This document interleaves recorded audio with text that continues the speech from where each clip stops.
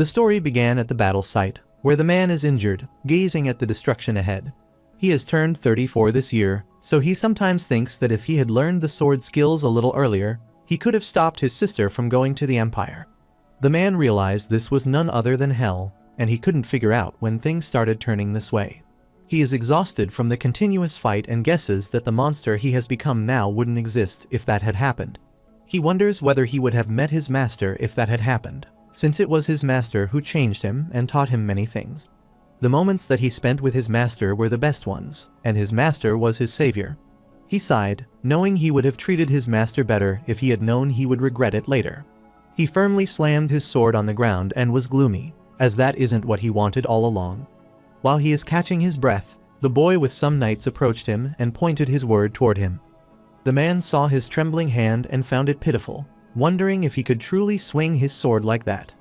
Still, he remembers letting the children be as much as they wanted, but he can't believe that is what he got in return. The boy was scared of him, but he mustered up his courage to tell him that he had killed his father. After hearing the reason, the man becomes gloomy, as that is quite regrettable. The boy commented that he was a monster, so he wanted to subjugate him. The protagonist smiled as he wondered what this boy would call him, but being called a monster was something he had heard many times. He grabbed his wound and could feel tingling all over his body, and the pain was rising. He felt acute pain all over his body, and his brain, which felt like it was melting at any moment, was sending him signals to stop and end this all. The protagonist looked at the boy, eager to kill him, and wanted to wait a little longer.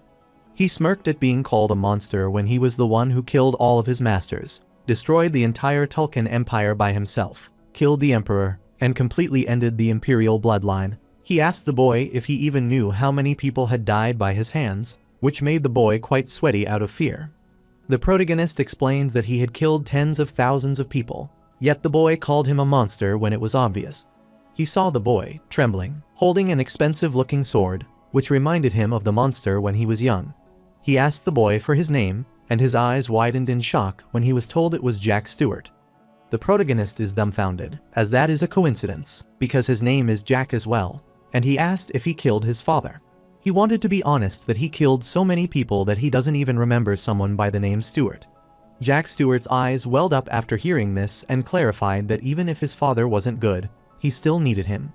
The protagonist is a little envious of that kid, as he had a father whom he needed.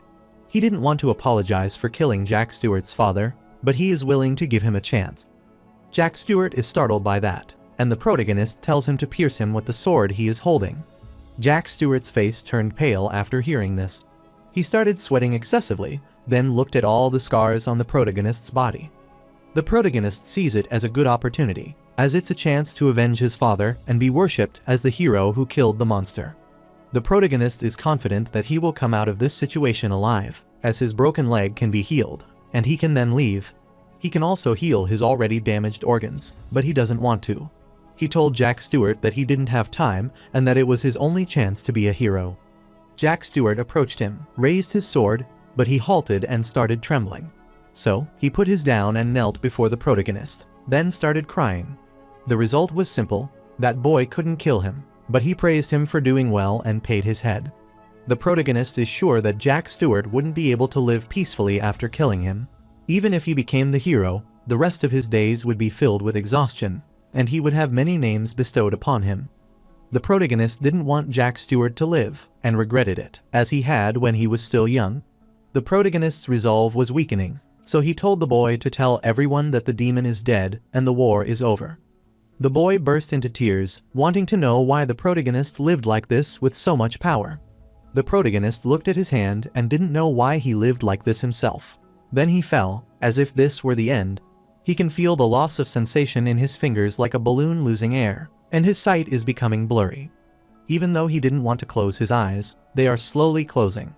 The moment he forgot to breathe, all the sounds around him stopped, and at that last moment, he suddenly had the thought that if everything were to start from the beginning again, then he wanted to change this pitiful ending. He felt like he was dreaming because he recalled about his father, whom he was suspicious of whether they even had a biological tie, and his mother, whom he had only seen in portraits, who had passed away at the same time he was born. Then he recalled his older sister, whose beauty was known not just within their household, but across the entire continent. and even the second-born, who constantly bullied him. He remembers everything. After giving up the name Jack Valantier, he became the sword ghost who traversed the continent, and the events that happened then flashed through his mind. Everything flashing through his mind was so realistic, which made him wonder if it was truly a dream. He kept pondering if he was truly dead and if that was the end of his life flashing by. Abruptly, Jack Valantier looked at his tiny body in the mirror, sighed, and he was going crazy.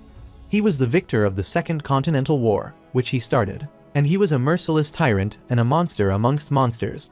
He was the person who sought and ran towards revenge, destroying the Tulkan Empire that dominated the Western continent and killing all who bore the name Tulkan. He declared victory and always won, and he was happy that he achieved all of his goals, so he willingly accepted his approaching death because he no longer desired to live, and that is how his heart stopped beating. However, he is unable to comprehend his situation. He pulled his cheeks as it didn't seem to be black magic or an illusion. So, he wondered whether he had truly returned to the past, and he wanted to know how he had done so. The Marquis House of Valantier was a renowned family in the Telsin Kingdom and was a family that belonged to the loyalist faction that supported the king. The protagonist is the third child of the family and is the youngest member of a family with the title of Marquis in the kingdom. Therefore, he is sure that if he doesn't get greedy for the title of heir, he could live comfortably for his entire life in his current position. Jack Valantier knew that was common knowledge, but the Marquis House of Valantier was an exception. He went outside to the rose garden and remembered that it was an annex tucked in the corner of the estate. Even though it looked beautiful on the outside, it was just an illusion and was a place known as exile. The sole purpose of this annex was to shut off the youngest, who has no vassals or houses supporting him, and to completely cut him off from the outside world as much as humanly possible. That is the kind of place Rose Garden is. While he was dwelling on a thought, a servant approached him and informed him that he had prepared something for him to drink. The protagonist looked back and remembered that Ron is a butler as well as a servant who works by his side and is the only one in this Marquis estate who cares for him. Jack smirked cunningly because the Ron that he knew was a little sly, so he asked him if he had put any poison in the drink. Ron started panicking and clarified that he couldn't dare to do that to his young master. Jack smiled when he saw him panicking, so he told him he was joking, and he was always thankful to him. Ron was delighted upon hearing this, so he told his young master it was nothing for him and left. While drinking the juice, Ron recalls that 11 people were in the rose garden, excluding him. One of them, Ron, gave him tomato juice, and the other 10 were the soldiers keeping an eye on him from the other corner. Jack didn't want to pay attention to anyone but Ron, but he kept pondering what to do now. He looked at the sky and was sure this was reality, but he didn't think to regress, and it's only been an hour since he realized he had. He looked at his hand and was concerned, as that wasn't what he planned. Currently, he was 14, but still, he doesn't have any calluses on his hand, and he doesn't have them on a heart or anything similar to that. He smiled awkwardly because, compared to the other children of the noble families, he was inadequate. He thinks there is a reason for that because his current self didn't have any mana. Abruptly, someone approached him, stretched his arm, and smacked him on the head. Jack started trembling unconsciously, wondering what was going on, and he started crying as it hurt him. Jack knew that he was careless, as it had been so many years since he had gotten hit in the head. Jack uttered that there is a saying not to bother a dog when it's eating, and he quickly looked back. His brother is enraged at him because his older brother has arrived, and he didn't even greet him. He glared at his 3-year-older brother, Phelan Valantier, furiously, recalling that he was the second child. The reason why Jack didn't do mana training was because of his brother's threats and abuse, but this time he wanted to face him, so he stood against him. He stood before Phelan, enraged because even after decades had passed, it still wavered in his mind. He recalls the humiliation he suffered through his brother's hand when his brother poured the tea on his head, calling him a lowlife and threatening to kill him anytime. Since, unlike their older sister, Jack isn't helpful, he told Jack not to learn either sword techniques or magic. Because the moment Jack started learning them, he would take it that he had betrayed him, and he would kill him. He glared at Jack, telling him that as long as he possesses the blood of a marquis or is staying in this household, he will only eat what they give him and wear what they give him. He wanted Jack to live like a dead rat, and if he did that, then he who would become a marquis might think of him as his younger brother. Jack remembers how weak-kneed he was as a young man, due to his personality. He was called the shame of his household. But that was only the case in the household. The outside was even worse. The outside world has a sorry excuse for the third child of a marquis family, and he is a laughingstock who even the commoners laugh at. Jack recalls how others treated him, but Phelan and his maternal family, the Mantis Count family, took the initiative. He found it ridiculous to see how Phelan acts, since the firstborn in their family is a woman, not a man. Jack knew that the only person who cared about him and to whom he could rely was his biological sister, who was 1 year older than Phelan, but couldn't become the family's successor because she was a woman. Jack recalled that she was the beautiful firstborn of the Marquis family who couldn't become the heir, and that her fate was decided from the start. His sister will enter into a marriage of convenience with a family his father likes and live, trapped in a small mansion, to carry on the family line. Jack is enraged to recall the circumstances his sister is in, and the person standing before him is the one who wants to make use of her the most. He started trembling in anger because Phelan is the cursed person who goes around asking the playboys of the Duke and members of royalty if they want to be with his sister, so he tried to kill him on the spot. Phelan smirked after seeing Jack's reaction as he dared to stare at him with those eyes. He is about to punch the protagonist, but his face turned pale after seeing that Jack dared to block his hand. All the knights were startled by his abrupt action as well. Phelan can't believe that a kid worse than an insect dares to block his arm. While he was conversing, Jack quickly kicked him and slammed him away. Phelan's face turned pale in embarrassment as he looked at the knight. Then he glanced at Jack and asked what he was doing. Jack mocked after seeing his condition and guessed he should give his brother a hand to help him get up. Phelan stood in anger, started to exude his mana, and cursed Jack for being a lowlife who doesn't know his place. The knights were worried as they realized that something bad would happen, and their comrade wanted to leave them, as they shouldn't do things to get on the bad side of the second young master. Jack realized that he was trying to gather his mana. Then he looked at the knight who wasn't trying to stop them, and he couldn't believe how annoying this situation was. Before Phelan could land the attack, Ron stepped in to prevent him from doing this. He requested Phelan to hold it in, as he mustn't try to use mana in such a situation. Phelan was infuriated by Ron's meddling, so he quickly punched him and knocked him back. Jack saw this, but he wasn't worried about it even the slightest since Ron is a man of many secrets. Phelan cursed Jack for being arrogant, so he wanted to kill him and his arrogant servant together. Jack stayed calm, then he put his finger in his ear and told Phelan that he is so talkative, which makes him wonder if he would fight with his mouth. Phelan can't keep his anger in, so he started unsheathing his sword and wanted to repeat it. Jack looked at his sword, which he considered an ornamental sword, but he guessed he was wrong. He stepped forward, knowing that he hadn't trained nor had an ounce of mana in him, but he was not confident of losing. So, he charges toward his older brother and reaches out to grab him. Phelan tried to attack him with his sword, but Jack evaded him. Jack figured out that his brother's power is at the third circle, as that is all he has, so even if he uses his mana and swings an expensive sword, a kid is always a kid. Jack glared at Phelan. He couldn't believe his brother wanted to cut with that clumsy sword technique was a joke to him. Ron saw him rushing toward his older brother and got worried. Jack is thinking of throwing his brother away, but that wouldn't be enough. Someone like Phelan needs a little education. Phelan is enraged after hearing his whisper and curses him. Jack knew his opponent in the third circle, which is when one fills their body with mana using the mana utilization method. Since then, he should include their head as well, so he reached out to Phelan, and his head grabbed his face to strike him. Jack glared at his brother's pale face and knew that it would be fair if he returned 1 out of hundreds of the amount of humiliation that he had given him, as that is the only right thing to do. He quickly grabbed his brother's head and did something that made him nauseous and infuriated Phelan, but soon he fell on the ground. The protagonist started kicking his knee and wanted to ask if he was dead. Since Phelan didn't respond, he looked around, which concerned Ron and all the knights. He noticed one of the knights about to unsheath his sword, but the protagonist told him to stop if he didn't want to become like this as well. All the knights got worried after seeing this, so they stopped, and Jack praised them for making a good choice. Then he approached unconscious Phelan, grabbed his hair, and pulled him away while telling him to lose some weight because he is so heavy. Phelan is unable to say anything because of his previous attack and keeps moaning. The protagonist took him near the fountain, telling him that there is something perfect for him since the weather is wretched that day. Therefore, he wanted to be kind to his brother and cool his head, so he put his head in the fountain. Jack is sure that his older brother might be surprised to not think of using the mana he is so proud of. After recalling the past, he realized many things had happened because of his cursed brother.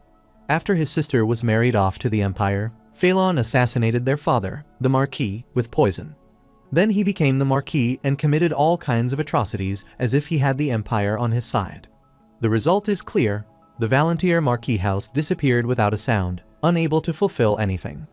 Jack doesn't have any attachment to avenging his father or the house, but he is mad because Phelan wasted the chance made by his sister's sacrifice, so he considers him an idiot.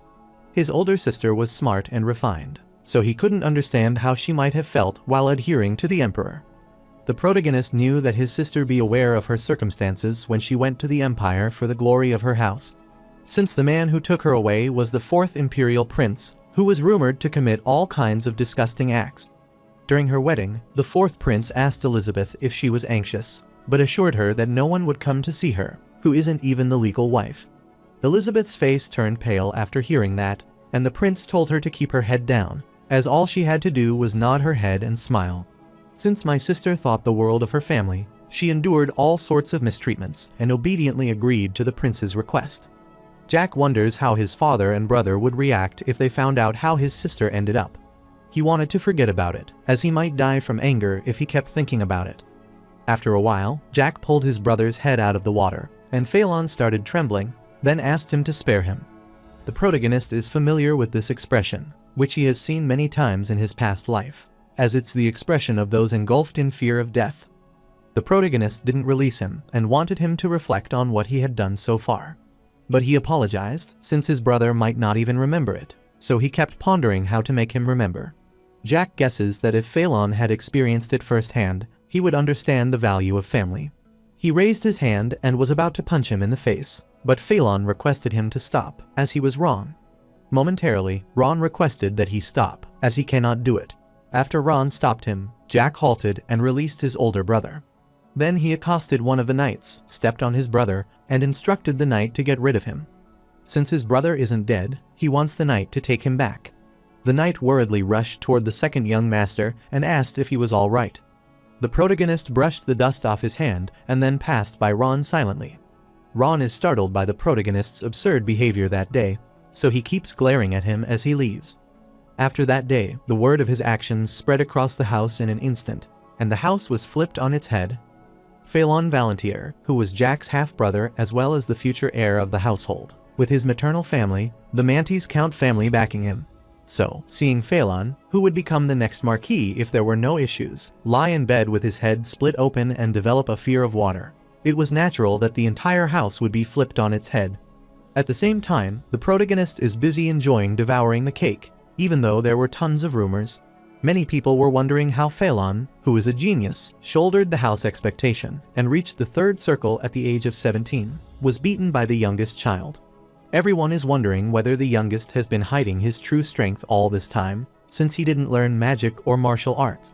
But even if that is the case, everyone wanted to know the reason for Jack revealing his strength now, all of a sudden, since Phelan would turn 18 the next year and was planned to be named the official heir after his coming-of-age ceremony. This incident makes everyone wonder whether the youngest child is coveting the position. Elizabeth overheard the maids gossiping about the incident, so she requested them to tell her about the commotion. As time passed by, the rumors were starting to swell a little, and the people within the Marquis house wondered how the Lord would react. The rumors reached the ear of Jack's father, who instructed the knights to bring the third child to him. On the other side, Jack finished eating the cake, as it was delicious that day.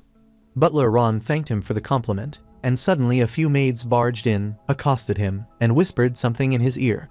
Ron is concerned after hearing that, and then tells the protagonist he has been summoned to the main building by the Lord. Jack wondered if he had to go right now, so he stood and decided to leave.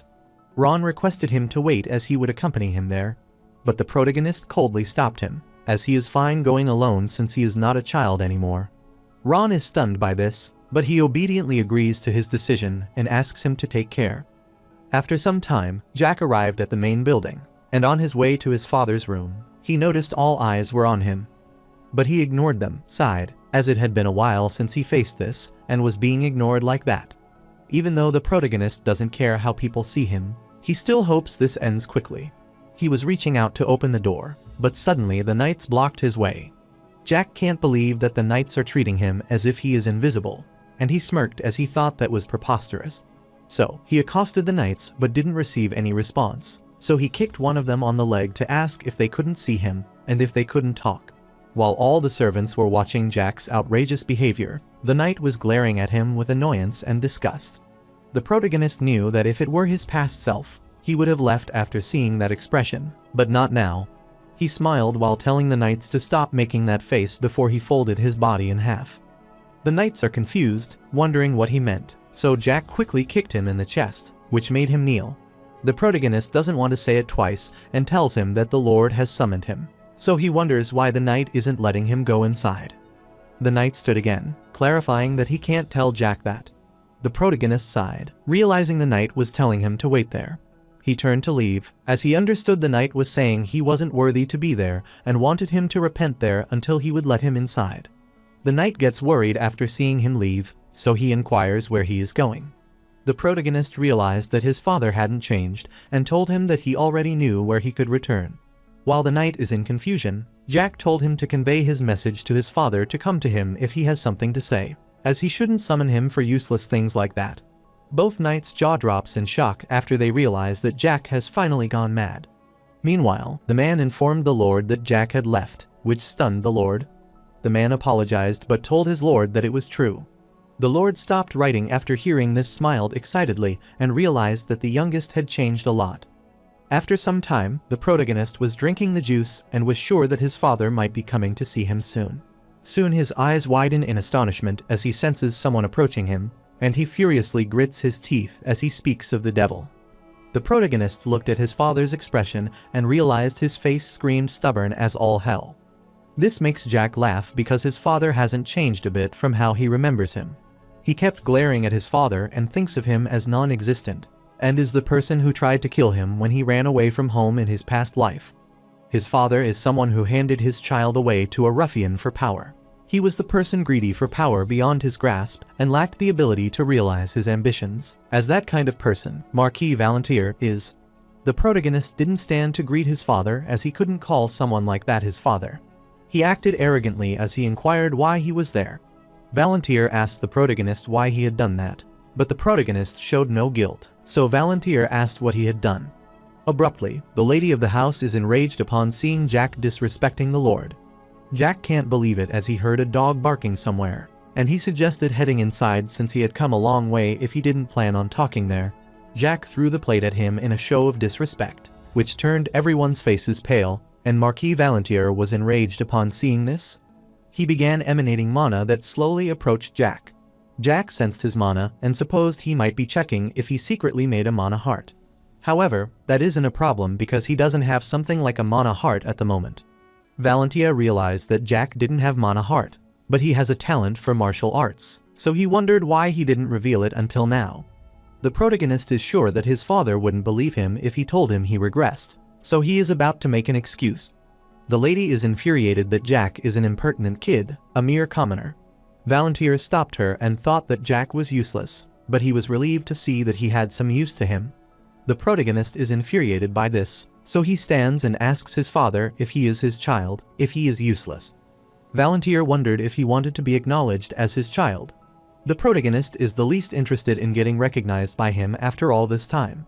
Everyone was concerned upon hearing this, so Valantier turned to leave. Jack is dumbfounded because his father is going without getting angry, so he wonders why he came in the first place.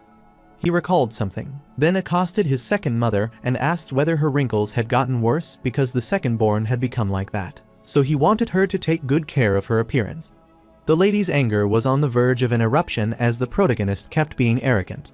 The protagonist smirked as he didn't consider himself a pervert, but seeing her make a face like that made him happy. He stood to take his leave before his second mother told him to have a good evening and to send his regards to his second brother, and he was annoyed to be part of such a harmonious family.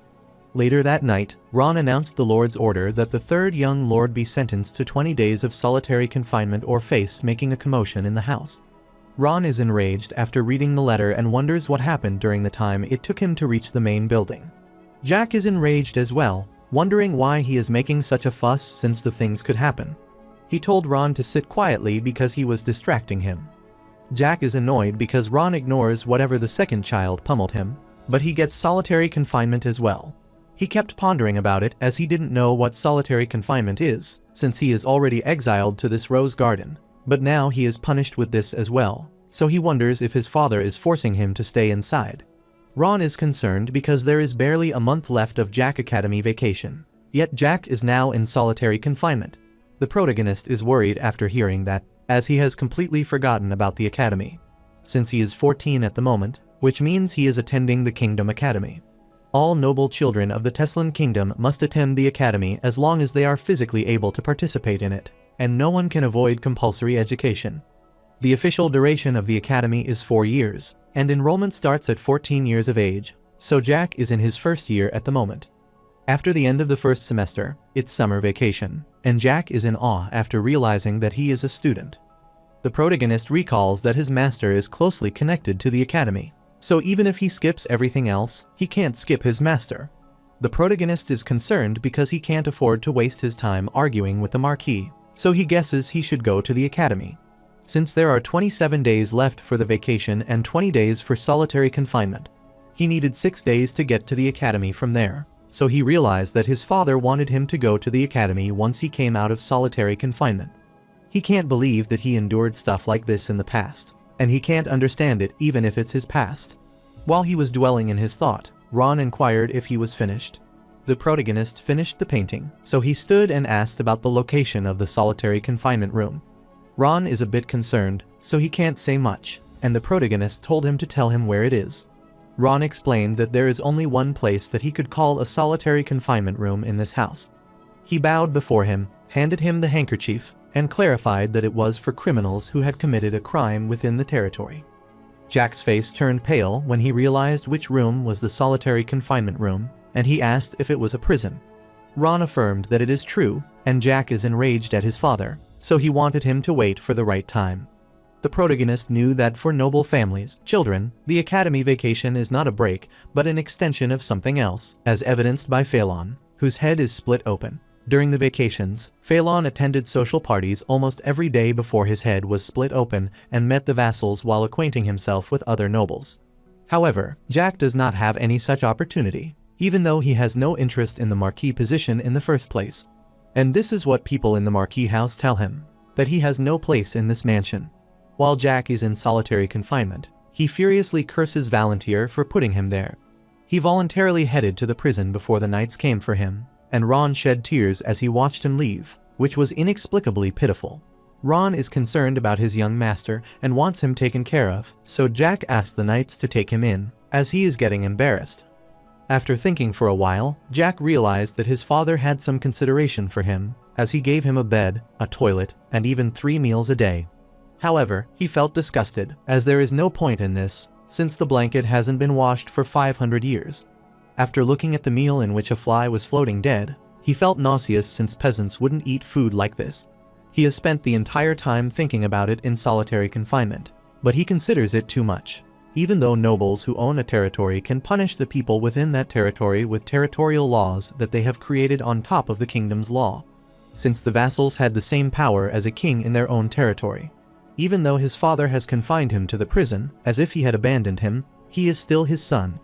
The protagonist doesn't think he has instigated a rebellion, but he chose to imprison his own son. He wonders how Valantier would cover this incident for his beloved child, and if he would announce that he used poison or a forbidden artifact. But he doesn't think that would happen, as that is a bit trivial. After thinking for a while, he concluded that his father would say that Jack, the disgrace of his family, had learned black magic through his own greed. The second child, Phelan, has discovered the truth, so he tried to rectify the situation for his little brother. However, Jack attacked his older brother, using black magic rather than listening to his advice, because he did not want him ordering him around. Though Phelan had suffered a wound to his head, he forgave his little brother even after all that. The protagonist is sure that such a gut-drenching scenario might be the Marquis and Marchioness's head.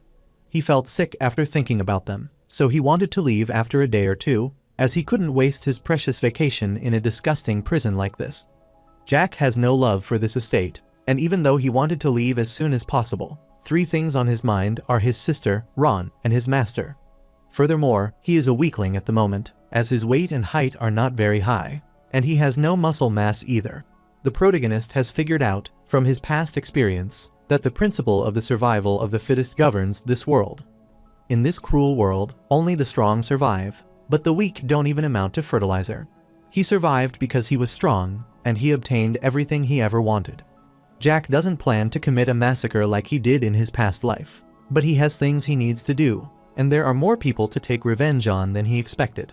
Currently, he needs two things: time and power, which the Academy will provide, since he can buy time as he discovers talents to increase his power, and he will naturally regain the power he had in his past life. He is confident he can protect his master, his sister, and Ron once he regains his power. After making a decisive decision, Jack wanted to take what he needed, even if he didn't like it. He began manipulating this mana, recalling that mana users are divided into 10 ranks. The 1st to 3rd circles users are beginners, 4th to 6th circle users are experts, and the 7th to 9th circle users are classified as high circle mana users.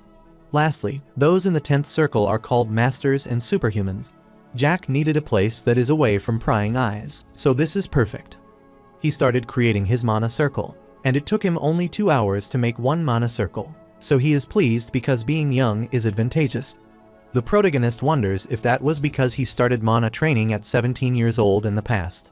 He kept playing with his mana, but after a while, he got worried and got rid of it, as he couldn't let this be revealed. He heard someone approaching him, which made him wonder whether it was the Marchioness, there to tell him off. He lay on the bed and pretended to sleep, but realized the sound was too light for that, so he supposed it wasn't the Marchioness. After a while, Elizabeth arrived at the entrance of his prison and called him out. Jack sat in astonishment as he recognized that voice, which belonged to the person he could only see in his dreams and meet only in his memories. Elizabeth kept crying as she grabbed her face and asked if he was hurt anywhere. Jack's eyes welled up as he saw his beautiful and king sister before himself. As his sister called him Jackie, the protagonist is delighted as he hasn't heard that nickname for decades. He grabbed his sister's hand, gently told her he wasn't hurt at all, and that he was completely fine. Elizabeth questioned why his brother used black magic, since she had taught him magic whenever he wanted. She apologized to him, telling him that he should have waited at the academy for a little longer, so he wondered why he returned to the house. Since the protagonist didn't respond, Elizabeth wonders whether he is listening to her and whether he is hurt somewhere. The protagonist wiped his tears, telling his sister that it isn't the case, but he is glad that it's real. Elizabeth found his behavior bizarre, so she asked him if he was all right. The protagonist accosted his sister and suggested that they should run away together. He suggested going somewhere in the forest where nomads live and starting a farm together. Elizabeth's face turned pale after hearing this, and Jack already knew the way his brother and the second mother treated her. There, he wanted to abandon it all and live somewhere peacefully, where they could even find someone who would treat them right there. The protagonist considers it great to find someone nice and start a farm rather than endure everything under the Marquis. Elizabeth shouted at him because she didn't want him to say something like that. As the Marquis is their father, no matter what happens, they can't change this fact. Elizabeth doesn't care what the world says, but their father loved their mother and gave them life. So, she didn't want him to say something like that ever again. Elizabeth knew their father despised Jack, but she was going to try to change his mind about him at all costs. Therefore, she wanted him to endure it a little longer, and hoped that her little brother would trust him. The protagonist feels he has heard this before, which makes him sure he has returned to the past. He smiled happily, and was delighted to see his sister again after so long. Elizabeth blushed after hearing this and realized that he was still a baby. The protagonist stood, telling his sister to step back for a second. Elizabeth is a bit confused upon hearing, but she steps back and asks if this much would be all right. The protagonist affirmed that it was perfect, so he started using mana to get rid of the lock and soon broke it. Elizabeth is shocked to see him using mana, wondering how he did that. She wanted to know when he started making a circle and how she opened the prison door. The protagonist reached out, happily hugged his sister, and kept apologizing to her. Elizabeth is a bit confused, wondering if his brother is all right and if he ate something weird. Her eyes welled up after seeing her brother like that, and she wanted to know if he was truly all right. The protagonist looked at her and was happy to see his sister concerned about him, so he assured her that he was all right and hugged her. He assured his sister that many things would change so that the result would be different this time. Jack wanted to make it so his sister could do anything she wanted without having to be the one to make the sacrifices every single time. Elizabeth is a bit gloomy after hearing this, but she tries to calm him down. At the same time, the protagonist's eyes widened as he committed at that time. He would find out the truth by interrogating the fourth imperial prince who had taken his sister away in his past life. Since that truth was more wretched than he could have expected, it turned him into a monster at the same time. The protagonist recalled that he had once kidnapped the fourth imperial prince, and his eyes widened in shock upon hearing the truth. Since the truth about his sister is unknown to the world, only he knows about it.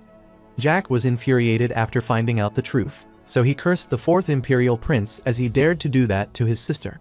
The fourth imperial prince was unforgivable, and he never wanted to forgive the Tulkan imperial family, so he started torturing her. 10 years later, he left home at the age of 17, and many things had changed in this world. The Telsin kingdom has disappeared, and the Valantyr house was also destroyed.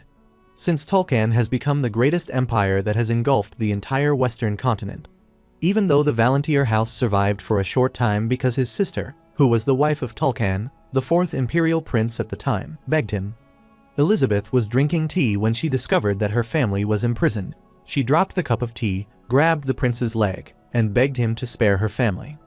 Elizabeth wasn't his legal wife, and the fourth imperial prince ignored her plea. He pushed her back and told her not to annoy him with things like that. However, Elizabeth didn't give up. She knelt in the rain to plead for mercy, and was willing to do whatever her body allowed. She begged them in the rain for 3 days and nights, and after seeing her commendable efforts, the emperor and the fourth imperial prince listened to her plea. They reached out to her, which pleased Elizabeth as she thought they would help her. But that was the first story that Jack heard, as well as the most beautiful story to spread across the entire continent at the time. However, from that point on, it was the worst future that only Jack knew of. After some time, Elizabeth thanked the fourth prince for his mercy, and she didn't know how to express her gratitude as the representative of her house. At that moment, the fourth prince pushed her to the corner and realized that she was misunderstanding something. He told Elizabeth not to mess with him, which confused Elizabeth, wondering what he meant. The prince told her that he could easily destroy something like her house whenever he wanted, but this was not the right time, and as long as she listened to him. After that time, the protagonist's sister became the toy of the fourth imperial princess, along with the third imperial prince and the emperor as well. In other words, the current crown prince treated his sister like a slave. In that situation, there was no way the legal wives, envious of Elizabeth, would stand idly by, and what happened afterward was obvious. The fourth imperial prince abandoned Elizabeth after he became bored with her, and she was imprisoned in an outhouse by the legal wives. It was around that time that the Valantyr Marquis house was destroyed. After the protagonist heard that story, he turned into a monster. Therefore, everything that had the name Tulkan, as long as they even had the slightest connection to them, he annihilated them. He killed the empress, the imperial princess, the third imperial prince's wife, and the fourth imperial prince's wife. Jack even destroyed the families that were connected to them, and annihilated anyone that shared the slightest bloodline with them, and eliminated the slightest trace that existed in this world. However, the protagonist knew that it was too wretched a future, so he wanted to change it. At the moment, Elizabeth asked Jack to take care of himself, as she would try to put in a good word with her father. The protagonist obediently assured him she didn't need to worry, and he wanted to change everything this time, at all costs. Later, Elizabeth continued pondering as the youngest child, who did nothing but avoid and hide, had changed. She recalled how Jack hugged her, then peeked outside the window and considered it a good change. Whatever the case, she never thought that Jack would use black magic. Since a sixth circle user like herself couldn't sense a trace of black magic, there is no way that her father, who is a seventh circle user, doesn't know that. As Elizabeth thought, it was because of the Marchioness influence. She arrived outside the room, and after being permitted inside, she asked her father to let Jack out of prison. Valantyr wondered why he should do that, and Elizabeth clarified that Jack didn't learn black magic. Since the black magic is only passed down through legend, there is no way such a young child like Jack would know about it. So she is sure that might be because of a problem in revealing the valid reason to the public. After a while they were quiet for a while. Elizabeth told her father that Jack had no interest in the Marquis position. Valantyr told her to continue, and Elizabeth realized that might be her father's warning to her. Valantyr smiled after discovering that she figured it out, which isn't bad, as she is smart. Elizabeth knew she was a tool used to raise the Marquis's household status, and because she was intelligent, she quickly figured out her own fate. So this was a warning to her. This was a warning of what would happen to Jack if she did something stupid or rejected her own fate. Valantier is certain that Elizabeth already knew the youngest wasn't fit for their house. Therefore, after he becomes of age, he would be officially considered dead, and he is planning on letting Jack live his life typically somewhere while hiding his identity. Elizabeth is pleased to hear that and asked her father if that is true. Valantier concurred, as he was telling her the truth, so he wanted her not to forget her own duty until then, and that would also hold true in the future. Elizabeth is gloomy after hearing this, but she told her father not to worry. Valantier found it strange that the circle-less youngest happened to defeat the second child, who is in the third circle. Elizabeth's face turned pale after hearing that the youngest didn't have a circle, so she wondered why she had seen it earlier. Valantier clarified that it didn't matter since it was in the past, so, as Elizabeth requested, he would let Jack out. Elizabeth thanked her father, who wanted to take her leave, and her father told her to go and rest. After coming out of the room, Elizabeth's face turned pale, and she recalled when her brother suggested running away. She started crying because she wanted to tell her brother that it is impossible, since they can't run from a fate already decided. The following day, the protagonist woke up, wiped his eyes, and was annoyed as he dreamt about his past life, wondering whether it was because of what had happened the night before. He supposed it might be because he was sleeping somewhere else and had a bad dream. After a while, the knight came in and accosted the protagonist, telling him he had been released and asking if he couldn't hear him. The protagonist furiously glares at the knight as he uses the informal speech, but he sighs as he doesn't want to be narrow-minded, as someone who has dominated the world. The protagonists consider it unfortunate, as this place is quite cozy. Then he grabbed his shoes and clothes, thanking the knight for getting them for him. He tried to take his things from the knight, who wasn't releasing them, so he asked him to let go.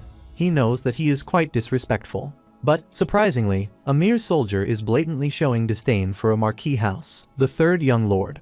The knight told him to go if he didn't have shoes, as he shouldn't annoyingly stare at him. The protagonist is startled by his own words, which make the knight wonder what he meant. Jack inquired whether he thinks he is his buddy, but the knight refused. He grew worried, telling the third young lord that that was not what he meant. The protagonist used his mana to attack the knight, hoping to make him speak correctly. He asked if he thought he was his buddy, then punched him. After some time, the protagonist emerged from prison and was staring at the house when Ron approached him, pleased to see him back. With his teary eyes, he started inspecting his young master's body to see if he was hurt anywhere. The protagonist wanted him to calm down, as he is completely fine. After a while, Ron saw a blood stain on Jack's dress, so he became sad, wondering what would have happened to him to have a blood stain. The protagonist is annoyed and tells him it isn't his blood, so he wants him to calm down. After looking around, Jack realized that there were more people at his place now. Ron affirmed, informing him that a 10-foot soldier and 1 page from the Iron Blood Knight Order have been assigned to them. The protagonist looked at the man ahead and asked Ron if he was the page from the Iron Blood Knight Order. Ron affirmed that it is correct, and the protagonist felt pity for him. The protagonist thinks that the page dreams and plans that he had when he became a knight might be different. He assumed the knight might not have dreams of taking care of him, so he couldn't help but feel bad for him. He was sure the page might have found out what Jack did in prison. The page noticed that the protagonist, his face pale, then approached him and greeted him, asking him to tell him what happened in the prison, if it's not too much. The protagonist's mouth opened wide in shock after he realized that the knight was more polite than he expected. The page reported that Jack took a guard's finger and his right eye. Ron can't believe what he is talking about, as he is confident that his young master can't do such things. The page is a bit worried, but he still uttered that he has the right to know why Jack does such a thing. The protagonist sighed when he cursed him, which startled the page, who wondered what he had said. Jack grabbed his word, asking the page if it is accurate for him to use the word right in a situation like this. He glared at the page as he wanted to see from his body movements, sensitivity to mana, and the position of his feet, which made him realize that he was about a 4th circle. Jack rambled that he thought a dog of Mantis would at least know his place. The page is infuriated after realizing that his words are too harsh.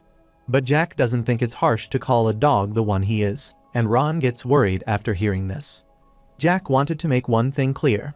All he is meant to do is stay right there and look after him, as that is all he was ordered to do. Jack told him to do his own work, like cleaning up afterward in his own time, and not to talk about it right in front of him. He knew that the page wanted to become an official knight. He had been given a mission to observe him, but if he keeps making a mess, he should be begging him not to. Page gets worried after hearing this, so he obediently affirms to Jack's command. Jack laughed excitedly, telling him that it's good, as this dog at least knows how to think. As he left, he clarified that he was too lazy to keep talking, so he wanted the page to report to him after he settled this matter on his own. He instructed the page to complain to the Marquis if he have complaints, and since he is too lazy to call him a page, he wanted to call him a chick from now on, so he tried to call him a chick to ensure that he runs whenever he calls for him. After instructing him, he told Ron that they should leave now, and Ron obediently concurred.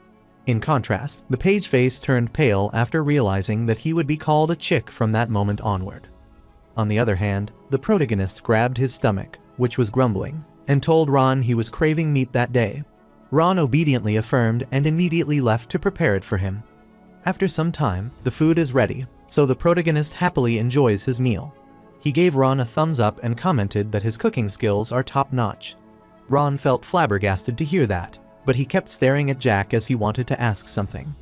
The protagonist told him to stop gaping at him like a carp and say something if he wanted to. Ron thought for a while, then sighed, telling him that it was nothing. The protagonist looked at him, smiled, and then offered Ron a piece of meat. He is sure that he might be hungry, so he wanted to eat together since he has plenty of meat. Ron thought for a while, then told the protagonist that he couldn't dare to share a meal with him. Jack is annoyed upon hearing this, so he instructed him to sit down, as he has something to tell him as well. Ron sighed, then he obediently sat as Jack commanded. The protagonist inquired about his sister, and Ron clarified that Lady Elizabeth is as usual. The protagonist smiled after hearing this.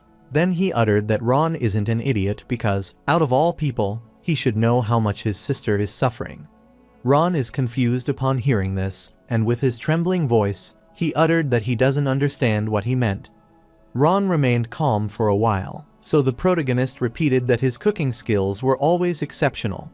He clearly remembers that, from his younger days, he could enjoy his meals without a care in the world because Ron always checked whether any of the ingredients were poison. Ron is supposed to know that he knew that much, but that is not the only thing. The protagonist looked at Ron and rambled that he is a 9th circle mage at the moment, which left Ron speechless.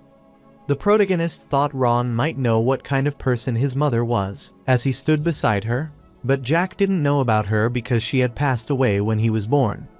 Jack supposed that his mother might be a good person after seeing his sister, whom people say resembles his mother. He told Ron that that is what he feels, and because he protected his mother from the sideline, her escort was a 9th circle mage. Jack smiled, saying that if that were a novel, he would have thrown away the book, complaining about realism, but it actually happened. The protagonist recalls that when he ran away from the Marquis house in his past life, he wasn't alone. He left the Marquis house together with Ron while being chased by the pursuers sent by his father.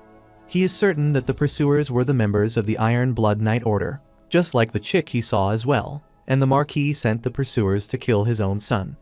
At that time, the captain of the knight was a 9th circle swordsman, and Ron sacrificed himself to protect him. Ron turned his horse back to fight with that leader, which concerned Jack, but he couldn't do much. Jack clarified that he is scared of Ron, even after revealing that he is a 9th circle swordsman who used to be his mother's guardian. However, he is certain that his mother wasn't a commoner, and the Marquis Volunteer doesn't know this. He is sure his mother didn't even tell Ron about this. He put his cup down and clarified that he wanted to live on without knowing that, because all that matters now is what kind of person Ron is. Ron looked down and asked his young master what he wanted from him. Jack clarified that he doesn't trust anyone but his sister and Ron, so he wanted him to protect and care for his sister. Ron knew that Lady Elizabeth had already reached the 6th circle at the age of 18, so even if he didn't protect her, she was more than capable of defending herself.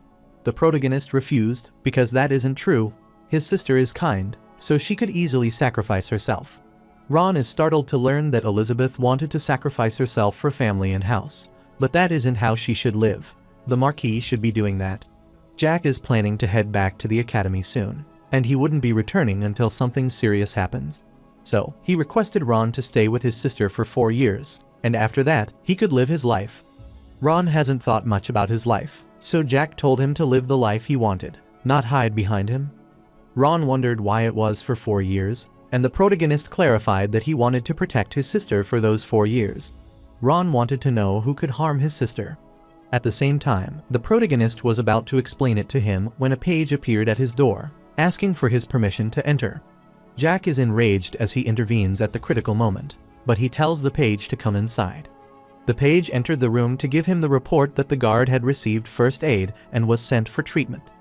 The protagonist asked whether that was true, and the page confirmed, saying that the guard had cut his own finger while training and dropped his dagger. That dropped danger unfortunately stabbed his eye, and the third young master ran away to the annex building after seeing that. The page clarified that it was wrapped up. Jack praised him for doing a good job, and since he was the Marquis's man, he wanted to give him some leftover bones. The page clarified that he is all right without it. After Jack called him a chick, he explained that his name is James Kanta. Jack doesn't care much about his name and told him to bring him 1 real sword and 1 wooden sword because he wanted to train. James clarified that errands aren't his job, which astounded Jack, who said he has the pride of a knight. The protagonist lifted his fork, asking James if he didn't like him, and he wanted to give him a chance to fight with him. Ron is worried after hearing this and wants to stop his master. James is thrilled after hearing this, wondering if he is serious about it. The protagonist affirmed, telling him that he is serious, as he could see his hand at the moment. He asked James if he thinks hands like these have ever held a sword before, so he could beat him in the duel, no matter how much he wants. James comprehended his hidden meaning because the protagonist wished for him to become his swordsmanship teacher. The protagonist bursts out in laughter as that was the third most hilarious thing in his entire life, and he instructed James to bring him the sword. Later, Ron wondered if his young master would be all right with the duel. The protagonist wondered what he meant, so Ron told him that James is a 6-circle user, so he wondered if he was sure he could do this, as he would get hurt in the duel. The protagonist wanted to make a bet with Ron, which made Ron wonder what kind of bet he had in mind. Jack wanted to make a bet on whether he could beat that chick. Ron pondered for a while and clarified that, instead of betting on who will win or lose, they should wager on how many hits he will receive. The protagonist considers it fun as well, so he asked Ron what he would want to bet. Ron warned him that James is entirely on a different level than the second young master, so he wondered if Jack was serious about that. Jack felt mortified after realizing that Ron didn't have any faith in him, so he clarified that if he got hit once during the duel with James, then Ron would win the bet. Ron is startled to hear that fewer hits are on the bet. The protagonist wanted the loser to grant the winner 1 wish. Ron wanted the protagonist to give him the order if he wanted him to do something because he is a manor servant. The protagonist grins cunningly, wanting to tease Ron a bit after hearing what he said. He pointed his fork toward him and reminded Ron that he only trusts 2 people in this Marquis house, that is, his sister and Ron. Ron was a bit hesitant, but he told Jack that it is bad manners to point his fork at someone. The protagonist is annoyed as Ron makes his complaints, even though he is actually pleased to hear them. He realized Ron seemed to misunderstand what he had ordered regarding the people he trusted and had requested, so he wanted to ask him as well. Ron is flabbergasted to hear that, so he clarifies that his young master is saying it in a way that makes it hard for him to refuse, which pleases the protagonist. After a while, James knocked on the door, came inside, and knelt before Jack, apologizing for his rudeness earlier. He was willing to be Jack's sparring partner if he wanted one, so Jack asked him to reconsider what he had said earlier. Jack glared at him and knew countless people like that guard disrespected him straight to his face. However, indirect humiliation like that and laying a hand on him directly are completely different. Jack is sure that the page might be afraid of what might come after, which is why he is kneeling before him. After thinking for a moment, the protagonist asked James if he would prefer to go somewhere where no one could see them during their duel. James was confused by that, so Jack put his finger on James' forehead and asked if he was afraid of losing to him. James started trembling furiously, then jolted his head away and clarified that he isn't scared. The protagonist is pleased to hear that, so he is sure that James might be confident of beating him severely. Even though James didn't answer, the protagonist could tell by the look on his face that he thought that way. So, the protagonist asked Ron about the place where they could train and remain unseen. Ron was a bit startled by his question. Then he started pondering about such a place and recalled it. After a while, they were at the training place. Jack stretched his arm and was thrilled, as he didn't know such a place existed in their basement. so he asked Ron if he usually worked out here. Ron refused, as that is not true. That is the place Jack's mother, Noah, made for her 2 children. So, the protagonist wondered why he didn't know about this place before. Ron explained that it was because he hadn't been working out. The protagonist agreed that it was true, and after looking around, he was surprised to find no speck of dust, even though he hadn't trained there, so he was sure someone had been periodically cleaning this place. He happily expressed his gratitude to Ron for cleaning up this place all this time, and Ron smiled back as well. Then Jack looked at James with an annoying face, so he wondered what he was mindlessly staring at and told him to hand him the wooden sword. James is hesitant to fight him, but the protagonist wants to start the duel with the wooden sword right away. James was left with no choice but to obediently hand the sword over to him. The protagonist grabbed the sword and took his position, which amazed James, who realized his young master was adept with it. The protagonist smirked after hearing the word adept, because after piling up all the species and humans he had slaughtered in his past life, it would have reached heaven. The protagonist thanked him for the compliment, and he rushed to strike James, telling him to take this duel seriously, even if they were using wooden swords. As soon as Jack's sword reached close to James, he quickly struck it back. He smirked after relaxing, knowing that he easily smacked it away, which was what he expected from a novice, and he wanted to scare Jack a little because he was worried about the aftermath and ending the duel. While he is dwelling in his thought, Jack has already put his sword under his chin, leaving James in utter astonishment. Ron's face turned pale after seeing this turning of the tide. Jack clarified to James that he would have been dead if he had been the real sword and reminded him that he had continuously told him to take this duel seriously. James was sweating profusely and wondered where the protagonist learned to make this move, and he supposed it might not be his first time using the sword. Ron is dumbfounded to witness such a thing, as he cannot believe that his young master went for a thrust, and the knight easily smacked it aside. Even if the knight had smacked it lightly for the 14-year-old child, there is no way it would have felt light. Ron didn't expect that, but he thought it should have ended with his young master's easy defeat. However, now that he saw Jack fighting with perfect movements, perfect attacks, and evasion, he is sure that if the young master were holding a real sword, the page might have died.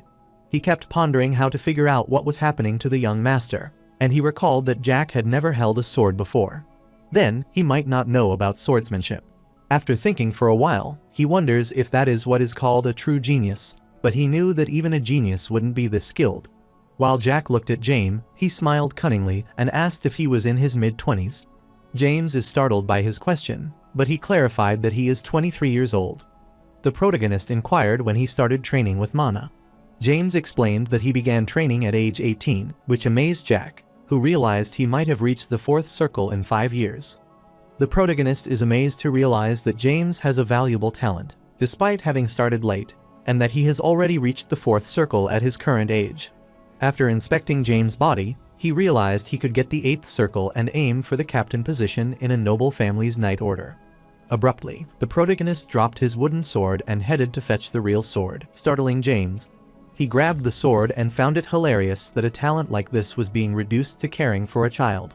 He looked at James and told him he was starting to like him. James is concerned that the young lord might get hurt by using the real sword. The protagonist is startled by that, then bursts out laughing, and then becomes silent, giving off killing intent. He warned James that there is a hair-width difference between conceit and confidence, so he wondered if he was thinking that what happened just now was a coincidence and simply due to sheer luck. James stayed silent after hearing this, but he was infuriated at the same time. Jack looked at him, smirked, and clarified that that is why he is just a chick, so he wanted him to come at him this time. James is so enraged by his young master's arrogant behavior that he loses his head and lunges at him.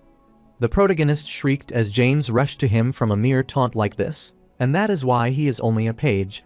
He quickly threw away the wooden sword that James was holding, then pointed the tip of his sword at his chin. He happily told James that he had died twice that day. James can't believe his eyes, wondering how the 3rd young master did that just now. The protagonist explained that he just changed the direction of the sword the moment they clashed. James' face has turned pale, and he asked how he did do that. Jack clarified that this is what he calls an advanced technique, so he wonders if he wants to see it again. James became further infuriated, and his veins kept engorging out of anger, so he decided to use a real sword as well this time. The protagonist agreed to let him do that, then accosted Ron and reminded him that Ron had won the bet. Ron sighed after hearing that and told the third young master that he understood. The protagonist's wish is what he requested earlier, and he hoped that Ron could do it. After hearing that, Ron obediently concurred to his command and is willing to put his life on the line to make it happen. Shortly, James came forward, telling Jack this time it would be different. The protagonist is amused to hear that coming from the little chick, so he allowed him to use mana as he infused his on the sword as well. James agreed to do that. He lifted his sword and instructed him to come at him. The protagonist lunges at him to strike, and James manages to block his sword with difficulty. He kept trembling while trying to hold back, but after a while, the sword loosened from his hand, and he fell on the ground. Jack put his foot on his chest and asked if it was over already. James can't believe this, so he asks if he's in the third circle, since the first circle can't have this tremendous power. Jack could understand his confusion since a mere first circle managed to defeat him. But the theory is simple, as instead of the usual means of distributing mana evenly across his whole body to increase overall physical capabilities, he focused his mana onto one region. After pondering for a while, he asked James if he genuinely had to become an official knight. James is confused, wondering what he means, as he can't be anything other than the official knight. On the other side, Valantier gently patted his dog's head, which was sitting beside him. In the training ground, the protagonist wanted James to be his loyal hound and asked what he said. He wanted James to become a hound that followed only his orders. Then he would be able to live a much more entertaining life than an official knight would. James wanted to know what he would gain from becoming his hound. The protagonist is annoyed, as he should be, because he should be asking what he had been doing before he asks what he has to gain.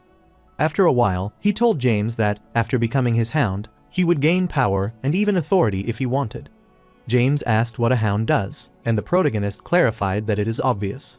A hound would assassinate anyone who got in his way and protect him. Both Ron and James were shocked to hear this, but James inquired who he had to assassinate. Jack wants to think about that on his own, and his target would be evident if he thinks about it. He gave James one day to think about it, and he hoped he would make the right decision. James obediently affirmed on his command and agreed to think about it. Later, Ron was massaging Jack, telling him that he was being too reckless. The protagonist wondered what he meant, so Ron clarified that he was referring to his trust on that page. The protagonist refused, as that isn't the case. Ron is concerned that what he said earlier might reach the Marchioness's ears. After seeing that the protagonist was smiling, Ron told him this isn't the time for him to laugh when the Marchioness might be waiting for a chance. So if she finds out that he is leaving the following day, then they can't tell what could happen. Ron is concerned that the Marchioness might try to kill him and wonders why he isn't worried about it. The protagonist knew that the Marchioness might want to kill him, but she couldn't, since his beloved brother is still afraid of water because of what happened a few days ago. The Marchioness is waiting for a chance, but she can't kill him. Since the Marquis is keeping his eyes wide open, and they still need him to keep his sister under submission. Therefore, the Marchioness trying to kill Jack in such a situation is impossible. Ron is a bit concerned about his safety, so he asked Jack if he was sure about that. Jack is sure that the Marquis wouldn't let her do that when he is heading to the academy, so the Marchioness can't kill him. He is certain that she might be trying to stop at something, like breaking his limbs. He smiled cunningly, knowing that no one in this world could kill him. A mere Marchioness couldn't do it either. He recalls that the Happy Lord, Orc Lord, and Dragon Lord couldn't kill him, so thinking about the fact that a woman like the Marchioness could kill him made him laugh. He found it hilarious. He thanked Ron for the massage, as he was aching all over since he had never exercised. Before leaving, he looked back, telling Ron that as long as he didn't choose death himself, he would never die. Ron worriedly asked his young master if he was planning something. The protagonist affirmed that he could say that, then he stared at Ron and told him to come secretly follow him if he was curious about what would happen the following day. Ron inquired whether he wasn't coming with him, and Jack refused, telling him he couldn't come. But he wanted him to swear to him that he had to follow him, asking him if he understood it secretly. Ron had no choice but to comply with his request, and he obediently affirmed. Abruptly, the protagonist recalled something, prompting Ron to wonder whether he had more to say. Jack instructed him not to let anyone enter his room since he was going to make his second circle. Ron is astounded to hear about the second circle, and his face turns pale, telling him it isn't easy. The news dumbfounds the protagonist, who clarifies that it is easy for him. Ron was in disbelief, but he still agreed to his request, telling Jack that he would be there. On the other side, James is certain that Jack might not be a first circle with skills like that, no matter how much of a genius he is, and he has to be third circle to have those skills. However, no matter how hard he thinks about it, he considers Jack's offer of him becoming his hound absurd. Since the Mantis house doesn't back Jack like the second young lord, nor does he have vassals to support him, but the third young lord has nothing. He recalled the protagonist's words of becoming his hound and couldn't believe that he was swept along too far by a child worse. Therefore, he wanted to tell the Marchioness about the third young lord's martial talent and about their conversation in the basement, since this was a chance. While the two maids were conversing about Elizabeth, they saw James heading inside and realized he seemed in a good mood.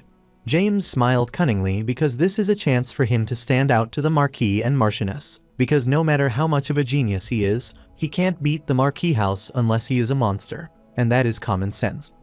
On the other side, the Marchioness told Elizabeth that her mother, who was nothing but a mere commoner, gave her a chance. The Marchioness doesn't think that the talent or disposition of an archmage is something essential. She assured Elizabeth that, as long as she was the woman's daughter, there was nothing good about her other than her face, and she hoped Elizabeth understood the point. Since Elizabeth didn't say a word, the Marchioness was pleased to hear it and asked Elizabeth if she would like a glass of wine, not wanting her to be shy. Elizabeth refused to drink it, as she didn't dare in front of her mother. The Marchioness drank the wine because she disagreed with it. After finishing her drink, she told her that the eldest son of the Malone Duke house is interested in her, and the second son of the Assemble Duke house is interested as well. She is annoyed because it was mere seconds, so she wants to keep looking for a marriage partner and wants Elizabeth to behave. Then he asked Elizabeth if she was interested in someone else, but she refused, saying there was no one like that. The Marchioness is relieved to hear that, because if she did, they would disappear without a trace. Suddenly, she recalled something and told her that the youngest child was thinking of something amusing. Elizabeth is confused, wondering what she meant, so the Marchioness clarified that Jack might have tried to bring one of the pages to his side, but he could never have expected it, and that the knight is being supported by her son. Elizabeth worriedly clenched her fist, and the Marchioness burst out in laughter, as she never thought he would try to eliminate her with someone like that, and she found his shallow idea hilarious. Elizabeth knew that Jack had started having those thoughts because of the Marchioness and her father, but she wanted to restrain herself, because if she didn't, the pressure on Jack would only grow stronger. Even though the Marchioness's belly hurt from all the laughing, she is glad that Elizabeth is so understanding. While leaving, she told Elizabeth to keep understanding what she is doing, as she would keep looking for marriage partners. She also wanted to say something, so she put her hand on Elizabeth's shoulder, warning her that if she shows interest in another man or anything of that sort, then she is well aware what the outcome would be. Elizabeth felt chills down her spine after hearing that she knew what would happen, so she requested the Marchioness not to worry. The Marchioness was pleased to know how sweet she was and told her to hurry on down, as it would be their mealtime soon, and Elizabeth obediently concurred with her command. Later, the maids were serving the meals, and they were enjoying their meal.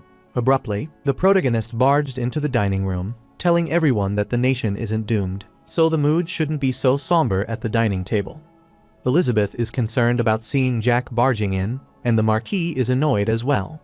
Jack clarified that he is the precious third young lord of the Marquis house, so there should be a spot for him on the bail, and he should have a family meal with them at least once. A few minutes ago, Jack was training, and he recalled the two main ways to use mana.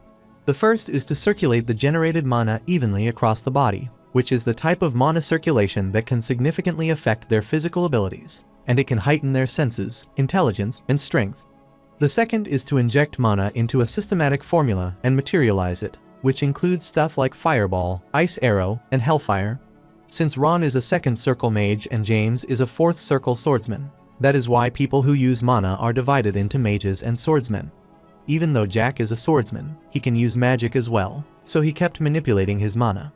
After a while, Ron, who saw this and is astonished, makes Jack wonder why he kept staring at him. Ron clarified that it had been 2 months, and the protagonist asked what had taken 2 months. Ron took 2 months to achieve the second circle. The protagonist knew that was true, as it takes 4 months for a first circle to reach the second circle. But Ron only took 2 months, which is undoubtedly a difficult feat unless he regressed like him.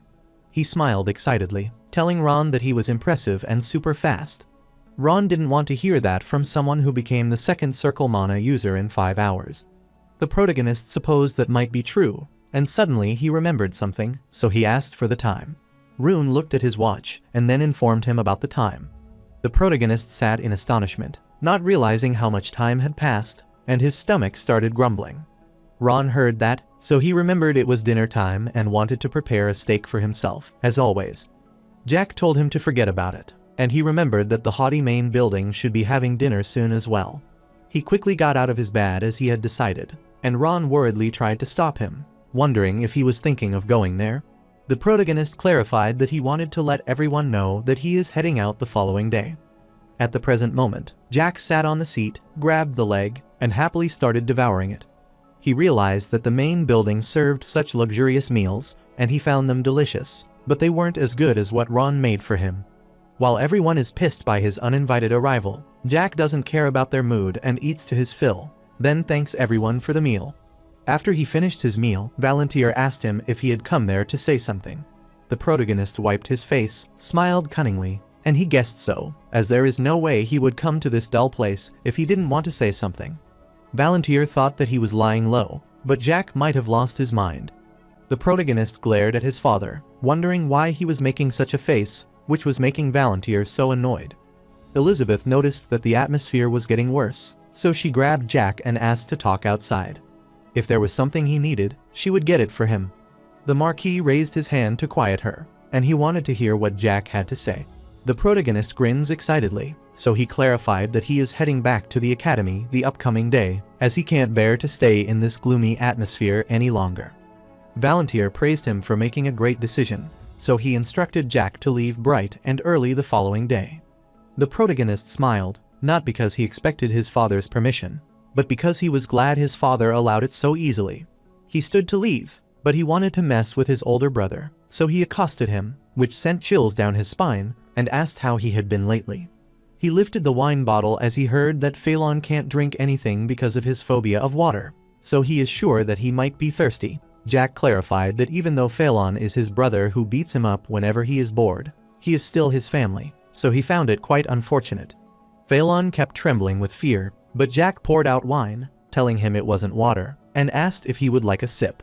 Phelan started panicking after seeing the wine spill out. His face turned pale, and he fell to the ground in fear. The Marchioness is infuriated with Jack for being rude as he dared to cause a ruckus in this place. The protagonist realized a dog was barking somewhere, so he tried to leave, since he had already said what he wanted to say. While Phelan is trembling in fear, Elizabeth worriedly looks at him. The Marchioness furiously cursed Jack, and she swore not to let this go easily. The protagonist heard that, so he looked back, grinned excitedly, and told the Marchioness to do whatever she wanted, as he was already looking forward to it. The Marchioness is enraged by that disrespectful kid and wants to rip his neck off instantly, so she asks Elizabeth what she has been teaching her little brother. The maids were shocked by the situation, and one of them guessed that she had been seeing the third young lord all wrong, as he had angered the madam that much. She wanted to start cleaning up before they got caught up in it, and the other maid agreed they should. Contrary to the Marchioness' words, nothing out of the ordinary happened all night, except that he was scolded by his sister, who followed her out. The following day, the protagonist was in the carriage and couldn't believe that the departure of a Marquis's house son had such simple preparations. Even though it seems luxurious, it's nothing more than a comfortable place for Jack to sit. Abruptly, he looked out of the window, saw a knight glaring at him, and cursed him.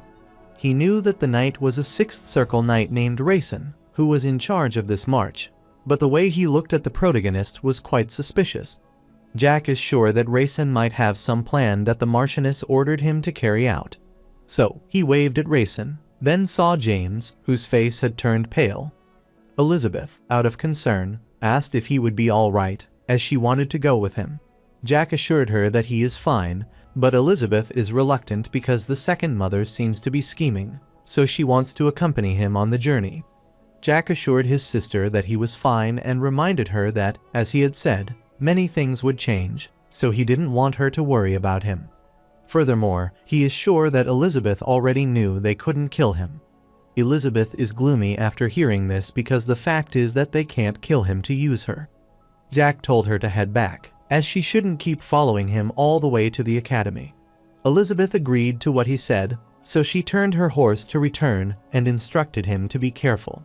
Ron asked the young master worriedly if he would be all right, since the air in the main building wasn't too bad. Jack is amused to see that Ron is making the same face as his sister. But Jack tells him he will be fine and reminds him of his promise from the previous day about that evening. Ron heard him clearly and assured his young master that he had not forgotten. As Raisin was glaring at them, Ron told Jack that he remembered his young lord's request clearly. Jack instructed him to take care of his sister, so he wanted him to head back and not to leave his sister alone. Ron affirmed in his command, so he turned his horse to follow Elizabeth and requested his third young master to be careful. The protagonist knew that from this point on, Ron would be following the march from the rear and would see what happened later. He considers it his gift to Ron, who has been working so hard for him. The protagonist lay down, started yawning, and supposed it might be because of the fantastic weather that he was falling asleep, so he wanted to take a short nap. Raisin peeked inside the carriage and saw Jack sleeping soundly, so he was a bit disgusted by him. Later, it was already dawn when Jack kept sleeping, and after he woke up, he came out of the carriage and realized that it was already evening, so he wondered why no one had woken him up. He looked around and saw everyone busy setting up camp there. Then he looked at James, who was staring at him with an awkward gaze, and the protagonist smiled, guessing he had decided to do that. James clarified that it ended up that way unexpectedly. The protagonist grabbed the cane and agreed with his decision, as he had no plan to change that. He lay back toward the carriage, telling James that he can't expect a little chick there to think that is just the case. Abruptly, Raisin came forward as he revealed that he wouldn't have to take it for very long because Jack had already caught on. Jack wanted him to try talking for a while, as he would at least hear him out. Raisin clarified that for the 4 days they will spend getting him to the academy, they will always set up camp for the night. The protagonist asked what they would do after that. Raisin clarified that after they set up camp for the night, they will break Jack's limbs and heal him with a potion once the night is over. The protagonist quietly heard that. Then he firmly grabbed his cane and insisted that he continue. Raisin explained that the Marchioness had ordered them to do that. The protagonist wanted to know what she ordered them to do. The protagonist is startled when Raisin tells him they know he made a mana circle, and that they are going to destroy it.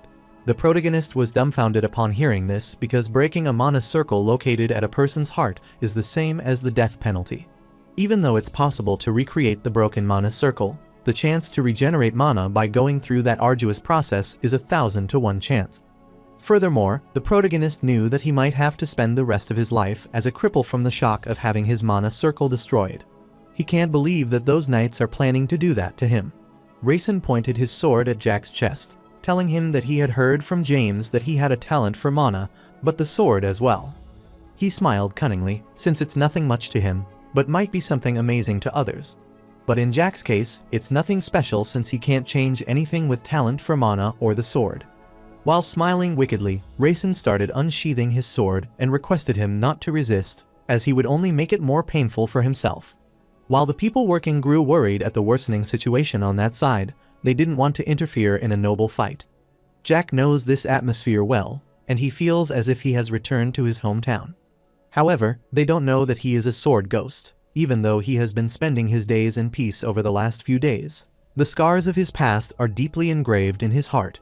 But the experiences of his past will never disappear even if he does that, so he asked Ron if he was there. Raisin pointed his sword at him, and Jack told him that he had spent his 10 years stuck on a mountain. Raisin is a bit confused, but Jack clarified that he met his master there, and she taught him many things. Therefore, when he came down for the count after she had passed away, many things had changed in the Valantier house, and the kingdom had fallen, but he didn't care about it, as he couldn't care no matter who died. Raisin smirked after hearing this, wondering what he was talking about and if he had gone mad.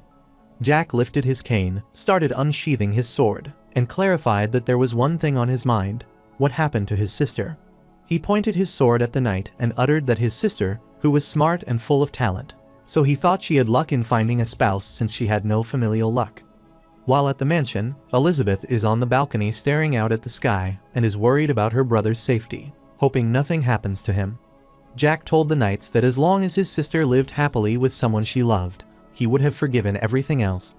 Raisin laughed as he realized that the third young master had gone mad from fear and clarified that he wouldn't win, no matter how much he tried with his flimsy sword.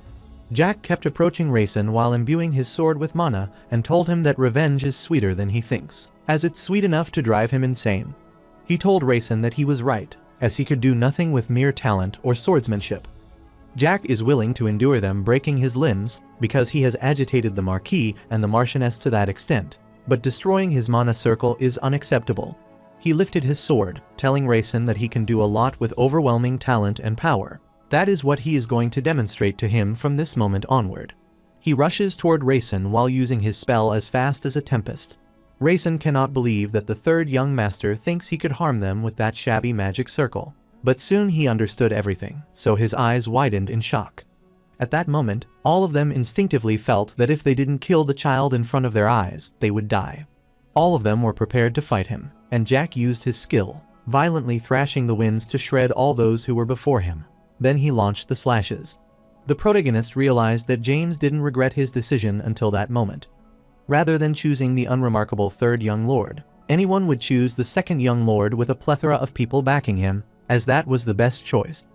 However, after seeing what was happening before his eyes, James felt that time had stopped at that moment, and he knew that his world was over. After some time, the protagonist's sword was shattered into pieces after he subjugated all the knights, and he instructed Ron to come out. Ron came out of the bush in astonishment after witnessing such a feat as Jack subjugated even all of the servants. The protagonist looked around at all the corpses, then started breathing heavily. He explained that these are among the first 4 of a total of 8 sword techniques he completed in the realm of transcendence. Even though Jack is sure that Ron wouldn't understand what he is saying. Ron agreed, as he doesn't know everything about his third young master, but it looks closer to the fruit of a mana application art than a technique. Even if that looks like that, Jack turned away and wanted Ron to hand him the potion that he had. Ron looked at his condition and grew worried when he saw him coughing up blood. As Jack coughed up blood, he told Ron it was nothing and instructed him to hand him the potion he had. Ron retrieved the potion from his pocket, opened it, and quickly fed it to Jack. After drinking the potion, Jack smiled, but Ron was concerned because if he hadn't had the potion, then he would have died on the spot. Jack reminded him that he already said he wouldn't die, and he knew that Ron always had a potion prepared for an emergency situation like that. He is confident that Ron would have used it on him rather than on himself. But he couldn't tell him that because in his past life, a similar situation had happened. Abruptly, Jack recalled that he never had a chance to express his gratitude to him in the past because they were busy running away. He considers his past self stupid as he found it hard to say something like that. Ron finally realized that his third young master's secret was the ability to know the future. Jack told him it was time regression, and Ron affirmed that it was the proper term. He saw the protagonist sitting and wondered what the matter was. Jack clenched his fist and realized that he was much better than before, so he figured out that it might be the top-grade potion. He guessed he was fine, so he stood to see something. Then he approached Raisin's corpse, grabbed his sword, and assumed it would be enough. Then he looked at James, accosted Ron, and told him that the little chick is dead. He stomped on his head and clarified that he was planning on raising him to be his errand boy. Ron explained that he could say James made the right decision as a page. Jack uttered that is why he is just a little chick, and he doesn't have much hope for him, but he is amused to realize that Ron isn't surprised by his time regression, so he wonders if he isn't curious about anything. Ron is a bit confused, and he keeps pondering what he is curious about. Jack gives him an example of something he might be curious about, what happens to his sister in the future, or what happens to the Marquis house. Ron could already imagine it, but he never thought it would destroy, and by seeing Jack's reaction, he could tell the process might not have been good either. Even though Jack could say to him, he didn't want to, but if Ron is curious, then he will tell him the truth. So, he asked Ron if he was curious about the future, but Ron bluntly refused, which infuriated the protagonist, who told him he wasn't fun. Ron apologized about that, but Jack wondered why he wasn't curious about what happened to the future Ron. Ron kept pondering about it, but he supposed he might have survived anyway since he isn't someone who would have died an untimely death. Jack told him that he had died, which stunned Ron, but Jack seriously said to him that he had died an untimely death. Ron is gloomy after hearing the truth, but Jack didn't want him to be discouraged over something like that. Jack turned to get into his carriage as he tried to rest for a bit. Ron affirmed, so after Jack went to rest, Ron waved his hand on one of the king's faces, then closed his eyes and mouth. Ron is dumbfounded, as one sword and one attack left 25 corpses. but he is unsure whether he could call it one sword, since they all had their hearts pierced. But on inspection, it doesn't seem like they were stabbed with a sword, so he wondered how Jack performed such an attack. He thinks about his third young master's time regression and wonders what kind of life he lived. He is worried and wondering whether that could truly be alright. Meanwhile, the protagonist is dreaming about his past when he was called a monster, and he suddenly opens his eyes as Ron calls him, only to find himself completely drenched in sweat. Ron knew that he had drunk a potion, but he was still wondering if he was alright.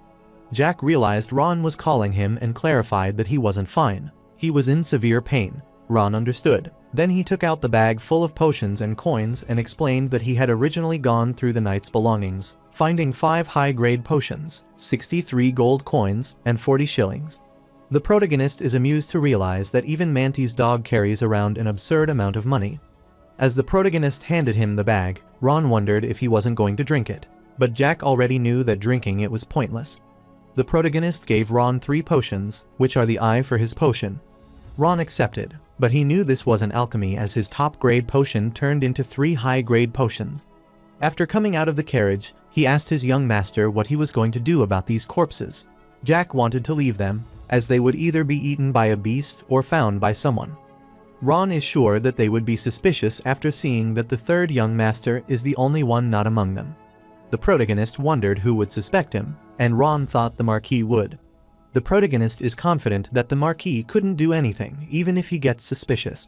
Ron would have summoned Jack immediately if he were at the Marquis's place. The protagonist asked him if he wanted to bet, but Ron quickly refused as he was scared of losing again. The protagonist is annoyed to find that Ron is as brilliant as he expected, and he becomes gloomy. Ron looked at him, pouting, then smiled, knelt before him, believing the young lord had something and believed in him.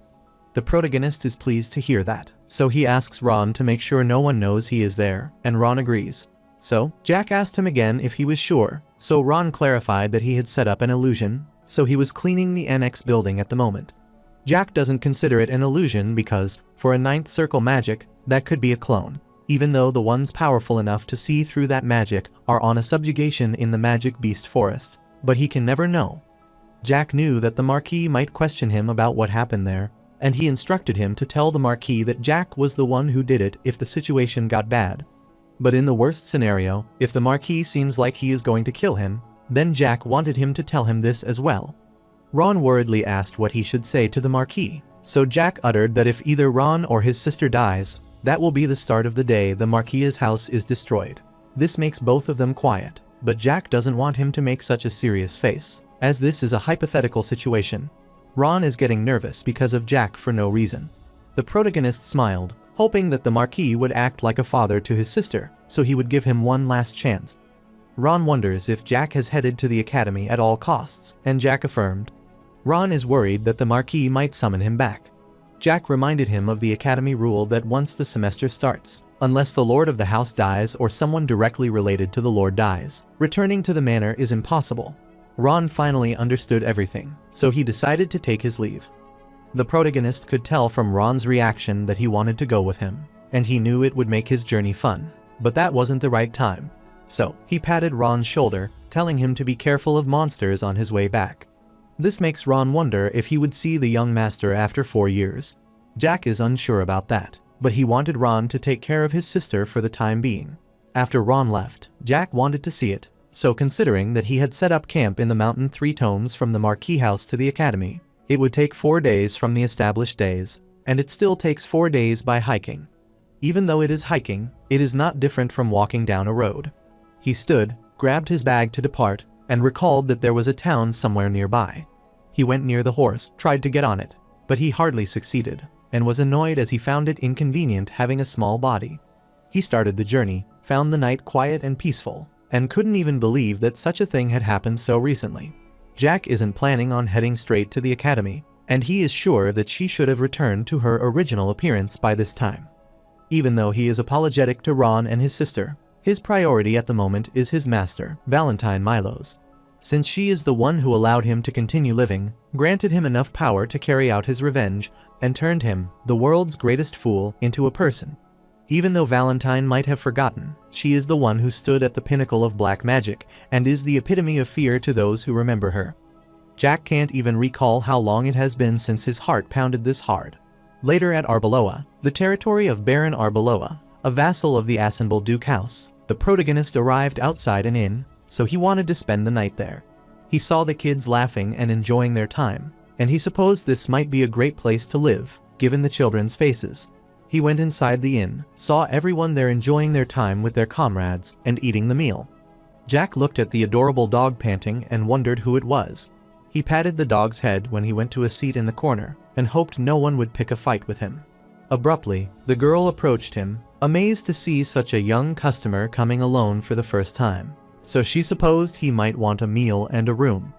The protagonist supposed that she might be an employee, but she looks more like a mercenary.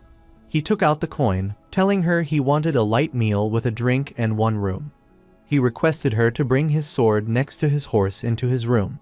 The girl happily told him that 1 shilling is enough, and she wanted to get him an apple pie, Arbeloa's specialty dish, and a steak as well, since Jack is in his growing stage. Since Jack is a kid, the girl agreed that he would want some milk or a beer, but Jack told her that milk would be fine. After taking the order, she told him to wait there while he played with Arnold, and Jack agreed. He looked at the remaining 2 shillings. He guessed this was a good place to live since that girl didn't try to scam him, an obvious outsider. While playing with Arbeloa, Jack assumed that might be because the war hadn't broken out yet. He looked at Arbeloa and cursed him for leaving the carefree life, as he doesn't even know what the future has in store for him. He sighed, thinking that living carefree without knowing a thing might be for the better.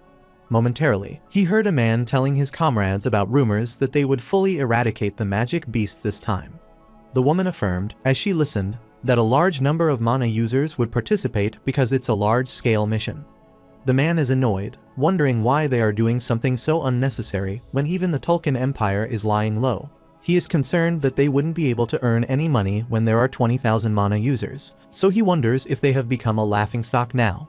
The protagonist heard that all and recalled that the Marquis Super Elite Force, the Iron Blood Knight Order, had been dispatched to the Magic Beast Forest by the king's order to carry out a subjugation mission. The king of Teslin gathered the private soldiers of each house and decided to have them subjugate the forces of the magic beasts, along with mercenaries. Since it is a gigantic forest with a lofty mountain range called the Grand Canyon, it is a neutral zone. Even though it looks ordinary, it's the home of ogres, orcs, goblins, elves, harpies, and the Emuji. Jack knew that troll blood becomes material for potions, ogre tendons can be used for bowstrings, and monsters called perge made of iron are used as materials for weapons and armor. Furthermore, harpy feathers are used for ladies' accessories, and eves are raised as pets due to their looks. Jack knew that they might be trying to conquer a neutral zone like the Magic Beast Forest at night because of human greed. However, he knew that subjugation would fail at all costs, and that they would lose a lot in this battle. After pondering for a while, he recalled that the Iron Blood Knight Order lost a third of its knights, and that the same or other nobles' private soldiers were involved, which was a gruesome defeat. As a result of this failure, the king of this nation loses public support and the nobles' support. Jack is sure that he started the division within the kingdom, and about a year later, a civil war broke out as well. Abruptly, he heard the mercenary shouting that the king is the problem, because an incapable person has gained power. Abruptly, his comrade covered his mouth, telling him to stop if he didn't want his head to fly off. Everyone in the inn started glaring at the man, assuming he might be drunk. Jack agreed that he is fearless, as he heard countless people lose their heads for insulting nobles and the king. Abruptly, the man asked whether he had heard about the Marquis's house, the third young lord. His comrade wonders what the matter is, and the man heard that the third young master used black magic. They called him a moron, so his comrade told him that he even went to prison, so they found it hilarious. The protagonist stayed calm, but he wanted to say to them that the Marquis's moron was sitting right next to them. The man smirked as that moron can't learn black magic since it has been dead for so long. The lady laughed excitedly since that kid is the fool of a Marquis family, so she thought he might have stumbled across it somewhere. Abruptly, the inn owner approached Jack with the food and asked what was so funny about it. The protagonist is shocked to hear that, then puts his hand to his face, not realizing he was smiling. The girl sitting beside him wanted Jack to tell her, since she was so bored and there weren't many customers at her inn either. The protagonist clarified that it isn't much, but he agreed that the third young lord of a marquee house is a moron, and he was eavesdropping since it was funny. The girl told him that people are always like that, judging things they cannot see for themselves through rumors. The protagonist asked for her opinion and whether she was making judgments as well. The girl is startled by that, but she tells him she judges after she has seen things for herself and that the rumors can't be true. The protagonist smiled because sometimes the rumors can be true. The girl asked whether that was the case, and the protagonist affirmed. Then he took out a slice of apple pie. After eating it, he realized it was pretty good, but not as good as Ron's. The girl told him that, even if that were true, the third young lord of the marquee house is more attractive than the rumors suggest, so she doesn't think that is the case. The protagonist is in his place after hearing this, which makes the girl wonder what the matter is. The protagonist glares at her, scarred on her cheek, a body covered in muscle, and mercenaries as her regulars.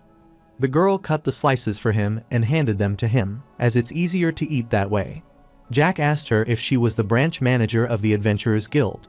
The girl is stunned after hearing this, then she smiles in thrill as he figures it out. Jack kept eating the apple pie, knowing that it was his guess, as there are mercenaries in each town who roam around to find work. They are hired as soldiers in territorial battles, as errand people to search for something like a cat, or as hunters to hunt monsters. These jobs are introduced to them at the town or territory adventurer guild, which is usually built near accommodation facilities. Jack is sure that she might have a lot of time on her hands, as she is managing an inn even though she is a branch manager. The girl clarified that the building next door is the Adventurer Guild, and even if that is her main job, there isn't much to do these days, and this isn't a large territory, so she needs to make money somehow. The protagonist finally realized that the inn was an accommodation facility owned by the Adventurers Guild, so he remarked that she was doing something daring. Even though Jack is famous for being the moron of the marquee house, that is a story that mercenaries share while having some drinks. However, she recognized him in such a remote area when she was a guild manager, which might be because of that. A few minutes ago, the protagonist finally arrived at the town entrance and was delighted to confirm that there is a town nearby. Upon arriving at the entrance, he was stopped by the guard, who asked him for his reason for visiting and whether he had anyone else with him. The protagonist thinks about a reason for his visit, then shows them his house crest and asks if that is enough. The guard's face turned pale after seeing the crest of the Volunteer Marquee House, so he apologized for not recognizing a child of the Marquee House. While Jack is heading inside, the guard keeps apologizing for not recognizing him and asks him to enjoy his stay. The protagonist affirmed, so he told them to keep doing their work well. At the present moment, the protagonist is sure that the guild manager might have heard about him from the castle gate guards. He started eating the meat, telling the guild manager that it was very dangerous to make contact with a private soldier without the lord's permission, no matter how important the information was. The guild manager is delighted as she thought he might be worried about her. The protagonist told her that he is concerned for now, because she is being nice to him. Even though she only heard rumors about him, unlike his brother and those knights, she trusted him. The guild manager reached out to thank him and apologized for her late introduction, as she is the branch manager of the Arbeloa town, Alave's guild, Jane Arbeloa. The protagonist is pleased to meet her as well, but he is surprised to learn that her name is Arbeloa, the name of this territory. So, he finally understood everything and asked whether she was the first or second born. Jane clarified that she is the third born and that her eldest brother is the lord there. The protagonist is amazed to learn that she is a mercenary despite her noble status and remarks that she is impressive, as commoners do. He is sure that nobles usually send women of her age for marriage. Jane told him she loves this work, and that no one in her family wanted her sold off. The protagonist is gloomy, as that is so different from his family that he is jealous, and he remarks that she has a great household. Jane happily called Arnold to her, started playing with him, and wanted to know what a young lord from a marquee house was doing all alone in a place like that without his escorts. The protagonist took another bite and told her that a moron doesn't need an escort. Jane is dumbfounded after hearing this, telling him that he is unexpectedly amusing and, as she thought, too different from the rumors. Jack clarified that he still has a long way to go on his own, so he wanted to hire an escort. Jane asked how many he needed, so Jack clarified that he needed 5 people, including experts in camping and good cooking skills. He is willing to give a reward of 2 gold coins in advance and 3 gold coins upon their arrival. Jane's eyes sparkled after hearing that, and she remarked that he is very generous. The protagonist could understand her excitement since the kingdom's monetary units are simple. 100 pennies make up 1 shilling, and 100 shillings make up 1 gold. Furthermore, merchant escorting missions are 30 shillings per person. He thanked her for the meal after finishing it, and Jane happily assured him that she would prepare it all by tomorrow and asked whether he would pay for the food and commodities separately. Jack took out 3 gold coins to give her and asked her to prepare them for him. He preferred having a carriage and horses. Jane is pleased to know that he is a generous customer, so she told him not to worry and rest up, as she will gather only the veterans, and she handed him the keys. While heading towards his room, Jack supposed nothing bad could happen in the town since the branch manager was an amusing woman. After arriving in his room, he lay down on the bed. His eyes grew heavier from fatigue.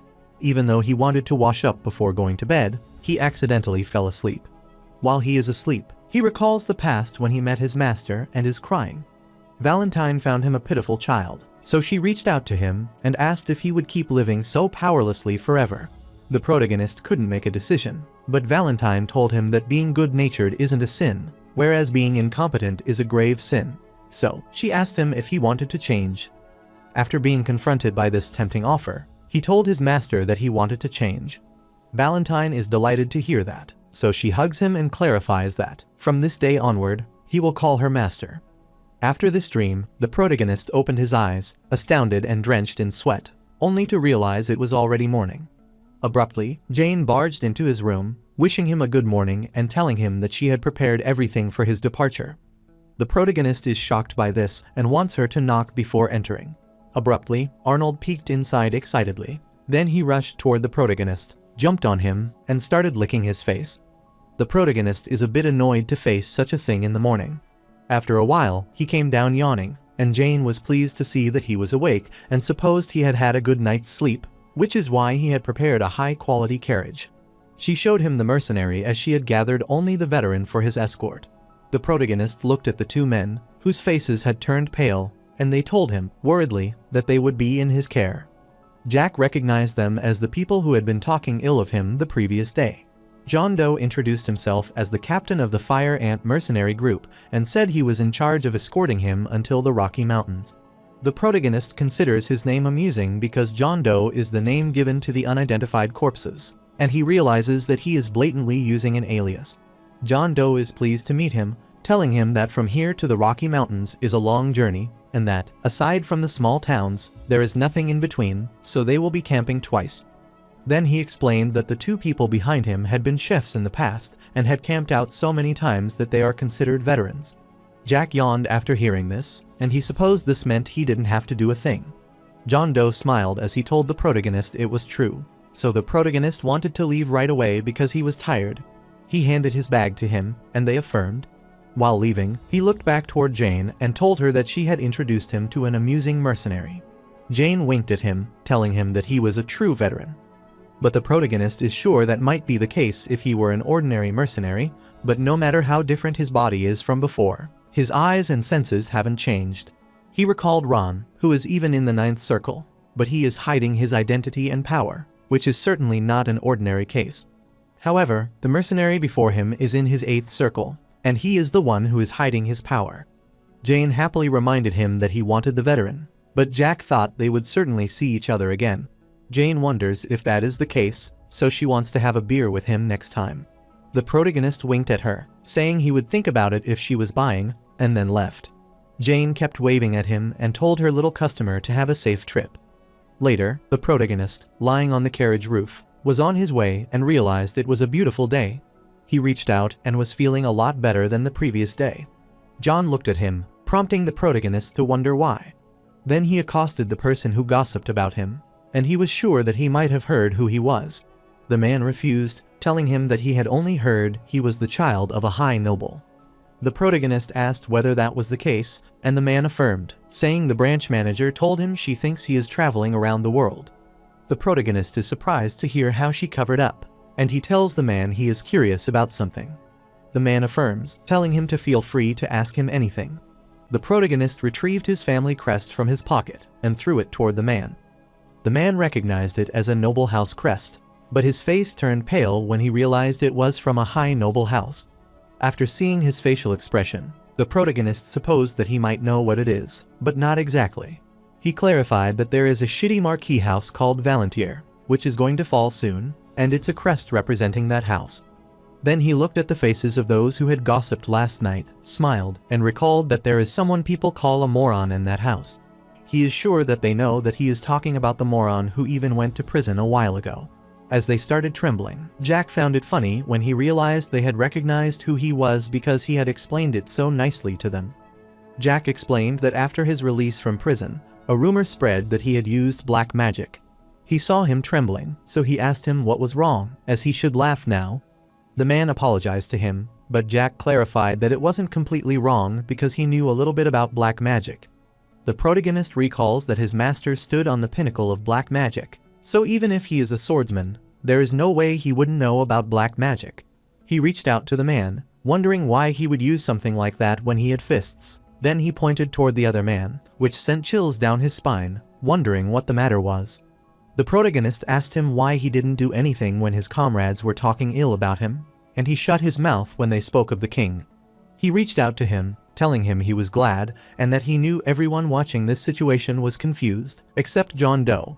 The man worriedly clarified that he isn't well informed. The protagonist is sure that the branch manager might have told John and kept it quiet from the other mercenaries. He put his hand on that man's shoulder, telling him to let bygones be bygones since they would be together for the next few days. The man was trembling in fear, but he agreed to his request and told him that he would be in his care. Later at night, while they were preparing dinner, the man realized again that rumors are just baseless information. The protagonist is confused, wondering what he is talking about all of a sudden. The man clarified that Jack didn't seem like other nobles, who usually hate even water getting on their hands, but he was even washing dishes, which is unusual. The protagonist recalls washing the dishes when he was served delicious meals. He is apologetic to Jane because the beef pie is more delicious than the apple pie, and the Yorkshire pudding and toad in the hole with sausages were excellent. His mouth kept watering, so he didn't think it would be an exaggeration to say that he wanted this man as his chef. After finishing his meal, he is pleased because it is delicious and feels a bit apologetic for Ron. He told the man to call it a payment for a delicious dinner, as he is a gourmet. Abruptly, he recalled the night watch, so he inquired how they handled it. The man clarified that they draw lots, and he asked his respected employer if he would like to participate as well. The protagonist is annoyed because a little boy like him needs his sleep to grow, so he wonders if he is going to take responsibility if he doesn't grow. After hearing that, the man agreed to do it, but Jack was bored, so he wanted to share some stories, and he wanted to go first, and the mercenary agreed. After pondering for a while, Jack wanted to talk about it first, and he asked them if they had ever thought about something like the number of dragons that are in this world. The man is surprised to hear about the dragon because the founding king exterminated them several centuries ago. The protagonist knew the legend of the founding kingdom, and after he cleared the useless babble, it could be summarized like this. The founding king, Julius Teslan, along with his 2 supporters, exterminated all the dragons that dominated this place, the Western continent, and built the Teslan Empire, the former state that became the current Teslan Kingdom. As time passed, the Teslan Empire became the Teslan Kingdom, and was reduced to a subordinate nation of the Tolkien Empire. The protagonist knew that was the truth everyone knew, so he started counting. There are 2 Lord Dragons in the Black Sea, 1 baby dragon in the Tolkien Imperial House, and 5 in the Magic Beast Forest. There are 8 that he knows of who are roaming around, whole, being polymorphed, so there are at least 16 dragons that exist on the continent. The protagonist is sure they wouldn't believe him, since dragons only appear in legends, so no one has ever seen them. The protagonist is sure it is a fun story, but dragons can't intermingle with humans because a pact binds them that could endanger their very existence. John Doe thinks for a while and realizes that means the founding king didn't actually kill all the dragoons. The protagonist smiled after hearing this, telling them that the coward didn't exterminate the dragons, and he only created an opportunity to negotiate with them. But the protagonist realized that the one who did everything was the 2 unnamed supporters. After hearing that, John inquired what those dragons were doing at the moment. The protagonist explained that there isn't just the continent they know of in the world. This is the Western continent, and there is an eastern continent across the Black Sea. The protagonist clarified that if they skip over the baby dragon, the Lord Dragon has a single mission: to guard the barrier in the Black Sea. John wonders what kind of barrier it is, so the protagonist is unsure about the details, whether it's a barrier made several millennia ago that separates the eastern and western continents. So, the Dragon Lord mostly inherits the mission of guarding this barrier. But Jack is also curious about what kind of world the eastern continent is that the Dragon Lord is blocking. After hearing the protagonist's story, the mercenaries stayed quiet, but soon they burst out laughing, thinking he might be joking. The man put his hand on his shoulder, telling his employer that he was a fantastic storyteller and that he might have wanted companions to talk with on his journey. The protagonist smiled after hearing this because he didn't expect them to believe him. The protagonist told him to get his arm off him, wondering if he was drunk, and the man apologized for his behavior. The protagonist stood to leave and told them that it doesn't matter even if they don't believe him. The man is startled to see that he is about to fall asleep, but Jack wants to sleep after washing up and changing his clothes. He worriedly stood to accompany him if he needed an escort. However, Jack refused, as he can wash himself. Then he went to the lake, got inside, and realized that those noisy mercenaries didn't believe his story. He washed his face, wondering why he was running his mouth so much when they didn't even consider him. He can't run his mouth, but a protagonist hiding his power is bland. He sighed, finding it refreshing, but he thought John Doe might be a spy dispatched from Tulkan. It's a bit ambiguous, since the branch manager is also somewhat suspicious. The protagonist ponders this situation, feeling like a puzzle piece that doesn't fit. Since he asked Jane to introduce him to mercenaries who can escort him, but an 8-circle mana user hiding his name. The protagonist recalled that the captain of the Iron Blood Knights is also currently an 8-circle. This means that someone who had been welcomed with open arms anywhere he went appeared as the captain of a mercenary group, which he had never heard of before. The protagonist wonders whether he has a circumstance, and after thinking for a while, he realizes he has something he has to do first, instead of bothering himself with someone like that. During his stay at the inn and in the carriage, he has recovered a lot from the after effects of Soul's speech. After manipulating his mana, he is sure that he wouldn't have any issue with this much, and he is thrilled as he is heading to the place where his master is. After taking a bath, he came out and didn't want to bring John along, as long as he had a sliver of suspicion that he could be a Tulkan spy. He put on his shirt and supposed he had to ask him directly, since he didn't have any other choice. Upon his return, the mercenaries were pleased to see him, having washed. He grabbed his sword while approaching John, as it had bothered him more than he thought, so he couldn't keep washing himself. John wondered what was bothering him, and the protagonist glared at him, unable to believe he was asking that. He pointed his sword at John and told him that he bothered him the most, as he didn't know why an 8-circle mana user was doing mercenary work. Jack clarified that he is heading to a significant place at the moment, as it holds great meaning for him, so he doesn't want to bring someone like him, who is hiding something. All the mercenaries were shocked to hear that their boss was an 8-circle, so he wondered what John was talking about. John told him to stay quiet, and he told Jack that, even if he says he is an 8-circle, he wanted to know what he wanted to do. The protagonist told him an interesting story, so he wanted John to tell him a turn as well. He also wanted to hear an interesting story from him. Jane wondered what he would do if he refused to say to him. The protagonist promised to kill him if he cannot satisfy him, or he wonders if he is a spy from the Tulkan Empire. The man behind John started trembling in fear upon hearing that. The protagonist remembers that Jane told him that they should have beer together the next time they meet, but if he is a spy, then he should be suspicious of her as well. John is infuriated upon hearing this, wondering why the stir is bringing up Jane all of a sudden. The protagonist can't believe that he still doesn't know after everything he just told him. He asked John if he wasn't curious about whether the last meal Jane will have will be beer. He asked John what he thinks about it because the situation is becoming entertaining as well. Jane is infuriated, but he holds it back, and Jack notices that he isn't moving his mana circle, even though he has pushed him this far. He supposed that either John was being cautious or hesitating, but he was lucky, as he had been planning to cut him down the moment he moved his circle. The protagonist assures him that he can't control his strength well, so he can't hold back. Therefore, he gave him two options: either he should die or live, and he gave him 1 minute, so he sincerely hoped he would make the right decision. The previous day at Jane's inn, Jane told John that the abandoned third young lord of the Valantier Marquis house is a fascinating child, as he is too different from the rumors. She could tell from his eyes that he had a lot to hide, and he requested an escort mission, so she wanted Jane to look into him. She grabbed his hand, blushed, and thought that boy might change their lives. At the moment, John agrees that Jack is different from the rumors, as after looking into his eyes, no one can call him a retard abandoned by his house, but he doesn't know what to say in this situation. While the protagonist looks at him, wondering what he is doing, a minute feels like an eternity. John gets a bad feeling from the protagonist, as if he were an herbivore facing a lion. His intuition is screaming at him that this child is dangerous to mess with. After thinking about it for a while, John found it strange as well that Jack had found out he is an 8th circle, so he wondered if Jane had given him the clue. The protagonist is amused to see that John is worriedly thinking about it. John is certain that Jane wouldn't tell him, and he trusts her because she would have told him if she did. The protagonist raised his sword, telling John that only 40 seconds remained. John worriedly asked Jack if he would be able to kill him if he were an 8th circle. John is stunned to see Jack's gaze, which doesn't seem like that of a child, as it's so fierce. However, one thing that crossed his mind was whether the boy in front of him was truly a child. He doesn't know if it would be all right to evade the question or tell him the truth. At the same time, the man is surprised to realize that his boss is an 8th circle and wants him to confirm it.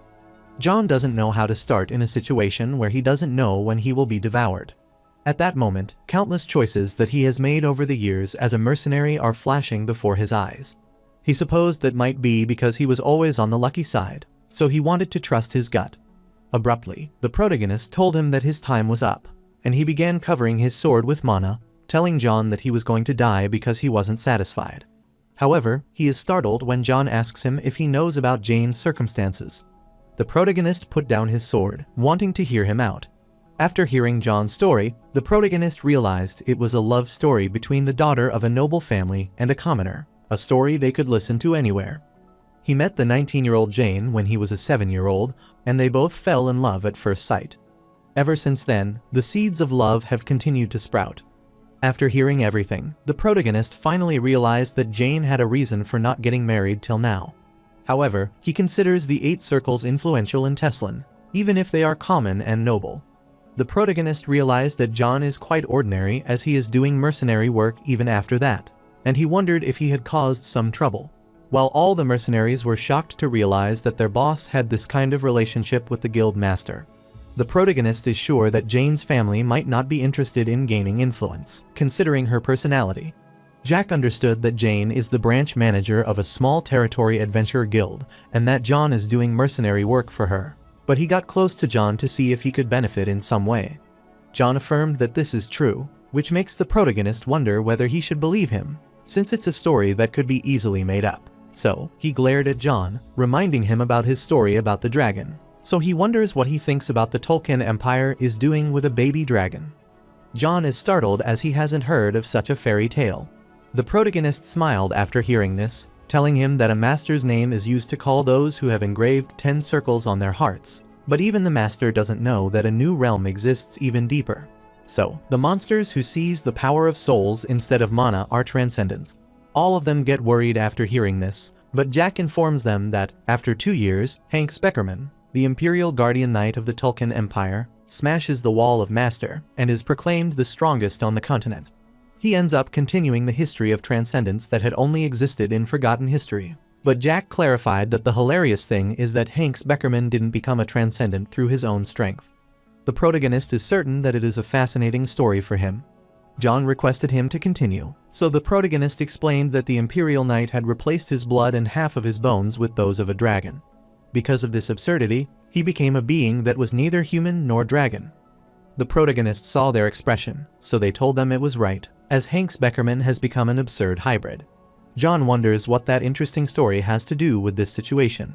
Jack explained that only one dragon is present in the Tolkien Imperial House at the moment, and even if they are immortal, not many experiments can be done with only one, which is why they dispatched several capable people to other countries.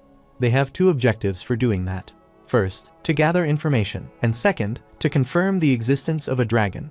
John burst out in laughter, telling him that it is believable for a piece of fiction, and he is sure that the other mercenaries in the guild would believe him if he told them that.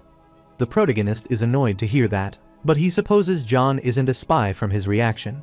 John inquired if he had lowered his suspicions about him. Jack affirmed, so he told him to have a rosy life with the branch manager, and to invite him to the wedding. Abruptly, he noticed something, so he quickly turned back, unsheathed his sword, and pointed it toward John as he was trying to unsheath his sword. Jack warned him that he was letting him keep his head because he was the one who doubted him first. Then he grabbed John's collar, telling him this is the last time because if he re-releases his bloodlust, he will turn everyone, including him, into dust. The other mercenary becomes worried upon seeing this and asks their boss and the young lord to calm down, put their swords away, and talk it out. The protagonist is annoyed as he did his best to get closer to them, but that ship has now sunk. He guesses that it is bound to happen because the relationship between employer and employee is usually like this. Later, after the protagonist went to sleep, the mercenary asked John what the meaning of this was.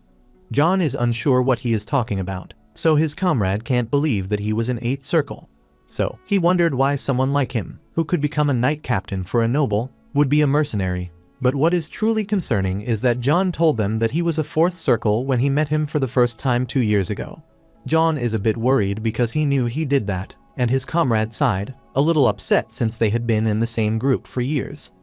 Furthermore, John has saved his life before, so he doesn't want to be too harsh on him. So, he remarked that it is reassuring that they have an 8th Circle boss, which will make them the strongest mercenary group on the continent, and he inquired whether he would become the mercenary king. John is confused, as his comrade thought that the mercenary king is a joke because there is no way an 8th Circle would become that when there are at least 4 mercenaries known to be masters. John sits down and tells his comrade he is unsure about that. The other man, worried, inquired whether everything Jack had said was true. After John affirmed, his subordinate found it a little shocking, but he was okay with it. Everyone has their own circumstances, but he wondered why he didn't react to that attack a moment ago. John thinks about that time, sighs, and can't believe that his fingers are still shaking, as he gets the feeling of standing on the boundary between life and death. He is a bit mortified as he can't tell his comrades that he almost peed himself, and he agreed that the child is interesting, as Jane said, but he is dangerous at the same time. Since the entire continent is in chaos because of the struggle for the throne in the Tulkan Empire, in such a situation, Jack is talking about spies and dragons, which makes him have a bad feeling about this matter. So he wanted to look into it. A few days later, the protagonist inquired if they wanted to hear another interesting story. John worriedly asked him what it was this time, so Jack asked about their knowledge regarding the Orc Lord in the Magic Beast Forest. John didn't know much, but he heard that the Orc Lord was around a 9 Circle. However, the protagonist clarified that it isn't the case, as he is a 10 Circle, and is sure everyone will know when the time comes, but he is trying to tell them about the past. John didn't know about such a past, so Jack started counting. It was around 23 years ago in the current timeline. Recalls that at that time, the person who puts in the air is the one who has that kind of relationship with the Harpy Lord. Both mercenaries were shocked, as they had never heard of anything like that. The protagonist knew that orcs and harpies don't get along very well, and they go to war against each other for even the most minor things. The protagonist is certain that the mercenaries who went to the Magic Beast Forest to make a living might know about that. But those 2 races are known as the 2 strongest in the Magic Beast Forest and are known as the adversaries of the forest. The reason they are given this grand name wasn't just because they are strong. The protagonist is certain it's hard to believe that the Queen of the Harpies and the King of the Orcs are in such a relationship. He explained that they were initially neighbors in the forest, and their relationship wasn't that bad. That was also the case when Blackman became the Orc Lord and began seizing power. However, an issue arose after 5 years had passed. John wonders what kind of issue might have arisen. Jack smiled as he explained that when everyone found out about the relationship between Blackman and the Harpy Lord, the problem occurred. Humans, orcs, and harpies share the same fundamental desire, despite being different races: power. Since a portion of the harpies and the orcs wanted to drive out their lord, they conspired amongst each other using that as an excuse, but the result was a failure, and they are still the lord. John agreed it was true, so the protagonist asked whether he knew why their relationship was still bad. Jack realized that after resolving their internal struggles, Blackman and Vilea made their choice, the prosperity of their race over their love. John found it interesting, so he kept contemplating whether the story that Jack had told him was true or not. But he knew one thing for sure: harpies and orcs weren't as dangerous a few decades ago as they are now.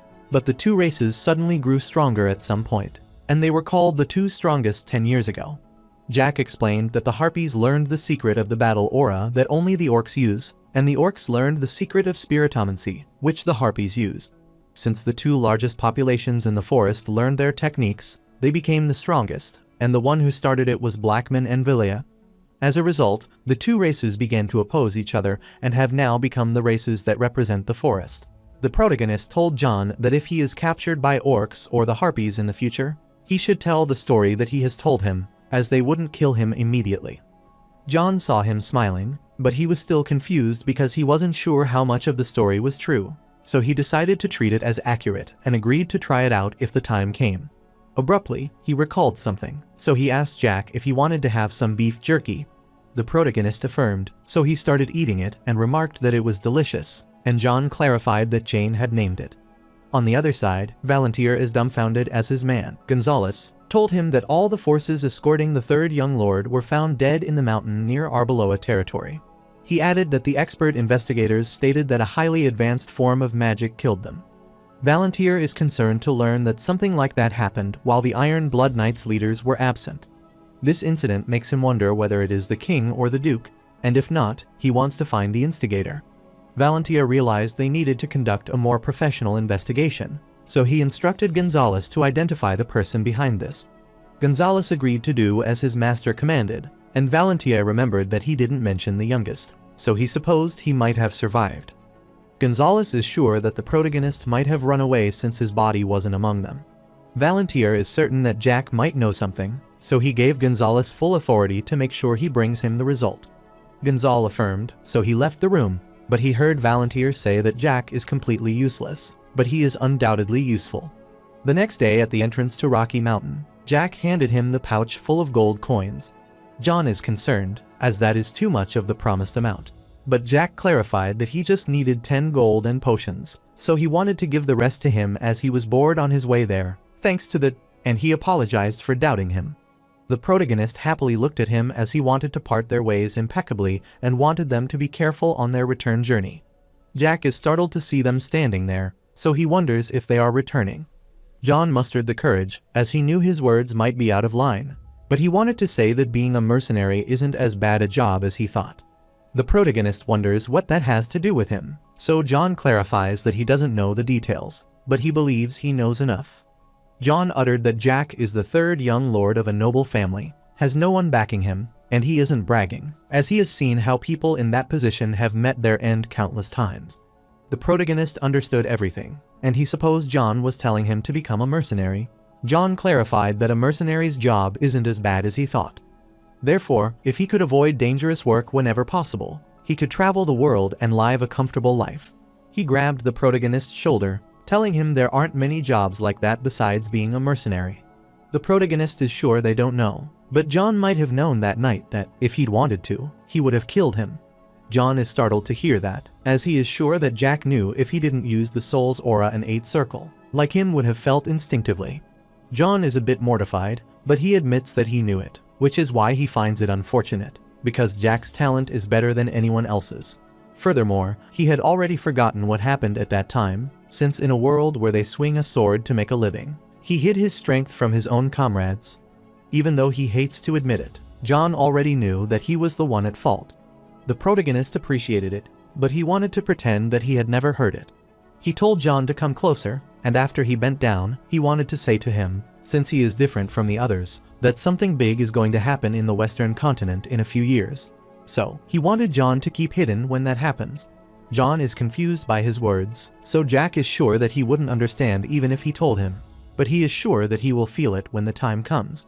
The protagonist is sure he would react this way, which is too big for him to handle. He instructed John not to risk his life for a few gold coins, since money is necessary, but life is more important than anything else. John smiled, agreeing with him since that was true. Since he understood everything, the protagonist is glad and turns to take his leave, being careful on the way back. John rushes toward him, calls out the protagonist's name, and asks for his name. The protagonist is certain that John already knows who he is, but since he wanted to hear it directly from him, he told him that his name is Jack. Then he asked John for his real name as well, and John told him it was Dynastismo. The protagonist is pleased to learn his real name, so he smiled and hoped they would meet again if their fates crossed. After that, he went away, jumped high, and finally arrived near his destination. He wiped his sweat and continued his journey, but he grew exhausted again, wondering if it was because his young body couldn't handle it like before. Shortly, he arrived at the entrance of the cave. He entered the cave, used his mana to light up the path, and kept heading inside. After a while, he arrived near a wall and was certain that the person he was looking for was behind it. He put his hand on the wall and is certain that if he crosses it, he can reach his master. Even though it was a coincidence that he found out about this place in the past, as he wanted to escape from his house. He found it quite stifling. He was so tired that he was full of thoughts like these in the past. He opened the bottle of potion, then spilled it on the wall, and he grabbed his sword because only one more thing is left to do. He grabbed the sword in his hand and made himself bleed as he needed a little sacrifice. The protagonist really lived the time before he regressed at the age of 17. He was running and hiding as he had always done, and for him who had ever lost Ron, that was the only choice left. He was about to kill himself with his dagger, but he couldn't do that and dropped the dagger, then burst out in tears. As he is crying, the blood from his neck wound started falling, which activated the mechanism that dropped down the wall and opened the path ahead. Jack was speechless at that time because, for someone like him, opening the stone cave was nothing short of a miracle. At the present moment, the protagonist is confidently standing in front of the wall, has finally opened the path, and is happily heading inside. After a while, he went down his path, which led to the basement, and while bandaging his wounds, he didn't know why he was so nervous. However, Jack knew that it was expected since it had been a decade. Soon, he reached the end of the path and was pleased to have finally arrived there. He approached his master, telling her it had been a while since he had seen her. Valentine was in her child state, chained in the cave, and was surprised to see the protagonist there. The protagonist knew that everyone always wanted to make themselves immortal, not just those in power, but everyone wanted to live long lives. Either they are dragons, orcs, or an emperor, but all of them die something like that, which is an absolute and inevitable causality. The protagonist knew that it was true for the person before him, who was also his master, but his master had already lived at least 400 years ago. Currently, there is a separation of the soul and the body. But Jack knew there was a magic that maintained the connection between them.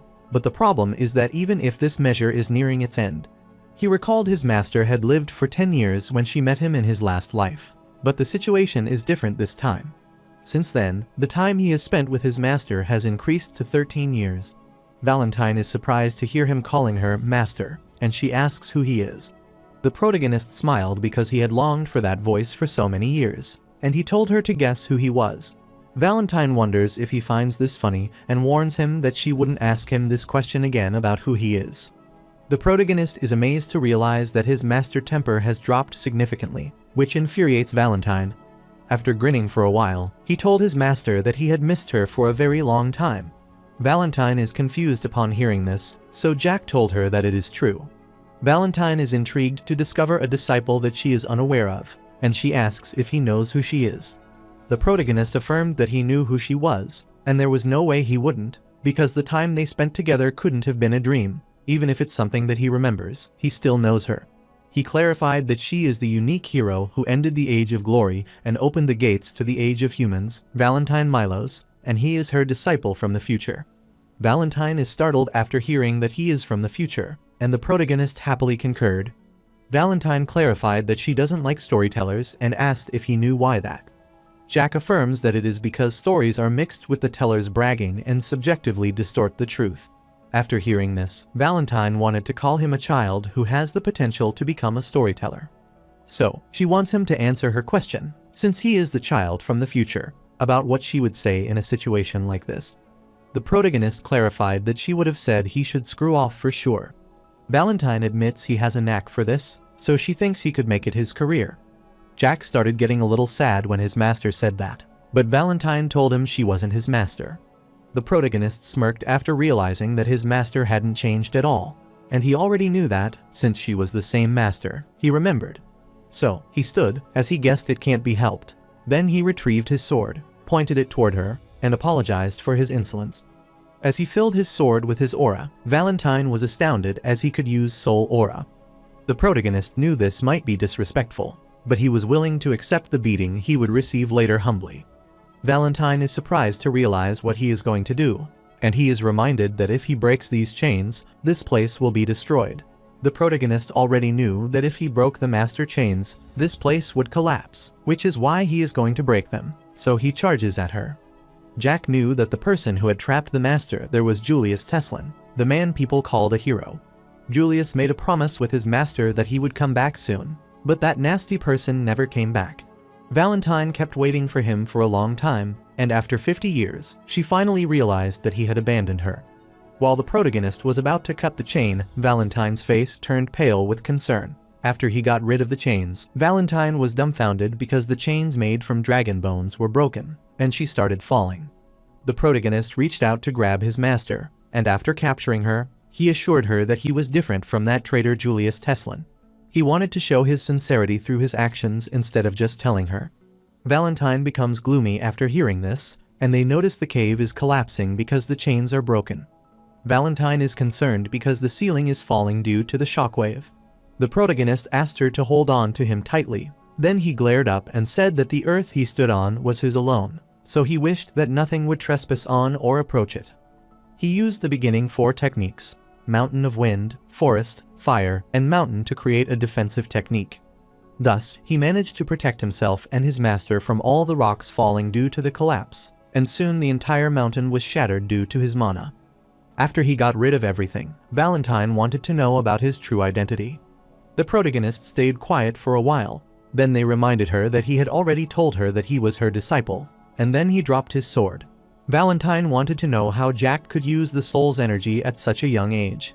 Jack told her that her disciple from the future has grown this much, so he wanted to travel the world with her for the next 13 years. Valentine reached out to grab his face, and the protagonist knew this was his master habit for checking whether the other person was lying. But he smiled, since that was not a very reliable method. Valentine asked him if he was truly from the future. Jack explained that it is more of a regression than time travel, and Valentine realized that he was telling the truth. The protagonist is pleased to learn that his master finally believes him and falls from exhaustion. Valentine sits on his arm, telling him it's rude to form a relationship with someone this forcefully. Jack is sure that if he hadn't done it, then it would never have been formed. Valentine is infuriated as he is calling something that started this way a relationship. Jack guessed it would depend on how he would interpret, and the boundaries of the one she has been trying to form a relationship with. Valentine admits that Jack is good at arguing for someone in so much pain. The protagonist clarified that it was because he is her disciple, and he told her his name is Jack, but Valentine didn't care about him. Jack wanted to be in his master's care in this life as well. 5 days later, in the Assemble territory, the protagonist is a bit annoyed and wonders how his master could have said not a single word for 5 days straight. He asked her if she was still collecting her thoughts, but Valentine didn't answer, so Jack told her that spider webs were going to form on her lips at this rate. Valentine said she initially thought Jack was a descendant of the Teslin family, but that was not the case, and it's impossible for someone his age to use the soul.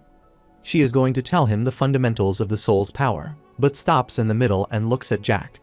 The protagonist is worried because she wants to finish that sentence, and he is concerned because if he doesn't answer, he'll get punched in the face just like in his past life.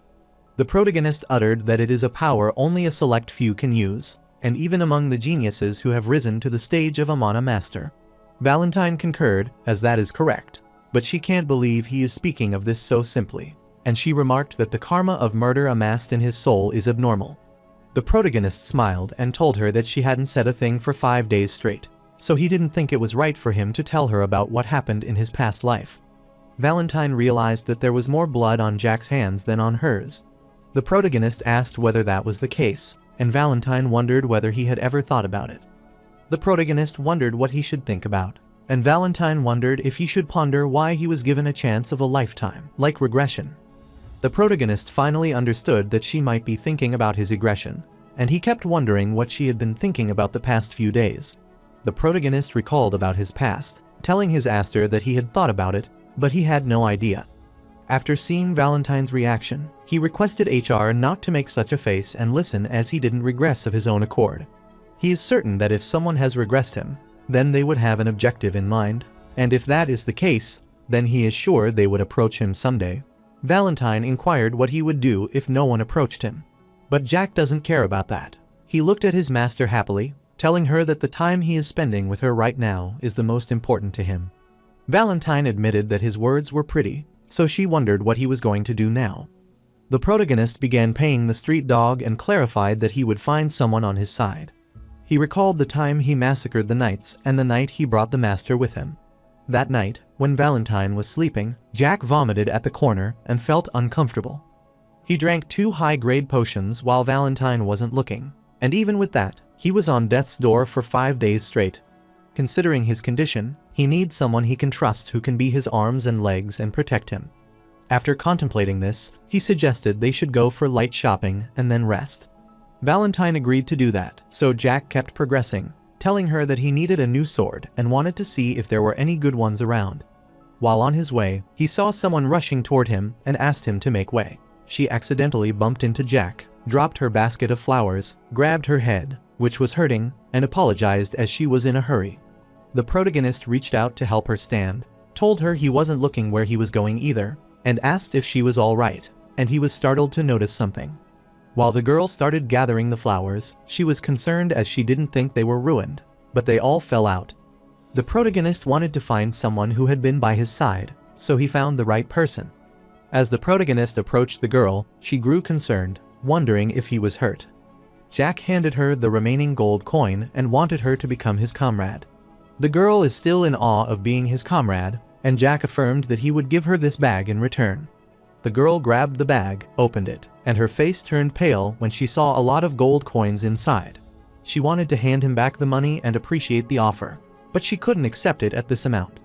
The protagonist supposed that might be because this much money is too much for a child, so he asked her how much she would receive. The girl told him that 1 shilling is enough for her. So, the protagonist handed her the money and the girl gave him the entire basket of flowers to him. The protagonist is confused by her behavior while the girl is leaving. She wished him to have a nice day, but then she realized something, so she turned back and bowed before him, then rushed away. The protagonist is pleased to find the gem he has been looking for in a place like this. Valentine had seen the vampire after a long time, and Jack affirmed that he had never thought he had seen a vampire in a place like this. The protagonist is surprised to hear about a vampire, as he didn't know there was one. Valentine is confused, wondering if he didn't ask her to become his comrade because he knew that she was a vampire. Jack clarified that he chose that girl because she is talented enough to become a 10 circle if she tries her best. Valentine cannot believe that Jack couldn't even tell something like that, and she supposed she had much to teach him.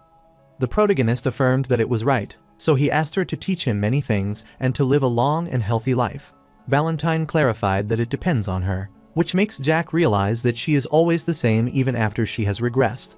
Valentine found it strange because she felt like she had seen that child's face somewhere before. She recalled that, while she was heading to the forest, she saw a girl with golden hair enjoying her time. Valentine is surprised as she finally remembers it, and she never thought she would know a resident of that forest in a place like this. She considered it a strange turn of events, so she wanted to find someone after Jack purchased his sword. Jack agreed to guide her safely to her destination.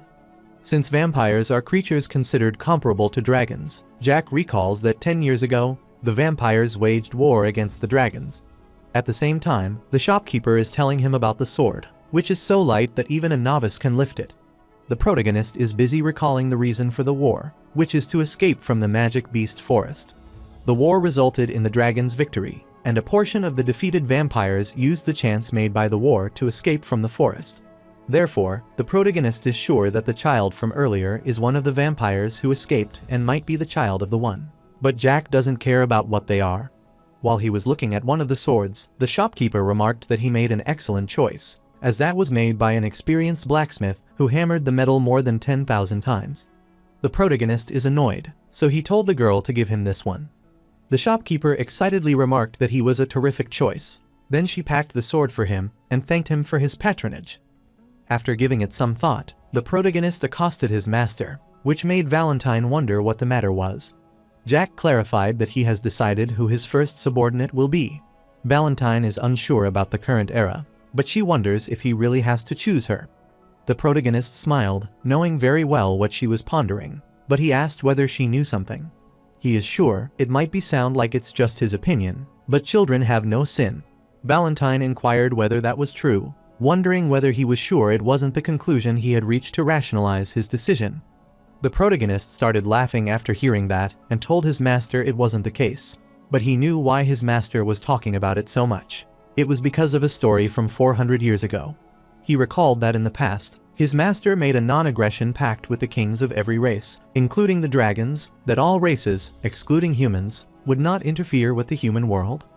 After that pact, all the other races moved to the Magic Beast Forest, but that was 400 years ago. Since most of the kings who made that pact are now buried underground, no race can escape the flow of time, no matter how powerful a race might be. However, even if they were released from the pact, they can't escape the forest because the dragoons who have lived for more than 2,000 years were still bound to the agreement and were oppressing them. They kept a very close eye on the other races so they could never escape the forest since they couldn't leave it themselves. Jack knew that his master's decision was the right choice, but the dragons should have been killed just like he did when he killed every single one after discovering the truth in his past life. After a while, Valentine saw a man gently patting Charlotte's head, and the protagonist noticed this. He put his hand on his master's hand, telling her that she doesn't need to feel any guilt. Valentine doesn't want him to behave like that when he doesn't know the details. Even though Jack doesn't know the details, but he knows enough that no matter what others say, he is still her disciple. After hearing that, Valentine agreed to let him do whatever he liked, but she wanted to say one thing, that he shouldn't let her drink his blood. The protagonist is shocked to hear that, wondering why his master is telling him not to feed her his blood. He looked at Charlotte ahead, who was confused, since she was a kid and couldn't do much after drinking his blood. Finally, he understood that children should be fed the best food. After some time, Charlotte recalled how Jack wanted her to become his comrade, and she smiled cunningly, wondering why he was talking to a doll.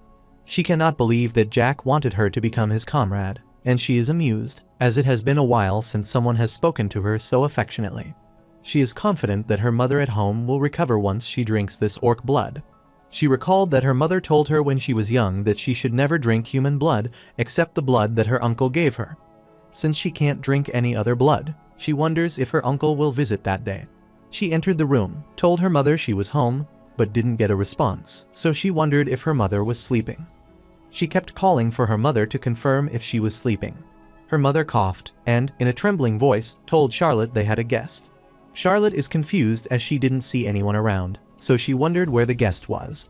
Abruptly, the protagonist pops out of nowhere and is happy to see her finally return. Charlotte is dumbfounded to see him there, wondering how he came there. Abruptly, Valentine told Charlotte's mother to get up and show her face to Charlotte. After Charlotte's mother sat down, Valentine realized it had been a while since she had been there and wondered why she was in such a state in a place like this. Valentine recognized her at the first glimpse as Vivienne de Royale, the noble vampire progenitor. After some time, Charlotte is playing with the bird and wants to give it some, so she wants it to wait a little. The protagonist considers herself blessed to be playing with birds. Then he looked at the window, and he was watching them with Mana, so he hoped that nothing bad would happen. Meanwhile, inside the house, Vivienne asked Valentine who she was and if she was a vampire hunter. Valentine looked back at her, wondering if she had forgotten her face already, as she was Valentine Milos. Vivienne's eyes widened in shock after hearing her name. Valentine reminded her that she is the one who forced them all into the Magic Beast Forest, so she could say that's her mortal enemy. Vivienne is concerned after hearing this, wondering what to do, and she starts coughing and panting heavily. After her condition is stabilized, she is surprised to see that Valentine has turned it into a doll. Valentine clarified that it is a curse, as she can only live as a human for 1 month. Besides that, she wanted Vivienne to answer her question about why a vampire progenitor is in a place like this instead of the Magic Beast Forest. After seeing Vivienne's condition, she is startled, as she hasn't drunk blood for a while, and wonders why she is taking like that. Vivienne inquired whether she was feeling sad for her, and Vivienne realized that so much time had passed. She remarked that Valentine was so great and influential in the past that she wouldn't dare to approach her. Even though she still resents Valentine for what she did back then, she is sure that they would have gone extinct by the enraged humans if it weren't for her. She lay down as she wanted to answer Valentine's question, and she explained that there are 5 tyrants in the Magic Beast Forest, and that the 2 lords are ruining them from behind. The vampires of the past tried to escape the forest to get away from them. At that time, Vivienne's daughter was so small and beautiful, but the dragons attacked them. She kept requesting them to spare her, and the dragon said to her that he had shown her mercy because she was so pitiful. Valentine is surprised to hear that they found her miserable, and Vivian concurred, telling her that she survived in this village with cow and pig blood, that he had spared her and her daughter. She did all that to save her adorable, innocent daughter.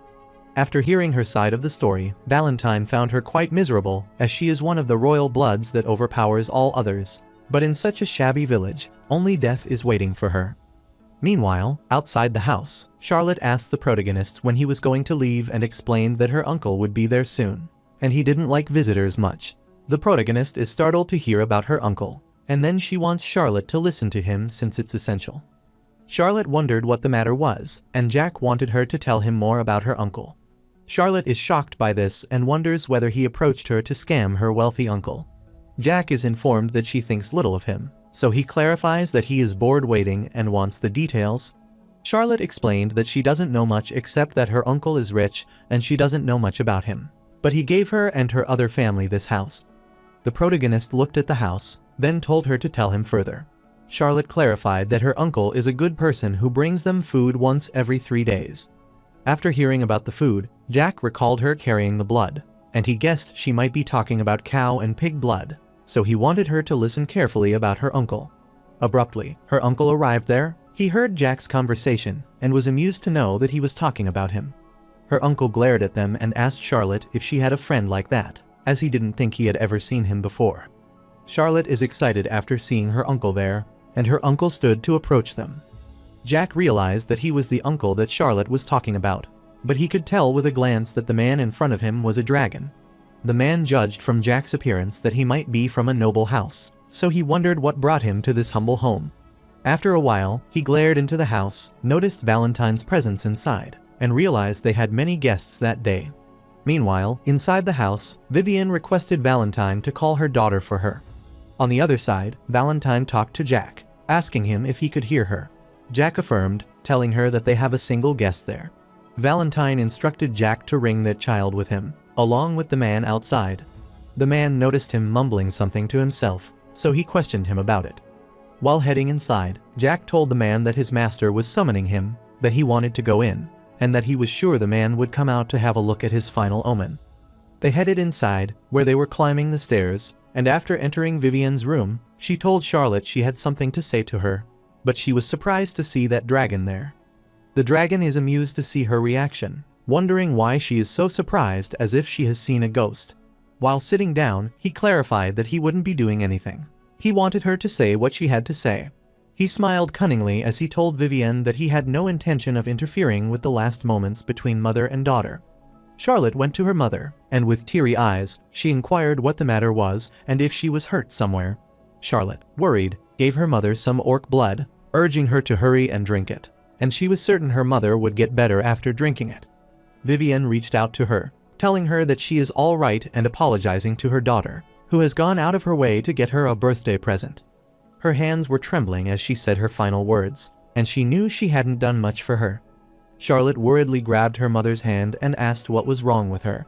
While the dragon is amused to see this, Jack knew that there was no need for him and his master to be present there, since they met by chance and he followed Charlotte there, which isn't enough to warrant watching over someone on her deathbed. He tried his best to make himself a reason. He approached Vivian and requested that he be entrusted with her daughter. Vivian is surprised by his reason, so Jack grabs her hand and tells her she doesn't have enough time, so he wants to make it short. He asked how she wanted her daughter to grow up, whether she wanted the vampires revived, or whether she wanted Charlotte to rule this world as a progenitor. But if it's neither of them, then Jack wonders if Vivian wanted the death of the dragoons who treated the vampires as their toys and drove them to their death. The dragon smirked after hearing this, and he wanted to see what would come next. While Vivian reached out to Jack, wanted him to come closer. After the protagonist gets closer to her, Vivian whispers that Lady Valentine's disciple is different from the others. But she assures him that she has no lingering desires as long as Charlotte can live her life with a smile on her face, as that would be enough for her. After telling her wish, she wanted to know the protagonist's name as her last question. The protagonist told her that his name is Jack Valentine. Vivian remarked that he had a splendid name and asked if he could truly take responsibility for her Charlotte. Jack assured her that he could take the responsibility and he would fulfill it, so he requested her not to worry about a thing and to rest in peace. She thanked Jack, then reached out to her daughter, telling her she loved her, and her body began to turn to dust. Charlotte bursts into tears upon seeing this, so she keeps asking her mother to open her eyes, and she doesn't even know what to do if she were to leave her. The protagonist grabbed his master, lifted her up, and kept hearing Charlotte crying over her mother's death. The dragon burst out in laughter after seeing this situation. He kept laughing crazily, which made both Charlotte and Jack laugh. The dragon's stomach started hurting from laughter. He couldn't believe it as he heard words like revenge, happiness, and that Jack would take responsibility for a while, who is about to die. He can't hold in the laughter as Jack is going this far for mere vampires who have become nothing but twigs from malnutrition. Jack is so enraged by the dragon's behavior that he lunges at him and punches him firmly on his face. The dragon is thrown flying far away, but he still grins after looking at that. He manages to hold himself back, can't believe that Jack punched someone like that, and finds him a rude young lord. The dragon started emanating his aura furiously as he realized that Charlotte had made a bad friend, so he guessed he had to teach him a lesson. However, he is startled as Valentine asks for his name. The dragon found it peculiar that, despite not yet feeling a trace of magic, the doll was talking. Valentine thinks for a while, then clarified that, excluding the 2 lords, the other 5 dragons should be residing in the forest, but she guessed that wasn't the case for him. She knew that the dragon was merely 200 years old, so she inquired if he was an adult dragon born within that time. The dragon is startled after hearing this. Soon, his face turned pale, and he wondered how she knew something like that, so he wondered what the doll's true identity was.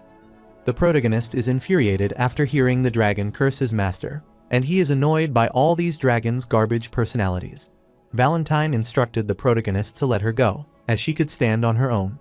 After he put her down, Valentine introduced herself to the dragon as she was a mage of the past. The dragon is startled to hear that she is the immortal necromancer, Valentine Milos. Valentine affirmed that it's true, even though it's trivial, and that at one time she was called something like that. The dragon is infuriated as she dared to follow him with such a bare-faced lie, and Valentine called the names Bahamut and Voldemort, which turned his face pale. The protagonist remembers that Bahamut and Voldemort are the names of the 2 dragon lords. Only dragons like themselves, and those who have seen them directly, know their proper names. The dragon is supposed to realize that she now knows their names, so he thought she might be the real deal. But he can't believe that Valentina is still alive. He confidently told her that it doesn't matter since he is the proud and supreme fire dragon tribe, Valactus Machiavelli. Valactus never thought he would meet the big shot of the past in such a shabby place. He clarified that he was planning to dispose of the daughter that his toy gave birth to with certainty. Valentine instructed him to return this instant, but Valactus smiled cunningly upon seeing her issue the order, and he wondered if she had forgotten the verbal oath. He clarified that the supreme and high dragons have shown mercy to the other races aside from humans because they pitied them. But Valentine is telling a dragon like him to return. Valentine realized he was misunderstanding something. The dragon showing mercy is incorrect, since the one who showed mercy in the end wasn't the dragons, but she, Valentine Milos. Valactus is shocked to hear that, wondering what nonsense she is spouting.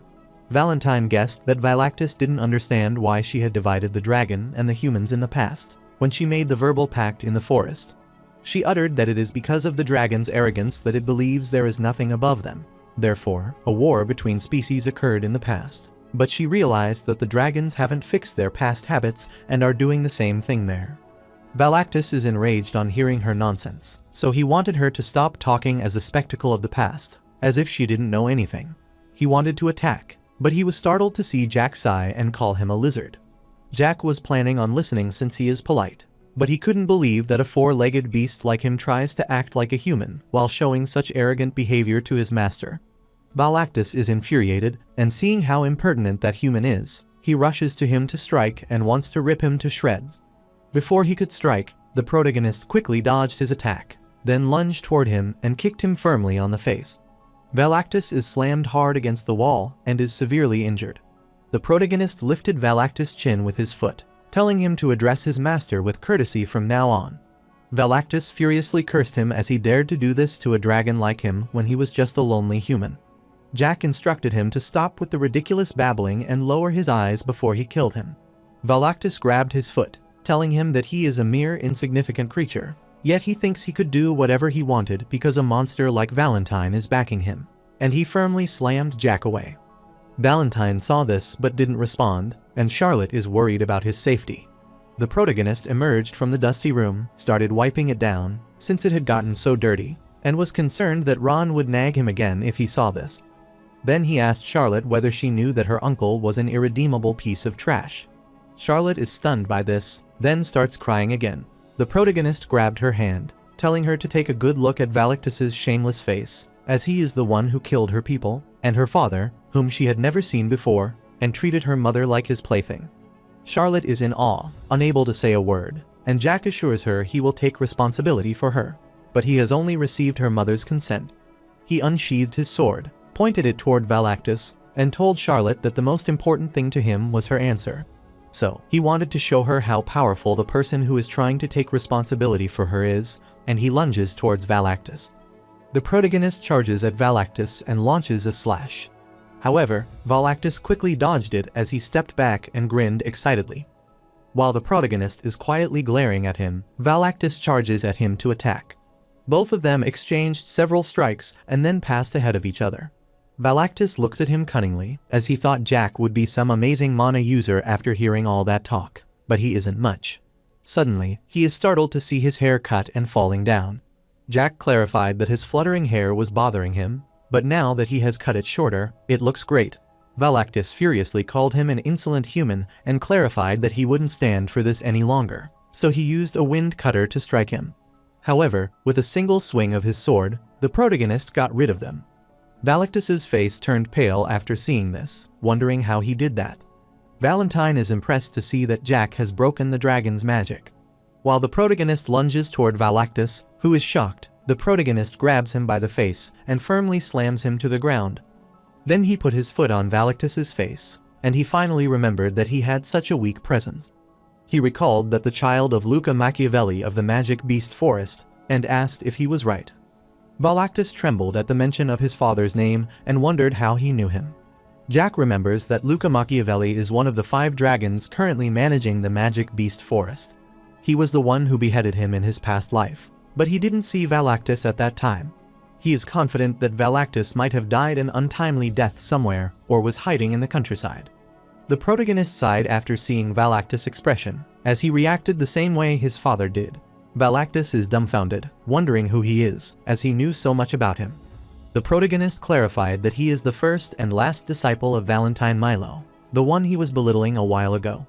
Valactus can't believe that a mere human like him destroyed his soul speech, so he wants to know how he did that. The protagonist smiled after hearing this and couldn't believe it was a dragon, the strongest life form in this world. He pointed his sword at Valactus, giving him 5 seconds to apologize to his master for his insolence, or he would have his head on the ground within 5 seconds. He hoped he understood what he was saying. Valactus inquired what he would do if he refused to cooperate. Jack threatened to turn him into dust so fine that no one can ever find even a trace of him, just like how he did to someone else. After telling him everything, Jack started the countdown, and Valactus decided to rush away instead of apologizing, as he knew he was in a bad spot. He wanted to retreat for the moment, as he wanted to fall back and let the other dragons know. The protagonist is amused to see that Valactus is running away, which is quite unexpected. He grabbed his sword, ready to launch his slashes, and clarified that he didn't want to use it. But the situation had changed. He used his skill, Soul Sword Post form, to launch a slam toward Valactus. Valactus' face turned pale in concern after seeing a massive whirlpool above his head, and he wondered what that was.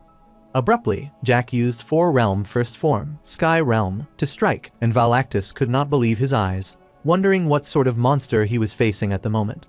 Abruptly, Valactus found himself at the strange pale, where he kept running away, worried, but no matter how hard he tried, he couldn't escape from him. He could see Jack wherever he went, so he wondered why that happened, and after running for a while, he stumbled and fell down. He started trembling as he saw Jack approaching, and kept telling him to stay away. After a while, the protagonist opened his eyes and found himself in an unfamiliar place, so he looked around, wondering where he was. After a while, Ron entered the room with teary eyes, wondering what had happened to his young master, and when he would wake up, but he soon saw him awake. Jack is shocked to see Ron there as well. Ron went to him to show him his hand, wanting to tell him how many fingers he had and whether he could recognize him. Jack is annoyed, telling him that he is fine and stopped him from doing stuff like that because he isn't a child. He asked Ron why he was there and wanted to learn about the place he was staying. Before Ron could even answer, Jack inquired about Charlotte and the doll that was with him at the scene. Ron explained that the girl was given a bath, some clothes, and time to rest, so she is sleeping in the next room. Ron was unsure about her circumstances, but Charlotte looked extremely exhausted. After a while, he pointed back to ask if he was talking about that doll. Valentine is infuriated at him, but Jack winked at her and wished a good morning to his master. Ron is shocked as Valentine told the protagonist that it's evening and he can't believe that the doll is talking. Jack worriedly asked his master if she was and looked at him. Valentine annoyingly looked away, telling him she can't be made about anything when Jack is free to do as he pleases with his own body. Jack smiled after realizing that, even though his master was saying that, she was worried. Ron is in awe, so he asks the protagonist how the doll is talking. He clarified that the doll was sitting there for 3 days straight. The protagonist wanted to explain everything to him later, but he wanted Ron to swear to him that he would make sure to show courtesy from now on, as that person is his master. After hearing that, Ron sighed as he was sure that his master might have a reason for what he said, so he swore it. The protagonist then asked Ron what had happened while he was unconscious, wanting to make it concise. After hearing everything from Ron, the protagonist realized that it wasn't a complicated story, and the corpses of the escorts who departed with him were found in the mountains near Arbeloa. And naturally, the Marquis found out about it, and they dispatched a knight to investigate this matter. That knight judged that Jack would have some clue and started tracking him down. Furthermore, some people had seen Jack in the Arbeloa estate, so after that, the knights heard rumors of Jack being somewhere near the Assemble estate. After arriving there, Ron saw a person in the air, and after that person was killed, he found Jack collapsed in front. The protagonist understood everything, so Ron clarified that they didn't know what happened, but Jack was in critical condition, so they moved him to the temple to treat him. Ron heard that Jack drank 3 top-grade potions, and Jack inquired if they were strawberry-flavored. Ron affirmed that this was correct, and Jack was amused to realize that they knew he liked strawberry-flavored things. Aside from this matter, he wondered why Ron was there instead of looking after his sister. Ron worriedly told him that the Marquis stopped the young Mrs. Aggressive demands from going to find Jack. Therefore, he sent Ron, who knows Jack best, along with the investigation squad to Elizabeth's place. The protagonist's eyes widened in shock after realizing that the Marquis had sent Ron, and he was amused that his father was more of a moron than he had thought. The protagonist doesn't care about the situation, but he is glad to see Ron there again. Then he looked at the knight behind and asked what does he want from him. Gonzalez glares at the protagonist and is relieved to know that he is finally awake. Gonzalez introduced himself as the vice captain of the Iron Blood Knight, whom he might have heard from his servant. He clarified that he has been tasked with the disaster investigation squad, so he wanted Ron to tell him one thing if he understood that this is not the place for playing house. He clarified that having a commoner child as his companion isn't permitted as a son of the Valantier Marquis house. Gonzalez understands that Jack is a bit lacking compared to the second young lord, but he wanted him at least to have the dignity of a Marquis' house child. Ron is furious at Gonzalez for saying something like that when the young master is ill. Jack stopped Ron as he wanted to let Gonzalez speak for now. Gonzalez glared at him, smiled wickedly, and clarified that he is going to ask him a few questions from this moment onward, so he wanted Jack to answer to the best of his ability. The protagonist recalls that Ron told him that Gonzalez brought 3 whole top-grade potions for him, so he wanted to bear it 3 times. He firmly grasped his hand and instructed Gonzalez to ask away as he would answer. Gonzalez is shocked to see him glaring when he couldn't meet his eyes in the past. He cleared his throat, then asked Jack what happened during his journey, as he was the only survivor of the incident. Jack clarified that there was nothing worth mentioning as he figured out that his escorts had received some strange orders to break his limbs and feed him a potion after. He saw Gonzalez's expression, so he asked what was wrong with his face, since, judging from it, it seemed like the first time he was hearing this. Gonzalez instructed him not to divert the subject and answer his question. The protagonist returned a second time because he was born with it, so he agreed to continue with the explanation.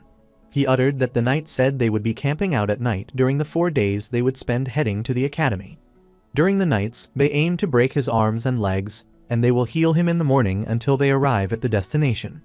The protagonist thought it was truly savage, and Gonzalez wanted him to keep talking. The protagonist doesn't remember the name of the sixth circle mage, so Gonzalez supposes he might be talking about Rayson. Jack recalled that it was the name, so he told Gonzalez that the man was the worst as he wanted to destroy his mana circle. Ro gets worried after hearing this, wondering what his young master is trying to do. The protagonist realized that Ron had figured it out, and he told Gonzalez that that was why he killed them. Gonzalez can't believe a word he is saying and asks what he means. Jack stood, wondering if Gonzalez was deaf. Then he smiled cunningly as he told him that he killed all of them. Gonzalez realized that it was not an external intervention but an internal act, and the culprit is the moronic third young lord, so he wondered how that was possible. He worriedly glared at Jack, as that doesn't make sense to him. Jack approached him, telling him he didn't know about anything else, but he never let anyone who tried to anger him live. Gonzalez furiously asked him if he was joking around at the moment, but Jack wondered if he looked that bored to joke with him. Gonzalez wants to be careful with his words because no matter how much Lady Elizabeth treasures him, a newborn puppy like him doesn't know his place. Ron worriedly told Gonzalez that they should have a little chat. Gonzalez furiously pushed Ron away as a servant like him dared to lay a hand on him and wanted to get lost. The protagonist is startled by this, so he quickly punches Gonzalez, who throws him aside. Jack clarified that it was the third time, then he cursed Gonzalez for being rude. Ron gets worried when he sees Jack acting this way while still unwell, wondering why he is doing it. Jack grabbed his head and then fell on the bed, which concerned Ron, so he worriedly asked his young lord if he was alright. Jack clarified that he is alright, though he feels a little dizzy, and wanted to say something to Ron. After Ron affirmed, Jack clarified that Gonzalez is around a 7 circle, and he is sure that Ron might be tired of pretending to be a powerless servant. Ron smiled as he knew what his master was going to do. Jack grabbed Ron's collar because he didn't want to live like that anymore. Jack didn't think it through as he thought it had been easy for Ron since it's what he has been doing. But after thinking about it now, he doesn't want to let it keep going this way. Since Ron is one of his people, he wanted Ron to be treated like a person. Ron is confused, as that is different from what his young master has said before. The protagonist affirmed that he knew it was different, but he wondered if Ron didn't like it. Ron quickly refused, as that isn't the case, so Jack wanted him to live like a person. He told Ron that Gonzalez, the vice captain of the Iron Blood Knights and the third-ranking knight, who had disrespected Jack and Ron for a while, might not remember. He asked Ron how long he needed to cook him and whether 5 minutes was enough. Ron smiled after hearing this. He started stretching his arm and was sure that his young master was well aware of his cooking skills, so 1 is plenty. Jack is aware of how amazing Ron's cooking is, as that is extremely good. But he wasn't talking about the food and is talking about what is going to happen now. Ron swiftly dodged all of Gonzalez's strikes and smoothly landed a punch on his face. Gonzalez is annoyed by his attack, so he curses Ron as a mere servant like him who dared to lay a hand on him. So, he started punching Ron to vent out his anger while cursing him for being a jerk. However, Ron quickly dodged all of his attacks, then hit Gonzalez firmly on his chest and pushed him back. All the knights and the maids watched their duel with astonishment, unable to believe what was happening, and the other knights wondered whether it was even possible. The protagonist sighed after seeing this, and he kept wondering where he had seen those movements. Even though Jack has seen Ron fight in the past when he was protecting him, even if he is a 9 circle, the basics of his foundations lie in magic, not martial arts. He is dumbfounded to see that Ron has the normal physique of a servant, who is beating Gonzalez, a 7 circle knight. Jack became certain that he might have a lot of close combat experience with people much stronger than his opponent. After thinking for a while, he supposed that even if Ron is one of those cursed spies from the Tulkan Empire. The protagonist, after realizing that Ron is fantastic, as he wouldn't be able to kill or beat him. Gonzalez is worried after seeing that, so he quickly grabbed the sword from the knight, telling him to hand it over. He wanted to strike Ron, telling him that he was an arrogant prick, so he wanted to kill him quickly. Ron glared at him, then he rushed toward Gonzalez, grabbed him, and promptly kicked him in the face. The protagonist kept watching their fight and was amazed as Ron endured disrespect for a long time for his sake, even though he had such strength. Gonzalez was severely injured after being beaten up for a while, and he wiped the blood from his face. The protagonist accosted Ron, and Ron looked back, smiled, and asked his young master what the matter was. Jack wondered what was taking him so long to cook a single ingredient. Ron wondered if that was the case as he was busy talking, but Gonzalez exploited the moment and approached him to strike. However, before he could punch him, Ron punched him, threw him away, and told his third young master that he was finished. Gonzalez fell away and is unconscious after the final attack. The protagonist realized he had taken 1 minute and 12 seconds, so he wanted Ron to work out a little more. Ron is concerned after hearing that and assures his young master that he will do that. Jack saw the knights glaring at them, so he quickly ordered them to do their jobs instead of looking at them. The knights apologized to the third young lord and went to do their own work. Abruptly, the protagonist grabbed Gonzalez's hair and yanked it, wanting to have a nice talk with him. Gonzalez accosted the third young lord, but the protagonist remarked that the young lord's name was Cool. He is certain that Gonzalez might be capable since he has such advanced so much in life, so he is sure that the Marquis might think highly of him. Gonzalez is infuriated at Jack as he dares to mess with him with his lowly servant. The protagonist pulled his hair and supposed he might finally understand the situation they are in. He smiled, not expecting an answer, but since Gonzalez came to investigate a case that had now been fully resolved, he found the culprit and the motive. The protagonist glared at him as he wanted to see the Marquis's favor for the third-ranking knight of the Marquis's house, who was in his mid-30s. Since he knew Gonzalez was material for a vice-knight captain, it would be a waste to kill him, so he accosted Gonzalez. Gonzalez wondered what the matter was, and Jack is sure he might have wanted to become an 8th circle. Gonzalez is shocked to hear that, and Jack is sure that he wanted to become vice-knight captain, so he wanted to make a little promise between them quietly. Ron is surprised to realize that the young master is plotting something again, and he is happier to see him grow into such a mature young man. While he was pondering, Valentine touched his leg, so Ron knelt and told her he didn't realize she was his young master's master and wanted to formally introduce himself. But before Ron could introduce himself, he was shocked as Valentine told him that he had inherited the energy of the Sword family. Valentine clarified that Ron had attained it approximately 19 years ago, and that, after a while, she noticed he had reached the 9-circle stage 20 years earlier. She is certain that he might have a high position in the Sword family since he had achieved the 9-circle stage in his mid-20s, but she doesn't know why he is a servant. While Ron is speechless, Valentine kept telling him that he could have become a 10-circle or even a master who can control souls, but she is sure that it has been around 20 years. This startled Ron, who wondered what she meant, and Valentine asked him if it had been around 20 years since he had used mana. Ron recalled that it had been exactly 19 years since the day he entered the Marquis house with Jack and Elizabeth's mother. He had never used mana once. But recently, because Ron had no choice, so he used mana to follow Jack while concealing himself.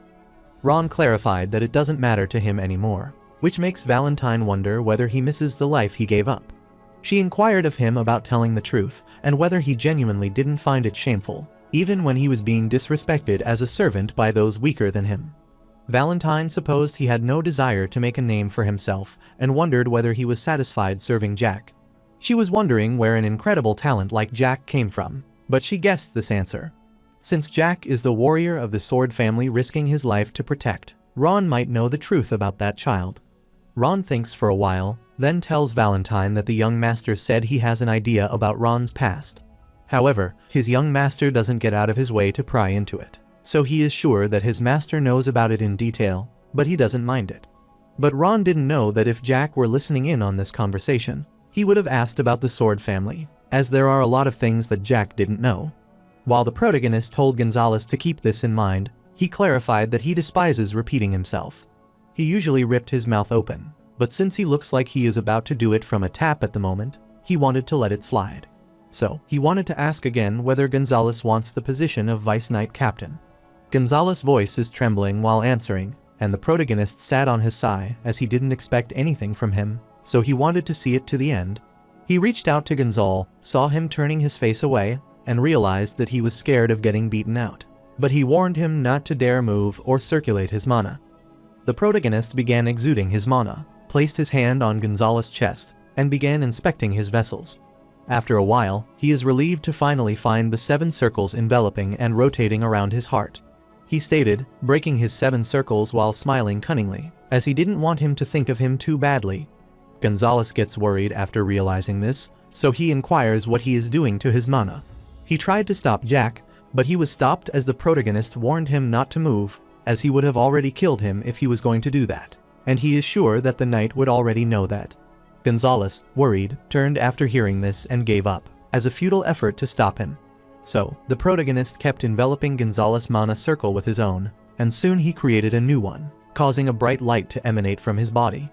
Gonzalez kept trembling worriedly, and Jack instructed him to open his eyes since it's all done. Gonzalez sits, astounded, after realizing there are now 8 circles in his body. Jack clarified that it would last for around 3 to 5 months. Gonzalez is shocked to learn that Jack raised him forcefully, and he wants to know his true identity. The protagonist clarified that he isn't in a position to ask any questions at the moment, which left Gonzalez speechless. The protagonist is pleased to see how obedient he is, and he tells Gonzalez that, from this moment onward, he has no choice but to do everything that he tells him. He warned Gonzalez that if he refused to do it or couldn't do it, then he would die. While Gonzalez's face has turned pale after hearing this, Jack told him that it isn't the only thing, as he would die in the most horrible way that he cannot even imagine. He smiled cunningly as he reminded Gonzalez of the rumors that he had learned black magic. The protagonist recalls the time when he severely beat Phelan. He was put in jail, and the Marquis spread a rumor that Jack had learned black magic, but that is a fact. Jack told Gonzalez that it isn't the rumor but the truth, so he is certain that Gonzalez might know this better than anyone else because he just experienced it. He pointed toward Gonzalez and commanded him to kneel before him. Gonzalez felt mortified as he carried out the protagonist's command. Jack wanted him to remember what he is saying, even if he has to engrave it into his bones, but he must return to the Marquis house. The second thing that he needs to do is to report to the Marquis that the third young lord knows nothing. Gonzalez obediently affirmed on his command, which pleased the protagonist. Then he gave Gonzalez their command that in 3 months' time, he needed to eliminate at least 40 of the vassals of the Mantes Count family residing in the Marquis house and the knights on the Marchioness side as well. Gonzalez obediently concurred on his command, but his face turned pale after he finally comprehended it. Jack wanted him to keep in mind that the thing he put around his heart isn't just for show. Gonzalez obediently affirmed, assuring the third young master that he would keep that in mind. The protagonist was pleased to hear that, so he stood, then went to Gonzal, put his hand on Gonzal's shoulder, and told him not to be scared. He pinched Gonzalez's face, telling him that as long as he does what his big brother says, he would get huge benefits like what he is getting now. Gonzalez doesn't believe that Jack calls himself Big Brother. Jack reminded him that he has become an 8th circle in an instant at the moment, which is good for him as long as he does what he says, and assured him that it gives him those benefits. Jack smiled cunningly, glaring at Gonzalez, and was sure that he wanted more than this. Gonzalez's face turned pale, but he didn't reply, and Jack happily smacked his back as he was playing hard to get when he wasn't refusing what he was saying. Abruptly, he recalled something, so he wanted to tell Gonzalez how much he had ordered Ron around and bullied him on his way there.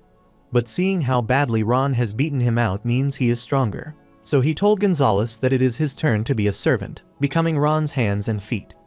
The protagonist hopes that he understands what he is saying. Ron smiled awkwardly after hearing this, and as Gonzalez obediently concurred on his command, Jack happily patted him, telling him to do his best, as he would ask Ron about how it went the next time. Abruptly, he kicked Gonzalez out of the room, wanting him to leave because he was done now. The protagonist closes the door, and is relieved to finally find the second chick finally.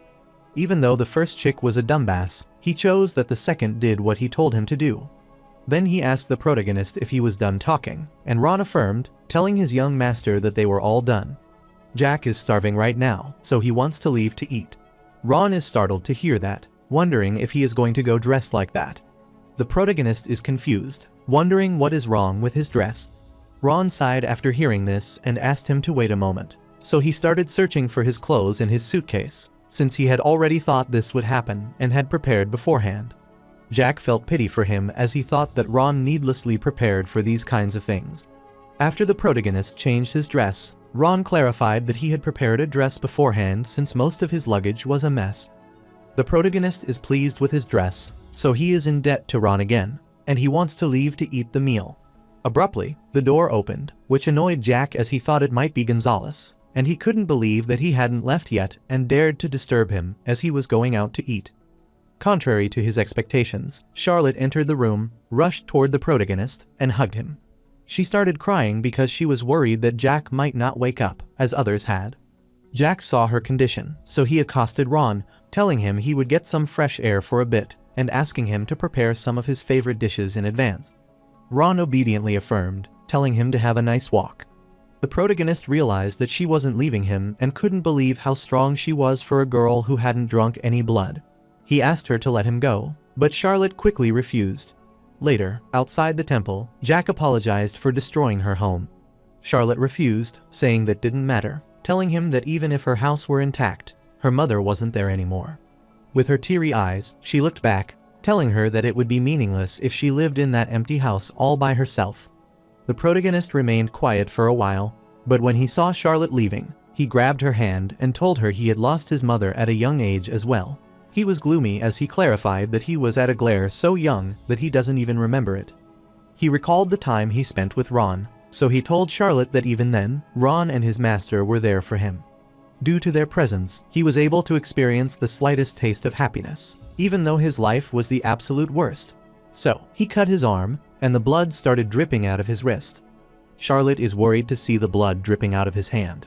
But before she could do much, Jack quickly fed it to her. He wanted her to come with him on his journey, and Charlotte blushed after hearing that. Then she started drinking his blood. Jack supposed she might have been hungry for drinking this much.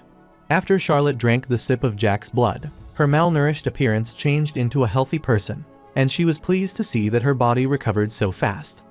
Jack knew that the reason the vampires were on par with dragons was that they had a special characteristic that allowed them to recover instantly if they drank proper blood.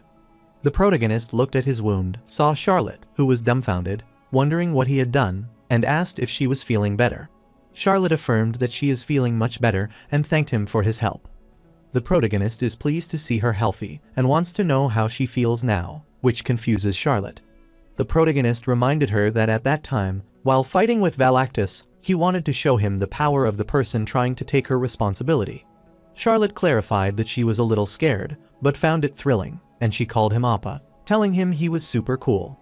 The protagonist's face turned pale when he heard her calling him Appa, and he felt a bit strange about it, since he is way older than he looks now. So, he wanted her to call his boss, which made Charlotte wonder what he meant. Jack instructed her to call him boss instead of Appa. Charlotte is startled by this, but she smiles and agrees to call him boss. Later at dinner, Ron asked if he had heard that wrong and wanted to know if he had killed a mature dragon all by himself. The protagonist told him he had heard him right, but Ron was baffled because, before dragons turn 10, they create their 5-circle mana heart and reach the stage of master before they turn 50. Furthermore, they can use the dragonoid transformation, which compresses their massive dragonic form to a size similar to that of humans, but this is different from polymorphs. If a dragon's original form is specialized for using magic, then dragonoid transformation is a technique that maximizes their close combat prowess. Jack is sure that if Valactus were a little wary of him and hadn't given him time to use soul speech, he would have been at an extreme disadvantage. Ron saw him eating the meat, so he instructed him to eat his veggies as well. Jack wanted to pass in that, and he is sure that he wouldn't have lost to Valactus since he was more moronic than he expected. Ron is incredulous that a dragon is a moron, so Jack explained that he is merely a 2-circle. No matter how well he fights, he can't fight against a 10-circle. Ron agreed, as that is certainly illogical, so Jack explained that he lacked experience, as he couldn't properly use dragonoid transformation, and ran away in fear after using a little magic, which is why he died. After thinking for a while, the protagonist realized that their conversation was a bit weird, which made Ron wonder how that was. Jack is sure that if he were talking to anyone else, after he said he had slain a dragon, they would have laughed like those fire or water ant mercenary groups. He already knew that Ron was more cunning than he expected, but he never thought that he already knew of the existence of dragons, which is quite unexpected. Ron is concerned after hearing that, as he is sure that Jack already knew everything about that. The protagonist wondered what he meant, so Ron clarified that he was referring to his past. The protagonist is confused, wondering how he would know all of that, and is reminded that he died an untimely death. Ron guesses that there are things that he doesn't know, and he wonders if his young master wanted to hear it, as that is a long story. The protagonist straightforwardly refused, and he knew that Ron might seem like that, but he is a very cautious person. He recalls that in his past life, when escaping the Marquis house with him, Ron never revealed anything about his past. Since everyone is bound to have a secret or two, Jack wanted to confirm one thing. So, he accosted Ron, telling him that he had to ask him one thing. Ron permitted his young master to ask him anything he wanted.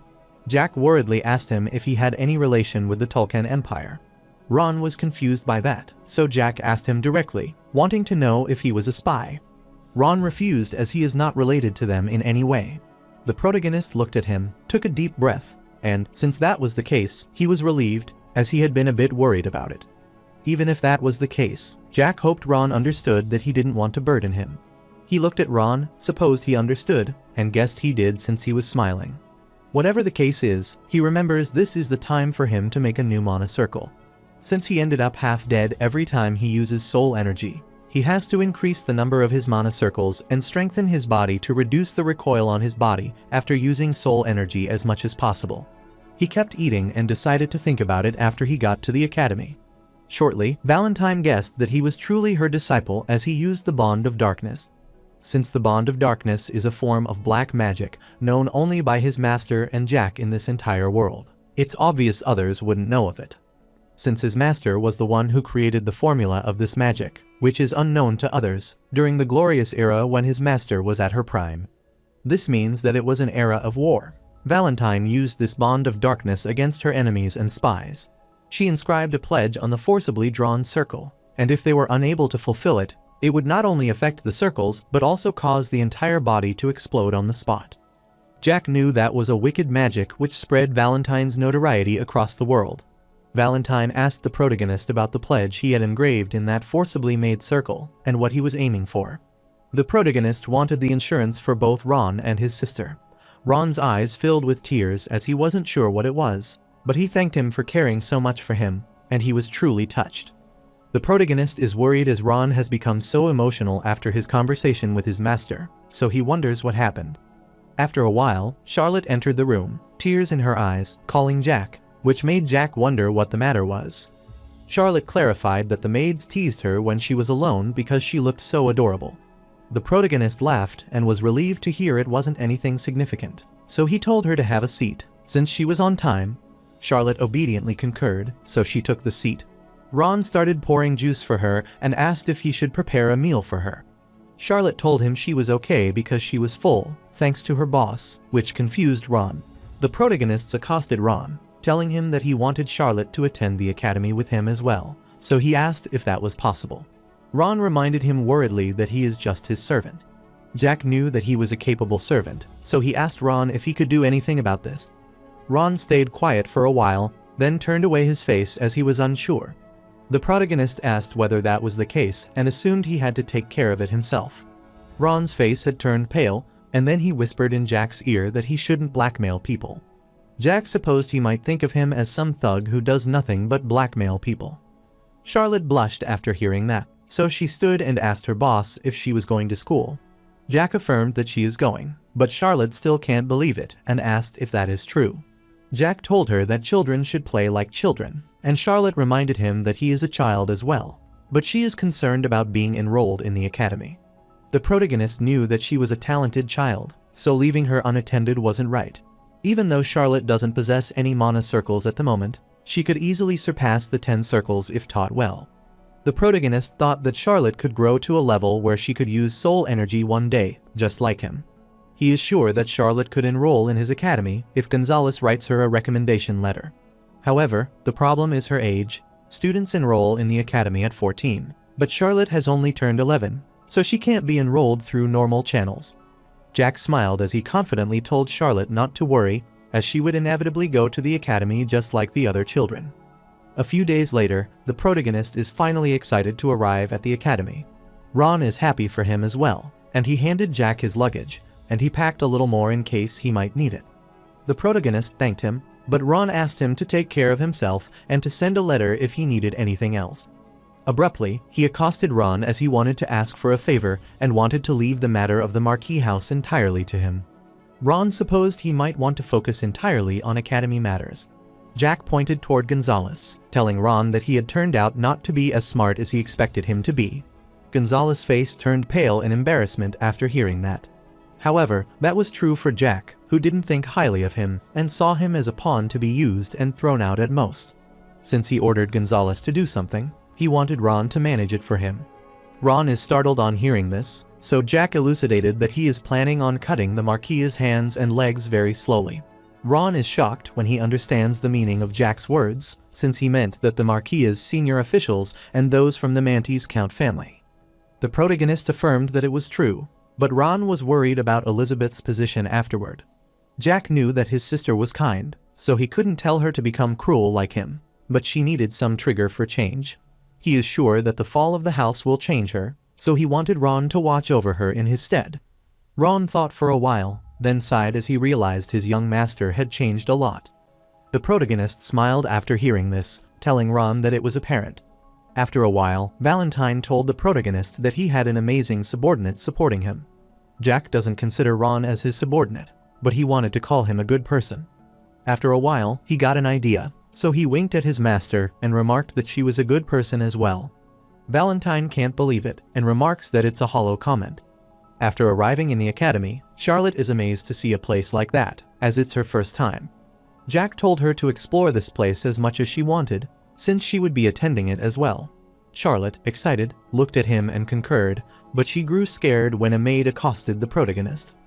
The maid asked for confirmation if he was Jack Valentier. Jack saw Charlotte step, realized her response was automatic, and then asked the maid what business she had with him. The maid bowed before him, wanted him to excuse her, and explained that Dean was waiting for him. After a while, he went to the dean's office, who remarked that Jack is a famous child as he is the blooded son of a noble family found among several destroyed buildings, and he made a headline for that, so he inquired if he is all right.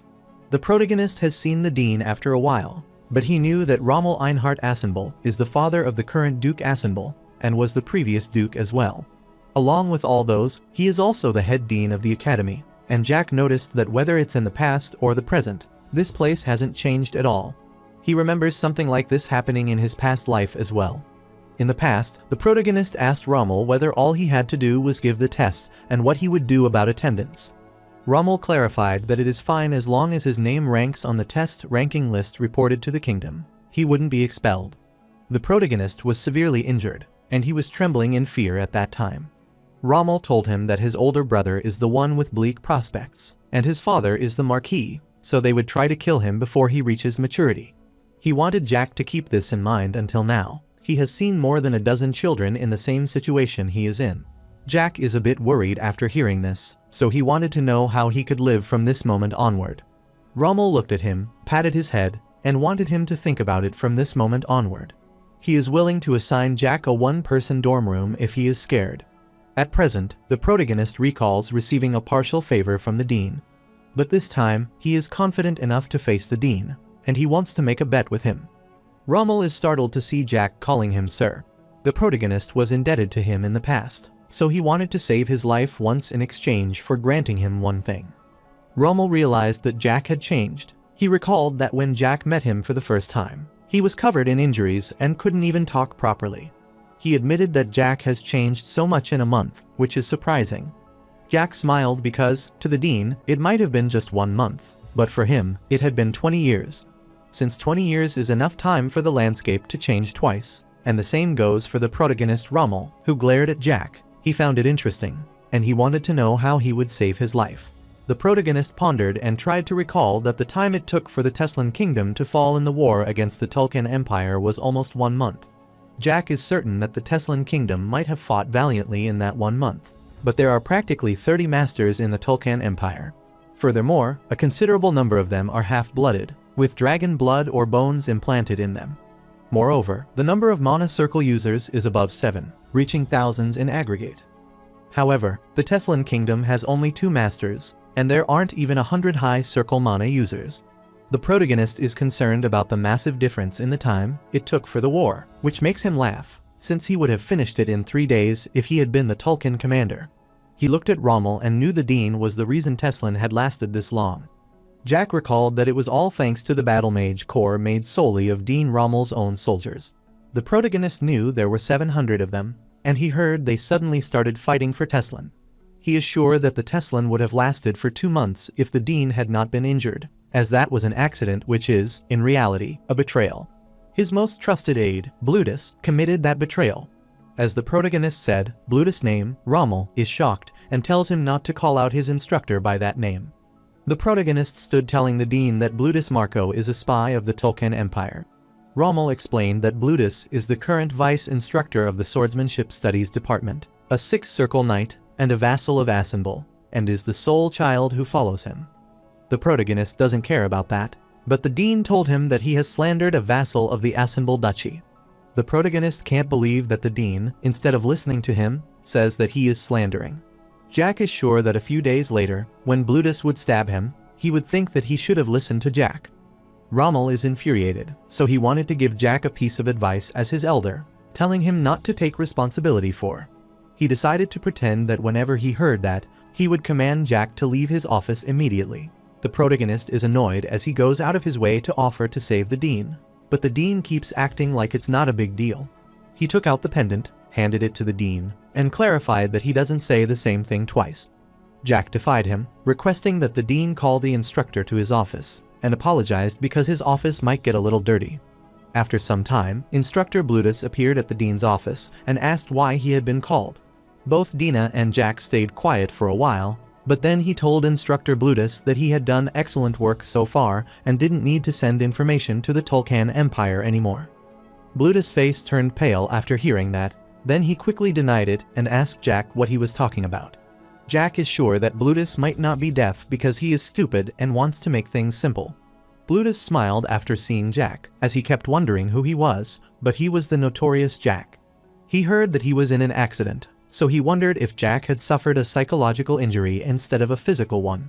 He reminded him that he shouldn't accuse an instructor of being a boy, no matter how much the dean cares about him, but a severe penalty wouldn't be even harsher than a punishment for Jack.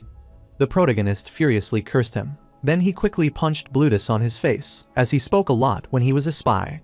Blutus's nose started bleeding after the punch. Then he looked at Jack, who was ready for the next attack, and asked the dean to explain to him what was going on.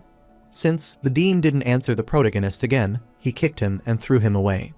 Blutus furiously accosted Jack, then punched him and asked what he was doing to his instructor. The protagonist swiftly dodges his punch by lunging back, which shocks his instructor, who can't believe Jack dodged it.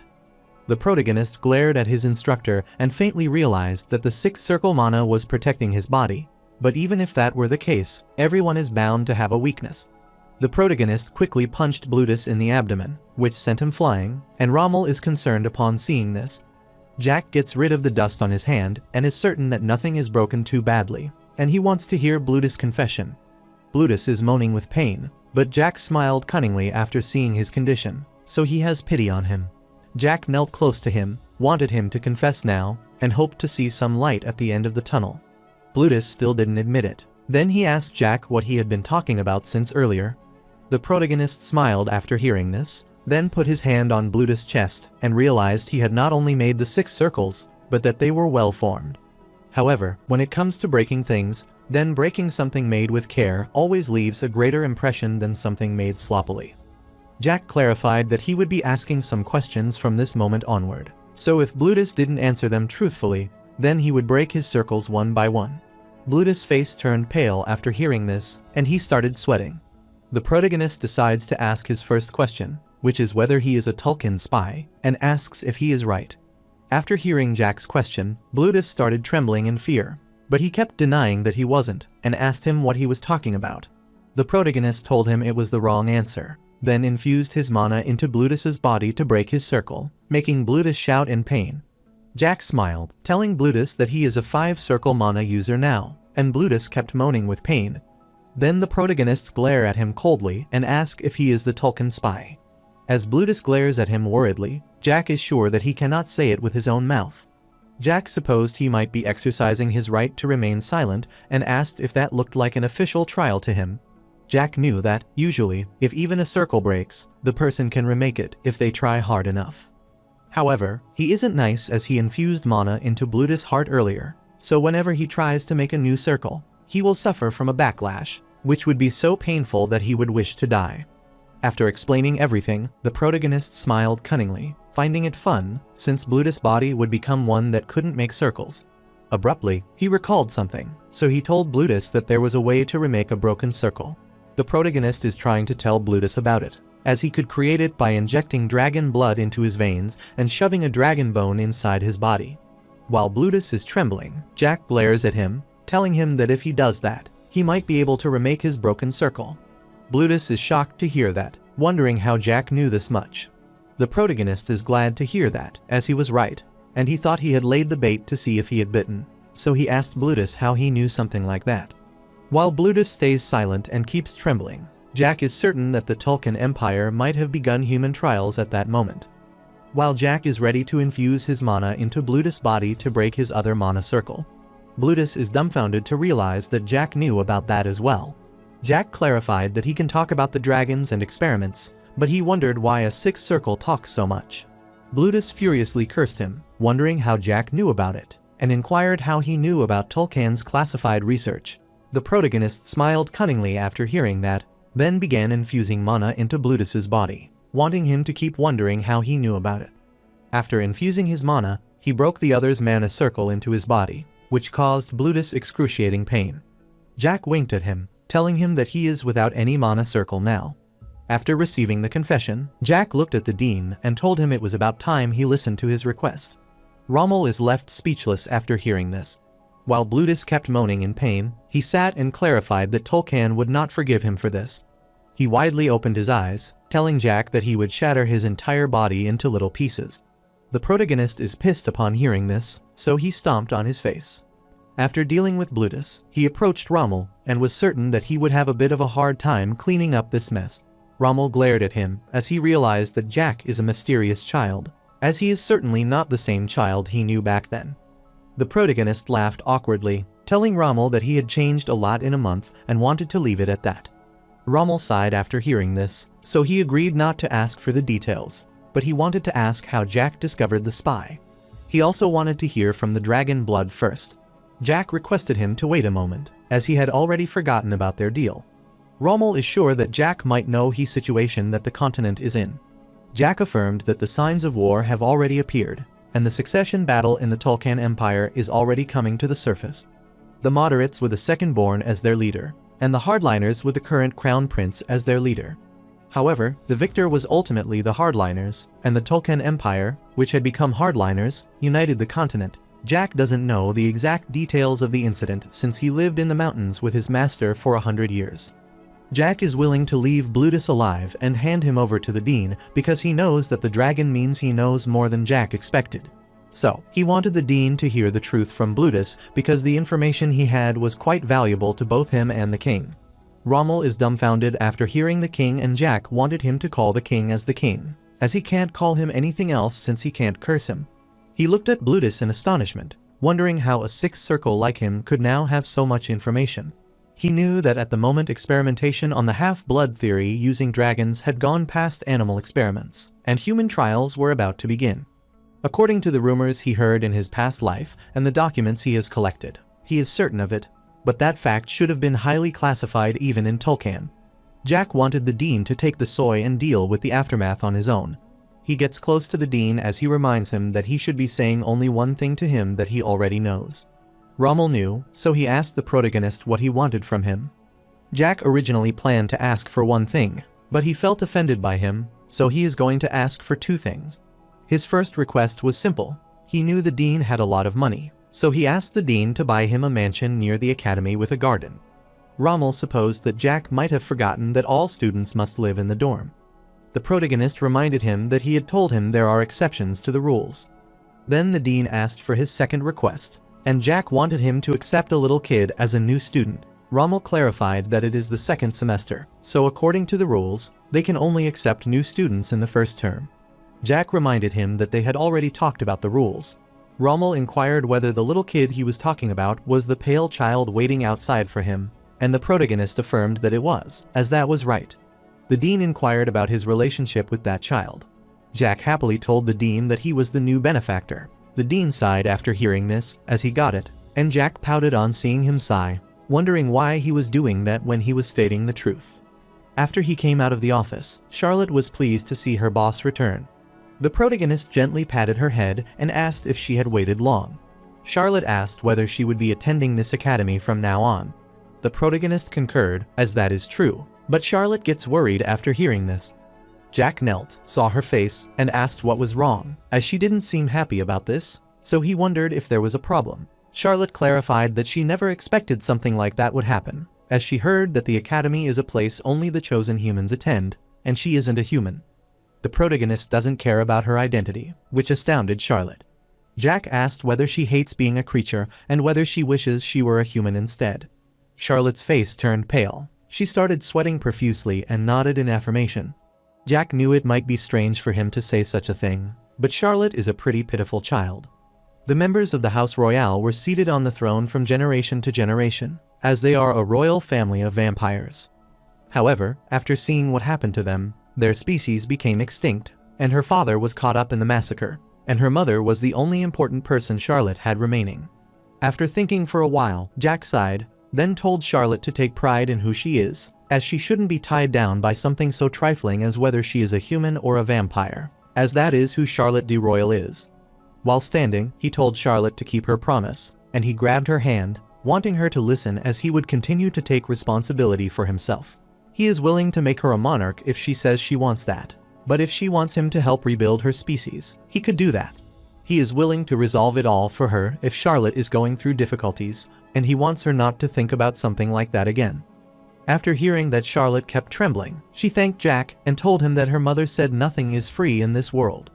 The protagonist is surprised upon hearing this and clarifies that it is right, as there is no such thing. Charlotte explained that she can't do anything for him.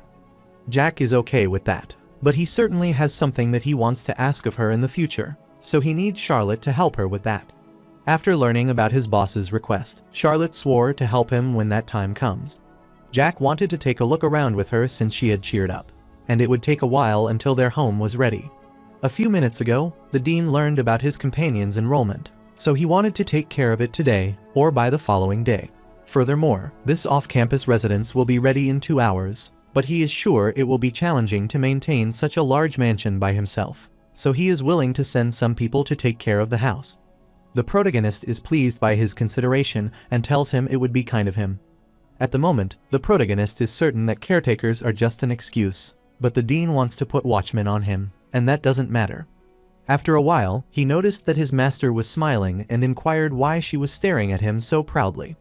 Valentine remarked that his words were nice for a child talking to another child. From Jack's viewpoint on the difference between species, Valentine could tell that he prioritizes identity over all else. She considered him a twisted kid, but she guessed that was what was wrong. The protagonist's face turned pale as he didn't know if that was an insult or a compliment, but he wanted to consider it a compliment. Valentine said it was good, and shortly afterward, they saw a man working hard in the training area. Jack remarked that he is a hard worker, but that is none of his business, so he wanted to leave. However, Valentine pinches his ear, which makes him wonder what the matter is. Valentine wanted to watch the man training for a little bit.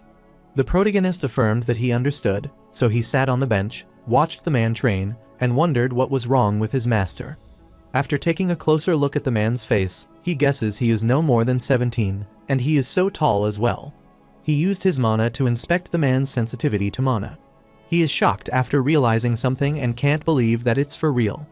He can't believe that guy is a mere 2 circle, and he can only grow to a 4 circle at most. He can't believe how mediocre that kid is, which is contrary to his looks, and asks his master if he is interested in him. Valentine is startled by the question, wondering if he is afraid of taking that kid in as his disciple. Jack refused, as that isn't the case, but that man could only grow to a 4 circle at most, so he got curious to know why Valentine was paying attention to him. Valentine realized that Jack had an eye for talent just like hers, but she asked if he didn't see something else. After looking at the man, he wondered whether she was referring to his physical condition. After a while, Charlotte is amused as she realizes that the man might have been swinging his sword for a long time, as he looks like he is about to collapse. She noticed bruises on his neck, so she became sure that he might be injured. Jack glared at the man and agreed, as there were bruises on his neck. Valentine wonders whether he still doesn't understand why she took an interest in him. Jack noticed that his circle had been broken once before, and it's challenging to recreate a broken circle. Jack knew that it was near impossible, and it seems like no one helped him, so that means he accomplished it all on his own. Valentine liked that kid's tenacity, and she was going to say something more, but halted, so the protagonist inquired about it. Valentine don't think she has to say any more. Jack knows now that his master isn't taking an interest in that man, but she likes his tenacity. Since the foundation of black magic is death, destruction, animosity, and revenge, Jack saw the tenacity with which he recreated a broken circle on his own, a mysterious dedication that led him to swing his sword despite wounds all over his body, silently. Furthermore, that man has hatred buried under his tenacity. Jack approached the man, accosted him, and startled him, prompting him to wonder how he could help. Jack rambled that he is putting too much strength into his arm, which startled the man. The protagonist kept instructing him to relax his right arm a little, and his left position when he swings his sword is too offbeat. So, he wanted the man to fix it, or he wouldn't want to die after getting to swing a sword just once, and he is overly conscious of his broken circle. The man is startled to hear about the broken circle from him. Jack inquired whether his goal is to protect his heart as much as possible, which exposes openings, so he wanted the man to fix that. The man inquired who he was, so the protagonist clarified that he was just a sightseer and asked if he was going around getting beaten at his size. The man was a bit mortified to admit it, so Jack understood everything, and he handed him a high-quality potion.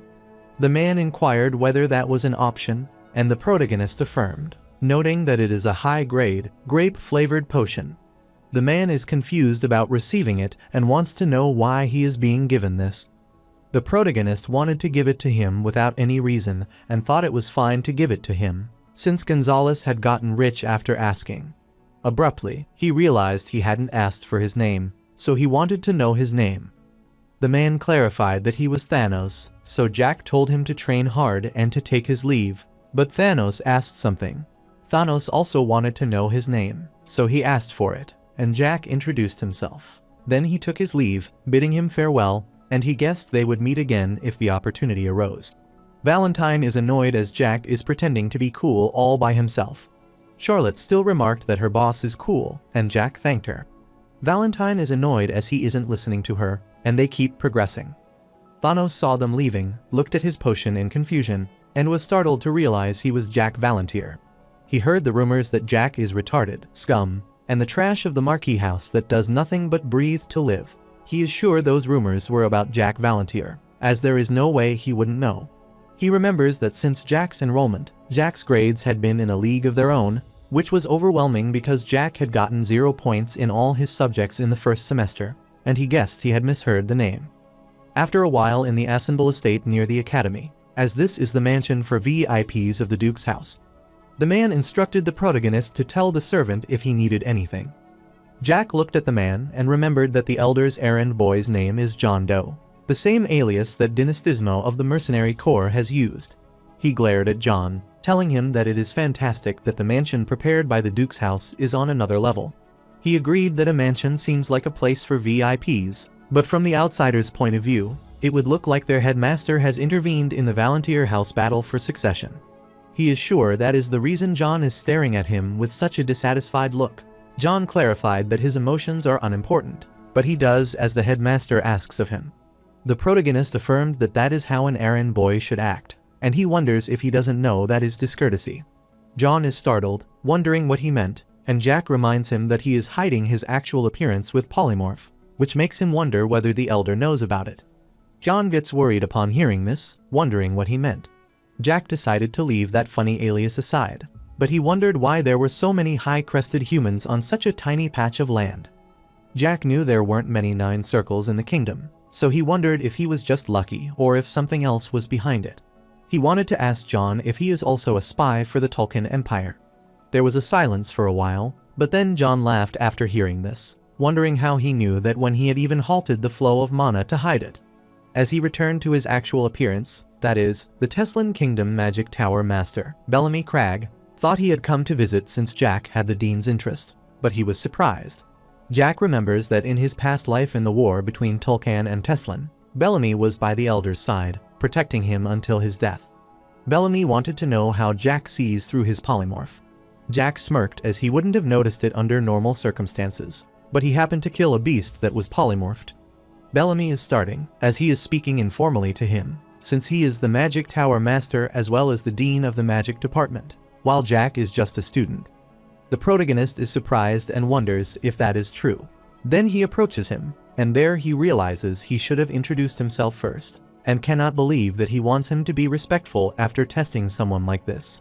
Jack furiously rambled that it is okay for him to speak informally for one day, as he didn't ask him to hide his identity. Bellamy laughed after hearing this, so he winked at Jack as he wanted to allow it for that day, just like he said, because that was his fault. After inspecting Jack for a while, Bellamy realized that he was truly something else, so he questioned if he would like to learn magic under him. Jack is a bit annoyed by his outrageous suggestion and explained that he already has a master's. Bellamy remembers that Elizabetha was incredibly talented, just like Jack, so he offered to have her become his disciple, but she refused as well. However, he didn't want to give up this time, so he grabbed Jack's hand and wanted him to become his disciple. Jack refused, telling him he already has a master's, but Bellamy doesn't care, as a joint master's would be okay as well. The protagonist is confused by his behavior and wonders whether the magic tower takes disciples like this. Abruptly, Valentine uttered a child, which made Jack wonder if she was talking to him. But she clarified that she isn't talking to him.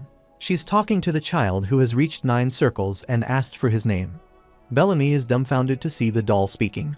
Jack uttered that the magic tower master's name is Bellamy Cragg.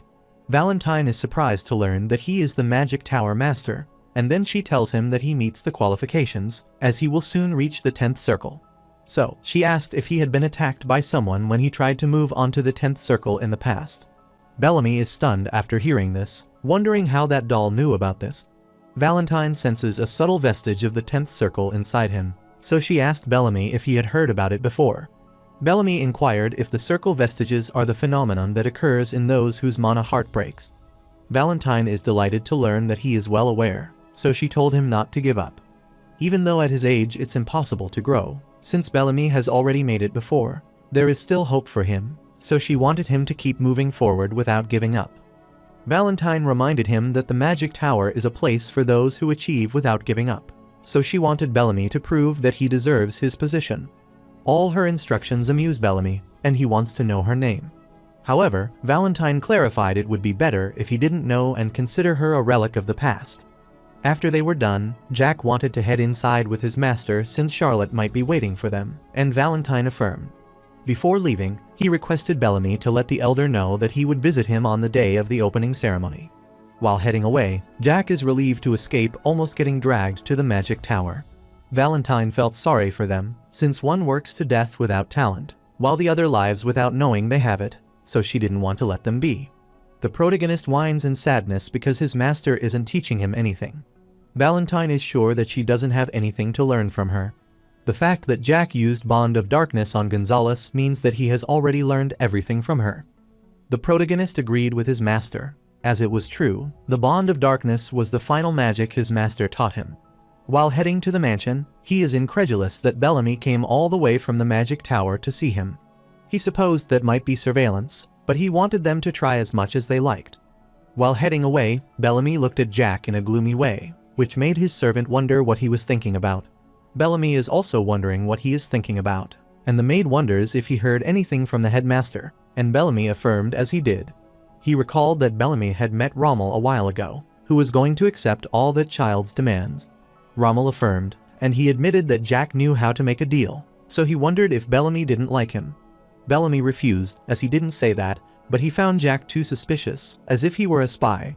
Since Jack is a child who single-handedly subdued a 6th circle, Bellamy thinks he is more dangerous than he is. Rommel can't believe that he is looking at one side of the coin. Bellamy is confused after hearing that, so Rommel clarifies that Jack brought a child with him. He is sure Jack might be thinking of spending his days at the academy with that new student, so he wonders why Bellamy is going out of his way to stir him up. Rommel considers Jack beneficial for their kingdom, so he wanted to take their time finding out how he knew, as he wouldn't be going anywhere. After thinking it that way, Bellamy agreed that the headmaster is proper, but something is still bothering him. Even though he decided to do as the headmaster said, he wanted to say something, as he is worried that he is getting swept up in the political batter of the Marquis house. Rommel clarified that the Valantier succession battle is already over, which confused Bellamy. Bellamy knows Marquis Valantier very well, even if his firstborn is Elizabeth, who possesses enough talent to become a master. But that moron only thinks of using her as a political tool. Furthermore, his second-born is in the 3rd circle at 17, and the academy is overflowing with talent of that caliber. Furthermore, Phelan isn't sharp either, as Bellamy has never seen someone as stupid and narrow-minded as him in his life. The headmaster wondered what he was trying to say.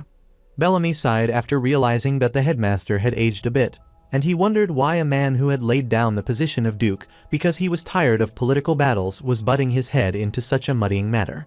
He knew that favors such as a single-person dorm room or being excused from class can be overlooked, but providing Jack a home and allowing him to attend from outside campus is beyond giving a favor. Bellamy is certain people would hear of it soon. Rommel laughed as it had been 30 years since they had been together, so he knew what Bellamy was worried about. However, he knew it might be an old man's hunch, but he thought something good would come out of maintaining a good relationship with Jack, so he wondered if that was weird. Bellamy affirmed, as that is quite weird, and Rommel laughed after hearing this, telling Bellamy to judge what kind of person Jack is, since the house would be ready soon, and he understood that. At the present moment, Bellamy finally understood what the headmaster meant by saying that something good would come out of that child. His maid is surprised to see that the magic tower master is smiling. Bellamy glared at her while smiling and clarified that it was about something. On the other side, inside the mansion, Jack figures out that there is one chef and 5 bodyguards, excluding the maids. He instructed the bodyguards to monitor him as best as they could, as he would make it easy for them. He instructed them to have a steak first, so he wanted the chef to prepare enough to fill him up for breakfast, lunch, and dinner. He wanted them to use fresh vegetables as sides, the ones that haven't been processed with magic, and to prepare the best among them. Even after giving those instructions, Jack is sure that it might not be as good as Ron's. He added that he likes strawberry and tomato juice, so he wants them to ensure they prepare them every day as well. Then he pointed at one of the guards, asking if he understood, and the bodyguard obediently affirmed. Jack smiled cunningly as he wanted to make the best use of them, and he recalled that the chef's name was Guinness, but he looked like a moron, so he tried to pass him by. Then he looked at the bodyguards, didn't remember their names, so he called them the 5 musketeers. He accosted the bodyguards, calling them assassins and spies, then asked whether the elder had raised them all. He is sure that all of them have experienced their man's heart breaking at least once. He remembers there is a kid who reconstructed his broken circle in the academy, so he wanted them to take some notes from them. The bodyguards were shocked to hear that, wondering if the headmaster had told him something about them. Jack furiously refused, as that isn't the case, and he wanted them to do the work that he had given them. Shortly, Charlotte came out, happily called him, and remarked that this place is so big. The protagonist happily waved at her as he was done giving the instructions, so he wanted to tour the mansion. The elder gifted the protagonist that mansion on the 9th of August, and the academy starts back up on August 16th. The protagonist is annoyed because it's already the 14th, and he's had fun for the last 5 days. He brought clothes, snuck in some delicious food while touring the city, and also watched a play with Charlotte. The protagonist smiled excitedly as it was fun, and he had peaceful days, except for 2 things. The first thing is that at that time, when he was going there, he started running on the track. Even though Jack didn't forget his combat senses of his ability to handle mana, even if he wanted to, he severely lacked stamina because he was exhausted so easily. Abruptly, Charlotte accosted him as she wanted him to wait, so Jack looked back and supposed she might want to follow everything he did. Jack instructed her to hurry up, as he might leave her behind, which annoyed Charlotte as she thought that wasn't fair. After running for a while, they stopped to rest and replenish, so Charlotte thanked her boss and inquired if he was going to see that guy that day as well, and the protagonist affirmed. The second thing that annoyed the protagonist was seeing Thanos practice so hard. After observing him for the last 5 days, the protagonist realized that he is a genius of effort. Even though Thanos has no talent, Jack is confident that he could be first place in the academy in terms of hard work. The reason why Jack is watching him every day is because of one reason, which is his wounds. After taking a closer look, Jack inquired why he was gaining more wounds every day. Thanos wondered why he was curious about that, so Jack clarified that he was just curious if Thanos hadn't drunk the potion that he had handed him. After hearing about the potion, Thanos becomes worried, prompting the protagonist to wonder what the matter is. Thanos is certain that the potion might cost 40 gold. The protagonist affirmed that it was true, but Thanos wanted to pay him back. Jack is confused upon hearing his answer when he asked him why he didn't drink the potion. He looked at Thanos' bruising, which isn't just light, and some of his bones might have been broken as well. Jack knew that Thanos might have a hard time swinging his sword because of his limb numbness. Thanos wanted to continue his training if Jack didn't want to say anything else to him. Jack can't believe that he is training while ignoring his pain for 5 straight days, which is impossible for a normal person. He is sure that Thanos might be like that the entire day, so he said he can't believe that a tenacious guy like him is getting beaten every day, and Thanos stayed quiet. Valentine realized that Jack is good at talking himself, but Jack found Thanos adorable. Valentine is surprised that he sees Thanos as cute when he only saw him pitiful. She is sure that Jack might have known the hatred that Thanos possesses and his desire if he had learned under him, and Jack affirmed. Valentine knew that the hatred and desire were keeping Thanos going, but these things were breaking him down as well. Since it's evident that Thanos would regress instead of growing, there is no way she wouldn't pity him. Since Valentine has already watched him enough, Jack wanted her to make up her mind to either stop him or take him in. Jack knew that Thanos didn't have talent, but he kept wondering why he kept swinging his sword that way. Thanos was startled by his question, so he halted, wiped his sweat, and clarified that it was because he wanted to become the continent's greatest swordsman. Jack can't believe it, wondering if he is serious, and he bursts out in laughter. Thanos is startled to see him, then he awkwardly tells him that if he finds his dream laughable, then he should laugh as much as he wants. Jack approached him, telling him not to misunderstand, as he isn't making fun of him, because he doesn't understand what Thanos desires, but now everything is comprehensible to him. So, he approached Thanos and accosted him, which made Thanos wonder what the matter was. The protagonist inquired whether he would like to become his little chick, leaving Thanos in utter astonishment. Later, Charlotte is excitedly heading toward them while singing the song, certain they will be glad she brought them water. She was startled to see Jack talking to Thanos, so she wondered what they were talking about. While the protagonist wanted Thanos to be his chick, after seeing him confused, he wondered whether he had to repeat himself. Thanos thought that he had heard it wrong, as he wanted him to be his chick. Jack told him that he heard it right, so he wondered what he wanted to do. Thanos is unsure regarding the meaning behind that, as he doesn't think that it is a good thing. Jack is surprised to see that his attitude is quick, so he suggested that he should be a food instead. Thanos is speechless after hearing that, and after pondering for a while, he supposes that Jack might mean to be his follower. Jack affirmed that it was right, so Thanos reminded him that he was from the public there. Jack doesn't think that matters, so Thanos sadly told him he got nothing and had no money. The protagonist smiled, telling him that it's nothing, as it doesn't matter to him. Thanos had heard of the Volunteer family and knew it was different from the rumors. Jack expected this much because Thanos is a student, so it's impossible for him not to hear about it, and he wondered if Thanos had some problem with this. Thanos worriedly clenched his fist, telling the protagonist that he has no talent or gift, so someone like him cannot be severe, so he wants to find someone else, as he wouldn't make any good help for him.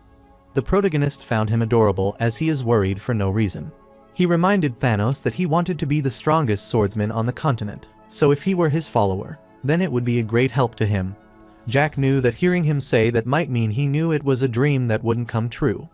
Thanos becomes gloomy after hearing that, as he knew that he didn't have the mana gift. Jack realized that he didn't know yet that he had a stronger gift than mana, which started Thanos. Since many people have the mana gift, even though the farmer in the country has great mana, he doesn't see how gifted he is and lives his life normally. Jack also had the mana gift, but he didn't know that till he met his teacher. Since the world Jack sees is so different from the one others see, and he has seen it with his own eyes. As a result of that mana floating in the air, it was wrapping around his body, but when he was just a kid, he had no idea that he had that gift and didn't want to focus on it or even try. Since it's not easy to work hard, Jack told Thanos that he has a gift for working hard and an iron will. Jack explained that there are very few people who can work this hard that their hands get injured like this. He wanted Thanos not to be fooled because he has a gift that shines brighter than anyone he has ever seen in his life. While Thanos is trying to say something, Jack hears a student talking about how the beggar is trying to make friends. Jack looked at those students. He couldn't believe that a few people were passing this way, even though the school year hadn't started yet. Furthermore, every time he looked at those bullies, he was reminded of his second son at home. Thanos gets concerned after seeing this, so he wants Jack to get away from there. The bully is surprised to realize that Thanos has hurt him, and he is certain Thanos told him not to talk to anyone from the academy. He can't believe that a filthy mercenary like him dares to ignore his words and wonder if there isn't enough dignity for them. Thanos instructed Jack to leave, as this matter is his responsibility. Jack looked at all the scars on his body and asked if that was all because of the bully. As Jack glared at them, the bully affirmed that it was true, and he thought it weird that the beggar had some potion. But now he understands that Jack might have given it to him. The protagonist is surprised to learn that the bullies know about the potion, so he asks Thanos whether the potion he gave him was taken away. Thanos assured him he would pay for it, and Jack couldn't believe he wanted to pay for it after those bullies took it from him. He worriedly grabbed his head, unable to believe that these rats had kicked Thanos. The bully is annoyed to be called a rat by him, and Thanos worriedly told him to stop, as he would get hurt. Jack refused, as he could not do it after they stole the potion he gave him. That is his matter as well. He knew the two were hiding, so he wanted to provide them with 5 seconds to get out and explain their situation. Since no one responded to his call, the bully smirked, asking Jack what he was saying, as he didn't have any companions. Jack warned them that if they don't show themselves, then he doesn't have other options. He gets into his position to get rid of these people before, and make them get out to show themselves. Jack wanted to play together with them for his potion and for the guy who dreams of being the strongest swordsman on the continent. There are 5 true marquises in the kingdom, which isn't an honorary title given to users of circuits, but a real noble title that comes with lands. Among the 5 marquises, the Herman family controlled the eastern region and had one child with a problem who would soon graduate from the academy, Dietrich Herman. Dietrich started his notorious journey by killing a maid at 13. He used drugs at the age of 14 and drowned in the nightlife at 15.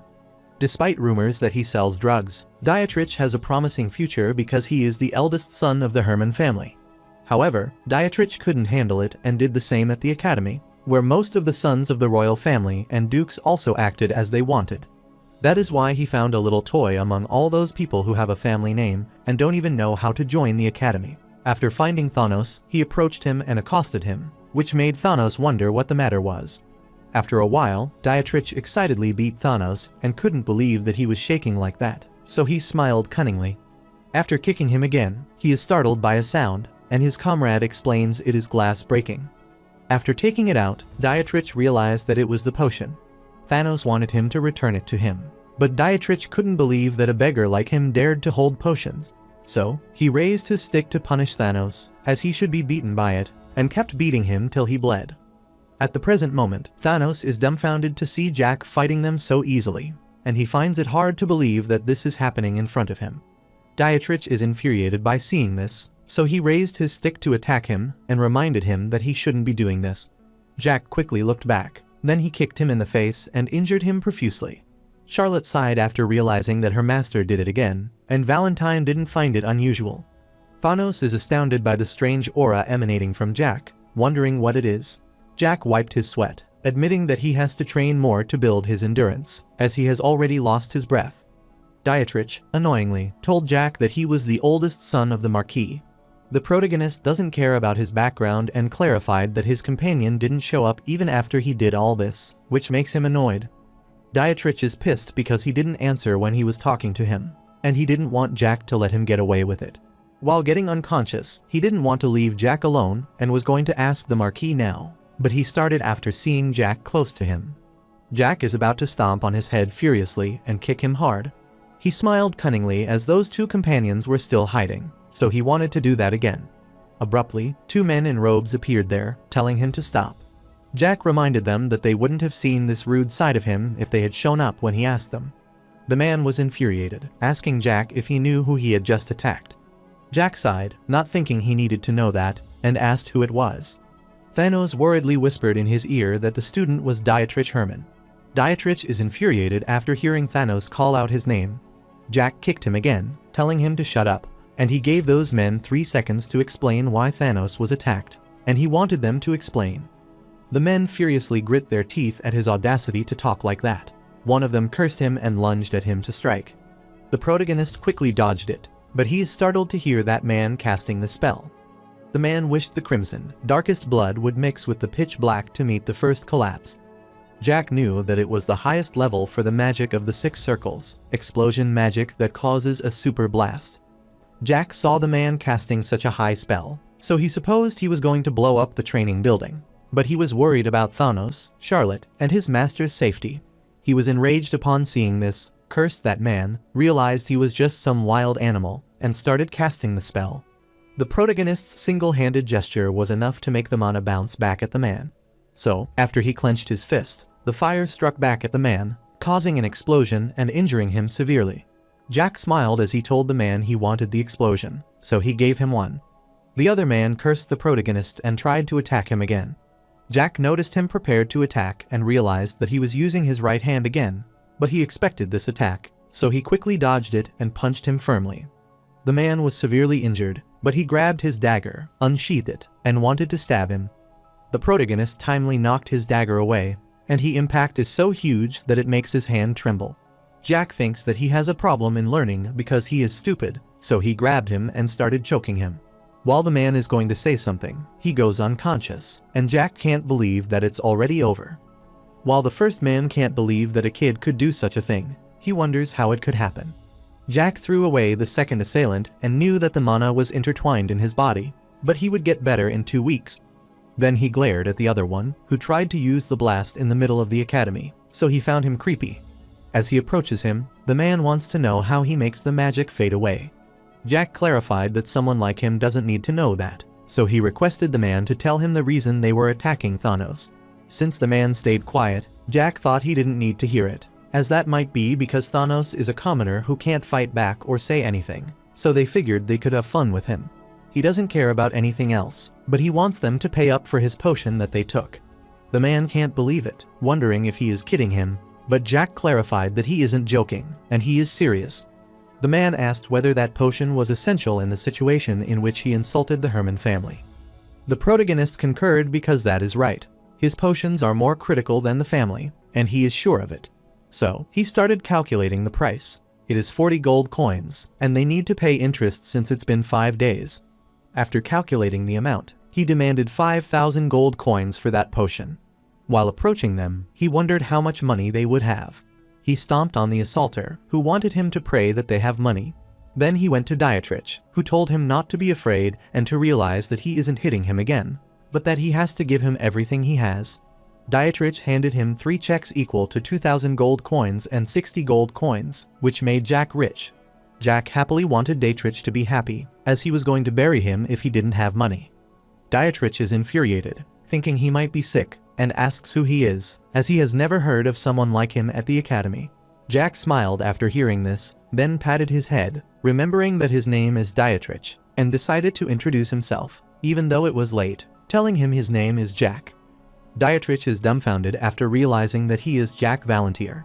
Jack is shocked that no one knows him, since he isn't the famous guy. Dietrich can't believe it, thinking that it's bullshit, as Jack is Phelan's brother. Jack is astounded to see his reaction, which looks so close to the second son, that he wants to kill him, and he finally realizes that the wordplay with each other didn't come from nowhere. While standing, he clarified that he doesn't mess with kids, but people like Dietrich are an exception. He put his shoe in Dietrich's mouth, and he couldn't believe he was holding his family name after his own, so when he removed it, nothing was left. After inspecting Dietrich, he realized that he had 4 circles created by casting the mana of upper-class users. He realized that Dietrich's mana is in the casting process, so he reminded him that someone like him, who can't do anything by himself, dared to disgrace and torture people who work harder. Jack wanted to know that he was so lucky because if he had been 20 years old, he would have thrown his ripped body into the lake at the academy. He wanted Dietrich to remember his name and that he lived in a mansion in the suburbs, so if he wanted to take revenge, he could come at any time. Jack wanted him to consider that he wouldn't let Dietrich live as in the present day if he came for the revenge. He saw Dietrich pee in his pants, so he cursed him for being pathetic. Then he instructed Charlotte to go, and Charlotte affirmed. Then he told Thanos to come as well and suggested that he be the chef in the kitchen, since it is an empty position. He wanted Thanos to come see him if he wanted to, and if the new chef were a good cook, he would be willing to feed him some meat, which startled Thanos. After thinking for a while, Jack recalled that there would be a fireworks festival that night, with explosions of magic that would light up the sky. Since the protagonist has nothing else to do, he wants to see it. The fireworks festival is held at the Assemble Palace 2 to 3 days before the academy starts, and it also marks the wishes and blessings for new students at the academy and for current students entering the new semester. Despite it not being lovely during the day, the academy's status remains high. Furthermore, most positions in the kingdom are held by people from the academy, including the king, dukes, the queen, the princess, and others. Jack knew that being a part of this academy was a guaranteed path to success, but there was one problem. The expiration date for this status was short. Jack remembered that, according to the original date, once the time passes, the name Teslin will no longer be found on this continent, so he hopes they all die soon. Valentine said he was corrupted, which startled Jack, who wondered if he had spoken his thoughts, and asked if she was talking about him. But Valentine refused as she was talking about him, so Jack supposed she might be talking about the academy. Valentine affirmed that it was an assault within the academy, so she wondered what the teachers are doing at that academy, where they have to plant national roots, and whether there is also an inspection team for these matters. Jack knew that his master, who was also the academy's founder, wasn't expecting these problems along the way. He knew that all students are equal at the academy, and, according to Article 1, Paragraph 1 of the Private Academy Law, it is the inspection team that takes strict measures regarding internal discipline. Furthermore, Article 1, Paragraph 2, states that academic staff must remain politically neutral, and that these laws were enacted for students. However, Jack knew that ideologies distort over time, and the result is what the last one makes. Valentine affirmed that it was true, but she noticed that Jack had been hiding something from her. Jack is confused as he doesn't recall hiding anything. So, Valentine reminded him of dragon blood, dragon bones, and the Tolkien Empire. The protagonist finally understood what she meant, and he smiled, supposing that his master wanted him to tell her about all of it, but clarified that it was a pretty long story. Valentine looks at him for a while, then sighs and agrees to let this matter slide, and the protagonist is pleased to see his master cooperating. After some time, the fireworks began, many performances were held, and Jack is looking forward to this beautiful world with the people he loves. Abruptly, he heard Charlotte ask how her boss is fighting so well. Jack is startled by her question and clarifies that it stems from many experiences. His answer makes Charlotte ponder for a while, and she deduces that he might have killed people before. Jack affirmed that he had killed many people, so Charlotte asked whether it was true that he came from the future. Jack affirmed, telling her that he came from 20 years ago from this moment. He recalls telling Ron this, but Ron thinks he is talking nonsense. Jack wanted to be honest with Charlotte that he had seen her for the first time in his life while walking around the city, but he hadn't noticed her. Jack hadn't seen any vampires at any place except the monster wood, so he supposed that Charlotte understood what he meant. On the day when Vivian died, Valactus spoke with confidence that he had come to kill Charlotte. So, Jack is sure that Charlotte might have died in his past life at the age of 10, but this didn't happen this time. He looked at her, wondering why she was suddenly so curious about that, and what the young girl wanted to ask. Charlotte clarified that she wanted to fight like her master and do good things. Jack knew that the past is painful, and the weak always desire to change themselves, so he agreed to start training the following day. Charlotte is startled by his reply, which makes Jack wonder what she is surprised about when she said it herself, that she wanted to be very good at combat. Since she wanted to become stronger, Jack suggested that she start training the next day, and she had to make a mana heart first. He wanted to see what Charlotte's body is for, whether it's for fighting or magic. Charlotte smiled after hearing this and agreed to his request, and clarified that she is under his care. Jack is pleased to see how enthusiastic she is, and he knows he will be busy starting from tomorrow. On the other side, the maids tried to calm down Dietrich, who had gone crazy after being beaten like that, and he kept smashing things in his room, and in the process, he injured the maids. He wanted the maids to keep their mouths shut, and he furiously cursed Jack Valantier. As he recalls that time, he was beaten up. He couldn't believe himself as he was being overwhelmed by Jack's eyes, even though that was for a short time. He was scared of someone like Jack, and he couldn't believe that. He peed his pants in front of him. After thinking about all of this mess, Dietrich can't help but get furious, and he kept cursing him while destroying everything in his way. Dietrich wanted to ensure that Jack also experienced the same thing at his hand, and he wanted to make sure that he killed him. On the other hand, the protagonist returns after the festival and learns that it has been 2 days since the academy started and that the other students have reached different cities. Jack misses Ron because Ron's steak is truly the best. Abruptly, he halted on his way as he didn't know why he was talking so much. He grabbed his head, sighed, and supposed that it was because he felt dizzy. He saw Charlotte eating a burger with the red sauce, which is his blood, and asked if it was tasty.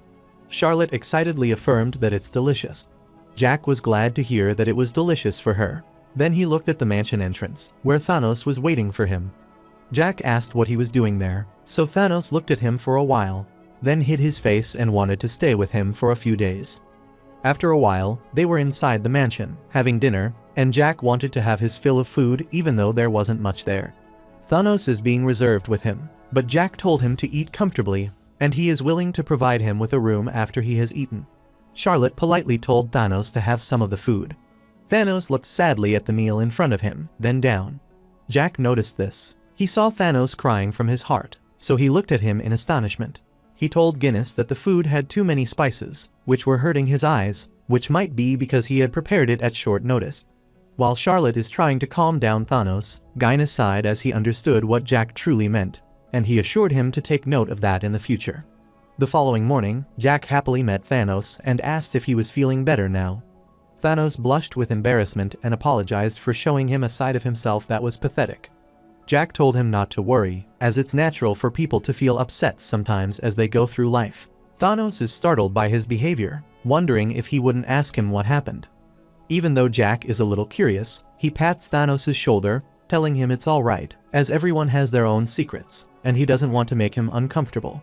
He smirked on thinking that his generosity is more profound than the abyss, and he is sure that his master might be looking upon him with pride.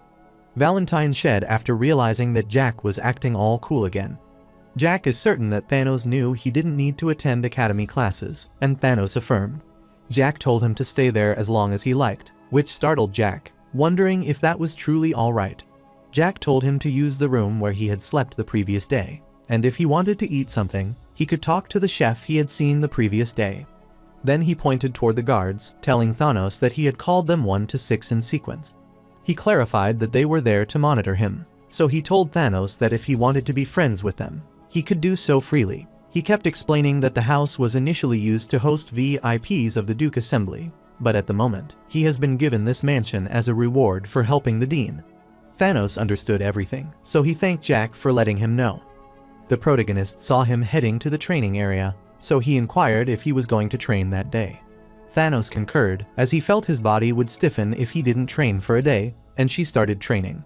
Jack noticed that he was so diligent since Thanos had many wounds on his body. He gave him a potion to consume and treated his wounds before giving him food the previous night. Jack chuckled, wondering if Thanos cried on thinking that the potions were too precious and not because of the spices. After a while, Charlotte came in, wished her boss a good morning, and wanted to start the class quickly. Jack looked at her and wanted to stay with making a mana circle, and Charlotte affirmed. At night, in the empty area near the mansion, Charlotte lay on the ground from exhaustion.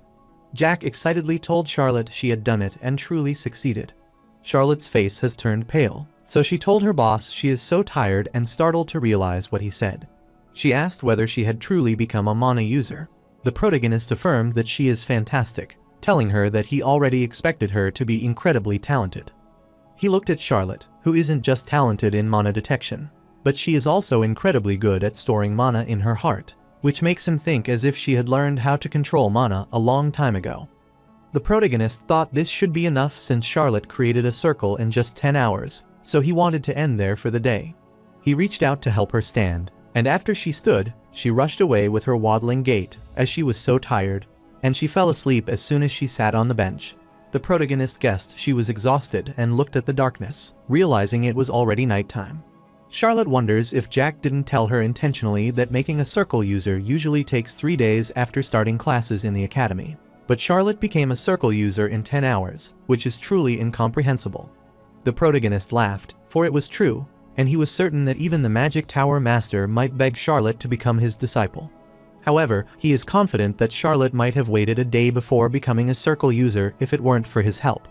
Since he created the magic circle, which pulls mana from the air, and after gathering it, the circle creates a wall with the mana he can control. Then he pushes the pure mana toward the magic circle, gathering it toward Charlotte. Even though this sounds easy in theory, it isn't something that anyone can imitate.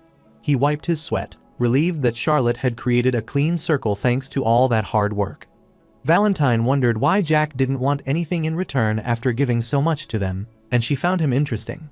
The protagonist smiled after hearing this, but he looked at Thanos beside him and asked if he was crying. Thanos is startled to listen to that, so he wipes his eyes, telling Jack he wasn't crying, and asks when he arrived. Jack clarified that he had just arrived, then inspected Thanos and realized he might have reached his limits. Thanos affirmed, so Jack wondered whether he was planning to give up. Thanos stayed silent for a while, and Jack is certain that after seeing that little kid become one circle in 10 hours, he might feel inferior. He is sure that Thanos might be thinking it at the moment, that he hopes that kid isn't talented in swordsmanship, and asks if he is right. Thanos froze at his place after hearing that, and is a bit gloomy. The protagonist wonders if Thanos considers it easy to become the strongest swordsman on the continent. Thanos started trembling as he knelt before Jack, telling him he also hated this side of him, and he began crying. Jack smiled as he couldn't believe that Thanos was so full of tears for someone of his size. He looked at the sword that Thanos dropped and wondered if he was going to give up. He reminded Thanos that he is someone who is going to become the strongest swordsman, so he wonders if he would give up just because of a kid.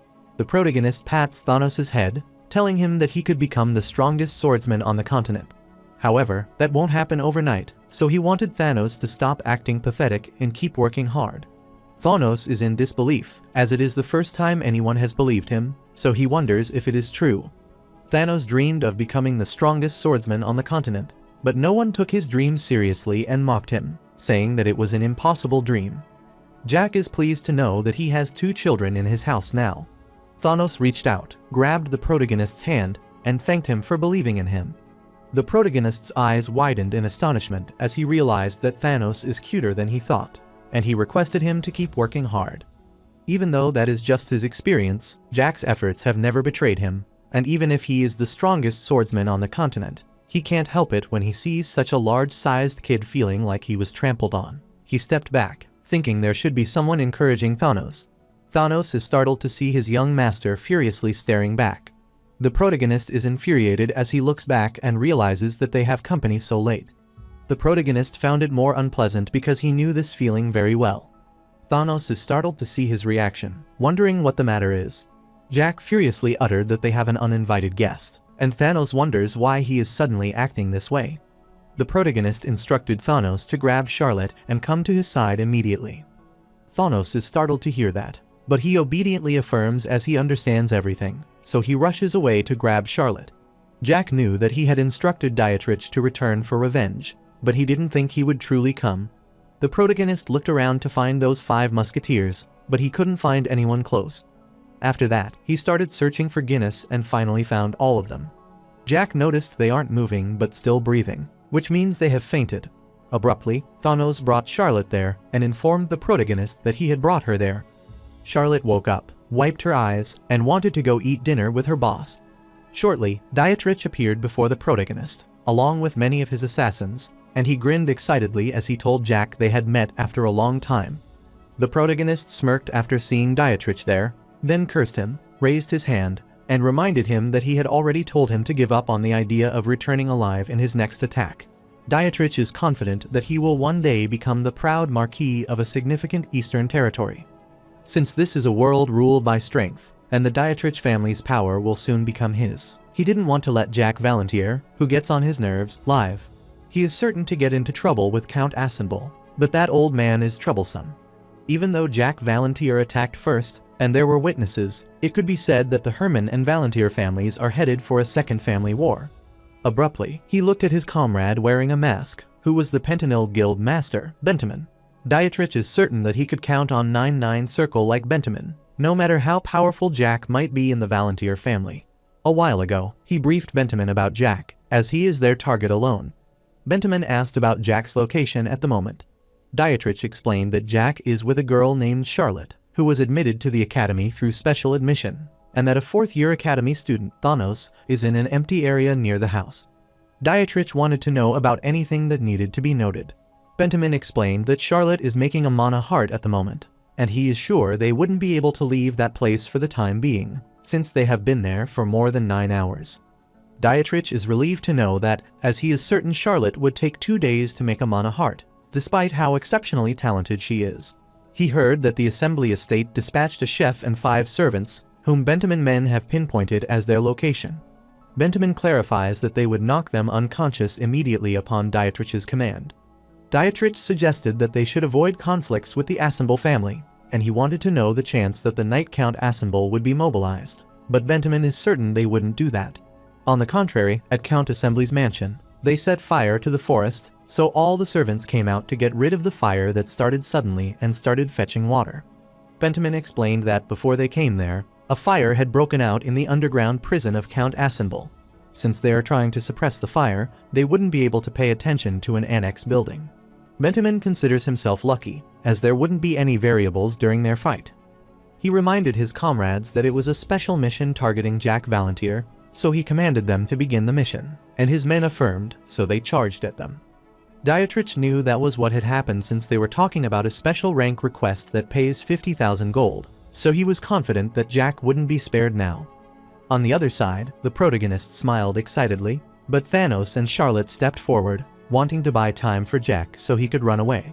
Jack saw Thanos' trembling hand, who was thankful to him for trusting him, but he knew this had all happened because of him.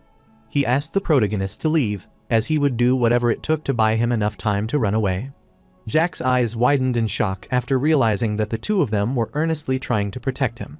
He considered them fools and started smiling, thinking they were just cute, but he couldn't believe they'd learned things like that as well.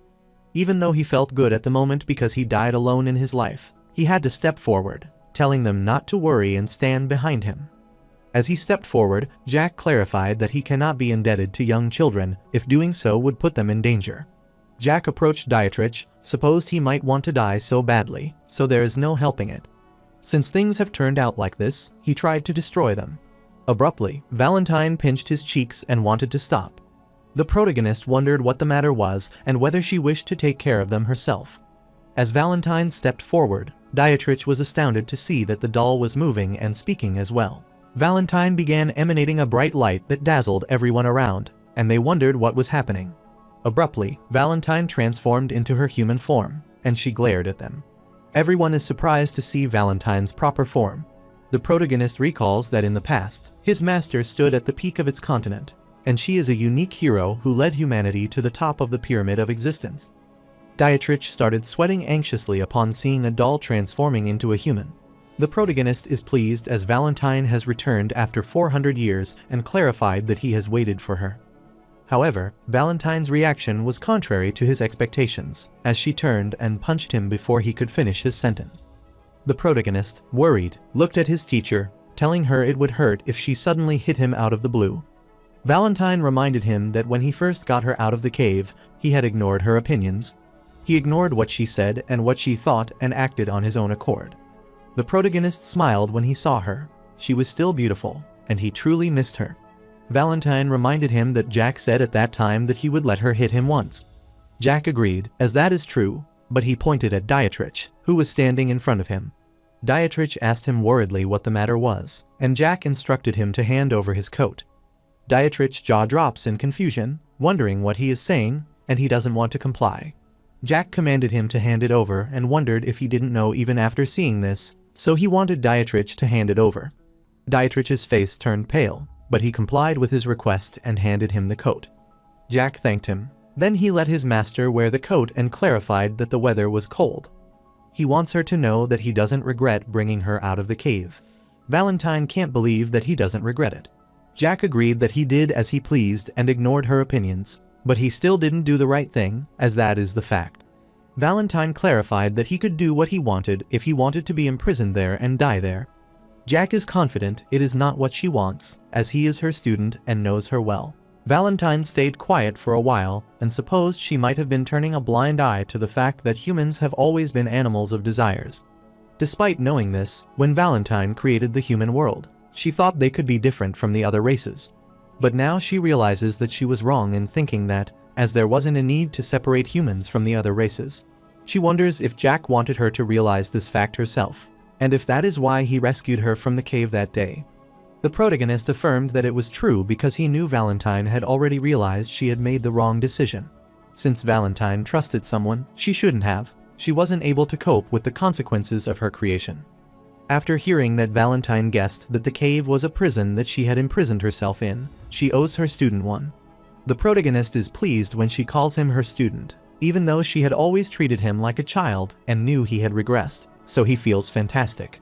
Valentine raised her hand and began emanating a dark aura as Dietrich tried to harm her student, so she didn't want him to resent her. even if what she was about to do was a little harsh. Dietrich is infuriated upon hearing this and asks Benjamin what they are all doing, since they should kill them all. Benjamin and his comrades rush toward him to strike, but Valentine summoned the absolute darkness that dyes the skies and envelops the earth to respond to her command and descend upon the world. After her summoning is completed, an enormous shadow of the undead appeared behind her and spread the darkness around. Somewhere within the Tulkun Empire, the man named Beckerman was busy drinking his wine, but he was startled after seeing the sky turning dark all of a sudden. His comrade worriedly asked Beckerman what the matter was all of a sudden. Beckerman refused to tell him that there was nothing, but he froze in his place, as he was sure that he had felt some dissonance a moment ago. He put the glass of wine down and, after pondering for a while, he supposed he might be overthinking. A particular island in the Black Sea, the dragon didn't doubt it, as the soul energy that he felt previously, and the movement of the soul energy this time belongs to Valentine Milos. The dragon is concerned because the shackles of soul that Valentine placed on his heart are still there. His comrade can't forget that even if he tried, and he wonders if Valentine has been alive this whole time. He can't believe that a mere human has lived for 400 years. He tried to figure out the part of the world where her presence was sensed and wondered if she was trying to rule over. On the other side, Valentine used her dark magic to summon the skeleton. The protagonist is surprised to see the giant skeleton appearing behind her. As soon as the skeleton opened its mouth wide, Dietrich felt strange and witnessed something weird. His eyes started spinning, and he grew worried. He had never seen anything like this in his life and tried to figure out what was happening. While the assassin is startled to see their legs disappearing, wondering what is happening, some of their arms are disappearing as well. Dietrich is shocked to see his leg disappearing, and he feels it instinctively that it is death. He saw his hand vanishing in thin air, so he started trembling and wondered if that was how he would die. He shouted in shock, started crying, and was surprised to see the huge skeleton before him that was reaching out to him. Even in his last time, Dietrich supposed that Valentine might want some money, so he was willing to give it to her and asked how much she wanted. He asked if she wished to provide 50 gold or 100, but after seeing that she didn't respond, he requested her to spare his life. However, that was already too late for him to regret, and soon he vanished into thin air, and the portal in the sky disappeared. Everyone was silent for a while, so Valentine looked back, which worried both Thanos and Charlotte. Charlotte's face turned pale as she called Valentine the final boss, but soon she corrected herself and called her madam. The three of them stayed quiet for a while, and shortly Valentine reached out to Charlotte, which scared her. Valentine put her hand on Charlotte's head and Thanos' shoulder and patted them. She accosted Charlotte, who inherited the blood of the noble progenitor, and the warrior Thanos, who advances on his own without being dominated by hatred and greed. She told them that her name is Valentine Milos, and she is a relic of the past who took in a stupid disciple. She requested them to continue to take care of her disciple from this moment onward. Thanos' eyes widened in shock after hearing this, and he told her that everything she said was correct except for one thing: Jack isn't stupid. The protagonist is surprised to hear that, but Thanos is worried about blurting it out. Valentine thinks for a while, then sighs as she realizes she made a mistake in her speech and that he is right. Jack is confused to hear that, as that isn't her usual reaction, but he quickly admits that he is stupid. Valentine is infuriated at him, so she promptly pushed him back, and Jack realized that she is as tricky as usual. Valentine wanted to talk to her bright student for a while, so she asked them to give her some space. Both Thanos and Valentine obediently affirmed her command. Before they left, Jack told Charlotte that some of his blood was in the kitchen, which he had extracted in advance for her to eat, since he knew she might be hungry, and he wanted her to go to sleep after that. Charlotte obediently concurred. Then he instructed Thanos to go to the backyard, where he would find some unconscious people on the ground. He needed to wake them up and go to sleep early, and Thanos affirmed. On their way, Thanos is startled as Charlotte requests to be carried on her piggyback because her legs hurt. Jack waved to them to bid farewell and remarked that they are loyal and kind children, and that he has fun when he is with them. Valentine glares at him blindly, so the protagonist grins and asks what she wants to speak with her bright student alone. Valentine clarified that he thought a lot about it, which makes the protagonist wonder what she is talking about. Valentine reminded him of what he previously said about the dragon blood and bones. She knew that the human's genuine desire was immortality, not to age and die, but to live forever. She is certain that research on immortality and aging prevention is a method to extend life by combining the two races. So she inquired whether that is related to dragon blood and bones. Jack affirmed that she is right, as humans want to live a long life and no. Since it would be pointless for humans to live long, they wanted to live in a young, healthy body for as long as possible. He explained that, at the time, research on immortality and eternal youth had already been conducted. A certain scientist offers an interesting opinion.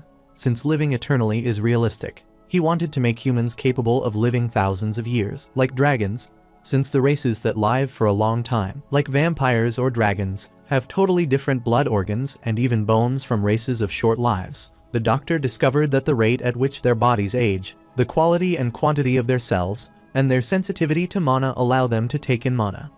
Jack recalls that this is how the research began, and that it resulted in the combination of two races, which accounted for half the research's success. Even though they failed to achieve immortality and eternal youth, humans possessed the strength of orcs or of elves. However, the only problem was that the price of this strength was that their lifespan was reduced to 5 to 10 years. However, that half-blood demon experiment, which took place 400 years ago, is currently taking place in the Tulkun Empire. The Tulkun Empire has managed to extend the lifespan of half-bloods to 30 years in just 2 years. After hearing the details, Valentine is concerned as she thought everyone had died 400 years ago, but she guesses that's not the case. Jack remembers that his master, who had found out about the ongoing experiment too late, destroyed all documents related to the research and all the half-blood products. At that time, one of the men reached out to her and wanted her to help him. However, Valentine didn't show any mercy to scholars, mages, or swordsmen, and she burned them all and killed everyone involved. But what is surprising, Jack, is that Valentine had forgotten one thing, and he told her that she should have killed the Dragon Lord. Valentine is startled upon hearing this, then becomes gloomy, knowing that the Dragon Lord gave his own kind to humans so he could break the oath. After the protagonist encountered Valentine, it became certain that the two Dragon Lords might want to interfere with the human world very badly. The protagonist wonders if Valentine knew the identity of the dragon that became the experimental subject. Valentine doesn't know about that dragon, which startled Jack, as he thought she would understand without the need for much explanation. He clarified that the half-bloods of the future might be like him and Valentine, as they would be able to use soul aura. Valentine is concerned after hearing that and wonders whether the experimental dragons in Tulkun are the children of the two Dragon Lords. The protagonist affirmed that this is true because the only dragons who can use soul aura are the two of them, so their own bloodline would naturally possess the talent to use it. Jack explained that the circle users of the Tulkun Empire, combined with the children of the two Dragon Lords, as a result of overlapping talents, can break through the limit of mana and use soul aura with ease. Valentine wanted to ask something as his teacher, so Jack wanted her to feel free to ask him anything. Valentine wants to know what he is trying to do, but Jack is confused as he can't understand what she means. Valentine is someone from the past. He tried not to interfere with the world matter, but she couldn't help but be curious. She's sure that Jack already has something in mind since he knows the future, so she is curious about that. Jack is unsure about that, as he knew the experiment would be completed 2 years from now. Jack intended to go to the Tulkun Empire during his school vacation after training to reach 5 or 6 circles in a year. Jack wanted her to stay quiet as he was going to blow up the research lab and kill all those involved. Meanwhile, Thanos looked at the unconscious people and realized they were sleeping, so he carried them away and realized they were heavy. Valentine wondered if there was a need to do it at that time. The protagonist is confused by that, wondering whether she is planning to do what he is thinking. Valentine started stretching her arm, admitting that Jack is truly her pupil as he knew what she was thinking. The protagonist reminded her that she said she isn't going to get involved with the world matter. However, Valentine clarified that she didn't take care of this matter well in the past, so it's only right for her to get involved in solving this. The protagonist worriedly grabbed his head as he realized that she might want to fly back to the Tulkun Empire, and he knew he couldn't change her mind. But the protagonist knew that exploding the lab was the best way to get rid of Tulkun. He is certain that if he screws over the people who want to unify the continent, then everything could be sorted. The reason behind that is that they support and push for crossbreeding experiments. Since his sister no longer remembers it, Jack is the only one left. But thinking about the past is infuriating him again. He requested his master to open the subspace once more. Valentine is startled by this, wondering why, so Jack clarifies that he needs a good sword. Valentine can't believe that Jack even knows what she has, and she admits that he is certainly her pupil. So, she waved her hand, opened the subspace, and summoned a sword for Jack. Jack grabbed the sword, which is a fine blade created by the king of dwarves and refined by mermaids. He wielded his sword, Solarian, and was pleased to see it after a long time. Abruptly, Valentine took off the mask as she wanted to give it to Jack for the disguise for his face. Jack looked at the mask and could feel a spell that could keep the mask on his face or undo it, and he also sensed a strange mana flow as he asked, "What is that?" Valentine doesn't remember it as she bought it at a market a long time ago. The protagonist began wearing the mask and smirked when he realized his master had something he didn't know about, so he found her quite cunning. After wearing it, he smiled cunningly and asked his master if she used this to spy on men's bathhouse. Valentine is infuriated by this, so she clenches her fist, smacks his head several times, and commands him to call out the coordinates they are supposed to teleport to. Jack obediently affirmed on her command. Then he called out the coordinates. Valentine's face turned pale after hearing the coordinates of the Gunnar Empire capital, and Jack affirmed. Jack remembers that 400 years ago, humans were said to be at the bottom of the species pyramid, but that doesn't mean they didn't have their own nations. Since the Gunnar Empire is the empire that Valentine was from, Valentine is annoyed to know that the laboratory is at the historical site, which is a clever move. She quickly created the teleport, asked the protagonist if he was ready to depart, and reached out to him. Jack reached out to her as well and excitedly informed his master that he was always prepared, and they left. On the other hand, Beckerman remarked that the doctor is something, as he thinks of a combination of a human and a dragon. The doctor is honored to hear that, and he wanted to know why he acted that way before. Beckerman wondered what he meant, and the doctor wanted to know why he had suddenly stopped drinking, as it made him wonder if he had made a mistake. Beckerman refused, as that isn't the case, but he doesn't know if he should say that it felt as if something that shouldn't exist in this world appeared. But he thought that couldn't be done, as he didn't want to tell the doctor about it, so he instructed him not to mind it, as it's nothing. He wanted the doctor to get to the point where he would start with the human testing. The doctor was covered in sweat, telling him that the theory was perfect and that it had been successful when tested on animals. But the biggest problem is the shortening of the lifespan, and if they test activating the cells, they might be able to stop it. Beckerman stopped him, amidst a glare at him, and inquired when he was going to start. The doctor's face turned pale when he realized Beckerman was so interested in the experiment. The doctor is sure that Beckerman knew the moderates had been stringent recently. The doctor clarified that it is hard to obtain testing subjects because of them, so after they have them. Beckerman supposed that he wanted him to get them for him. The doctor, worried, affirmed that he wished to inform the subjects who were talented with mana. Beckerman understood, so he quickly stood and called his maid to help him put on the robe. He forgot to ask the doctor what he called the human created from the combination of humans and dragons. The doctor clarified that they called them the half-blood. Beckerman is amused to hear that name and remarked that he likes it. Before leaving, Beckerman looked back to ask the doctor whether someone would be coming that day. The doctor is confused about that as he believes he didn't plan to meet someone. Beckerman wonders what mana he is sensing, as it's undoubtedly the master energy. Abruptly, they were struck by the protagonist and Valentine, but Beckerman created a shield in time to protect everyone. However, his barrier was removed and the doctor was inflicted by the energy that attacked him. The doctor coughed up blood, wondering what was happening, and he was concerned to see blazing flames before him. On the other side, Beckerman inquired if that was over, but he clarified that it wasn't the case. He glared ahead and knew that another one was coming toward him. This time, the flames were more substantial than the ones Beckerman had struggled to block before. He started trembling as he tried to maintain the shield, but soon the flames seeped through it, and he was thrown aside.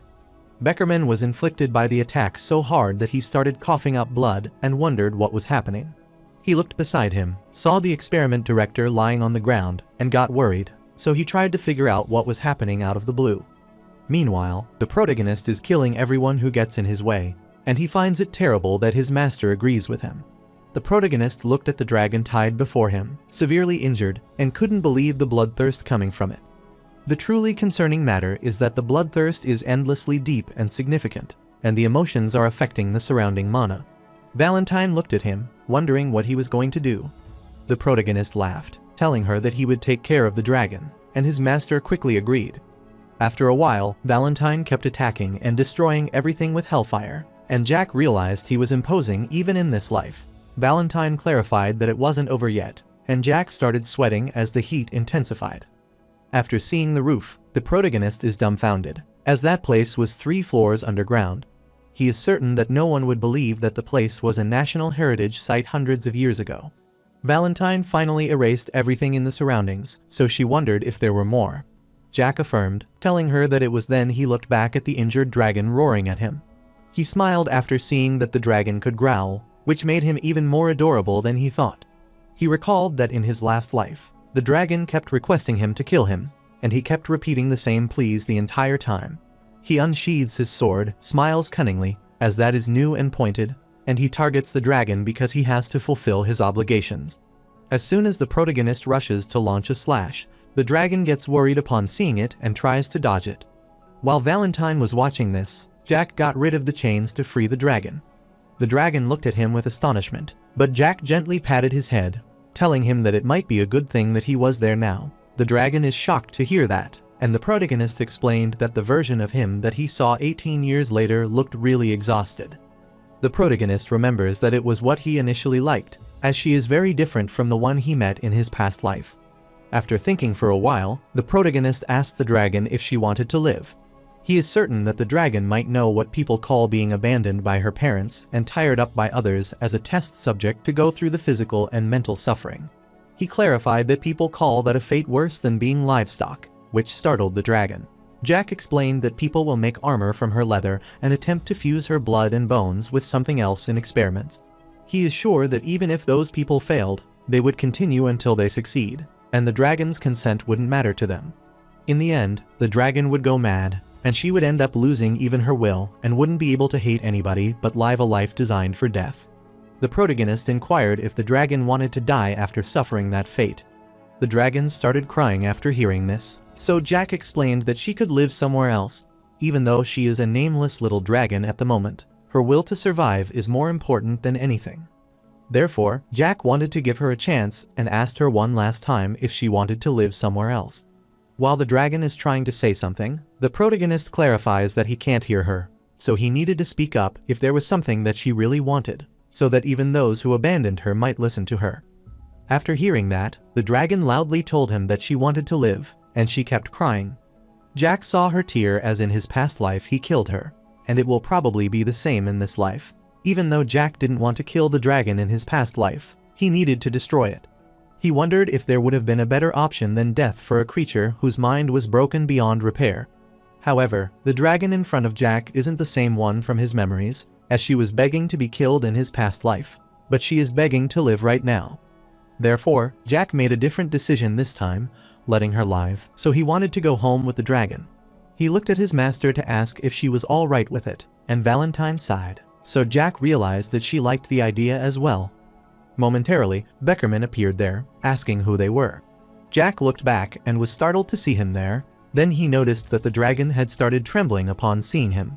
Beckerman pointed his sword at the protagonist and asked, for the last time, who he was. After seeing Beckerman's attitude, Valentine sighed, telling Jack to do as he pleased. Jack stood informing his master that even if she didn't tell him that, he was intending to do as he wished from this moment onward. Beckerman realized that Jack wasn't going to answer him, so he wanted to make him answer, and he firmly grabbed his sword and lunged at him to strike.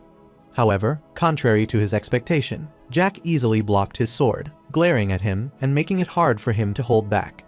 After holding for a while due to the impact of Jack's sword, Beckerman's sword started shaking. Jack is amused to learn the true strength of Beckerman at this point in time. Beckerman is pissed to see him laugh in front of him like that. The protagonist wonders why he is saying that and inquires if he isn't allowed to laugh. He quickly pushed Beckerman back with a single push. Beckerman stopped himself in the middle with his sword, cursing Jack for being insolent. Jack realized that Beckerman is a 10 Circle who is the owner of Red Mana, considered the best even among the master ranks. He considers this fitting for someone called the strongest human on the continent, but Jack remarked that his opponent is still not strong enough to defeat him. Beckerman is concerned after sensing the strange energy, and he is certain it's the same peculiar feeling he felt earlier. The protagonist charges at him swiftly, but Beckerman blocks his knee with his sword. After a while, his sword started breaking, and he lunged back as he saw Jack attacking him. Abruptly, the entire place was covered with dust due to the impact, and Beckerman's comrade was worried about his safety. After the dust had disappeared, Beckerman was lying on the floor unconscious. The protagonist approached him and couldn't believe he had fainted like that, which made him a little disappointed. Abruptly, Beckerman opened his eyes, his face had turned pale, and he wanted to know the true identity of the protagonist, as he had never seen anyone like him. The protagonist smiled after hearing this, then burst out laughing, wondering why he would want to know who he was. Beckerman is infuriated upon hearing this, so he stood, and Jack tried to inform him about one prophecy. Beckerman wonders what he means, so Jack explained that he knew one person who is still alive and has a big dream. However, the day he becomes the strongest swordsman on the continent, he will kill Beckerman in this place. Beckerman is infuriated upon hearing those harsh remarks, so he curses the protagonist and rushes at him to attack him. The protagonist stood firm before his opponent. Then he looked at the injured dragon, which enraged him, so he again looked at Beckerman and quickly severed his one arm. Beckerman's face turned pale after looking at his severed arm, as that wasn't the outcome he expected. Jack is surprised to know that his opponent is still this weak, but he guesses it can't be helped, so he kicks Beckerman several times and slams him away. Beckerman fell on the ground, so Jack approached him and clarified that it was a small wish of his. He requested that Beckerman grow a little stronger from this moment onward. Jack knew that Beckerman was serving the Crown Prince of Tulkan, the leader of the hardliners, who were the source of everything that was happening in the next few years. Since Jack would cut off all of their head, he considers it boring if they are too weak. He looked back at Beckerman's subordinate, a remark that brought him at the moment, and he remembered that Beckerman's disciple's name is Maranges. Maranges is in utter astonishment upon hearing his name, wondering how Jack knew about him. Jack recalled that in his previous life, at the time of Beckerman's death, there was only one swordman who charged at him. He doesn't remember him well since he cut his head off with a single strike, but he is Maranges. The protagonist told Maranges that a teacher and their student are like one body, and since his teacher's arm had been cut off, he didn't want to leave his teacher's arm intact. He quickly launches the chains with flames toward Maranges, and he ties his arm with it. Maranges is startled upon seeing this, wondering what that is. The protagonist then grabbed the chains and pulled his arm out, but Maranges kept shouting to stop and not to do it. After Maranges' arm was torn away, he shouted in pain and started crying out for his arm. Abruptly, Valentine inquired if he was done now, and Jack affirmed, so he wanted her to do as she wished now. Valentine looked at the dragon and supposed they had one more thing to bring along, and she activated the teleport. After a while, they returned to Jack's mansion, where he took off his mask and smirked, his master remarking that he now looked bored. Jack clarified that he is too used to it now. He looked at the dragon beside him and asked for her name. The dragon is confused upon hearing this, and after thinking about it for a while, she uttered Shel Bahamut. The protagonist noticed the dragon grow nervous, so he gently patted her on the head and asked her not to mention her parents' names, who had abandoned her. The protagonist told the dragon that, from this moment onward, her name would be just Shel, and he wanted her wound treated first. Shel is confused by that, but she agrees to let Jack do as he pleases. After a while inside the mansion, Shel was sleeping when Valentine wanted to ask Jack what he would do about the Dragon Lord. Jack is unsure about that, but he thought the one who should lower his head should come and do that first, and it looks like weakness, so if the strong can't go to find the weak. Valentine found him interesting as he is considering these things from her perspective. The protagonist laughed as he guessed that it was right and knew his master was that kind of person 400 years ago. Even though Valentine's past had accomplished much and laid the foundation of the human world. However, this world doesn't even remember her name, which amazes Jack and makes him wonder why his master is doing this for the sake of such people. Jack is sure that the two lords will do what is needed when the time is right, so he didn't want Valentine to sacrifice for the sake of humans. After hearing that Valentine glare at him for a while, she agreed to do as he said and stood to leave.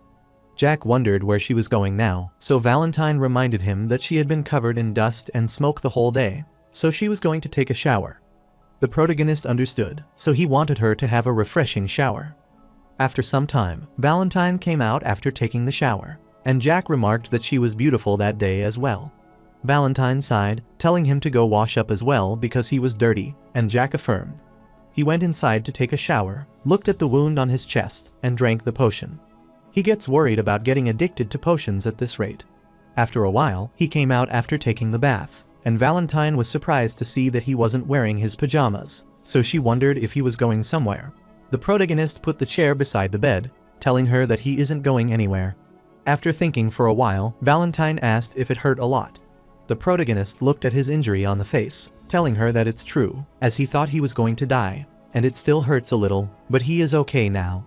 Valentine wondered why Jack was wearing clothes, but she guessed he didn't intend to sleep that night. Jack reminded her of how she looked after him the entire time when he was unconscious for 3 days. Jack recalled that Ron told him his master had watched over him for 3 whole days while he lay fainting. So, Jack clarified that it is his turn to watch over his master, since she has always liked sleeping. Since his master didn't respond, Jack sighed and realized that she was already asleep. The protagonist thinks about it occasionally, if the situation had been different, if he had met his master a little earlier. He saw her sleeping soundly, so he put a blanket over her and wondered what the situation would have been like if he had been born 400 years earlier and met her then. He went close to her, looked at her, and was sure that no one would have called her the world's most evil necromancer who struck fear in the whole continent after seeing her like that, and he considered her a beautiful person. A few hours ago, at Duke Assembly Underground Prison, Bellamy remembered it had been more than 10 years, so he asked if Blutus was truly acting as a spy under the Chancellor for such a long time. Blutus grins cunningly, as it doesn't matter to him, and asks the Magic Tower Master if that is wrong. Bellamy clarified that it is incorrect because the Chancellor thought highly of Blutus as he took him in and raised him, but he stabbed a dagger into his chest. Blutus doesn't care about this, which stunned Bellamy, since a hardworking, innocent person like him is acting this way. Bellamy knew that Blutus didn't want to defend or testify, but he wondered how long he could keep his silence. He glares at him furiously, grits his teeth, and wants to ask one last time, as he should tell him everything he knows. Blutus smirked, wondering if he genuinely didn't know or if he was acting ignorant despite knowing. Bellamy was startled to hear that, and he could not believe that Blutus was so relaxed when he learned that his circle had been broken as well, so he wondered where he got his confidence. Blutus wanted him to reflect on everything that had happened over the last decade and asked whether he truly considered this a coincidence. He wanted Bellamy to consider why the previous Magic Tower Master went to the Tolkien Empire, and why the Mana user had reached 10 circles and abandoned this country without a single ounce of hesitation. Furthermore, he also wanted Bellamy to ponder the reason that the Mana users were forcefully summoned with the excuse of subjugation to the forest monster. Bellamy is confident that Blutus would tell him everything if he were to torture him. Blutus burst out in laughter after hearing this and wanted to know why he hadn't tortured him so far, even though he had been there this entire time.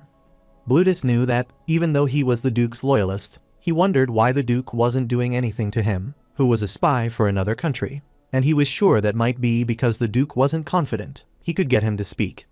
Bellamy is concerned after hearing this, and Blutus uttered that he knew it was because he wanted to prove his loyalty to the king. Bellamy is surprised, as no one has tortured Blutus at all, even though he has been imprisoned there for the last 5 days, but he doesn't look gaunt at all.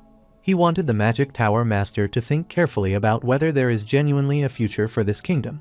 While returning, Bellamy considers the source of Blutus' confidence and wonders whether this entire country is already rotten to its core. He kept complaining about Blutus's attitude and remembered that he would be transferred to the capital the following morning. He is sure there won't be an official trial for Blutus and that it will be handled internally. However, Blutus isn't scared. He is very confident, which makes Bellamy wonder whether he believes he will survive. 4 hours later, a fire broke out in the prison building of Duke Assemble. Bellamy is concerned about this matter, so he quickly rushes toward the prison and his face turned after realizing that it wasn't just an act, but Blutus is truly dead, which makes him wonder what is happening. The following morning, at the protagonist's mansion, his comrades couldn't believe there was a dragon there, which truly sobered them. Charlotte is infuriated with Shell, so she glares at him, and he glares back as well. Jack is stunned to realize that he has so many family members now. Thanos' face has turned pale as well, and he can't believe that it is a dragon. Jack affirmed, telling him it's true, and that he's sure he's never seen a dragon before. Thanos knew the dragon was a species long thought dead and almost extinct, so seeing it before his eyes was shocking. Jack knew that it was expected of him to be dumbfounded, as they had just learned a truth the world doesn't know. He sighed as he saw Charlotte telling Shell to get out, and she was infuriated at her. The protagonist gently pats her head, telling her not to stare so fiercely. because she is a different being from the Valactus memory she has. Charlotte calmed down after hearing that, so she obediently conformed to her master's command and apologized for being fierce. Jack commanded Shell that she shouldn't be so intense. Then he grabbed her face and clarified that no one said they would be eating her alive, so he didn't want her to be so tense. Jack knew a regular human sword couldn't pierce through the dragon's body. Since the dragons are called blessed beings, it's likely the person who cut their bodies for experiments was Beckerman.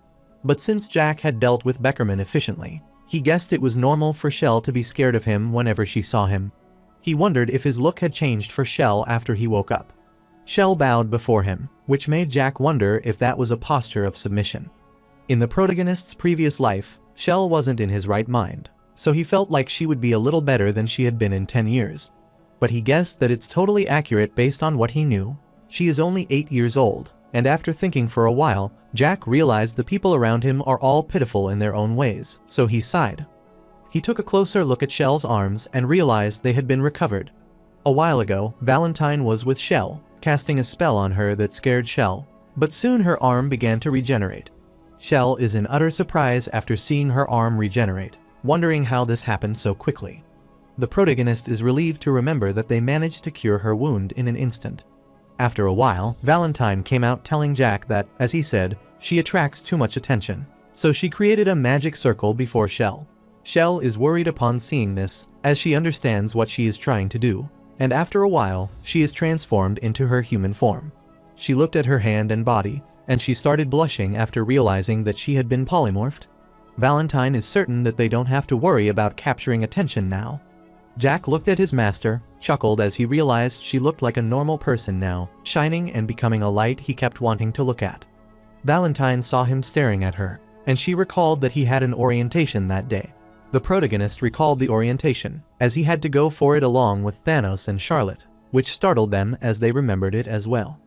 Jack looked at Shell, telling her to rest up first, as they would be back, but he wanted to know what dragons usually eat. Shell is confused upon hearing that, so Jack thought the dragons might have a main staple, so he wondered if she liked meat or fish, as he doubted that she was a vegetarian, and asked if he liked steak. Shell wondered what a steak was, which worried Jack, as he wanted to ask her what she had eaten in the underground room, but he knew he shouldn't. He put his hand on Shell's shoulder, telling her he would ask the chef to send her some food and that she should try it first. Then he told her that the view from the roof of that building is good, so he told her to go up and think about what she would do if she got bored. Later at Jack Academy, Rommel gives a speech about how, in the past, their country, Teslan, was established. The academy was established at the same time to raise numerous talents. He seriously informed the student that, just as nothing lasts forever in the world, all of this will fade and disappear over time.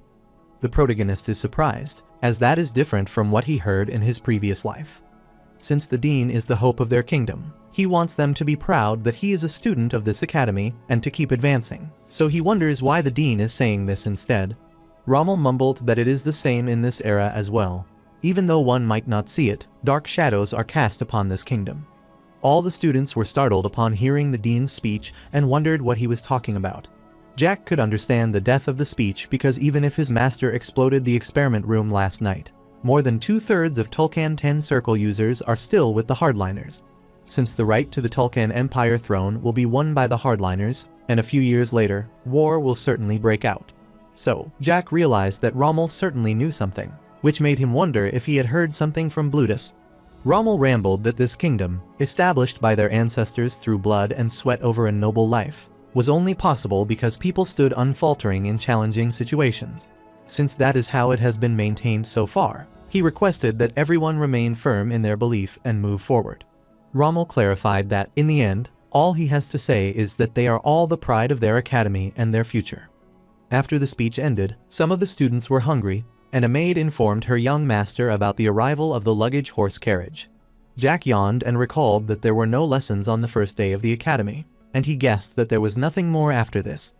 After pondering for a while, he decided to see the old man first, since he was satisfied with the house and wanted to thank him. Momentarily, he noticed Phelan standing with his comrade, so he excitedly went to him and gladly called his brother, which sent chills down Phelan's spine. Phelan's face had turned pale after hearing his voice, but he looked at him. Jack excitedly asked his lovely brother when he arrived there. Phelan clarified that he had come the previous day and that he had started sweating after seeing Jack reach out. Jack put his hand on his brother's shoulder, telling him that he does look so well, so he guesses he can drink things now. He wanted his brother to exchange greetings if they crossed paths in the future, since they are brothers who share blood. Phelan kept sweating after hearing all this, but since he didn't answer him, Jack wanted to break his limbs. Phelan refused, telling him it wasn't the case, which relieved Jack, but his brother didn't reply and clarified that he was going to make him kneel there. He saw Phelan worried, so he gently patted his shoulder and asked if he was taking up too much of his time. He pushed his brother back to go to his friends, who were waiting. Phelan looked back furiously, then started running away, which made his friends wonder where he was going. Abruptly, Charlotte approached the protagonist and inquired if that guy was from his family. The protagonist refused, so Charlotte reminded him that he had said they were brothers, sharing blood. Jack clarified that it is true, but sharing blood doesn't make them family, which confused Charlotte, so she glared at him. Jack pats her head, wondering what she is thinking so hard about. Charlotte wanted to know what she was to him, which made Jack ponder for a while. After seeing Charlotte so anxious, the protagonist wondered whether she was already going through puberty, so he told her she was his family, which pleased her. But those weren't empty words. Jack was 100% sincere because being one of his people means being his family. Since he takes in those people and will take care of them, they make him their family. He saw Valentine and Thanos before him, and he agreed that he should be at the place where his master is, but not where his brother is. After a while, Phelan's friends asked what was wrong with him, as he had noticed his bizarre behavior. Phelan is confused, wondering what he meant. His friend noted that Jack was extraordinary and remembered that he was his younger brother. Phelan affirmed that it was true, and his friend heard that his brother was talented, but he found him strange at the moment, as Phelan was acting like a retard. His friend saw Phelan's expression, so he wondered what was wrong with him, as he had never seen him so gloomy before. Phelan furiously clenched his fist as whenever he thinks about it, he gets scared of Jack, so he wondered why that was. He recalled that Jack was his toy in the past, whom he beat a lot, which truly infuriates him, as things are different now. While he was rushing in the other direction, his comrades wondered where he was heading. They kept calling Phelan, wondering what was wrong with him so suddenly. His other friend also doesn't know what is happening and wonders if Phelan has bipolar disorder. After a while, Phelan arrived where Jack was, so he furiously called him an idiot. The protagonist, enraged by that, glared at his brother fiercely, sending chills down Phelan's spine, and he started trembling. Jack approached him quickly and asked why he was so angry and whether he wanted to hit him. Jack abruptly approached concerned Phelan, so with a shaking voice, he clarified that it wasn't the case, looked away, and told him it was nothing. Then he fell to the ground. Jack turned away to leave, and he could not believe that he had nothing to say, which was quite boring, so he started chatting with his comrades. Phelan knew his fear of water had gone, but he didn't understand why he felt so scared. Jack knew that Phelan had never experienced anything like that before, which is why he didn't realize that this is what trauma is like. After a while, Jack was in the dean's office, where he asked whether it was true that Blutus was dead, as he had heard. Rommel realized that he had already heard that, so the protagonist wanted to know the details.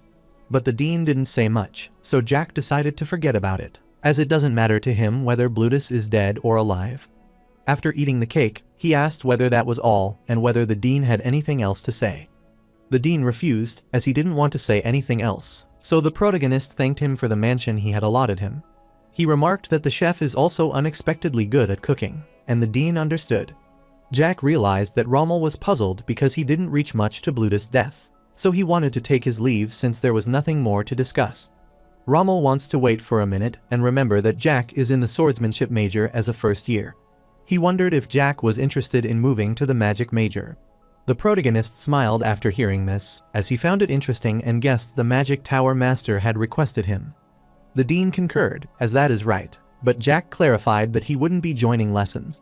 Rommel explained that an amendment to the academy rules would be proposed soon, based on the student council's report. The other students want to follow in Jack's footsteps and use expedient methods to learn, so they are refusing to join the lesson.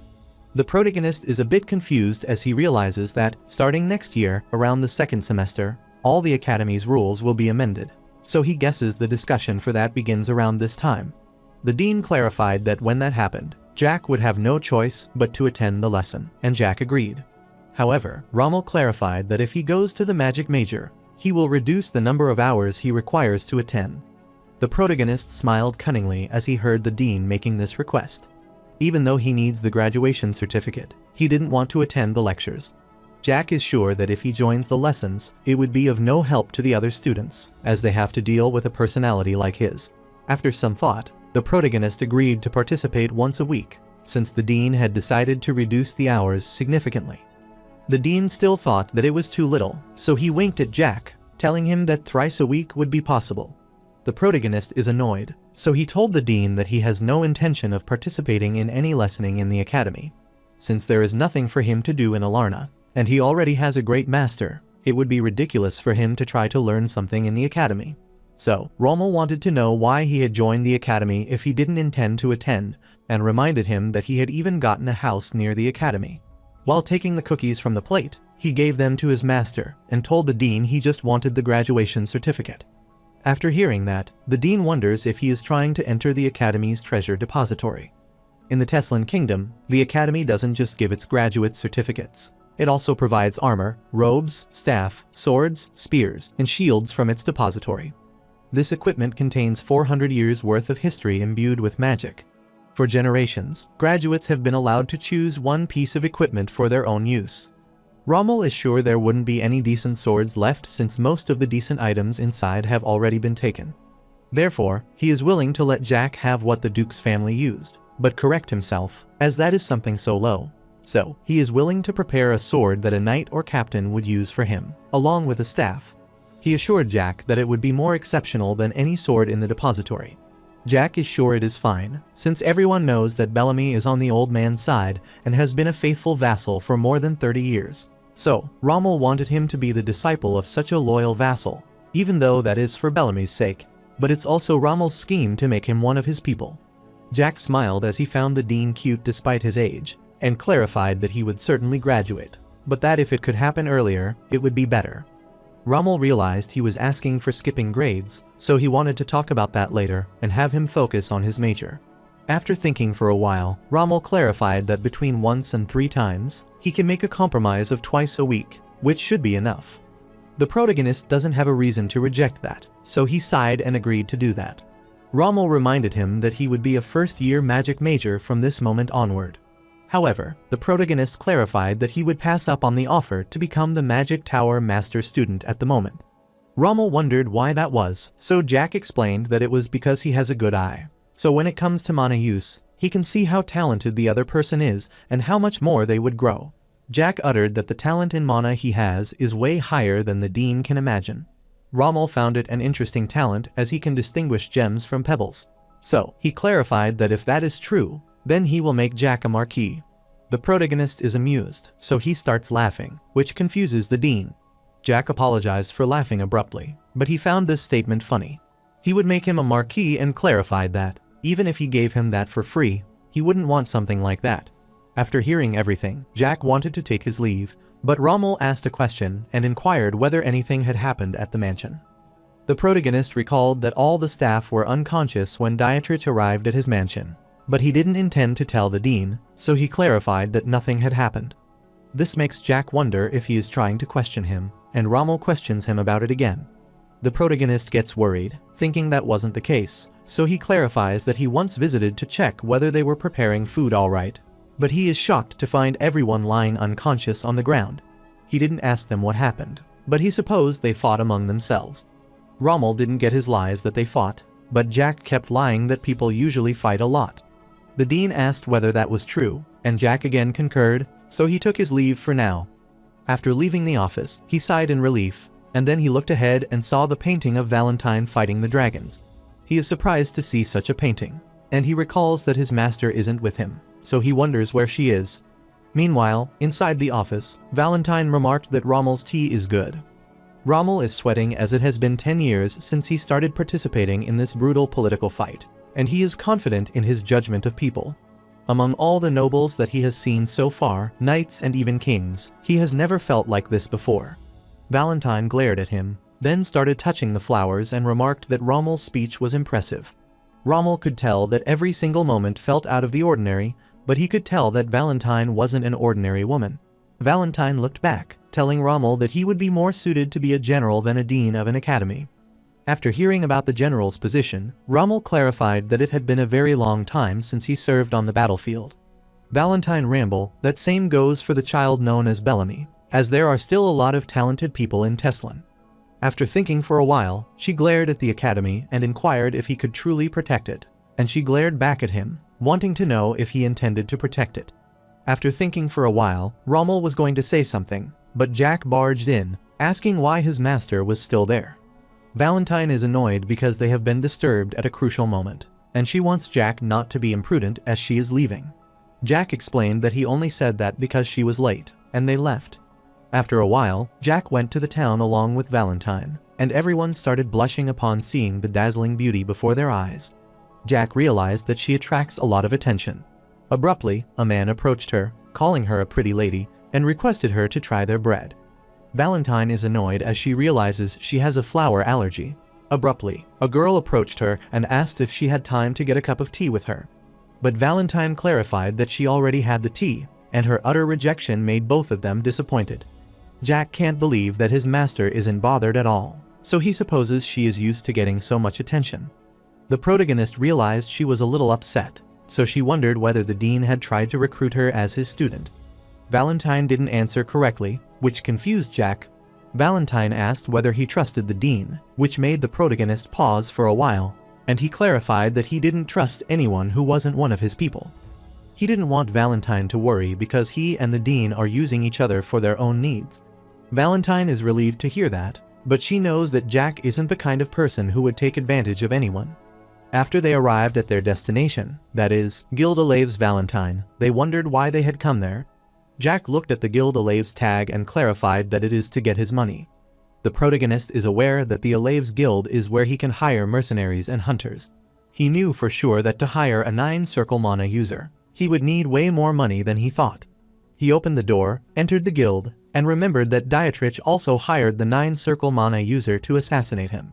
However, he wonders how the guild would react if the one who hired him and the one who was hired were dead. Abruptly, the receptionist happily welcomed them and asked how she could help. She looked at Valentine, who was mesmerized by her beauty. Jack accosted her and clarified that he wanted to meet with her branch manager because he wanted to get all the money from him. Jack explained that the branch manager would know if she told him about the last night, 9 circles, and the assassination. The girl is a bit confused upon hearing this, wondering what he meant, but her face pales when she realizes the person before her is Jack Valentine. Her comrade blocked her mouth, calling her an idiot and wanting her to stop shouting. Jack gets close to her, smiles, and is pleased to realize that she knows who he is, but he wonders why she is so surprised to see him. Even though he is making a guess, he is sure that Dietrich hired the assassin from this guild.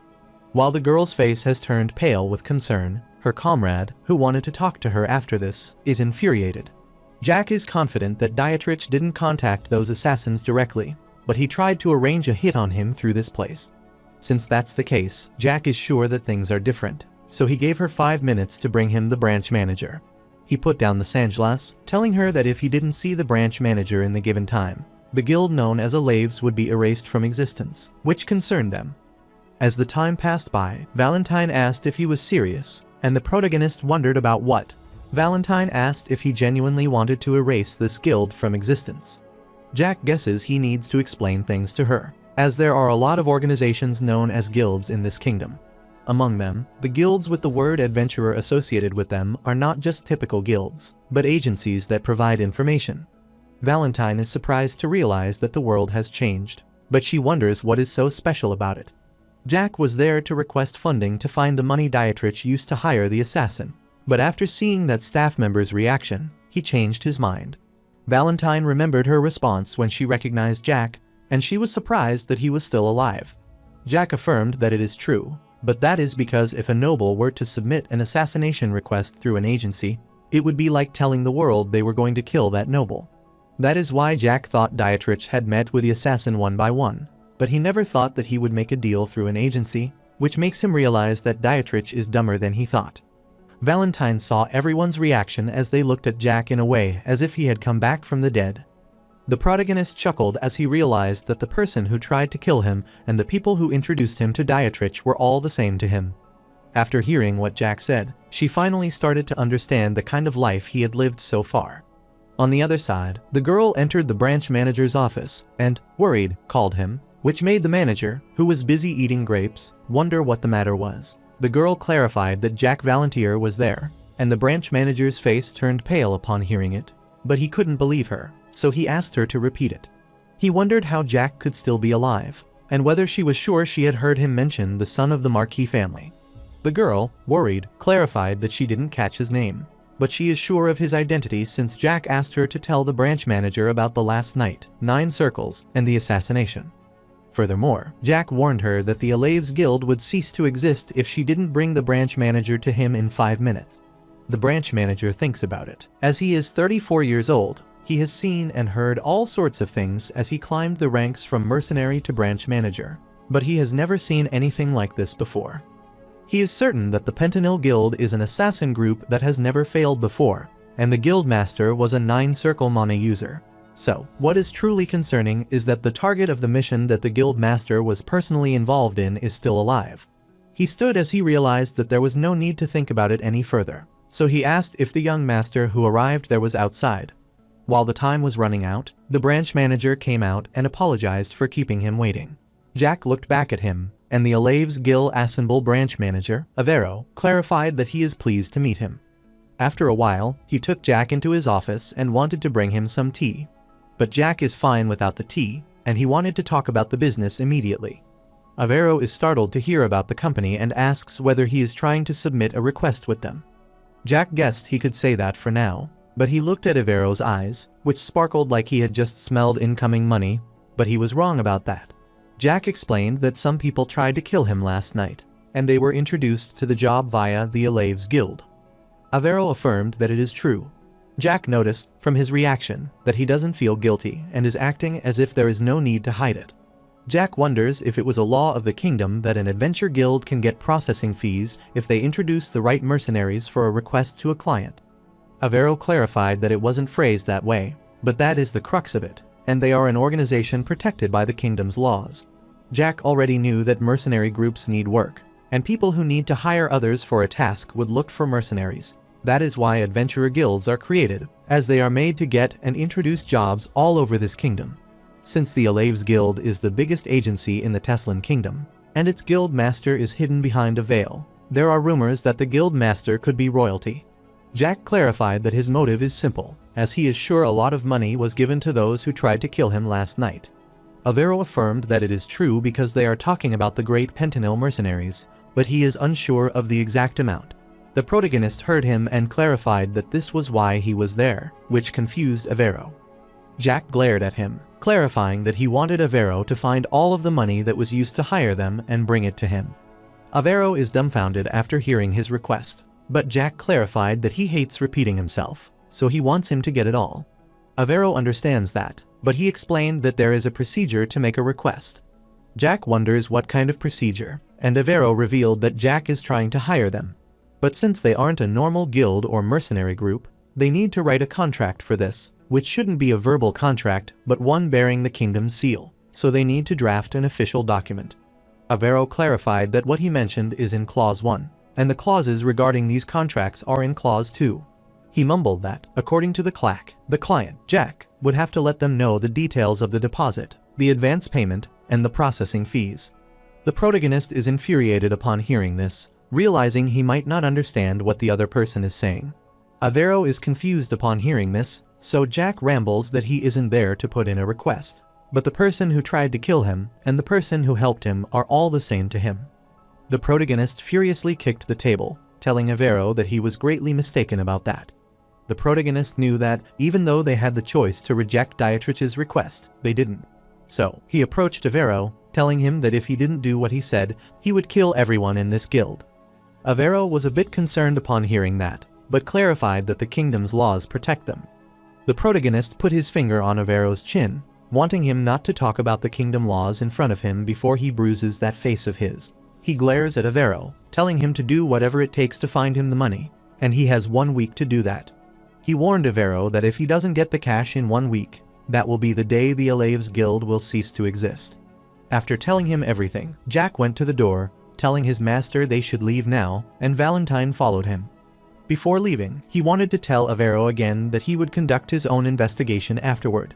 So, if the money Dietrich used to hire them is different from what he gave him, and if a single gold coin is missing, he will make sure to do what he promised. He didn't want Avero to think of taking processing fees from it and asked if he understood. Avero's face had turned pale after hearing this, so he grabbed his head and obediently concurred. After hearing Avero's affirmation, Jack left with his master, while the girl gets worried after seeing his boss, wondering if he is okay. Avero worriedly grabbed his head as that was driving him crazy, and he already knew he shouldn't have accepted such a request. He can't believe that he accepted the request of a noble to assassinate another noble, and can't believe that someone who puts in such a request to a guild would be in their right mind. He is annoyed because he didn't want to take on such a request as well. Avero recalled that when he first looked at Dietrich's request, he thought he didn't want to take this up, as someone out of his mind would put it in. But when Avero reported to the higher-ups, they told him that he had to take on the request of the future patriarch of the house, Herman. Avero is worried because a mere branch manager like him had no choice but to obey the orders he received. He introduced Pentanil Assassin to Dietrich and thought everything had gone smoothly. Talizo is surprised to know what happened, so he supposes they are being threatened by the youngest son of a marquis family in the lower ranks. Avero accosted Talizo furiously, glared at him, and inquired if the marquis is his friend, as a newbie like him doesn't know what he should say. Talizo gets worried after realizing he messed up, and Avero is frustrated because Talizo is a newbie they recruited a few months ago, and he has quite the skills at gathering information. However, for Talizo, other qualities make him wonder why they recruited him. Talizo becomes gloomy after realizing his mistake and apologizes as he shouldn't have said that. Avero forgave him, but he doubted that Bentaman was powerless, and that the most elite members should attend near the assembly. He is certain that there should have been around 30 of them, but their assassination target is still alive, which concerns him, so he keeps pondering this, but Talizo is mortified. Avero doesn't know how much was offered for the assassination of Jack Valentier, and there is no information about whether the assassin has gotten out of the territory. He wonders if Jack has captured them, but he is sure that if he had captured them, they would have known how much was offered for the assassination. He finally got an idea, so he accosted his subordinate and listened obediently to his command. He wanted Talizo to find out if that fool Dietrich had participated in that day's opening ceremony. Talizo refused as Dietrich didn't attend the ceremony. Avero wanted details, so Talizo explained that his servants had been found at the inn where they had been staying, and that his bodyguards had been missing since last night. Avero is concerned, as this entire thing is so strange given how much they are missing, and Talizo wonders what is weird.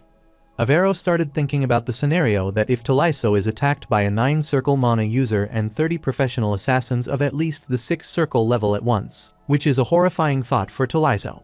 Avero knows that those assassins were pros among pros, so there is no way they would have escaped, and Dietrich is missing, who might be dead, and the Pentanil assassins are all dead as well. Avero finally realized the mission was a complete failure. Talizo, worried, asked whether the mission truly failed, which enraged Avero, who called him an idiot and told him that their assassination target was there, well and alive.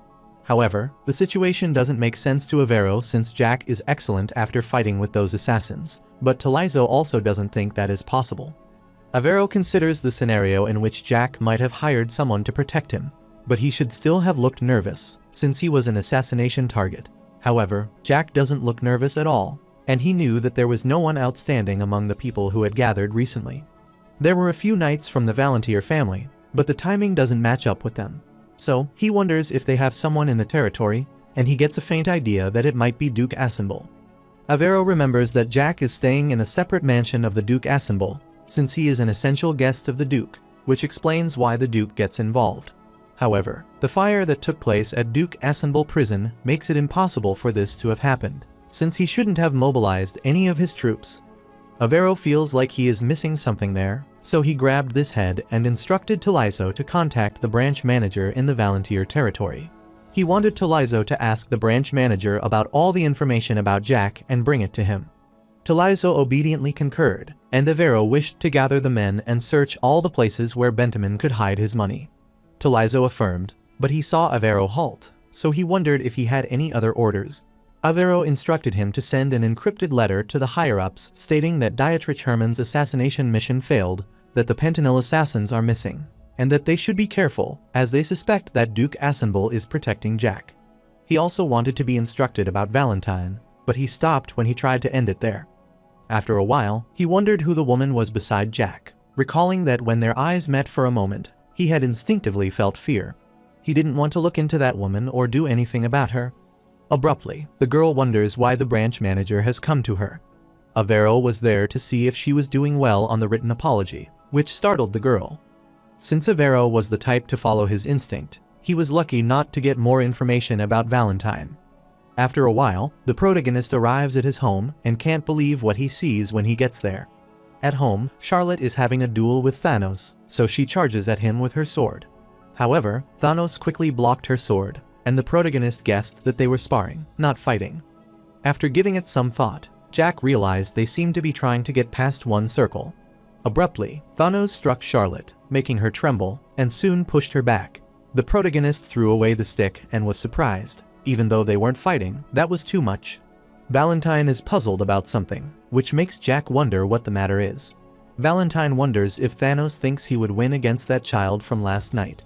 The protagonist thinks about the person from last night who mentioned Beckerman, so he assumes she was talking about him and confidently affirms it. Valentine is sure that Jack could see it, and is sure that Charlotte never held a sword before. The protagonist concurred, as that is right. She is holding it awkwardly because she doesn't know how to maintain proper distance from her opponent, either. Valentine knows it is true, as she can see it, but she still pushes back at Thanos. Jack knew that was right, as even if it might look like Charlotte is the one getting pushed back, the one actually being pushed back is Thanos. That is because while he is physically stronger, he is unable to get a conclusive victory. While Thanos is about to strike her, Charlotte quickly charges at him and strikes back first.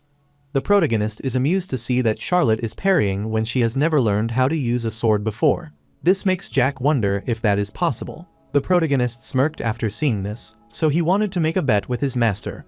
Valentine wondered what kind of bet he wanted to make. Jack clarified that within 9 years, he will help Thanos get strong enough to defeat Hanks Beckerman. Valentine is startled to hear that he needs 9 years, while Beckerman will also get stronger in the same amount of time. The protagonist laughed after hearing this, thinking his mother was afraid to make the bet. However, Valentine found it interesting, so she agreed to accept his bet. Jack wanted the loser to fulfill one wish of the winner as a stake. Valentine was curious how Jack would train that child. Jack confidently stepped forward, telling her that he had tons of ways to do that. He went to Thanos and Charlotte, telling them to stop and take it easy.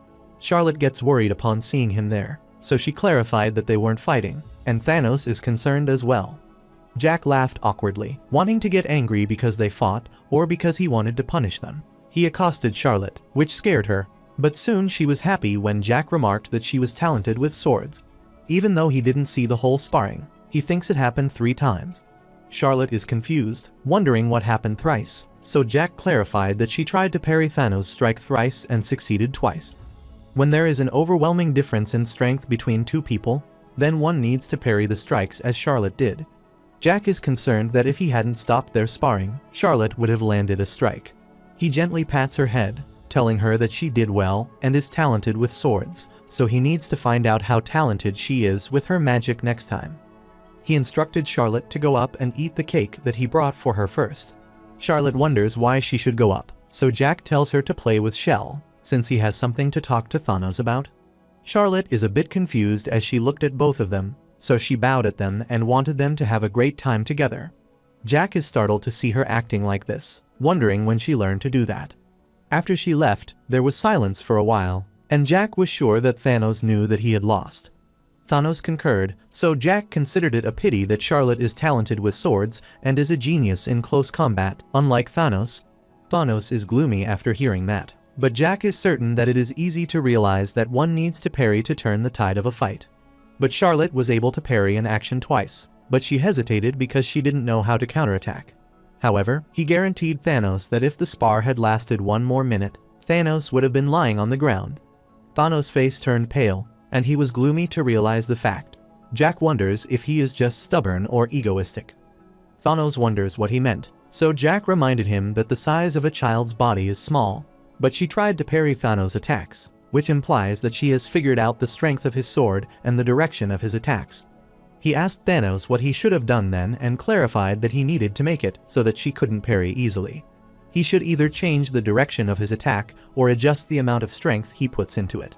However, Thanos didn't do either, but he swung his sword as he had been trained to do so.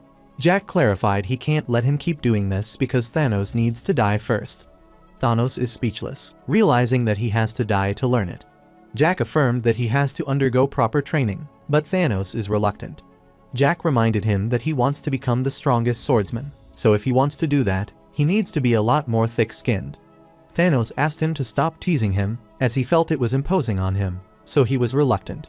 Jack reminded him that he needs to be more thick-skinned and inquired if he is prepared to die, which startled Thanos. The protagonist clarified that if he is prepared to train so hard that he feels like he is dying. Thanos finally grasped his sword and explained that he was prepared to do that. Jack wanted his master to hear that, and he didn't want her to go off, as she should help him this one time. Valentine is annoyed, so she wonders what he wants from her. Jack is considering using an illusion to create a magic circle. Valentine is astounded to know that he is asking her to make an illusory opponent for Thanos to train against. Jack smiled as he realized that his master is truly extraordinary, so he affirmed that it is right. Valentine knew that an illusion like reality would consume a large amount of mana. Jack already knew that, so he started making a magic circle, and Valentine was surprised to see it, as that is the combination of the death rule and illusion, and she found it fascinating. Since the death rule is a 10th circle black magic that exerts control over a designated space, and it's a black magic that changes mana to fit what its user wants. Valentine, remember that within that space, it could poison the minds of its opponents and force them into a state of panic. Furthermore, a 9-circle magic illusion creates a being that looks like a clone, so when combined with the death rule, it creates something interesting. Jack recalls that it is the spell his master and he created in their previous life, and he is starting to remember those times as he is about to use it again. Abruptly, he remembers something, so he accosts his master, which makes Valentine wonder what the matter is. Jack looked at Thanos and told him that the training has 10 stages in total. The higher the stage number is, the stronger his opponent will be, so he inquired what stage Thanos wanted to start at. Thanos thinks for a while, then clarifies that he will begin with stage 1. The protagonist agreed to go with the easy one first, so he made some changes to it. The protagonist ponders stage 1, and is sure that Thanos will eventually grasp it after dying 10 times. After a while, the protagonist clarified that it was done, so he wanted Thanos to go in now. Thanos was a bit scared to set his foot on the magic circle, but he mustered up his courage and got on the circle. While Thanos is heading inside the subspace, Valentine wanted to know about the illusory opponent he will be fighting. The protagonist grins cunningly as he whispers about the illusory opponent in his master's ear, who can't believe him. Thanos whined at her, reminded her about the 9 years bet, and assured her it wouldn't take that long. Valentine is dumbfounded by discovering the reality and remarks that he is a nasty kid, but Jack has already heard that a lot. Meanwhile, Thanos was in subspace, surrounded by darkness, wondering what this place was. He looked around and saw someone emerging from the darkness, so he approached him and wondered who he was, as he had seen him somewhere before. As soon as the protagonist's older version opened his eyes, Thanos was startled to see those eyes, which were similar to his young master Jack's. The protagonist clone pointed his sword at Thanos, which concerned him, so he got alerted but kept reminding himself that it was just training. As Jack charges at him, Thanos is startled, but he still wants to block this attack with his sword. He is surprised to realize that it was the moment when he felt like the world was moving so slowly, it had almost come to a stop. Thanos already realized that Jack clone had cut his head off. After some time, Thanos opened his eyes with astonishment as he couldn't believe what had happened. He sat and grabbed his neck as he thought Jack had almost cut him. Abruptly, the protagonist approached him, saw him trembling, and wondered what he was doing, but Thanos was so scared that he rushed away. The protagonist reached out to him, wondering why he was surprised and if he had seen a ghost. Thanos grabbed his hand, wondering what was inside that magic circle. Jack wondered what he meant, as that was an illusion. Thanos is startled, so Jack clarifies that it's an illusion and that it's called magic of illusion. Jack is sure that Thanos lacks experience because he never put his life on the line in the fight. Thanos agreed, as that is correct, so Jack clarified that inside the magic circle, he was already 18 years old, and he had already fought with him, so he is sure that Thanos might know. But he wanted to tell him that he has to face Jack from his previous life. He assures Thanos that the more he holds out, the stronger he will be, and he can replace his lack of talent with his experience.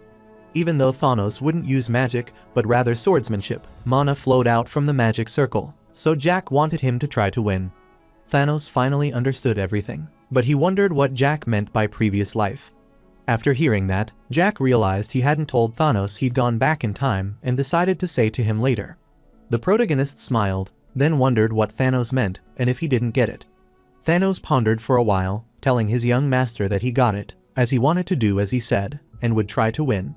Jack knew that even if everything happened in the magic world, the feeling of dying felt very real, which made people begin to lose their minds after dying many times. However, he thought that Thanos is different, as that isn't a feeling of sympathy or anything else. Jack wanted to raise Thanos' rating, even when his bones and muscles were severely injured. He asked in the past why he moved his sword all the time except for eating and sleeping. Since Thanos uses his mental ingenuity to force himself to make a great effort. However, Jack is aware that he is focusing on the wrong place, and the effort that man must make is to accept death constantly by earning from past deaths. He is sure Thanos can outperform Beckerman and wanted to make sure that happens. The protagonist noticed something and asked his young master when he was going, which startled Thanos. Even though Jack initially intended to play with him for a while, he is starting to change his mind, so he doesn't want to think of him as a game, as he has become one of his men. The protagonist told him this is a highly complex title, so he wanted Thanos to call him president from that moment onward. Thanos is a bit annoyed by this title, so he wants to call him Lord. The protagonist patted his shoulder and wanted to let him call him that if that would be easier for him. Thanos is amused to hear that he blushed and smiled excitedly as he looked forward to working for him, and he left. Inside the mansion, Charlotte found something wrong as she was waiting for the president after the academy's new semester opening ceremony. However, her boss didn't come for a long time. While she was waiting, her elder brother asked her if she wanted to learn swordplay with him. After that, her boss arrived and praised her, but she felt a strange feeling, as she could tell he looked a little angry. Charlotte is concerned as she thought that might be because she fought with Thanos, and she wanted to apologize when the boss returned. After a while, she arrived, saw Shell, and wanted to share the cake with her. Shell's face turned pale after confronting Charlotte, and both of them stayed silent for a while. Abruptly, Shell knelt before her, wanting to say she was sorry, and Charlotte grew worried upon seeing this reaction, wondering what was wrong with her. Charlotte remembered that her uncle was Valactus, who messed with her and her mother as if it were a game because he was a dragon. Therefore, she hates dragons, but her boss said that the dragon before her is not like Valactus. Charlotte looked at Shell, who bowed before her and trembled, so she grew worried. She reached out to Shell and quickly hugged her to console her, even though she didn't know what this little girl had gone through, but she didn't get it right, and she didn't try. Therefore, she wanted to do anything to help Shell from this moment onward. On the contrary, in the kitchen, the chef clarified that the girl named Shell has been on the roof this entire time. He looked at the protagonist, wondering if he wanted to eat something while he was there, and the protagonist affirmed. Abruptly, Jack went to the first floor, saw Charlotte hug Shell, so he wondered what they were doing, and he couldn't believe that they had become so close. Valentine thought it was right to say that one side has grown close. The protagonist looked at them, despite the fact that Shell was shaking like that. He wondered why Charlotte seemed so sad. Charlotte looked back, her eyes teary, and was startled to see her boss there, rushing at him and started apologizing. The protagonist is a bit confused as he saw Shell keep bowing and apologizing, but Charlotte raised her hand to stop her. Valentine finds it strange because the previous night, Shell had a grudge, yet she looks like a completely different person. The protagonist is a bit confused as well, but he supposes she might have gone through a lot in the lab.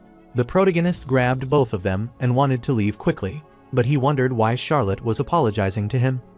Charlotte worriedly clarified that it is because her boss is angry that she trained without his permission. She promised not to do that again, and she apologized to him.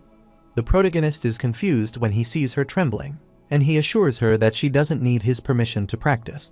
He sighed, wondering why he would be angry, telling her that he wouldn't be angry with his even if she hit him on the head with a wooden sword. But in reality, he didn't want her to hit him.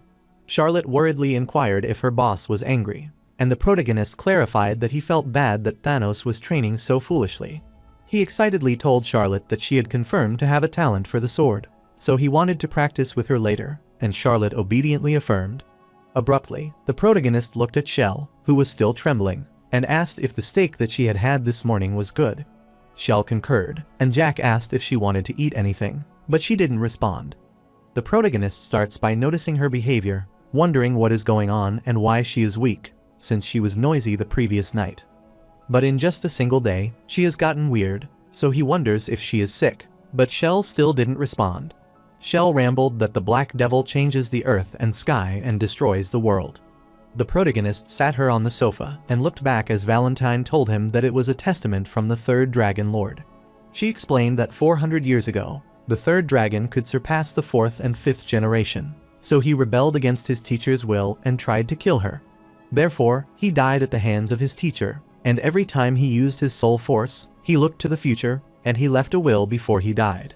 According to his will in the future, the Black Devil will change heaven and earth and will destroy the world. After hearing that the protagonist's face had turned pale, she wondered whether he was the Black Devil and feared he would destroy the world. Since Shell didn't reply, the protagonist guesses that he is right, but he sits beside her, telling her that the prophecy doesn't make sense. Shell started to hear that, and Jack clarified that it is nonsense that, in the end, there is only destruction. The protagonist was surprised to see Shell furiously telling him that the prophecy of the Third Lord has never been wrong. The protagonist is glad to know she has already regained her strength, and she guesses that her parents didn't tell her the Third Lord prophecy was made up. Shell is dumbfounded after hearing that, but Jack elucidated that prophecy is a made-up joke to challenge the race of dragons. He gently pats Shell's head, telling her that she was worried about something useless and hopes she doesn't have a problem now. Shell clarified that she has no problem, but she wanted to know if he wouldn't devour her. Jack wondered why he would devour her when dragons aren't something to devour, and Shell agreed with him. The protagonist smiled excitedly, telling her it was time for food, so he hoped she would tell him exactly how the steak tasted. After hearing about the steak, Shell's mouth filled with water, and she blushed, telling him it was delicious. Jack assured her that they would have steak together for lunch, but it's something different every morning. He assured her that he would ask them to prepare a new dish the following day. Shell's eyes sparkled with excitement after hearing about the new dish and the fresh steak that she is going to eat. Jack looked at her and politely suggested they eat something delicious to cheer them up, which pleased Shell. The protagonist looked at both of them, realizing they hadn't introduced themselves, but given how they were before, he supposed they knew each other. The protagonist told Shell about Charlotte, who will be the vampire queen, and then introduced Shell, the sixth Dragon Lord, to her. Shell clarified in her trembling voice that she can't dare to be called a Dragon Lord. Then Jack pointed toward Thanos, wanting to introduce him properly when they ate later. He accosted Charlotte after she affirmed to his command, and he instructed her to tell Guinness to make them lunch. Charlotte concurred, then she shook hands with Shell, smiled happily, telling her to go together, and Shell agreed, so they went away. After a while, Valentine knew that was a good lie because he, the Third Lord, was a very unusual person, unlike the way he and Valentine used mana for spells. He used mana only for mental abilities. Valentine explained that the Third Dragon Lord, all prophecies are short, like there would be rain the upcoming day. He also prophesied that there would be a conflict somewhere the day after the following day, but all those prophecies never failed. However, of all the prophecies he made, only one didn't come true, that in the near future, the demon shrouded in darkness would change heaven and earth and destroy the world. Jack wonders if his master thinks that he would cause the destruction of this world. Valentine clarified that, as far as she can see, only Jack can talk about destroying the world. Jack doubted it, thinking the prophecy was wrong, because if it had come true, he would have destroyed the world in his past lie. Valentine wondered if he hadn't destroyed it, so Jack clarified that he had just destroyed a country, then died. Valentine is dumbfounded to learn that he died after destroying a country. Jack doesn't think of any reason to destroy more, and he wants to continue living, so he is confident that the prophecy is wrong. He supposed that if that weren't the case, the demon shrouded in darkness would be someone other than him. He accosted his master, which made Valentine wonder why he was calling her that. Jack elucidated that the future isn't set, just like the prophecies about rain or conflict breaking out somewhere they can't block the sky. He clarified that no prophecy will come true if all ports are closed. Therefore, the future is never determined. Therefore, if it's his master's fate to live only 13 years and die, and if it happened, Jack was going to be very angry. After explaining everything, he told his master that they should go together. On the contrary, Charlotte and Shell peeked into the kitchen excitedly, but Guinness grew nervous about their behavior. A considerable amount of time has elapsed since they first introduced themselves. Thanos is already 17 years old, Charlotte is 11, and Shell is 10, but Jack still resembles a 14-year-old. The protagonist is pleased to observe them in this light, as if they are nurturing fledglings in a sanctuary. The protagonist is delighted by the food because the taste of the Guinness cooked dish exceeds his expectations. He previously asked Guinness about this and learned that he had spent approximately 4 years working as a chef at the Imperial Palace. He can't believe that an unexpected talent was between them, and he devours his meal, realizing that nervousness played a part. Abruptly, he recalled something, so he reminded Charlotte that she had neglected to take the blood that day. Charlotte affirmed it was true and excitedly approached Jack. The protagonist knew that Shell harbored a fear of blood, so she was pleased that he didn't notice and realized that children mature and learn swiftly. Furthermore, Charlotte is destined to become the Vampire Queen, and Shell holds the title of the Lord of Dragons. Jack is pleased to see Charlotte happily feeding Shell a dish she wanted to try, and Shell agrees. The protagonist is mesmerized by the sensation of nurturing disciples. Valentine glared at him, enjoying everything, and wondered why he wasn't engaging in training. The protagonist's face turned white after hearing that, but he didn't reply and continued eating awkwardly. After a while, Jack clarified that 2 circles are sufficient for him, so he didn't want his master to concern herself with that. Valentine reminded him of Valactus, the Adventure Guild, and wondered whether he believed she was oblivious to those matters. She wonders if Jack places his trust solely in those within his inner circle. Even though she knew that Jack's biological age might pose a challenge, he still had time, enabling him to potentially advance 3 or 4 circles simultaneously, and she knew that she was correct. Jack refused, as she was wrong, and corrected her, saying that if he applied, he could reach the 5th level. Even though the biological age holds a significant impact, and he has to admit it, he is still in his developmental years, since the proportions of his limbs are entirely different from those of his past life. Furthermore, the dimensions of his veins and blood vessels differ, and the most notable change is that his heart capacity has also changed. He would be confident enough to form a circle whenever feasible if he were the same age as Thanos. However, with this slight physique, progress will require more time and greater concentration. Valentine clarified that the concentration circle remains in effect when he constructs a circle and someone attacks him, delivering a substantial shock to the assailant. She inquired if Jack is unconcerned about his surroundings being exposed until circle formation is finished. Jack can't deceive his master, so he rambled that after returning to his 14-year-old self, he found himself in the Marquis family prison. He was in a secluded cell, impervious to casual access, so when he was forming his second circle, Ron was safeguarding him, whom he trusts above all. But now Jack is tasked with shielding his mentor, who is presently a doll, so he doesn't have leisure time for circle advancement. The protagonist is marked that day, signifying his mentor's return to her original form, a monthly occurrence.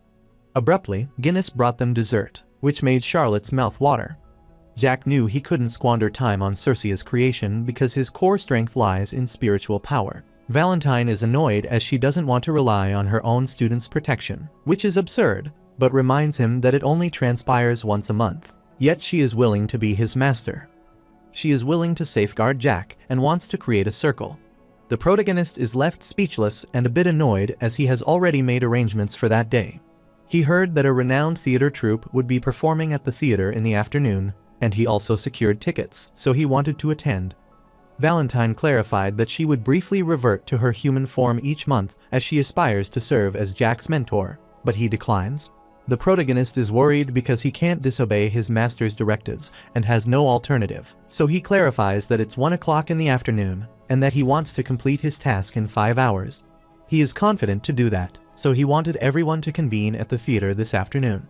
Valentine wonders if that is his plane, and everyone else is speechless, but Shell wonders what a theater is. Meanwhile, at the Alaves Guild, Avero was reading the details about the price and realized that it was 50,000 gold coins. He asked Talizo whether he was sure that 50,000 gold coins were given for eliminating a nobleman. Talizo affirmed that the wizard personally revealed this to him. Avero worriedly grits his teeth and realizes that he is the leader of the Herman family, but he considers him a deranged fool. 50,000 gold coins is the price that Dietrich paid to kill Jack. Avero knew that the annual budget for the Viscount's family was 30,000 gold pieces. So, even if Dietrich is the head of the Herman family, he can't borrow such a large amount of wealth all at once just to kill one person. Avero inquired whether Dietrich had borrowed 20,000 gold pieces in the name of the Herman family, and he found the remaining amount in an instant. This makes Avero wonder how he could get 50,000 gold pieces, and he wants to find the source of the money, wondering whether it is from illegal drug trafficking. Taliso heard a rumor that Dietrich Herman had started this operation alone, but his investigation found that was not the case. Avero is surprised to know that it wasn't the case, and he knew it was common for a noble family to be involved in drugs. But the businessman's involvement makes it a different story, because most of the time, these are hobbies of nobles to do in their free time, but it's different for the Herman family. Taliso explained that their investigation has revealed that it's not just Dietrich running the operation alone. The entire Herman family company is involved behind the scenes. Avero found it interesting, as he knew that Dietrich is a figurehead and that the Herman family is truly in control. Furthermore, their supply routes span the country, so he wanted to know the scale of this operation. Taliso worriedly grabbed his head, wondering if the branch manager couldn't tell from those documents. Avero refused as she can't, so he wanted to hear it from Taliso how big it is. Taliso worriedly clarified that they haven't found the answer to this, so they need to dig deeper into it. Avero is annoyed upon hearing this and is concerned as well because illegal drug dealing would be impossible. The Duke family or the Imperial family does it. Since that was the case, Avero instructed him not to investigate this matter further and to focus only on finding the money for the assassination, so he inquired whether he had found it. Taliso found only half of it, which concerned Avero, and wondered why. Even though Avero is sure that the assassination operation failed and all the Bentamin assassins were killed. Otherwise, he is confident they wouldn't have let them go while their intelligence agents are searching for information about them. Avero figured out that Bentamin put a lot of effort into hiding his money, but they managed to find half of the amount allocated for the assassination request, so he is confident of finding the remaining soon as well. Avero stood as he was going to buy some food for himself because he was hungry.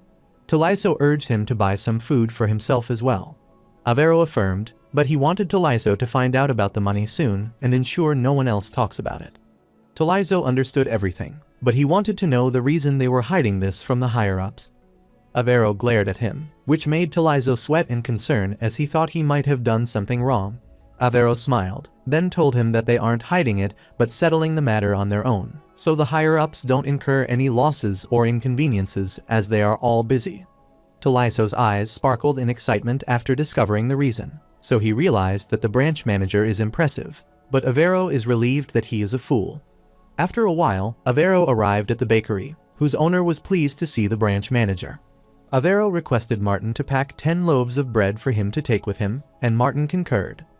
Avero started pondering why he is hiding this from higher up, since he can't trust them. He is sure that Jack Valantier was serious about killing him at that time, so he has to find the money to keep his head. He wants to think about reporting this matter to higher-ups later and doesn't want to risk his life to remain loyal to the guild as a branch manager. While he is pondering, a cat starts scratching his foot, so he gently pats it and finds it adorable. Despite being the branch manager, Avero had never met the higher-ups of this guild before. He didn't know their ages or gender, but he was certain that it wasn't just one person. He knew they were people hiding their identities while making others do their work. Avero sighed as he knew that he should pledge his loyalty to them, as no one cared about it. Abruptly, Martin approached him, telling Avero not to give this cat any food as he had already given him 2 servings of breakfast. The cat furiously glared at Martin, wanting him not to stand in his way. Avero grabbed the cat's tummy and finally realized why its stomach seemed already full. After catching his bread, Avero returns, and he finds it strange that the higher-ups want them to submit to the monster forest. He felt a little sorry for people risking their lives to fight in that distant forest. He knew that reporting wasn't essential and knew that the battle wasn't simply submission at the moment, but a war between monsters and humans. Since monsters can't leave the forest, their true nature remains the same. Avero knew that war brings chaos to the continent, but the kingdom is at peace now. After arriving at the guild, he handed a packet to his comrade so that everyone could have some. He heads into his office while pondering that the Alaves Guild is stronger than people expect. so it's not difficult for them to manipulate the situation within the kingdom as they please. They also gained a loyal supporter, as the kingdom's law protects the guild, so it's a natural outcome. Avero is aware that the higher-ups can reduce the number of mana users through unnecessary submissions, and now the king has a better chance of getting support from the nobles. Avero lay down on the sofa and kept pondering whether the guild worked with those people, as she had been hearing of more strange incidents recently. He looked at the sketch of Dietrich, called out his name, and supposed he might be doing it without permission. Since Dietrich has business with forbidden fruit, Avero considers it possible that he is doing so without the kingdom's permission. Since that could be possible, Avero wonders if Dietrich might have offered more gold coins than they have found to put Dietrich in charge as a puppet ruler. He is confident that Dietrich might have made at least millions, and the guild might already know that so much money was moving. He ponders if the investigator would leave after one day of investigation, but he is unsure about everything. He is certain it is a cover within their guild from the leader's side, and he recalls writing a response accepting Dietrich's request. He supposed that the superiors were making the move secretly for the secret money of the upper class. Avero doesn't think that is the case, as that isn't an illegal amount, so he wonders if that is for military funding, and if they are planning to prepare for war. Even though he kept pondering about the owner of this money and the leaders, along with the 20 high-ranking people who oversee the president, one thing is clear: money is for subjugating the demon beast forest. He heard the rumors that most of the funds allocated for the beast forest subjugation were allocated from the Kundalmantes family, and he didn't know the reason behind it, but he couldn't figure it out. Abruptly, he is startled as he feels someone is devouring the power of this city recently, but not the entire country. Since the crime rates have increased due to drug abuse, there has been an increase in the use of mercenaries for security purposes. Avero is sure that it isn't a coincidence, and he recalls that there were rumors 2 years ago in the Tolkien Empire about them experimenting with dragons. Eve thought it was said that dragons were extinct, but that was only on paper, and he knew there was a reason these rumors were spreading. Avero heard the rumors at that time, so he investigated them, but he received a message from his superior not to investigate the recent rumors in Tolkien. He knew that the higher-ups might not have sent him an official message to halt the investigation if those were rumors. Even though that is his thought, Avero considers it similar to that time, and he wanted to stop thinking about it, as that is the human instinct to live for information. He worriedly grabbed his head as he couldn't stop thinking, because of which his entire body felt uneasy. He made the story in his mind based on the information that the leaders of the Alaves Guild are either from the Tolkien Empire or have a close relationship with someone from it. He guessed that the Adventurer Guild might be controlling the information because they are cooperating in this. Avero started thinking about it again and guesses if the rumors about the dragon experiments are true, so he wonders where the researcher found the dragon. He wonders if that is from the Beast Forest, as there is a possibility that the dragon might be living there. He supposed the real purpose of the subjugation party was to find the dragon's remains. Avero knew that the Tolkien Empire wouldn't think much of using indispensable soldiers for their benefit, and even if there were no outcome, it would be beneficial to reduce the military power of the other country. Avero figures out that the person in charge of the subjugation army is from the Tolkien Empire. He sits worriedly because if his guess is correct, the Teslan kingdom wouldn't last long, and he supposed it might already be a Tolkien colony while retaining the form of a nation. His face turned pale after thinking of that scenario, wondering what Tolkien is seeking in the end. Avero thought that if that is the war, then this weak place, the Teslan kingdom, might be collapsing in despair. He worriedly grabbed his head as he considered the possibility that the hypocrisy of Alaves and the kingdom problems are for the Tolkien Empire, and they might be extremists to unite the continent. After thinking it over, Avero started sweating with concern as he pondered how long they had left before their kingdom collapsed, and he realized they had less than 10 years. Even though this nation is good, when that moment comes, Avero is sure there wouldn't be a place for him or this guild. He can't believe that he would turn into a hunting dog that is eaten after catching the rabbit. Avero is worried the more he thinks about it, so he wanted to find a new thread that is strong enough and wouldn't break even after reaching the top. On the other side, the protagonist is training to reach the third circle as he promised his master. After a while, Charlotte, Shell, and Valentine entered the room where Jack was training, and they were dumbfounded. Shell is astounded to see him, wondering who he is, and she hates humans for cutting off her arms to take her blood. They also used iron poles imbued with magic to pierce through her body, so it's impossible for Shell to like people like that. However, when she thinks the other way, The person who saved her was a human as well.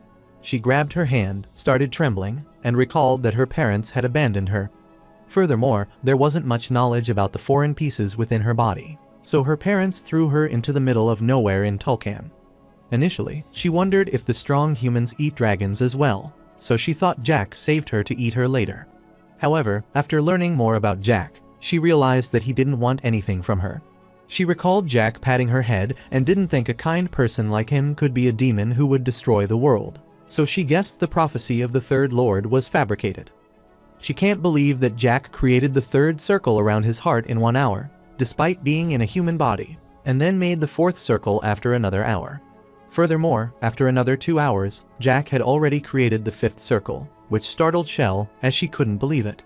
Charlotte is amazed by this, which makes Shell wonder whether she can also sense what is happening at the moment.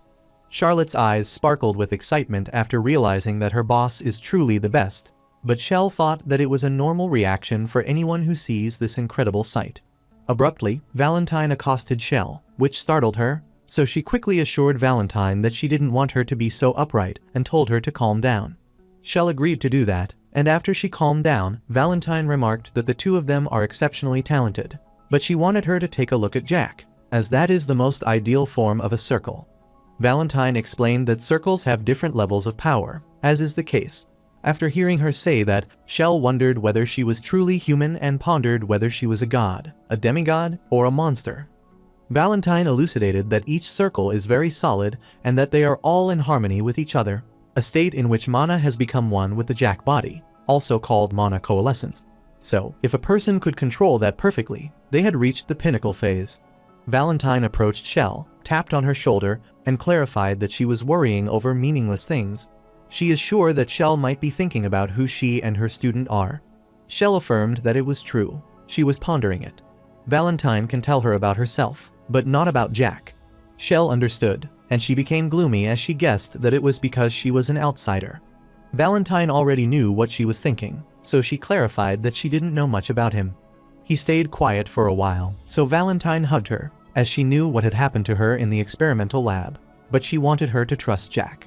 She assured Shell that as long as she is with Jack, no one could harm her in this world. Shell's eyes widened in astonishment, and she started crying in relief after hearing that, and agreed to trust Jack. The time kept passing, and soon it was evening. Jack knew that it was unprecedented history for someone to reach the fifth circle stage at the age of 14. He excitedly looked at his hand, wondering if his body was always this capable. He already knew that he was fast when he made the circle in the prison, or when he was in front of Ron. However, Jack is confident it's not due to his pure energy, because of his younger age. He supposes it might be the soul aura. Since soul's aura is level above mana, he can control mana more proficiently, and he already knows how to control his soul aura proficiently. Since that is the case, Jack's confidence will become even stronger, as he knows how to control his soul aura in this life. They were at the theater enjoying the show, and Charlotte was amazed by the outstanding performance. At the same time, Jack is considering becoming stronger than he was in his past life, which makes him wonder whether he would truly destroy the world. Meanwhile, everyone was enjoying the show. Jack saw Shell with his master, so he wondered how she got this close to her. He is astounded at seeing her smile so brightly, as he never thought that Dragon Kid would be able to laugh like that, as he felt she couldn't laugh. Jack recalls that Thanos refused to accompany them because he wanted to train more, but Jack kept telling him to go together with him. Jack sighed as he wanted to insist more on bringing Thanos along if he knew that everyone would like it this much. He left Thanos there since he said he didn't want to come, and he guessed it's not that easy to become the strongest swordsman on the continent.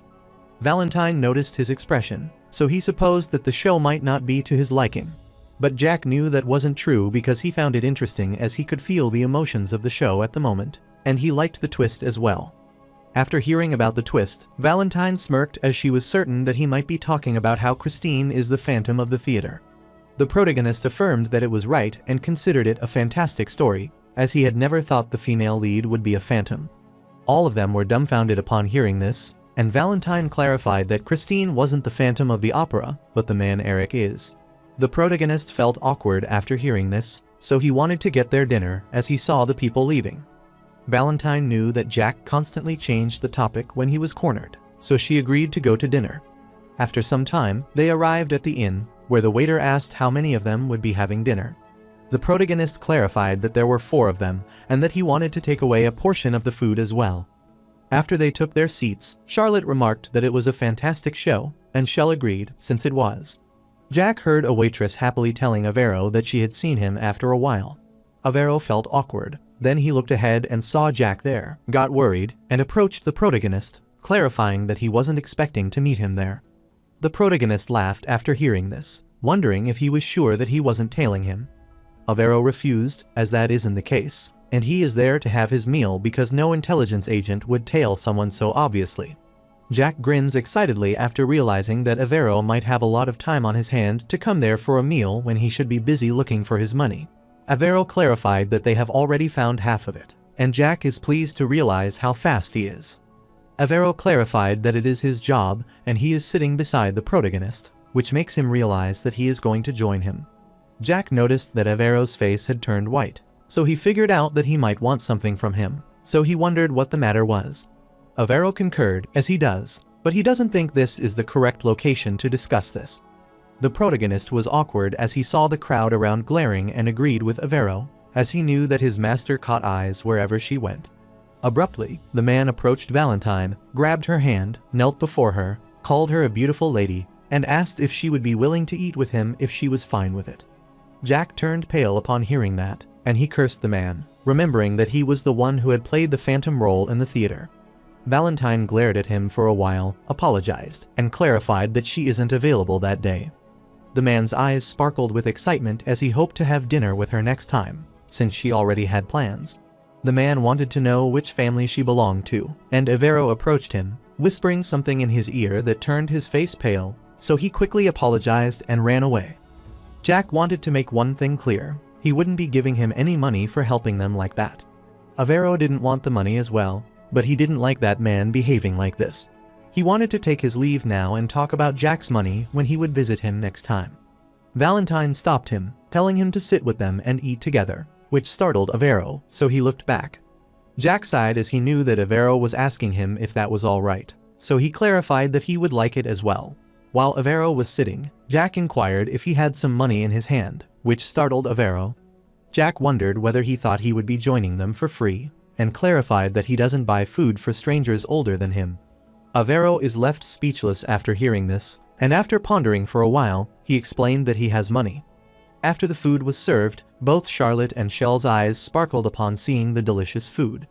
Avero smiled when he saw this, so he offered them the food and told them to eat as much as they wanted, and they could ask for more if they wanted. The protagonist is amazed by this, so he asks Avero why he accepted Dietrich's request. Avero is surprised by this, so he puts down the fork and clarifies that he was instructed to do so by the higher-ups. The protagonist smirked after realizing that Avero was saying he was the limbs, so he could not make the decision. Avero smirked after being called limbs and clarified that, to them, he is a tool easy to use. Jack takes a bite and is sure that it isn't easy for him, as he said he found half of his money, so he wonders how much the total amount is.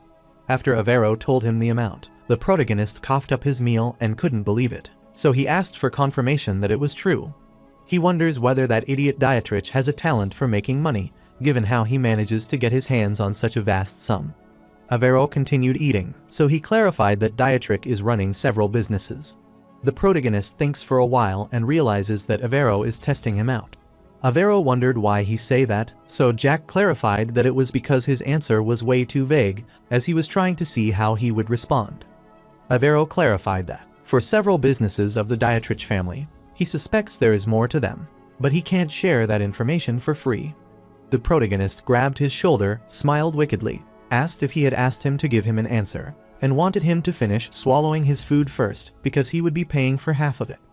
Avero is startled upon hearing this, so Jack reminded him that he doesn't buy food for strangers who are older than him. Avero is confused because there are a total of 5 of them, so he should pay less than half the bill. Jack refused, telling him that he had ordered all this food for himself, but since he joined his table, Jack wanted him to pay half the bill. Avero started laughing awkwardly as he found this explanation ridiculous. Jack grabbed his shoulder, wondering why he wasn't saying anything, and asked if he was going to pay, but Avero stayed quiet. The protagonist decided to stop fooling around, telling him that he was joking, and that he would pay for the bill, so he wanted him to take it as a present for his journey to the afterlife. He winked at him, telling him that if he found all his money, then it would change into a different kind of present. The protagonist saw him trembling and found it funny, since he had been joking earlier. After some time, they finished their meal, and Valentine realized that it was about the time, so she started transforming into the doll. Avero wondered what was happening, so he stared at Valentine, dumbfounded by the doll before him. The protagonist grabbed Valentine and looked at Avero, clarifying that he doesn't care what he says to others, but he wants them to keep this between themselves. Avero kept sweating worriedly. Then he glared at Valentine and swore to keep this a secret. Jack is sure no one would believe the secret between him and his master, even if he told them, and he doesn't care if the world finds out. Jack knew that Avero thought that his master used polymorph on herself, but that isn't the truth, and he didn't want to bother explaining. After a while, they were outside the inn, and Avero was taking leave, so Jack wished him a safe journey. The protagonist waved at him as he was leaving, and Valentine clarified that she had never said anything like that, even in her previous life. Jack wondered what she was talking about, and Valentine didn't know if he should say this is her instinct, which could be because she lived her life constantly being in contact with death, but she can smell death from people who are about to die. The protagonist is startled as he realizes that she means Avero will die soon. Valentine affirmed that it is true, but she doesn't think Jack is the one to do it. The protagonist remembers that a lot of targeted people died around that time within the kingdom, so he supposed Avero might be one of them. Valentine wonders if he is worried about that, and Jack affirmed that he is a little concerned, but he isn't entirely sure. He doesn't know what kind of person Jack is, but he only knows his name and position. Even though Avero isn't completely incompetent, he hasn't shown anything to convince him that he is competent. But the protagonist doesn't care about that now, as he will know after further observation whether Avero has any value he can make use of. While Charlotte is showing the cat to Shell, Jack went to them, so she supposed that her boss wanted to see it as well. The protagonist smiled and told her that the cat said it was tired and wanted to return home. On the other hand, Avero is returning to the guild as well because he wanted to work overtime that night again and decided to eat some fruit to keep him awake. The following day, the protagonist was enjoying his time in the swimming pool, and he felt refreshed. Valentine realized that he was so playful when this place was for meditation and prayers.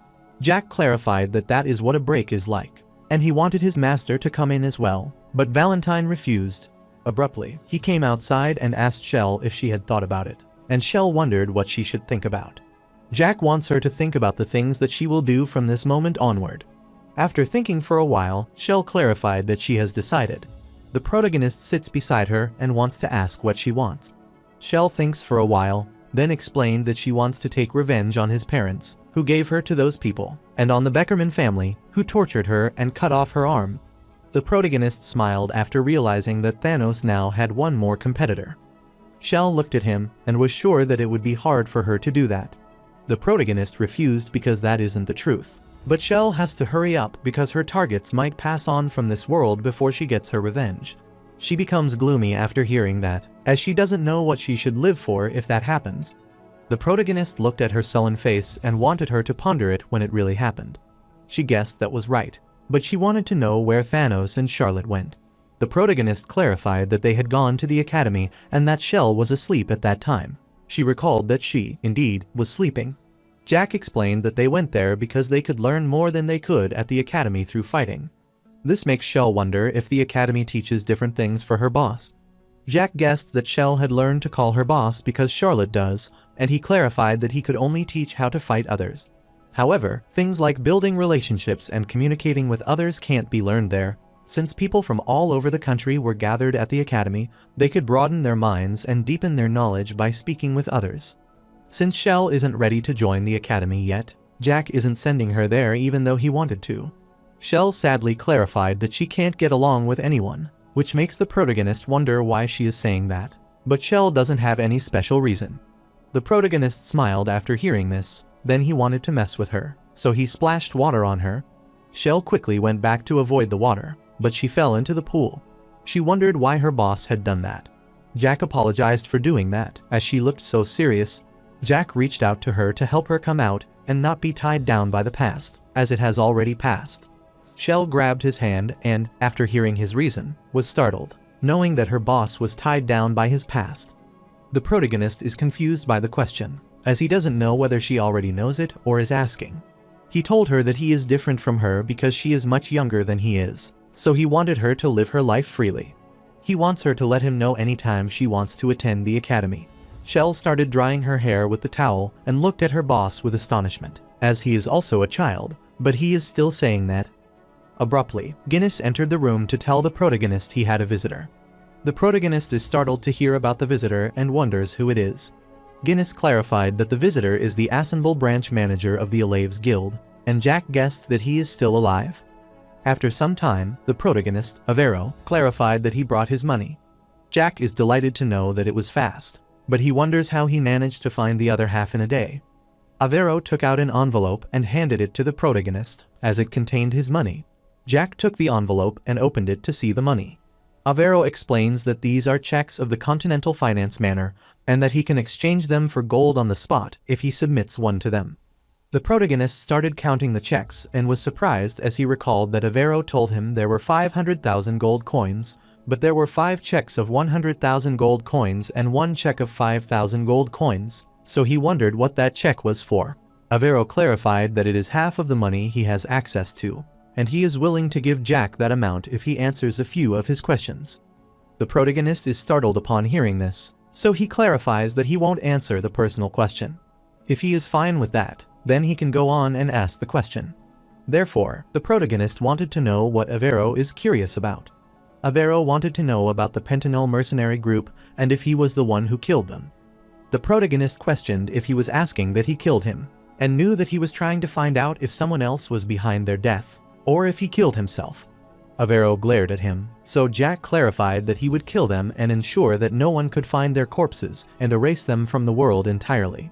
Even though his master is the one who killed him, but he didn't want to say that. Avero understood this, so he asked whether it was related to the fight for the throne within the Tulkun Empire. Jack wondered why he was bringing up the Tulkun Empire, as he isn't associated with them, but he found it interesting that he mentioned the Tulkun Empire. After hearing that, he stood as it was his turn to ask a question, so he started exuding his mana. Avero covered himself, telling Jack that he was fine if he wanted to get information on him. The protagonist is glad to know he obeyed his order to get all his money back and clarifies that he is fine with everything, but he wonders why he was asked about the Tulkun Empire. Jack knew that receiving 500,000 gold with an extra amount of 5,000 gold wasn't a small amount, and he knew that it was all the money that Avero could gather. Even though he rushed to get all this money overnight, he wondered why Avero was mentioning the Tulkun Empire. Avero kept going back and is sweating profusely as he is scared of Jack. Jack is confident that Avero might be looking for someone new to stand behind and asked if that is right. He put his foot on Avero's shoulder and is certain that the person behind this might become the new person that he might be following. He is sure that Avero might be hoping for that, as he is familiar with how to survive in the world, but he is mistaken about something. Jack wanted to clarify one thing: no one is behind him, and he informed Avero that someone told him that he would die soon, but he isn't the one who will kill him. Even though the protagonist doesn't intend to do so, because Avero did everything that he asked him for. He is sure that Avero felt the same, and he discovered something he wasn't supposed to. Jack explained that those people will soon realize that he knows it so that they will kill him. Jack found it surprising that Avero found out about them when the Tulkun people aren't sloppy. He remarked that he liked his skills, then he patted his face and asked if he wanted him to save him. Avero is a bit confused after hearing that, so Jack clarified that he is willing to become the person who can stand behind. Jack is willing to help him if he asks for it, and even if Avero dies, he could turn him into a Death Knight and give him the chance to seek revenge. Avero is surprised to hear about the Death Knight, so Jack wanted to explain the details of that later, but the important thing is whether he would be of any use to him. Jack remembered that his master told him that he wasn't destined to live an everyday life, but he already knew that, and he hadn't intended to do so. But he wanted to shape Charlotte, Thanos, and Shell to be essential pieces of the future. He is sure that Avero could become one of those essential pieces as well. Avero is surprised by his offer, so he asks who he is, and Jack cunningly smiles, telling him it's embarrassing to say this himself, so he is sure he will see it. Avero wondered how he would see it, but Jack didn't reply and inquired if he liked fishing. He clarified that he wasn't talking about the boring kind, fishing by the stream. but about the real thing, which is more fun. Later, at the Alaves Guild, Talizo returned, and the girl was glad to see him arrive at the right time. She explained that the branch manager was looking for him, so he wanted her to look for him. Talizo is a bit confused, wondering what the matter is, but he remembers that the branch manager was working with a solemn face throughout the night, and he hoped it was nothing serious. While heading to the branch manager, Talizo is aware that he is competent, having become a branch manager at such a young age, being exceptionally smart, and having excellent instincts. He can't believe he is working overtime, which he hasn't done in the last few years, so he wonders if something has happened. After arriving outside the office, he knocked on the door and asked for permission to enter. After he came inside, he heard Avero talking about the Tulkun Empire with the protagonist. The protagonist started trembling, wondering what he had done, and asked him to forget what he had said. Talizo is confused, wondering what kind of situation this is, and he stands beside the branch manager. Avero clarified that they aren't the normal adventurer guild, but the Tulkun Empire backs them, so the dukes and the imperial families mean nothing to them. While the protagonist trembled, Avero wanted to tell him everything he knew. He wanted to know how his backing of Jack, and also how he annihilates the Pentanil Guild, and he also wants to learn the reason that Jack is after the funds of the forbidden drugs. The protagonist, with tears in his eyes, clarified that Duke Assenbull and Duke Malone had given him the orders, so he was doing what he was told. After hearing that, Avero accosted Talizo and wanted him to send a letter for him. Talizo wondered whether that letter was for the higher-ups, and Avero affirmed that he wanted him to report to them that the dukes are up to something. Talizo is confused, wondering what is wrong with the branch manager, and wants to know how their guild relates to the dukes. Avero furiously slammed on the table, calling him a fool, as they don't have time to be monitoring, and he wonders if he doesn't get that their lives are in danger at the moment. Talizo is confused, wondering what kind of monitoring is being done. So, Avero explained that the order that asked him to take in Dietrich's request, and their failure to complete it means only one thing, so he wonders if Talizo knew what it is. Talizo is confused, as a newbie like him can't say anything like that. Avero wants to stop acting innocent since the higher-ups and the Tulkun Empire had no intentions of killing Dietrich, who was the puppet, so he shouldn't be killed. Avero thought that they could leave Dietrich alone and let him use them, but the Duke family got involved in the midst of things, and as a result, Dietrich died. He doesn't think this is simple because the Duke family and the entire kingdom are preparing to go against the Tulkun Empire at the moment. Talizo's face has turned pale, so Avero clarified that the situation is already taking place. He put his hand on Talizo's hand and apologized for putting on an act in front of him this entire time. Since Avero received separate orders, he will get rid of Talizo if Talizo betrays the Tulkun Empire. He is sure that Talizo might have received the same orders to get rid of him if he had gotten in the way of the Tulkun Empire. Avero hopes that Talizo understood why he is saying this. Talizo's face turned pale after hearing that, and after a while of silence, he kept acting innocent, but soon his gaze changed. He remarked that, as he expected from the branch manager, he never thought the branch manager was acting as if he knew nothing. The protagonist wanted to see if he could leave now. Talizo noticed him, so he approached Jack, kicked him firmly, and clarified that he might sell him off as a slave. He wanted him to shut his mouth if he didn't want to be sold. The protagonist started crying after hearing this, obediently concurred, and apologized. Valentine is doubtful upon seeing his acting skill, which is fantastic. While Talizo sighed, not having any interest in Jack Valantier, he wanted to know why Avero had told him this and what Avero wanted from him. Avero sighed as he couldn't believe that a newbie like him was saying whatever he wanted. Talizo is amazed to be called a newbie again, even though he has been monitoring him this entire time, and wonders if he doesn't know who he is. Avero wondered who he was, but his face turned pale as Talizo explained that he was from the secret corps of the Malone family, about whom he might have heard. Since mana users are categorized into swordsmen or mages, and people specialize in assassination, like Bentaman of the Pentanil Guild, who uses something like a dagger. The world refers to such people as either assassins or cleaners. All noble families have private soldiers, like normal swordsmen or mages, but they also have a separate cleaning team. Avero recalls that a duke's family is the same, so he realizes that Talizo is from the Duke Malone family, which is also one of the perpetrators. Talizo is surprised by his reaction as Avero acts as if he knew what was happening, but now he speaks as if he is unsure. Abruptly, the protagonist clarified that he already had his suspicions, and he was spot on. Talizo's pupils constricted in shock, so he looked back and saw Jack untying the rope. The protagonist is amazed. It has been a while since he has had so much fun, and he is considering pursuing acting as a career. Talizo is still in awe, but Jack smiled cunningly, wanting to become a young actor whose specialty is crying real tears. He asked Talizo for his opinion on his acting, since Talizo is the Malone family's pet. An hour ago, Jack wanted Avero to think about it, as he is the branch manager of the Alaves Guild, which isn't a small guild, so he is certain that any common assassin wouldn't assassinate him. Avero wanted him to forget about it, as he wanted to know the authenticity of the information that he was going to be killed. Jack clarified that it isn't information but a gut feeling, which is more than 99% accurate. But for the reason that Avero would die, Jack wanted him to look at himself now, as no one told him, but he figured out that the guild was the Tulkun Empire's puppet. Furthermore, Avero is looking for the new rope now that Jack figured it out in no time. He wondered if Avero had seen the guild master before, but Avero refused awkwardly, as he had never met him. Jack finally realized that there was a reason Avero called himself a tool. He had never seen the guild master before, even though he is the branch manager, which made everything obvious. Avero wondered what he meant, so Jack clarified that the guild master acknowledged his skills, but he doesn't have any intention to show himself to him while using him. Even though it's something like that. But he wondered if Avero wasn't happy when the Tulkun Empire acknowledged his skills. But Avero didn't answer it clearly, so Jack is sure that he might be thinking of the reason they didn't win him over and tell him something, as it led to that day's outcome. Jack is sure the guild didn't trust Avero, and they might be planning to fill the guild with their network and treat the branch manager as a substitute.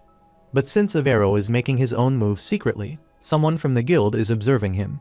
So, if the higher-up kills Avero at the moment, then to fill in his stead, they might have already prepared a standby in advance. The protagonist kept pondering it as he moved around, knowing the Tulkun Empire would not use an average guy, and that person might be their underling, skilled, agile, and able to hide his intentions well. Jack thought that person might be someone close to Avero, so he wanted to think about the people around him recently, someone skilled and hard to come by, affiliated with the Alaves Guild. He wonders if anyone comes to the branch manager's mind. Avero thinks about it for a while, then clarifies that there is a Talizo who is a man with silver hair and scars covering his entire body. Talizo entered the guild several months ago.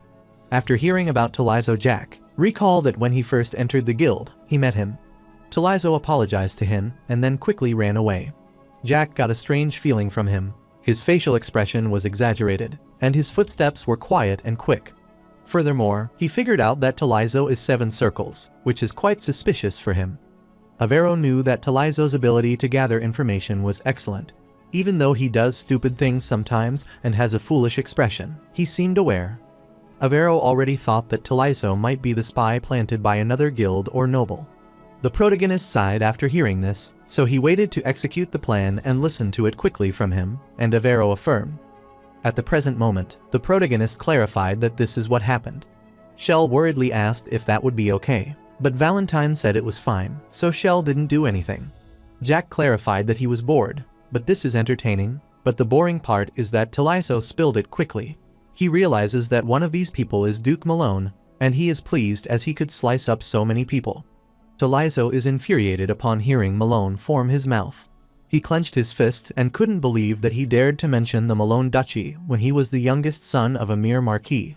He started emanating his mana, which amused Jack, who is funny. But Jack's estimate of him being 7 circles was right.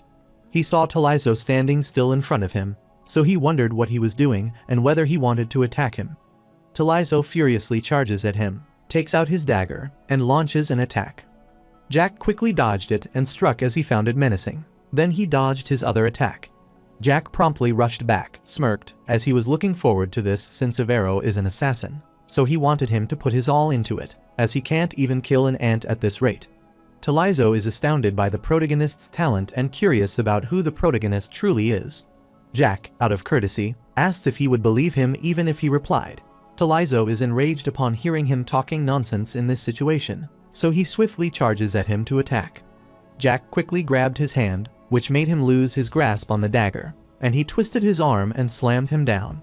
His expression amuses Jack, so nervous that he could die. Talizo furiously grits his teeth after hearing this, so he quickly strikes Jack and curses him.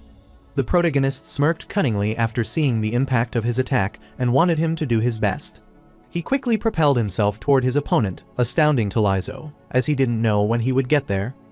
Talizo gets worried upon seeing Jack's hand appearing close to him, so he realizes that it's getting perilous and prompts him to defend against the impending strike swiftly. Jack grabbed his neck and started choking him before he could even react and make him cough up blood. Talizo can't believe that he is trapped in such a situation, so he lifts his hand to attack Jack. Jack smiled ecstatically after seeing this, as he could not believe that he was like a cockroach, and then quickly subdued him. Valentine worriedly covered Shell's eyes, and Avero's eyes widened in shock, wondering why he killed Talizo, as they could not get any information now. The protagonist had forgotten the information and couldn't believe Avero was asking about it at a time like this. He accosted Avero, who wanted to inform him of something that a person doesn't need to be alive to extract information. He grabbed Valentine, took her away, and Valentine became sure that he planned on creating a Death Knight. Jack is delighted as his master saw through him. Valentine found everything that Jack did just now is justified, since that is the case. Jack put his hand above Talizo's body, cast the spell Vindictive Night, and soon Talizo opened his eyes that had turned dark. Jack recalls that Vindictive Nights is a magic that revives the corpse and is one of the trademark spells used by dark magicians. Since that is the first magic learned when one is introduced to dark magic, it doesn't mean it's easy. The protagonist is currently reviving a 7-circle mana user as a Death Knight, so the caster needs to be at least a 7-circle as well. But that doesn't apply to him as someone who controls high-ranking souls instead of mana. The protagonist lifted Talizo, who found it gross because his neck was hanging, and inquired if they didn't have any neck braces, as he hates how his neck dangled. Avero is startled upon hearing about the braces, so he starts looking around and recalls that he has some bandages. In the real world, a Death Knight escapes death and is known as a corpse that keeps on living, but since they are corpses, they decompose over time, so the protagonist needed to reap what they could before it rot. He looked at Talizo's Death Knight and wanted him to tell everything that he knew. After staying quiet for a while, Talizo explained that the Malone Duchy has been in an alliance with the guild for a long time. Jack instructed him to keep talking while he cast the magic spell. Talizo explained that the committee, which contains the higher-ups of the Adventurer Guild and Duke Malone, is one of the members, and his current rank is estimated to be 4th. Jack wondered what he meant by estimating, so Talizo clarified that he found out while guarding Duke Malone, so no one besides him knew about this. Even though the protagonist didn't tell him to explain the unnecessary thing, he is certain that Duke Malone is of the 4th rank upon hearing how certain he is. Jack is sure it's not easy to talk while he is trying to hold himself back, and he questions whether Talizo knows anything about the other members.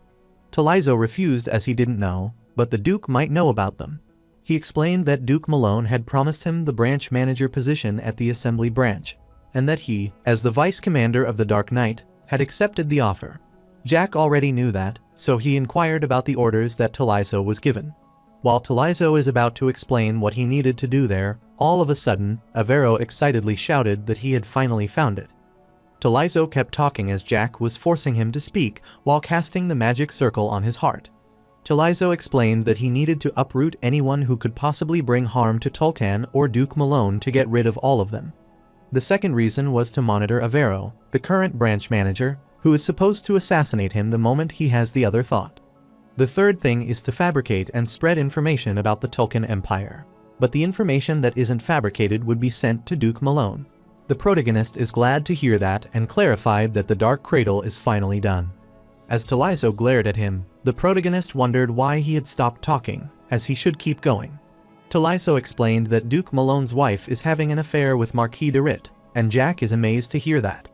Talizo mumbled that the young patriarch of the Malone family lives a frivolous life, enjoys the company of women, and likes fooling around with them, and he is sharing his preferences as well. Valentine finally realized why they had already sent someone there, since they knew this would happen. Even though Talizo telling Jack all his unnecessary information was strange, it's normal, and the original objective of black magic is to take control of the target's mind or soul, either to distract or restrain them. Jack is aware that the current Talizo is entirely different from the one who tried to kill him 5 minutes ago. He has regained his soul, and Talizo has completely acknowledged him as his master. After a while, the protagonist summarizes everything, which means the Adventurer Guild is run by a group known as the Committee. The Tulkun Empire supports this committee, and only the committee members know each other. Since this is known as the Teslan Committee, Jack guesses it's a branch of an organization with multiple committees in various countries. Since Duke Malone ranked 4th, there are 3 people above him, and he guesses as to who they could be.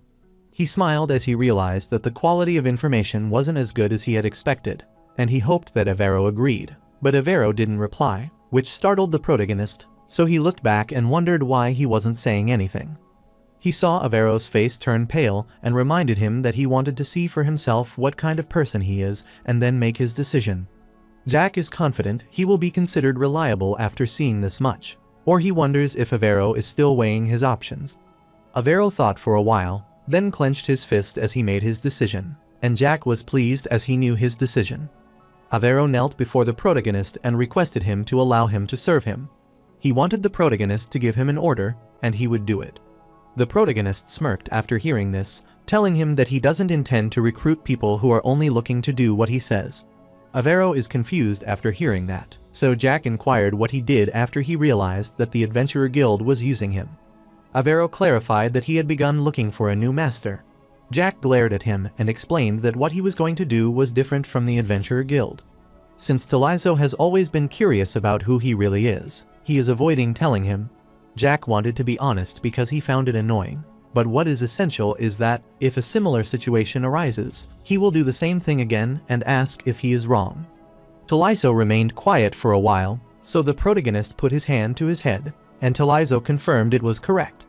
Jack knows that it is not because of the information he has, but because he has experienced it in the future. Since the current Tulkun Emperor is ill and will die in 4 years as his illness worsens, that is when the fight for the throne will start getting serious. Shortly after, the hardliner will claim victory, the current crown prince will become the emperor, and the continent-wide war will begin. Jack is unsure of the full details of what happened in Teslan so far, but he knows that his sister died a tragic death and the kingdom fell. In reality, Jack isn't interested in it all, and that continues to remain the same. However, if he takes Avero as one of his people, he doesn't know how to make use of him.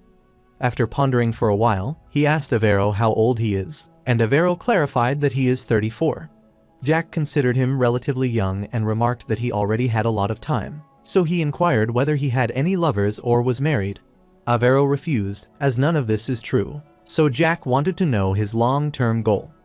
Avero sighed, telling him that it is to live for a long time happily, but he wanted to understand why Jack was asking these questions.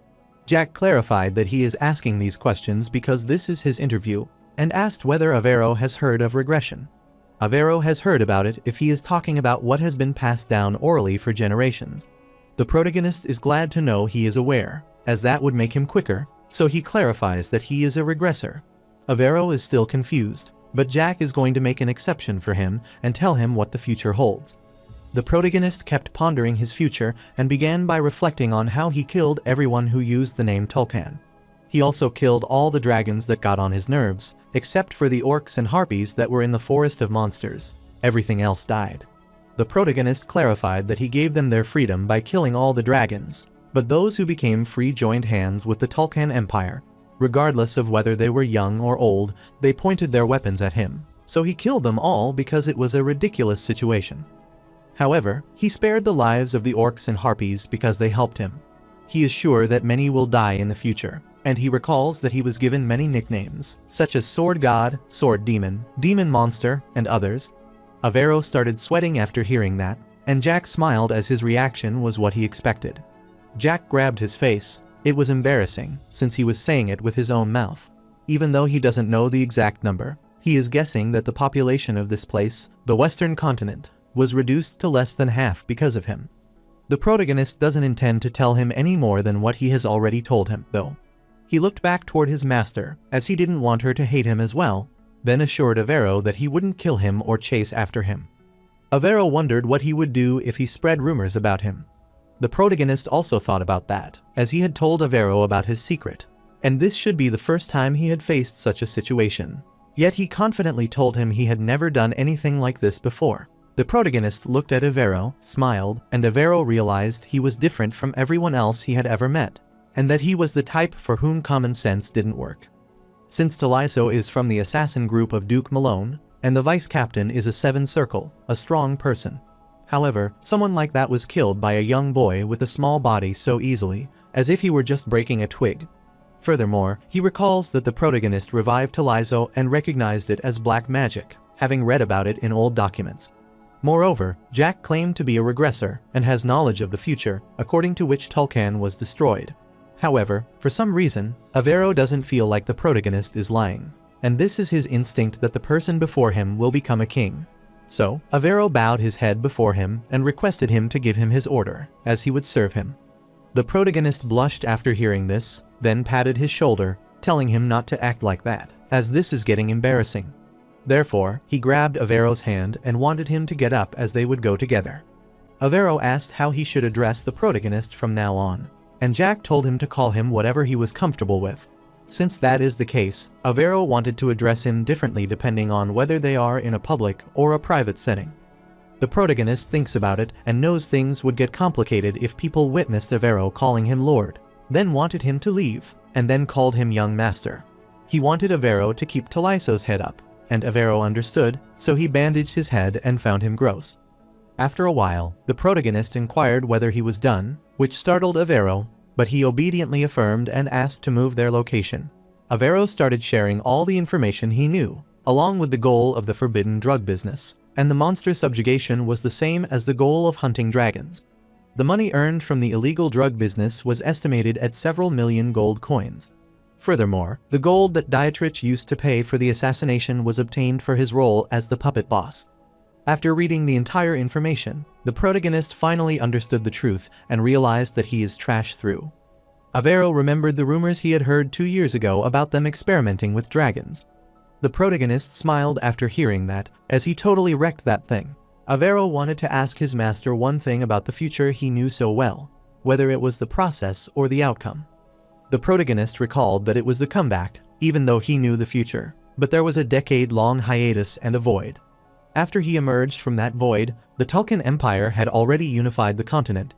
After thinking about it for a while, the protagonist clarified that he has tried various methods, but knowing the details of the process is key there, and these are the events that unfolded after the kingdom's downfall. Jack wanted to start by assessing the situation, so Avero wanted him to check this out. The protagonist grabbed the document, wondering what it was. So, Avero wished to explain the deductions he had made, and he pointed on the map, telling him that this was the latest domestic logistics route he knew. Then he pointed at another point, which made Avero wonder what was there. The protagonist explained that the point is where Marquis de Ritt, Harmon, and Malone are involved. Avero wondered why he came to that conclusion.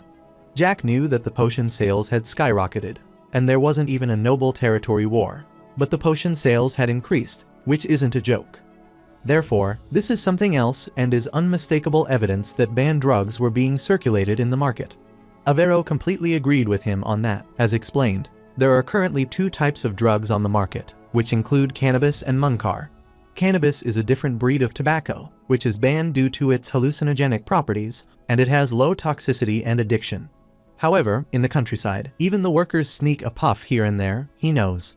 However, the real problem is Moncarda, as this easy-to-make potion brings an enormous thrill, but it comes with a lot of side effects, including melting their skin away. The only remedy for these side effects is the potion. The higher its grade, the better. Avero heard the treatment works like a charm for getting rid of those pesky side effects. The protagonist is dumbfounded, having earned money through medicine, snatching up potions, and selling them to make cash. He sighed because he knew no one cared when this country was going to fade away. So no one cared if chaos ensued. Jack is startled, as it doesn't seem to be at the level of a few million gold. But Avero clarified that it is the bare minimum, as the territories of de Ritt, Malone, and Herman expanded and stretched out to other lands from 3 epicenters. The protagonists inquired when this all began, so Avero clarified that it started 2 years ago.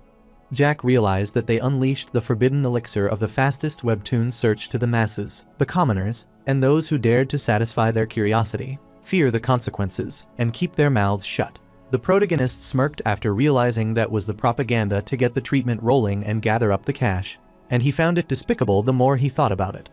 Avero elucidates that the price of the potions on the continent 2 years ago was 20 gold, but now it's almost 40 gold. Jack found this information more than enough, and he bet that the distribution of the potions started in the royal palace. Avero is certain that, despite how easy the manufacturing process might seem, it's impossible without a hearty obsession. Jack realized he might have gobbled everything worth gobbling, since he noticed it, too. Avero clarified that business is highly likely to have already withered away. Jack already knew that because the kingdom had looked the other way, it was a venture difficult to sustain. This means that even though some nobles haven't attached themselves to the Tulkun Empire, it doesn't mean they are fools, as he knew that they were spot on. After thinking about it for a while, Jack inquired if he had tracked down the whereabouts of the mercenary brigades used to tame the wild. Avero is stunned as that doesn't cross his mind, but Jack didn't want him to investigate it, as the mercenary and knight brigades employed in the business will be mobilized to take the Forest of Demons, which will return in body bags. The protagonist told him it's the evidence of destruction, and if it's related to the Tulkun Empire, it's the hardliners' war chest. Avero considers it too good to be true, but there is still no sign of big bucks like that, nor any trace of Teslan moving to Tulkan. The protagonist considers Dietrich a fool for holding on to the money he received without asking a question. Avero realized that Jack was trying to tell him that there might still be some Teslan left. The protagonist is amazed to hear that and remarks that he is so clever that it has captured his heart without any doubt.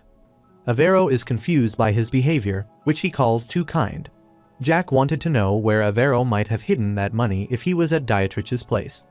The protagonist only thinks of one most likely place, which is connected to the king.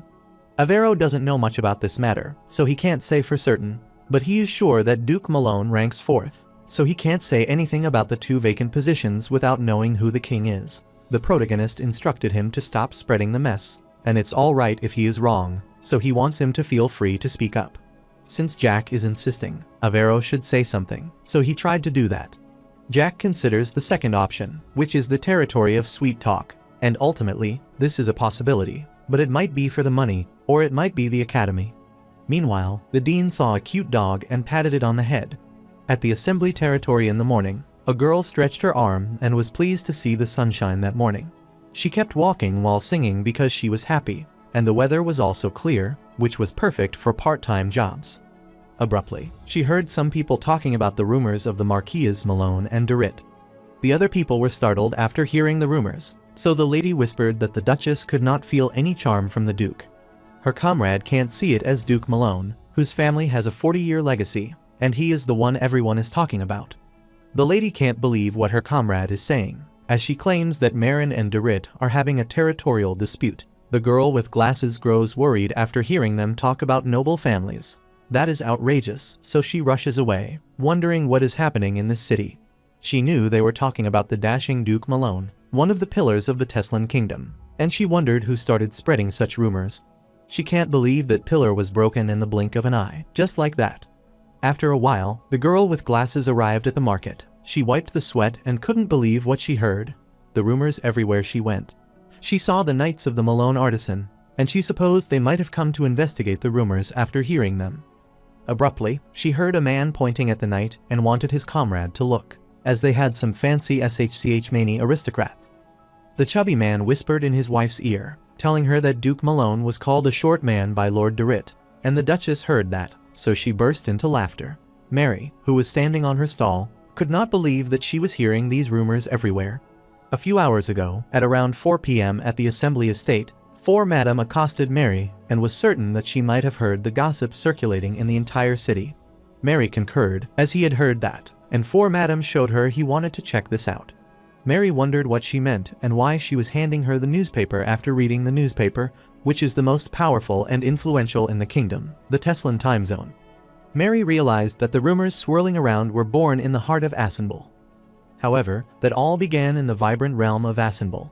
She knew that labeling this incident as the sole act of an Asenbul artisan isn't an easy task. After venturing closer to the source of the rumors, it does not seem like the work of an enigmatic assembler. Mary realized that 4 Madam might have quickly figured out that it all started from the Adventurers Guild. Her face turned pale after she discovered that Duke Malone or Asenbul didn't spread it, but it originated from the Alaves Guild, so she worriedly wondered what was going on. At that moment at Maranga Mansion, the Duke crumpled the newspaper, was infuriated, slammed it to the ground, and wondered what kind of nonsense that was. Bastian Malone is the undisputed powerhouse of the Teslan kingdom, with an impressive physique that defies his age, but he has a weakness: stamina. Duke Malone is infuriated after reading for about 40 seconds, as he wants to know that he can still hold on for 1 minute. He furiously grits his teeth as he realizes that the information is too detailed, which is too specific and accurate, and he cannot believe it. And after figuring that out, he hooked that girl up with a home imprisonment.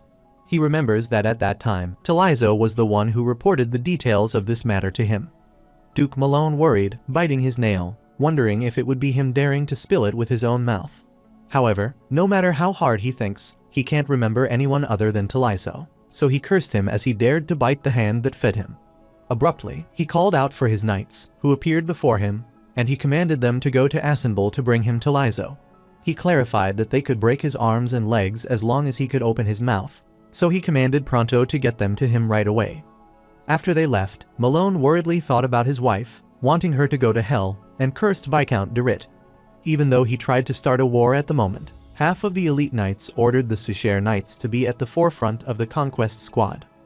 Furthermore, his dear son, who is a fallen nobleman with a touch of elegance, the master who stands alone in the kingdom, and the man he entrusted with the role of the commander-in-chief of the Crusade unit. Even though Malone has lost a valuable player, his absence is like a punch in the gut. He sat on the sofa and knew that the rumors had started spreading in the Adventurer Guild, so he wondered if Tulkan was trying to kick him out. Duke Malone wanted to capture Talizo first, so that he could hear the truth from him. On the other side, Avero helped Jack wear the coat, and Jack smirked after realizing that something was going on unusually. That night at 9 o'clock at Asenbul, the protagonists are ready, so he thanked Avero for the clothes even though that was to deceive Talizo, but he cannot stand looking like a captured prisoner. He looked at Avero, wondering if he loves his scents, but Avero awkwardly told him that he is so glad that it's tickling his fancy. Avero spread the word around the city as his master advised, but this turned into a bigger matter than he thought. Jack clarified that it is evident that it is a big deal. Avero can't say for sure whether the Malone assassin has moved there yet, as they haven't received any concrete intel. The protagonist inquired whether he thought he was cunningly glancing at him, and hoped they had some decent ones to work with. He wanted to find some money to make it, but he didn't want to make the effort, as it would come searching them all over the place. The protagonist, named Avero, looks at Talizo, the little troublemaker, and wants to kill all who dare come to catch the top-notch person and make it a death night. The protagonist told Avero it was easy to make, and he knew Avero agreed. Avero is a bit confused as he has never imagined such a thing.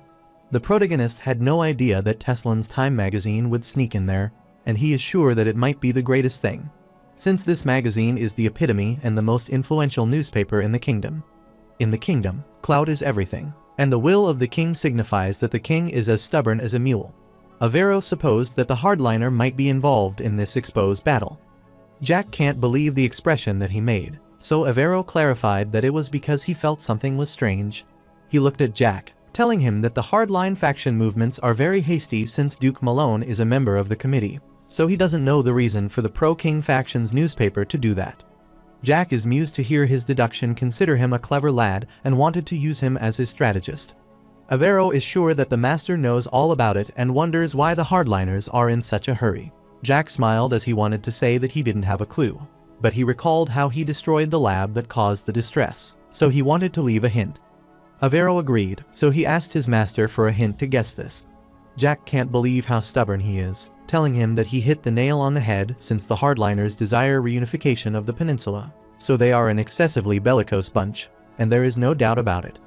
On the flip side, the moderates are all like, having an ideology opposite to the hardliners. Avero is concerned, as he doesn't want a war on the continent at any cost. He wanted to ensure Teslan's survival. Therefore, it's advantageous to join forces with the moderates. The protagonist heard his explanation, thought he might be right, and wanted to know the reason Malone and the king were teaming up with the hardliners, but Avero had no clue. Jack explained that the Tulkan Empire conducted experiments using dragons, all focused on crossbreeding, and the essence of these experiments was that fire cannot be destroyed by fire. After some time, the knights arrived outside the Asenbul when the leader raised his hand to tell them to halt and wanted them to freeze in their tracks, reminding them that their mission is to capture Talizo. The leader looked back, telling everyone that the guy is a betrayer, so they don't need to hesitate, and he assured them that he would protect them at all costs. All of his comrades glare at him from the hiding place, then appear behind him, and the leader informs them that they are about to enter Asenbul. On the contrary, Avero is pondering about it and knows that the hardliner might have lost their dragon as well. So they have two choices, which are to find a new dragon or discard the committee with the right amount of finesse. Avero has made his intention clear through the Teslan magazine, and he is leaving the Teslan committee. He is certain that soon the other countries will be aware of this, and a simultaneous upheaval might happen, which is on another level. The protagonist is aware that Avero is trying to figure it out, as a civil war would break out in the Teslan kingdom after the stick falls. After the other kingdom's stick falls as well, it would cause a cascade of explosion events that keep going. Jack is concerned because if they can't stop the civil war, the entire continent will soon be swept up in it. Currently, they expose the dirty secret of Duke Malone, but Jack is sure the civilians don't know its aftermath, since something like that is impossible to predict. However, Jack is confident he can make it happen because he knows the future. He smiled as that was the battle of wit between him and the Prince of Tulkan, who made his first move with his words, and a different player had entered the game. He wanted to make this work this time, and he smirked because he knew what the prince was going to do, but the prince didn't know him at all, so he was confident he could win this battle, since he knew all the cards. Avero saw him smiling, so he inquired about his plan. Jack knew that everything was within the expected range, so he didn't want Avero to get worried. Avero wanted to learn these kinds of things from his master since he is confident enough to turn things in his favor. He looked at Talizo and knew that there was a limitation in the world of the Death Knight, so he wanted to hear that. Jack is startled to listen to this, wondering where he heard it. Avero is a bookworm, so he read a novel by the author Raccoon about the world of the Death Knight. According to the book, the skilled sorcerer could stroll around effortlessly with the posse of 5 Death Knights. He heard that the true necromancer who has reached the 10th circle is gallivanting around with Death Knights who are beyond the 10th circle. Avero recalls that the book was written around 40 years ago, and he suggested that Jack read it, as it has many credible parts. The protagonist started smiling, asking Avero whether that necromancer's name is Neoguri, and Avero concurred, since it was true. Valentine is concerned after hearing this, so she pretends to read the book as Jack turns to her and accosts her. She turns her head away. Jack urged her, saying he was feeling down in the dumps. The protagonist recalled that, even in his past life, while he was training, his master had clarified that leaving something in writing isn't bad. Jack wondered what she was babbling about during his workout time. Valentine kept mumbling that even if she died one day, she would leave a legacy behind, and she supposed she would be alive even for that moment. She saw the gear turning in her head, so she presented a mighty raccoon to Jack. The protagonist was already having a hard time training, so he requested his master to stop talking nonsense. The protagonist grins because ever since that day, her master has never uttered the word raccoon. Avero thought it might be Gongja, even if he made a slip of the tongue in the name. The protagonist didn't want him to mention it and clarified that there is no limit to the number of beings for him, and he asked if Avero still had that novel. Avero clarified that Noble is under the preservation spell, but it's not in the best condition and is like an ancient manuscript from 400 years ago. The protagonist grins, intrigued, and tells Avero to bring that novel to his private villa. Avero obediently concurred abruptly when someone knocked at the door, asking for his permission to enter, and he inquired what the matter was. The girl informed him about a strange man who had passed through the southern gate of Asenbul. Avero looked at the protagonist and told him it was time to call a day on busting, as they were finally there. After some time, the knights entered the guild, but their eyes were dazzled by the bright light, so they halted. Jack inquired where he was heading. He thought it would be a hassle if they went upstairs, so he personally came to pick him up. He looked at them and realized that one of them is a 9 circle, another is at the peak of the 8 circle, and the rest are 7 circles.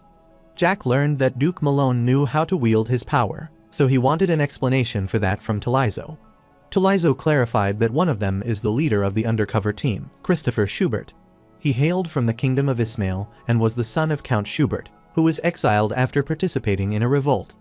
Christopher's eyes widened in shock after he realized that Talizo truly betrayed him.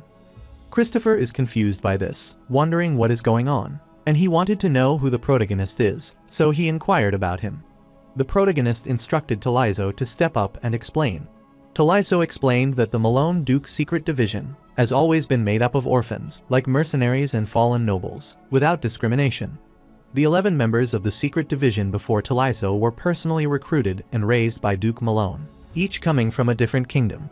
The protagonist considers it a fantastic story as he wanted to know what these kids were doing.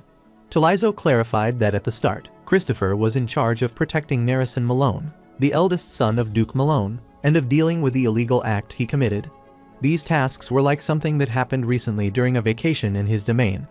Narison kidnapped 5 commoners and a young lady from a rural barren family. This was to release them in the forest so Narison would hunt them down instead of deer.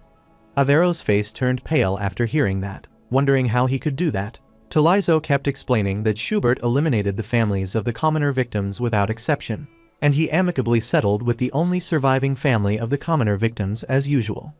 The protagonist is amused to hear this, as he felt a twinge of conscience about turning them all into Death Knights, but he realized it wouldn't matter even if he killed them at this rate. Christopher furiously took out his sword and charged at Talizo to strike as he betrayed his benefactor to side with a young kid. After attacking Talizo, he is concerned because he was ordered to bring Talizo back alive, but he killed him without realizing it. Abruptly, the dust vanished, so Christopher is shocked to see Jack holding his hand. While Talizo looked at him, Christopher broke out in a sweat of astonishment, unable to believe that he was still alive. The protagonist smirked after realizing that Christopher is loyal to Malone, and he wondered if he was aware that his boss is connected to Tulkan. Christopher is shocked by Jack's aura and his level of knowledge, so he asks who he truly is. The protagonist smiled, telling him that he was his enemy, and he grabbed Christopher's neck. The protagonist is going to use every single bone that is in his body until it turns to dust, and he covers himself with his dark aura. Christopher is shocked as he coughs up blood, making him wonder what that is, as he can clearly see Jack attacking, but he can't react, as if something transcendent and overwhelming is standing in front of his eyes. After Christopher is subjugated, Jack realizes that the 9th circle of the secret division is powerless. Their necks are snapped. Then he looked back to see who his next target was. While the knights were concerned after realizing Jack had killed their leader, they charged at him without considering the reality behind it. The protagonist smirked after seeing their effort, but he easily dodged all of their attacks and kept subjugating them, considering their condition pathetic. The last knight stood trembling after seeing all of his comrades dead, wondering what Jack truly is and how he could kill them. He looked around, saw Avero standing in the corner, and he rushed at him. He put his sword to Avero's neck, telling Jack to move aside and clear his way. Otherwise he would slit Avero through. Jack sighed after hearing this, making the bizarre face he wanted the knight to die without making him tired in the middle of the night, which confused the knight. Abruptly, Talizo put a dagger to the knight's neck, and Jack asked Talizo if he agreed with him as well. The blood splattered on the ground as Talizo killed the knight, and he agreed, as that's what he thinks. After some time, the protagonist gives some coins to Avero, who is to deal with the building's cleanliness. Avero gladly took the jack, looked at the corpse, and wanted to deal with them. He started searching for tools to roughly fix broken necks, then stitched up the burst wounds with his mana and created the black yoke. After a while, all the knights stand beside Talizo, and Jack is glad as they have 12 detachments of knights by his side now. He is finally done with dealing with the mess. He counted the number as he had 5 9-circle knights and 7 8-circle knights. He recalls that if the 10th circle is engraved on the heart at that moment, the bodies recombine, as they did in the experiments from his past life. Jack knew that including the ones with the dark cradles and the half-master bot worked the same. The protagonist pondered it, thinking it would be nice if their forces grew stronger, but if they became half-masters, he would face the problem of controlling them. He knew that if that happened, then even if he told the Death Knight to stab himself, he would refuse to do that, as he isn't under Jack's control. He knew that comparing a 9th circle hunting dog that follows his orders to a dog that constantly turns back to ask for a reason is meaningless. Jack, there wouldn't be a master of the Death Knights in the future, unless he becomes a Death Knight, which would mean that someone has crossed the line. After thinking for a while, the protagonist clapped to capture everyone's attention and focus them, then clarified that their mission is simple: search and detect. Talizo is willing to do whatever his lord has commanded him to. Jack feels a sense of relief now that all the Death Knights have turned into his faithful subjects. After giving it some thought, he decided to search 2 places, including the Royal Palace and Duke Malone's domain, and to seek out someone who specializes in detecting concealed spaces among them. All the Death Knights pointed toward Talizo, who raised his hand as well. Seeing all the knights were directing at Talizo, Jack figured out he might be capable in many ways. He tossed the document toward Talizo because he is the key to this mission, since he has to find a place that might be harboring several million gold coins. While they were leaving, Jack wanted to distract and assist Taliso so he could focus on the mission. Then he accosted Taliso, who affirmed and instructed him to give a signal to the others after finding the place and visually confirming the item he wanted. After everyone is gathered, he wants Taliso to tear the paper he gave in half at its center. The paper that Jack handed Taliso is the magic scroll, and the formula written inside it is teleportation, even though teleportation is limited to times, but corpses are included as items as well. Jack commanded Taliso to tear the scroll in the center of the Royal Place warehouse if he thought he couldn't do it, and Taliso understood. Then he instructed the Ninth Circle Knight to come near him, and after they appeared near him, Jack whispered something in their ears, hoping they would understand it. Avero is confused, wondering what they are talking about, but Jack abruptly accosts him. Avero understood immediately, so he handed him 2 scrolls. Jack told Christopher that the scroll wrapped in red is for teleporting to Duke Malone's domain, and the blue thread is for the royal palace. He hoped that Christopher understood what this meant, and Christopher affirmed that he understood. After giving all the instructions, Jack wanted to begin their mission and charge. A few hours later, at Duke Malone's domain, while the man was sleeping, the Death Knight looked around but found nothing there. Another Death Knight also scavenged the area and realized that it was empty there as well, so they were moving to Malone's house. Meanwhile, the guard at the Duke's mansion gate was yawning. He heard an explosion sound, so he got worried, as he thought it was an enemy attack. Abruptly, he saw the knight attacking the butler, so he wondered what was happening. The soldier wanted all the other forces to move to the castle gate and protect Duke Malone. Meanwhile, at the Malone mansion and warehouse, Taliso has killed all the guards and entered the treasury. After searching for a while, he was worried to realize it wasn't there. Then he saw a box on the table, opened it with the key, and found a diamond inside. He looked at the red diamonds, the world's rarest jewels, whose size should be at least 4 million gold, and was pleased when he finally found them. Even though Taliso has found the jewel, the Civil War funds aren't there, so he wonders where they are. Meanwhile, outside the mansion, there was complete chaos as everyone called for more reinforcements, since the warehouse had been hit as well. The Death Knights were fighting the soldiers when Taliso arrived there, calling out. Christopher nodded his head as he understood, so he took out the scroll and tore it in half as they were moving to the next destination. After a while, all the Death Knights vanished from the soldiers' sight, startling them and leaving them wondering what it was. On the contrary, Avero realized that they might have used a lot of mana going back and forth between the Malone Duchy and the Kingdom territory searching for items, so he wondered if that was truly alright. The protagonist assured him that it was alright, which confused Avero, so he claimed he had created a mana condensing magic circle. So, when the mana stored inside the body runs low, it is recharged by condensing the magic circle. Jack knew that the Death Knight's lifespan might decrease because of that, but he didn't care about them.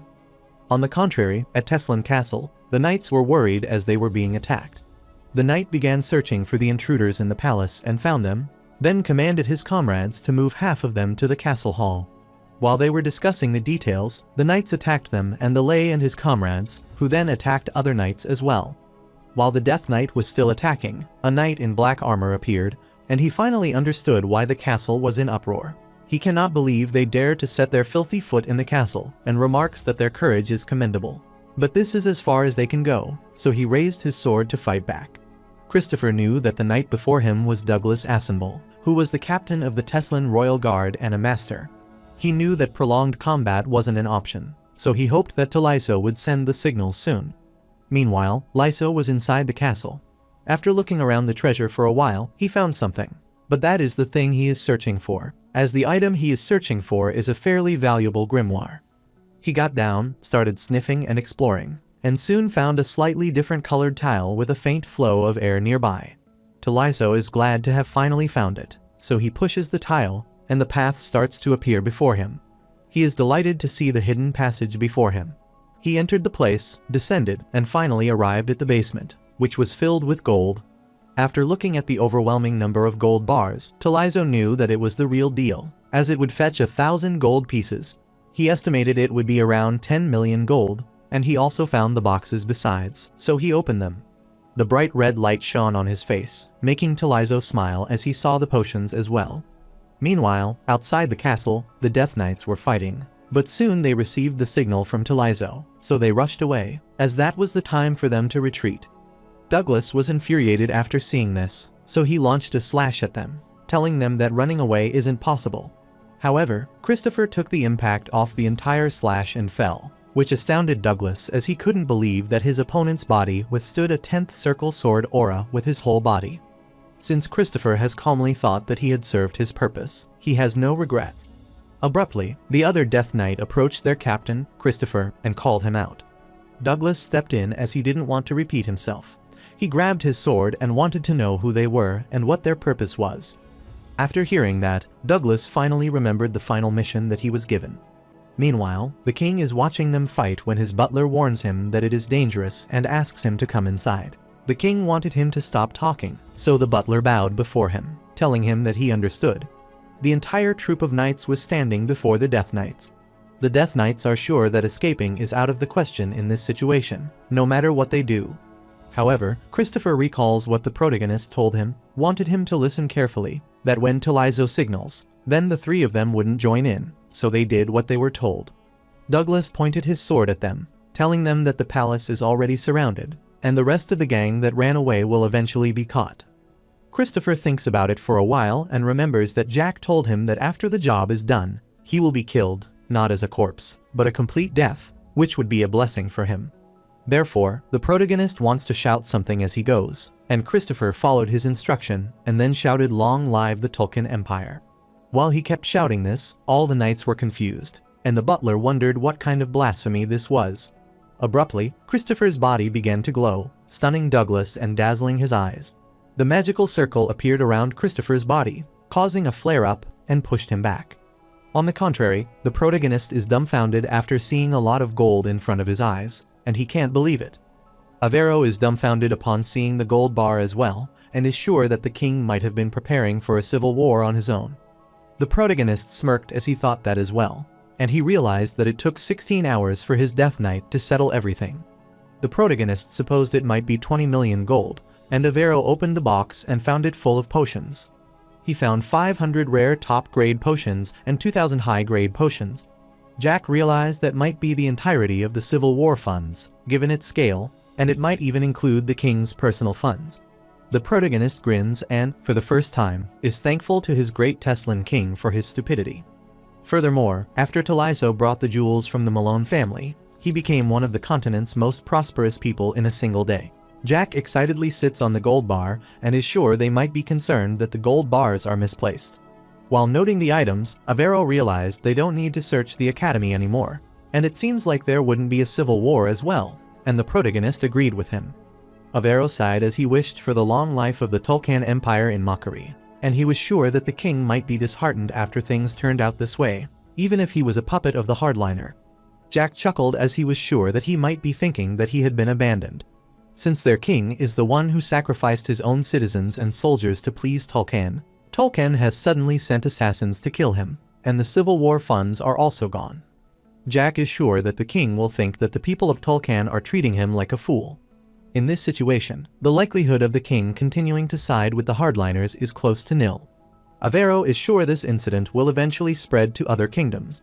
Jack is certain that all the people of the committee and the nobles in other kingdoms will start to doubt the Tolkien Empire. Avero is dumbfounded as he realizes Jack has anticipated everything. The protagonist affirmed that it is right, which impressed Avero, as he expected this from the prince. The protagonist wanted to see the outcome of this incident because, in reality, the hardliner would cause a civil war in the Teslan kingdom. But they can't start a civil war in this situation when the money is gone and their trust in each other has crumbled. The protagonist roughly envisioned two future scenarios. Either they unite tightly among themselves, or they fight amongst themselves. Avero ponders that, and in the current situation, the former is more likely, but they can't be sure. The protagonist smiled cunningly, telling him that in this case, they need to turn doubt into certainty. Avero is concerned after seeing his expression, but he bowed before him and agreed to follow his command. Jack is delighted to hear that, so he smacked on Avero back, telling him they should go to eat something, as this is the perfect time to slice up some meat. Avero wants to buy something expensive since he has earned a lot. Jack concurred after hearing that and wanted him to come, too. On the other hand, Shell was sleeping with Charlotte when Charlotte suddenly woke up and stared at her. Shell woke up as well, looking at her when Charlotte inquired if she felt it, and Shell wanted to know the same. Since vampires and dragons could feel it as well, There is a relatively large movement of mana in the villa, especially in the basement. Shell supposed he might be the boss, and Charlotte agreed to remember that he had been busy since the previous day, so she wanted to get him something to drink. Shell wiped her eyes, asking if that was the case, and Charlotte affirmed. After a while, Shell was still asleep when Charlotte showed her the dresses and asked which one she liked. On the other side, Valentine remarked that Jack is a fantastic person in different ways. Jack wondered why he was saying that so suddenly. Valentine found it surprising that a continent can be moved with just a few magic tricks without any drops of sweat. She remarked that Jack isn't just talented as a mana user, but also possesses the talent of a tactician. The protagonist pouted after hearing that. Then he chuckled and reminded her that her student can't be an ordinary person. Abruptly, he saw Charlotte and Shell approaching him, and he was up as they should be sleeping now. Charlotte rushes toward her boss, hands him a glass of juice, and wants him to drink it. Jack grabs the drink, gently pats her head, and can't believe how considerate she is. He started drinking the juice, remarked that it was delicious, and Valentine was astounded to see that he was a good eater. Jack apologized to Charlotte as he supposed she might have woken her up. Charlotte is dumbfounded after hearing this, assuring the protagonist that this isn't the case, as they woke up at this time. Jack found it funny as he knew that wasn't the truth because Shell looks like she is falling asleep. But he decided to believe what they said and wanted to eat something with them since they had already woken up, and they both agreed. They kept going to eat breakfast, and after a while, Jack saw Thanos practicing. So, he accosted him as Thanos looked back. Jack grabbed his hand and dragged him along, since he needed to follow them to eat something. Thanos is startled by this and clarifies that he had training that day as well. But Jack didn't pay attention to his excuses, leaving him with no choice but to agree. At the same time, Teslan Castle, the king is concerned after figuring out the situation, wondering what is happening as those knights robbed the royal warehouse and tried to assassinate him. He remembers how those knights shouted for the long life of the Tulkan Empire in their last moment, so they were sincere for the Tulkan Empire. He furiously slammed down the table because he didn't want to do anything. He was instructed to do so, but he didn't know why they tried to assassinate him, and he furiously cursed them because of them. The king's entire plan went wrong. He intended to provide the Civil War funds to the returning punitive force, use them to eliminate forces that posed a risk to the council, and receive immortality from Tulkan in recognition of his efforts. The king is sure that they didn't intend to give him immortality from the start, and he knew that was the real reason. He grabbed the house glass and furiously slammed it to the ground to vent his anger at the Tulkan Empire for doing this to the Teslan Kingdom. The crown prince of the Teslan Kingdom, Augur's Teslan, peeked inside, saw his father acting that way, and became worried. Douglas approached him and asked the crown prince if everything was all right. Augurs clarified that the only problem is that the current king of the Teslan Empire, a greedy old man, wants to live a long time. Augurs turned to leave and instructed Douglas to contact his older brother, who is the Duke, and Douglas affirmed. Augurs smiled excitedly as it was his time to kick out his father and rule this kingdom. At the same time, Douglas smiled excitedly because finally, the Duke of Assenbul would become the perfect backbone of the kingdom. On the other side, at Assenbul high-end restaurant Misteltein, founded by a head chef who is a cooking veteran who learned cooking while traveling to different countries, including the Tulkan Empires, various times. Even though that is one of the best restaurants in Assenbul, there was no one else there at the time. The protagonist is flighted as he rented the entire place for 2 hours, which is worth it. Since he earned tens of millions of gold in one day, Jack considered spending 2,000 gold on rent, which felt like spare change, and finally realized what it feels like to be rich. Charlotte saw him grinning for a while, so she wondered if there was something fun going on. Jack explained that the money came rolling in like crazy, which amazed Charlotte. She congratulated him and started eating her delicious meal. Jack didn't want to go into the details of this, as he didn't need to explain that cruel process to the kids. Jack was unable to pay much attention to Charlotte yesterday because he was busy, so he inquired about her day at the academy. Charlotte had fun at the academy as they were sparring the previous day, and she beat 5 people. She added that the swordsmanship professor was so astounded by this that he told her she was a genius and that she should learn swordsmanship. The protagonist remarked that it was great, and that he was sure she might really have fun. Charlotte affirmed that it was true, but she wanted to know what a parachute was, which froze Jack in place, and she explained that the mana professor told her she was a parachute. After the class, she asked the professor what a parachute is, but the professor got infuriated at her. The protagonist remembers that a popular tactic in the past was to magically levitate soldiers into the air and have them land in enemy territory. The parachute was created at that time, but it disappeared into history just 5 years later, proving neither useful nor efficient. After that, the parachute became a slang term for a useless person who fell into a particular place. Jack wondered what kind of crazy person would call Charlotte useless, and he couldn't believe that person taught children. So, he asked for the name of the instruction, and Charlotte remembered that the professor introduced himself as Leonhardt. The protagonist decided to remember that name and inquired if she felt any difficulties other than this. Charlotte refused because she had made some friends, but she heard some strange rumors about her boss, that he is a fool and he can't do anything. This causes a pin drop of silence at the restaurant, but Valentine bursts out laughing after hearing this. Jack furiously told his master that he was sad, but Valentine wondered what he meant. Jack clarified that he could hear her laughing behind his back, and he couldn't believe that she was laughing at her student. Valentine doesn't care about that, which startled Jack, but he admits he's been called a fool before, so he asked Valentine for her opinion on whether she thinks he is a fool, too. Charlotte refused as she doesn't feel like that, and Shell agreed with her. Avero added that the word genius would have disappeared if his young master were a fool. The protagonist smirked when he saw him praising him, and he blushed, liking him more. He stood and told everyone to introduce themselves because the meal was finished, and he mentioned Avero from the Alaves Guild, who is part of their team. Avero also introduced himself and clarified that he is pleased to meet them. Later, they were prepared to leave, so Thanos told Charlotte that he had heard about an amazing juice shop nearby, so Charlotte wanted to go there quickly. Jack can't believe they are leaving him like that. Avero asked if there was anything else he could do for him, but Jack wanted to talk about it later since there were kids around. Avero wanted him to ask anything from him, and Jack found one job perfect for him, and he instructed Avero to go to the Marquis's house of Valantier. Avero is startled to hear that, wondering if he wants a title. But Jack didn't like the title, which makes Avero wonder what the matter is.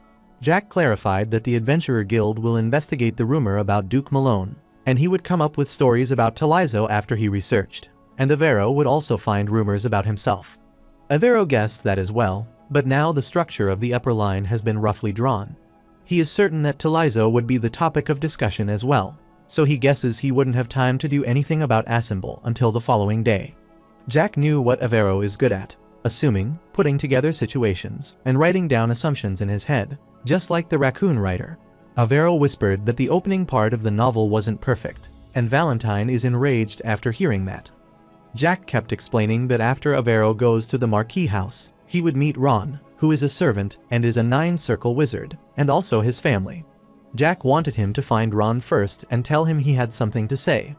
Meanwhile, at Marquis Valentier's house, Ron started sneezing from the cold, and he hoped his young master was doing well and in good health. Jack knew that Avero was a simple person, so if he gave him a simplified task, he would go to the Marquis and figure out what he needed to do. The protagonist commanded him to go to Ron and tell him this, which makes Avero wonder what he needs to say to him.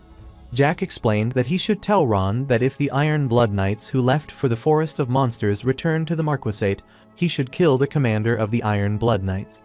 Avero is supposed to tell her about the Knight Commander, so Jack clarified that he is the one who will take Ron's throne in the future, so he wanted to kill him first. After that, Jack wanted to explain the turning point. He would give Avero the money he had earned that day and use it to unify all the Marquisate's organizations. Avero wanted to know about the organization that his master had mentioned. Jack clarified that he is talking about those who stabbed people in the back, the ones who take the residents' paychecks, while the other scoundrels, ranging from bandits to gangsters, have connections to the Marquis and even the insects inside the Marquis's mansion. Jack wanted Avero to kill them all in the 4 months to put the entire Marquis territory in his hands. Avero inquired worriedly whether 4 months would be enough. Jack explained that it usually shouldn't be enough, but he thinks Avero can pull it off. Avero wanted to take it as a compliment, so he understood his task and assured him that he would take care of everything in 4 months. Jack is willing to attach all the Death Knights except for 2 with him so he can use them as much as possible. While standing to depart, Jack told him to give him 8 hours to prepare, if needed, and to take someone with him. Before leaving, he turned back as he remembered something and wanted Avero to spread a rumor before departing that traces of a huge battle were discovered at the ruins of the former capital of the Gunnar Empire. Hundreds of the corpses were left alone, and among them there was one that was presumed to be a dragon. Upon hearing the news, the crown prince fainted on the spot, and all the nobles of Tulkan were greatly shocked. Jack instructed Avero to slice it up a bit and spread it across the entire continent. Avero is startled upon realizing that he is planning to split the committee into hardliners. Even though Jack is doing that without specifying whether there are hardliners or moderates, the aim is to make the committee distrust both organizations. Avero sighed after hearing this, clarifying that it is right, and Jack instructed him to come to the villa when he is ready. On the other side, Charlotte and Shell were enjoying the orange juice. Thanos saw them heading inside happily, so he went back to train and came into the subspace. Thanos is confronting Jack's illusion in the subspace, and he is having a hard time blocking his attack, but soon he is beheaded. Thanos gained consciousness, started huffing, and looked at the sky, which was unnecessarily clear that day. He grabbed his neck as he didn't know how many times he had been cut and supposed it might be 100 or 200 times. He has fought Jack in the magic circle over 100 times, and never once has he managed to block his sword. Thanos is doubting if that illusion is truly one circle, but since there is no reason to lie, he believes it. But even if he uses all his second circle mana to defend instead of blocking it, it will slit his throat. Thanos sits, not knowing whether he has no choice but to keep hitting it with his body. He grabbed his sword as he wanted to try it 300 times if 200 times didn't work, and he wanted to keep doing it. He hoped to see if he kept dying and hitting it, as something might work. Jack saw his concerned face, so he inquired if it was challenging. Thanos is startled by that, then looks to the side and is surprised to see his Aster there. The protagonist found it new because Shell is a dragon, Charlotte is a vampire, but Thanos is an ordinary person. Even though Thanos is a bit different from those two cases, effort is a long-lasting talent, and the results will vary depending on the type of training he receives. But the problem is that Thanos is softer than he thought. He looked at Thanos, who was restless, and wondered what he should do with him. He smirked, asking Thanos if he was 17 years old this year so that he would be an adult in just a few months. Thanos concurred that it was right, and the protagonists considered it great, so he wanted Thanos to hand him one if he had a pocket he didn't use, as he wanted to help him this once. Thanos handed him the pocket where he kept the allowance that the Academy sometimes gave him, and if he was willing to give him, if Jack didn't mind it. The protagonist looked at the pocket and thought about Thanos, who appeared as a white blank slate in his eyes, on which he could write anything. However, at the end, there is a small engraving that says efforts, which isn't enough, so he wanted to engrave one himself. The protagonist instructed him to follow him, and he went out, but was surprised to see his master standing at the entrance, wondering what she was doing there, but Valentine wanted him to lift her. After a while, the protagonist entered the storage and was surprised to see that all his guards were tied there by Taliso. The protagonist is startled to see 5 musketeers and wonders what they are doing there. Taliso explained that while the Lord was away, a person came into the basement, so he tied him up. After 5 minutes, another person came in, and they continued coming one by one at 5-minute intervals. The protagonist was astounded when they realized one of them hadn't returned from the basement, so the other went to get them and found them tied together, and the other came down one by one. Taliso remembered that the Lord hadn't given him the order to kill them, so he subdued them and waited for him. Jack was expecting this situation, and he looked at them and realized they were all right, while the guards wanted to know what Jack was doing. The protagonist grins, wondering if he needs to tell them that. The guard is startled because this place was empty until yesterday, so he wants Jack to explain how he managed to rack up such a tremendous amount of money in a day. The protagonist licked his lips after seeing the 5 musketeers trapped in his mess, and he wanted to be honest that he had no intention of becoming friends with them, and didn't even know their names, even though it had been 2 weeks. The protagonist reminded the guard that it sounded cocky, since he didn't need to explain, and approached the bodyguard, asking whether he was mistaken or truly ordering him around. The guard clarified that the Duke's villa is what he owes, so he needs to answer for it. Jack grabbed his neck after hearing the word "oh," wondering what he was talking about when this was his house that he received after defeating a spy for the Tulkan Empire. He kept choking him and realized that he was disappointed as he thought this house was lent to him. The protagonist smirked. Then he released his grasp and remarked that a lowly person like him wouldn't know about this. Even though Jack didn't expect this situation to turn out like this, he considered it a good thing, so he accosted Thanos. Thanos replied, so Jack asked if he was his. Thanos concurred, as that is right. He belongs to Jack, so Jack wanted to know what he would do to these guards. Thanos is startled to hear that he found Jack strange, as he had gotten this much money in the basement. Then he looked at the Death Knight and asked who these people were. The protagonist happily told Thanos that he might feel good when he looks at it. Jack wanted him to listen carefully as he raided Duke Malone's territory and the kingdom the previous day, which caused an explosion in the kingdom and stole all the funds the Tolkien Empire planned to use for the Civil War. He wanted to clarify that Duke Malone and King Teslan are members of the Tolkien Empire, and either Duke Asenbul or Chancellor Rommel is undoubtedly related to Tolkien. However, the money that was stolen last night is present in this mansion's basement, so he is unsure what will happen if the 5 musketeers report this to the Duke Asenbul, who might be part of Tolkien as well, and they can also leak information to the Tolkien Empire. Thanos is worried that, after hearing this, his lord will be pointed out as the mastermind behind the incident. The protagonist is sure it will happen. Rommel will deny any relationship with him. The idiot king will bring his soldiers, and even Tolkien will try to kill him for ruining their plans. He reminded Thanos about Shell, who is a dragon and is trembling. Thanos concurred, so Jack clarified that Tolkien did all kinds of experiments with her, which is why she was shaking because of that trauma. He is sure that if those brutal people find Shell, they will try to take her back, and the biological experiment will begin again. Thanos worriedly started sweating after hearing that, and the protagonist reached out to Talizo to get something. Talizo handed him the dagger, so Jack clarified that because of the 5 musketeers, they would either suffer or die. The guard is worried after hearing that, wondering what Jack is talking about. Thanos firmly grabbed his sword and started trembling, but Jack wanted to give him an order. He handed the dagger to Thanos, who smiled at him and tried to kill them all. Thanos grabbed the dagger in astonishment, and the 5 musketeers were shocked after hearing this. Jack knew those 5 musketeers were useless to him, as they were inferior to Thanos in both effort and tenacity, and inferior to Avero in improvisation and thinking. Furthermore, a while ago, they forced him to explain the situation, even though they had no authority to order him. So, there's no reason for him to want them. Even if there are thousands of these people, they can't compete with him, since Avero is under his control. Therefore, he tried to kill them, and he approached Thanos, wondering why he was hesitating. Thanos asked whether he truly had to kill him, but Jack wanted to know why he should spare them. The protagonist asked whether he was supposed to say them to forget everything he had seen and heard there, and to be careful from this moment onward. So, he wanted Thanos to think about it, and Thanos concurred. Later in the room, Valentine inquired if he planned to take Thanos to the end. The protagonist concurred, telling her that it can't be that way, even if he appreciates the talent of hard work, but that is about it. Jack is worried that if Thanos grows and lives like that, he will end up knowing what to do. Even though it's clear that Thanos has murderous intentions towards someone, and he didn't ask him who it was, nor did he tell him on his own. He wonders what happens after he achieves his goal, and if he becomes the strongest swordsman and succeeds in getting revenge. The protagonist is certain that ultimately, he will feel great emptiness just like he did, so he hoped Thanos wouldn't live like him, aspiring to provide him a brighter future.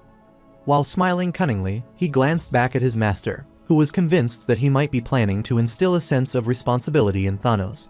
Jack knew that this master and Avero could read their inner self by guessing a few words, and he was pleased as his master understood. Valentine knew that if Thanos didn't kill those 5 now, then Jack and everyone involved would be in danger.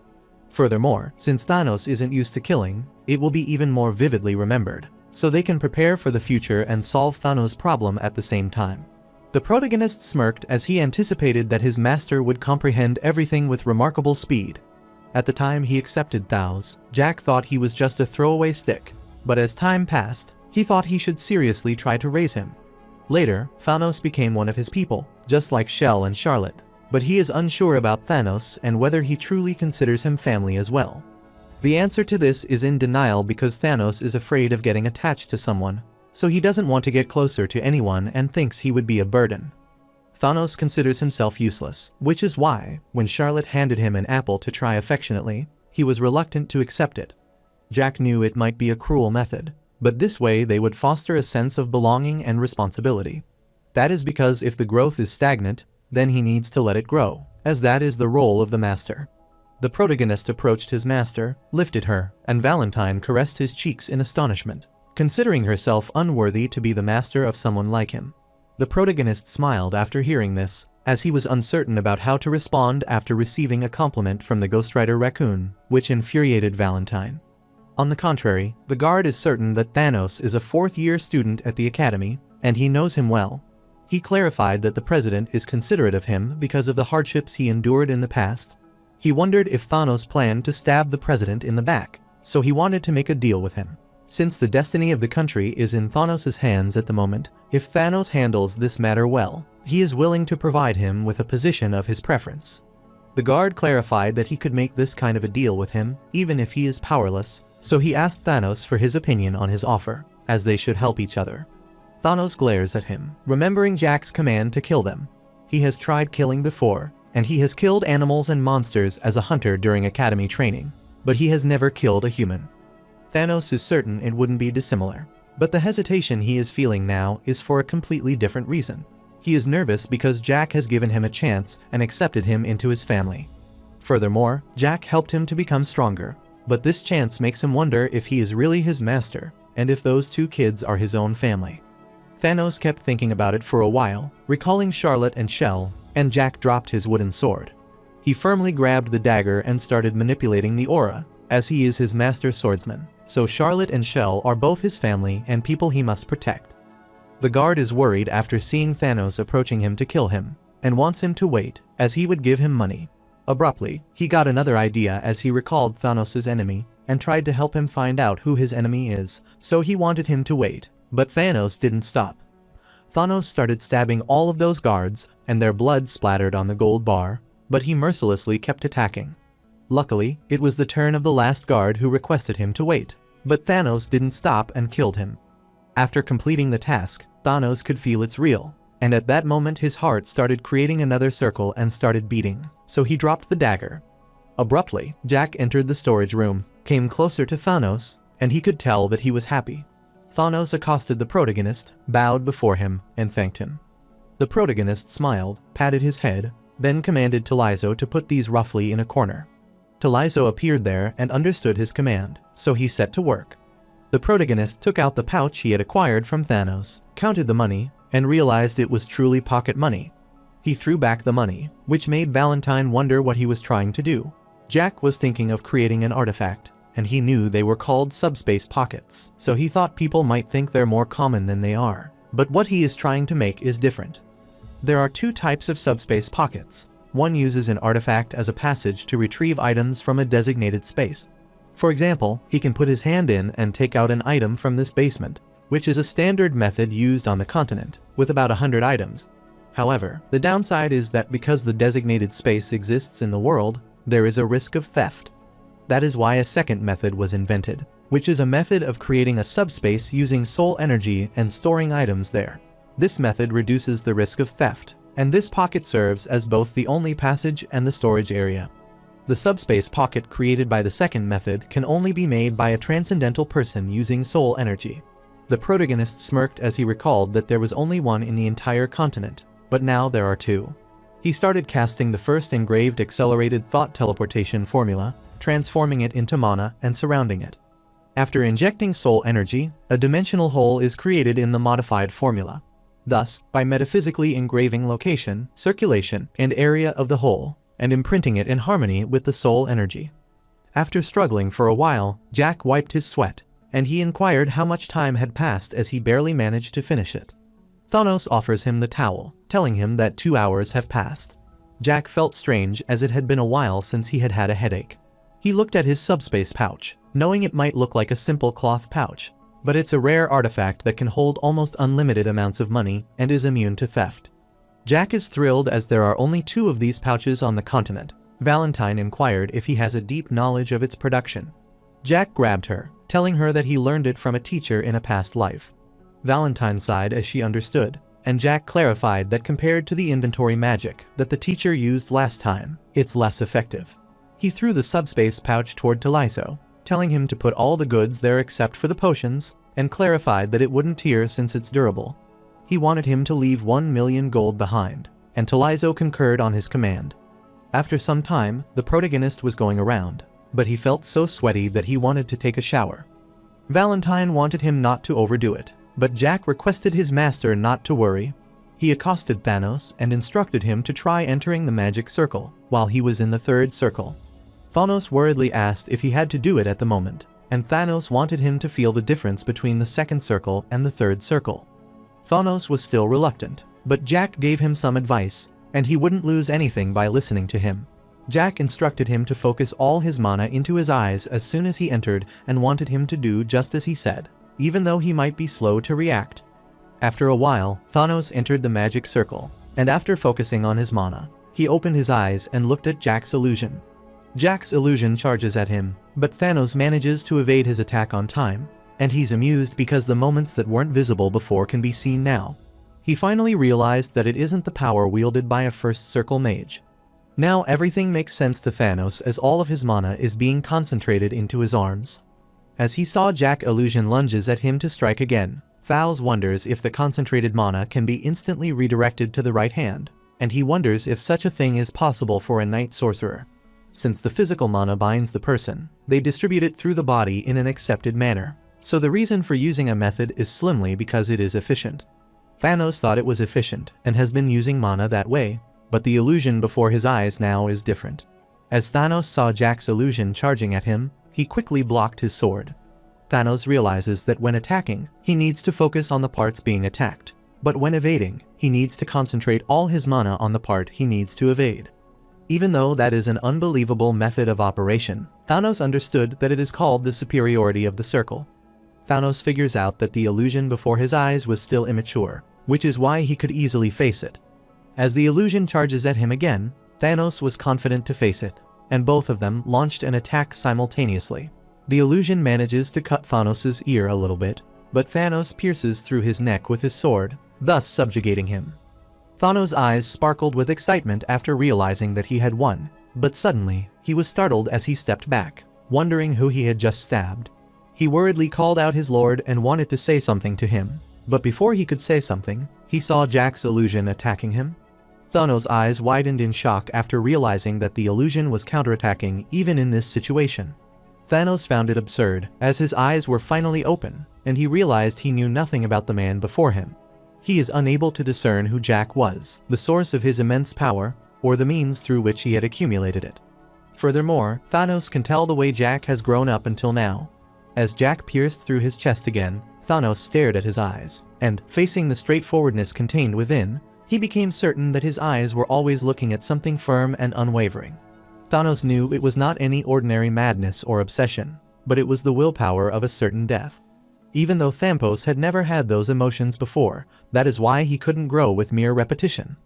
He quickly beheaded Jack's illusion, smirked, and he could finally see that he had cut down his lord, even though he was just a training partner. As the subspace began breaking, Thanos is confident he will grow even more than he is now, until that effort is engraved in his heart. After coming out of the subspace, Jack happily looked at him, reached out to him, and wanted him to come to him quickly.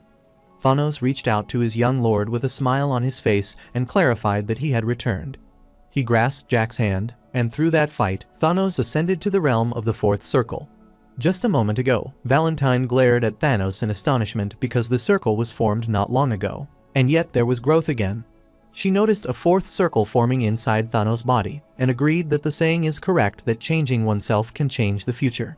Jack is thrilled to know that Thanos has finally changed his own future. Valentine reminded him that he had made it happen, and that he had a natural talent for teaching others. Jack saw Thanos' body floating in the air, so he clarified that he only turned a person who tries into the one who also tries, so he merely opened the way for him. Valentine looked at Thanos and finally understood what Jack meant. Jack became more curious about Thanos' past, since Thanos is the one whose circle has been broken, and he can see the two remnants engraved in his heart. Thus, based on Thanos' remains, he is certain it has been 5 years, roughly when Thanos was 12. At that age, Thanos lost his circle due to some event, and if he did manage to create the two circles by the age of 12, it suggests that his environment was quite favorable. After giving this some thought, Jack wonders if it means Thanos was royalty from some country. However, he doesn't intend to ask at the moment and wants to wait until he speaks of it himself. Currently, he is curious about Thanos' body more than his past. Since the limit of the mana user is determined, that person will grow up to 7 circles or to another level of circles. The reason Jack is making such a determination is that the limit of mana users is determined by the number of blood vessels through which mana flows through their hands and the width of the pathways. Since Thanos' blood vessels were very narrow, the result of a considerable shock was compounded by a past circulatory system injury. Jack determined that Thanos has blood vessels capable of rotating 4 circles. If all the circles shatter at once, the blood vessels throughout the body are twisted, torn, and blocked. Yet Thanos had the blood vessels start to form 4 circles, and before the circles shattered, Thanos might have had a large blood vessel. Jack is sure that Thanos might be able to be in 9 circles, as he had the talent even to aspire to be a master. He recalled the guards who died a while ago, whose circle was shattered just like Thanos, but they couldn't rebuild it. That is because they can't expand the narrowed blood vessel again, and every time they tried to circulate mana, they couldn't endure the ensuing pain. However, Thanos was different from them because he endured it, ultimately winning and accomplishing what he was set to do. Abruptly, Thanos woke up, so he reached out to his master excitedly and stood. Thanos suddenly started crying, which made Jack wonder what was wrong. The protagonist looked at him, who kept crying, and sighed, realizing he was still a child. He spread his arm as he wanted Thanos to hug his brother, as he was feeling great. Thanos quickly hugged him tightly, which made Jack wonder if a wild boar had hit him. Valentine knew his condition, so she thought Jack should have run away earlier. While Thanos kept crying to lighten his heart, Jack sighed, then he started patting his back. Jack knew that Thanos was calm after becoming a 3rd circle earlier, but he realized that Thanos had felt something inside the magic circle. Jack gave him the handkerchief to wipe his tears, told him it was making him look ugly, and he remembered what he said when he made the illusion magic circle. Jack asked if the determination to try hard enough, even if it means death, is still the same now. Thanos concurred, telling the protagonist he was prepared, so Jack told him to keep it up and build his courage. Thanos called out the protagonist, his eyes teary, and hugged him tightly again. After a while, Jack was exhausted, so Thanos apologized to him as he was moved that he hugged him so tightly. Jack could understand that he's at an age where he is full of energy, so he can't help it. However, Jack knew it was because of excessive use of soul energy, and more than that. While they were heading inside, Charlotte saw this, so she covered Shell's eyes and gave Jack a thumbs up while winking at him. Her expression mortifies Jack, and he wonders what it means. He wanted her to focus on her friendship business and practice, and he wanted to scold them later. He asked them furiously whether they didn't go to school, which startled both Charlotte and Thanos. Later, Thanos and Charlotte were ready to head to the school, but Thanos forgot to bring the rice, so he went back to get it. Charlotte annoyingly told him that she was going to have a date with her rice, but Thanos guessed it could wait until after school. While Jack saw them leaving along with Shell, he accosted her and wanted to leave with her. After a while, he entered the basement with her, which made Shell wonder why the basement floor was covered with blood. Abruptly, they saw the corpses in the corner, and Jack supposed the Death Knight might have piled them there, but he wanted them to do it properly if they were going to do that. Shell's face turned pale upon seeing the pile of corpses ahead, but soon she began smiling cunningly. Jack glared at her, and he doubted his eyes for a moment as he couldn't believe that she smiled and asked for it. Shortly, Shell smiled, turned expressionless, and heard that. Talizo approached him momentarily, calling him Lord, and realized he had returned, so Shell hid behind Jack in fear. At the same time, the protagonist wonders if that is all right, because if it were Charlotte, she would have screamed or been horrified upon seeing those bodies, as that was the normal reaction he expected. However, Shell was different from Charlotte, as if she were looking at trash on the street, followed by a naturally formed smile. Jack isn't anticipating this response from a 10-year-old child, and this isn't a normal reaction, regardless of how he perceives it. While Charlotte looked around at the pile of gold bars and wanted to learn about those shiny objects, she looked back. She rushes toward the protagonist to ask why he is commanding, and she keeps glaring at him with a questioning gaze. The protagonist is concerned after being in this situation, as he is unable to understand the correct response for the moment. After pondering for a while, Jack wanted to visit Charlotte at the academy instead, and Shell is pleased as that is a great idea. Even though he could have thought about it more seriously, he couldn't come to an easy conclusion. Since Shell is different from most children, as her parents abandoned her and she was subject to live experiments from a young age, expecting normalcy from her would be too much to ask for. Jack knew that Thanos, Shell, and Charlotte had different personalities so that they couldn't be the same. After a while, they arrived at the academy, the sight of which mesmerized Shell. wondering if Charlotte truly attended this institute. Jack concurred. He started drinking the potion as his headache wouldn't go away, and he heard someone's voice, so he looked to the side. He saw the instructor telling Thanos that his hard work had paid off, as he had posted 2 articles in one day, a great accomplishment for his age. Thanos thanked the professor for the compliment, and the professor knew it was all thanks to the Teslan board's blessing. Jack is startled to hear about the article, which doesn't seem like the work of an ordinary instructor, as he had supposed it might be the chief instructor or Song doing. While a female student congratulated him for his effort, the other student reminded Thanos that he was part of the team because of that effort. The protagonist is pleased to see Thanos happy as he is being welcomed, which is natural. Since yesterday, Thanos was in the 2nd circle, but after waking up, he has already reached the 4th circle, so a great prospect has been born. Jack doesn't exactly remember the time, but he recalls that a man from the neighboring kingdom of Ismail jumped from the 6th circle to the 8th in one day. Since it's a story that has spread widely across the continent, Thanos is now being treated like a genius cane. Jack saw some students in the corner, envious looks on their young faces, all wanting to take Thanos as their disciple. Abruptly, Thanos noticed Jack standing at the side observing him, so he approached him. However, Jack told him to stop and wanted him to enjoy this moment, but he turned to leave. He knew that he didn't need to worry about Thanos anymore after seeing this, so he wanted to go and see Charlotte. Jack remembers that she mentioned making new friends and that the academy is a nice place to be, so he is sure that she might be smiling more brightly than Thanos. However, Jack found out how optimistic his thinking was. Meanwhile, in Charlotte's class, all the students were throwing papers at her and bullying her. The protagonist saw this all from the outside and didn't realize it until this moment that there were unresolved issues behind that smile. This is a story from a few nights ago and is the story of 2 girls. At that time, Charlotte knocked at the door and asked Shell if she was done, telling her that the boss would be late that day. Shell came out after taking the bath and supposed they would have to watch the house that day since Jack isn't coming. She asked about Thanos, so Charlotte clarified that he is still trying to improve his magic circle. She remembered that Thanos had come in half dead late last night and knew he had it tough. Charlotte agreed as she knew that Thanos was a hard worker. Abruptly, she recalled something, so she went into the kitchen to warm up some milk, and Shell agreed, as she wanted some milk too. A little later, Charlotte is thrilled as that is a gift bought to commemorate Sion's visit to their house, and she is excited as she used the allowance that her boss gave her on the way home that day to buy it.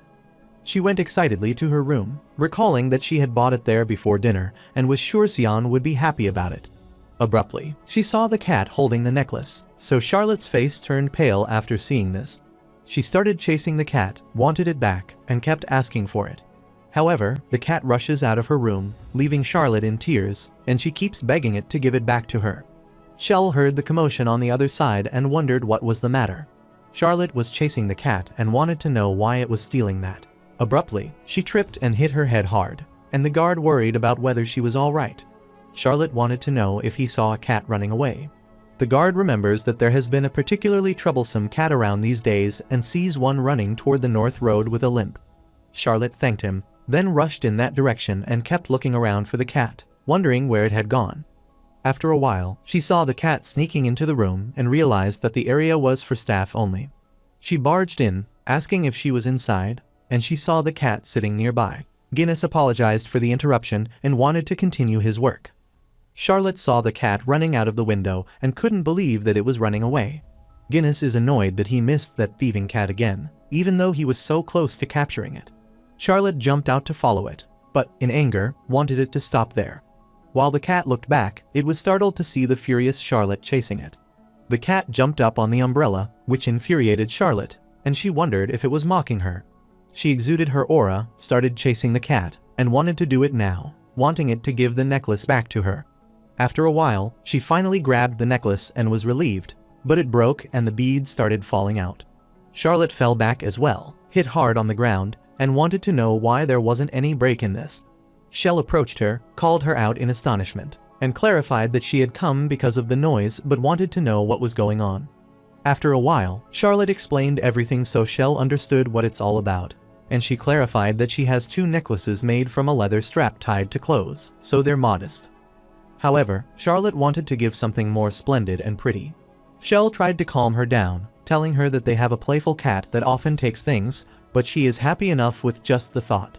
Shell is relieved as she feels like she truly has a family. Charlotte kept crying, telling Shell that she would cherish this friendship necklace forever. After some time, Thanos came into their room as it was too late, so he wondered if everyone was sleeping well.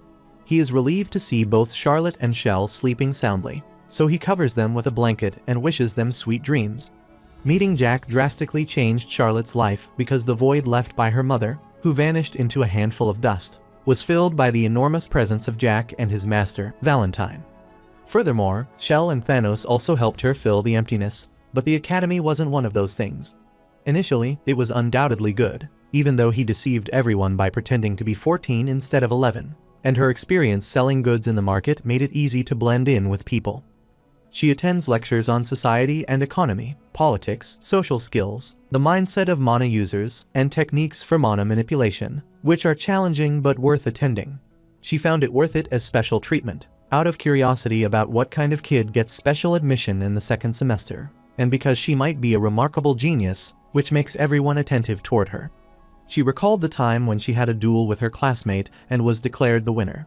In her first swordsmanship duels, he defeated 8 sparring opponents in a row.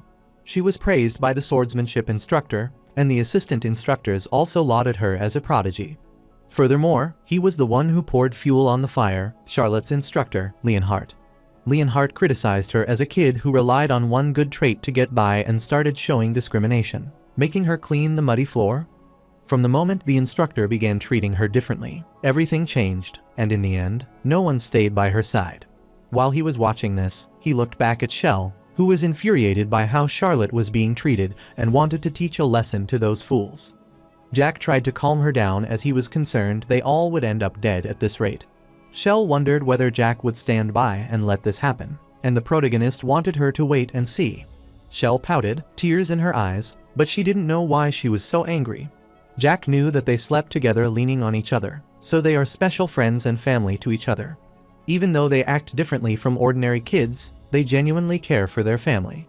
As Jack is patting her head, Shell reminds him that he is messing up her hair. Jack reminded her that there was something that Charlotte hadn't told them, so he wanted to wait. After thinking that way, Shell agreed to wait for a bit longer. Later, on their way, Jack told them to be patient, but he didn't know how long he could hold out. After arriving at the mansion, he met Avero, who was pleased to see that he had arrived. Jack was startled to see him return so soon, so Avero explained that there wasn't much to tidy up. Jack looked back at the strange man and wondered who he was, as he didn't recognize that face. The man introduces himself as Philip and is pleased to meet him. The protagonist wanted them to come inside so they could talk.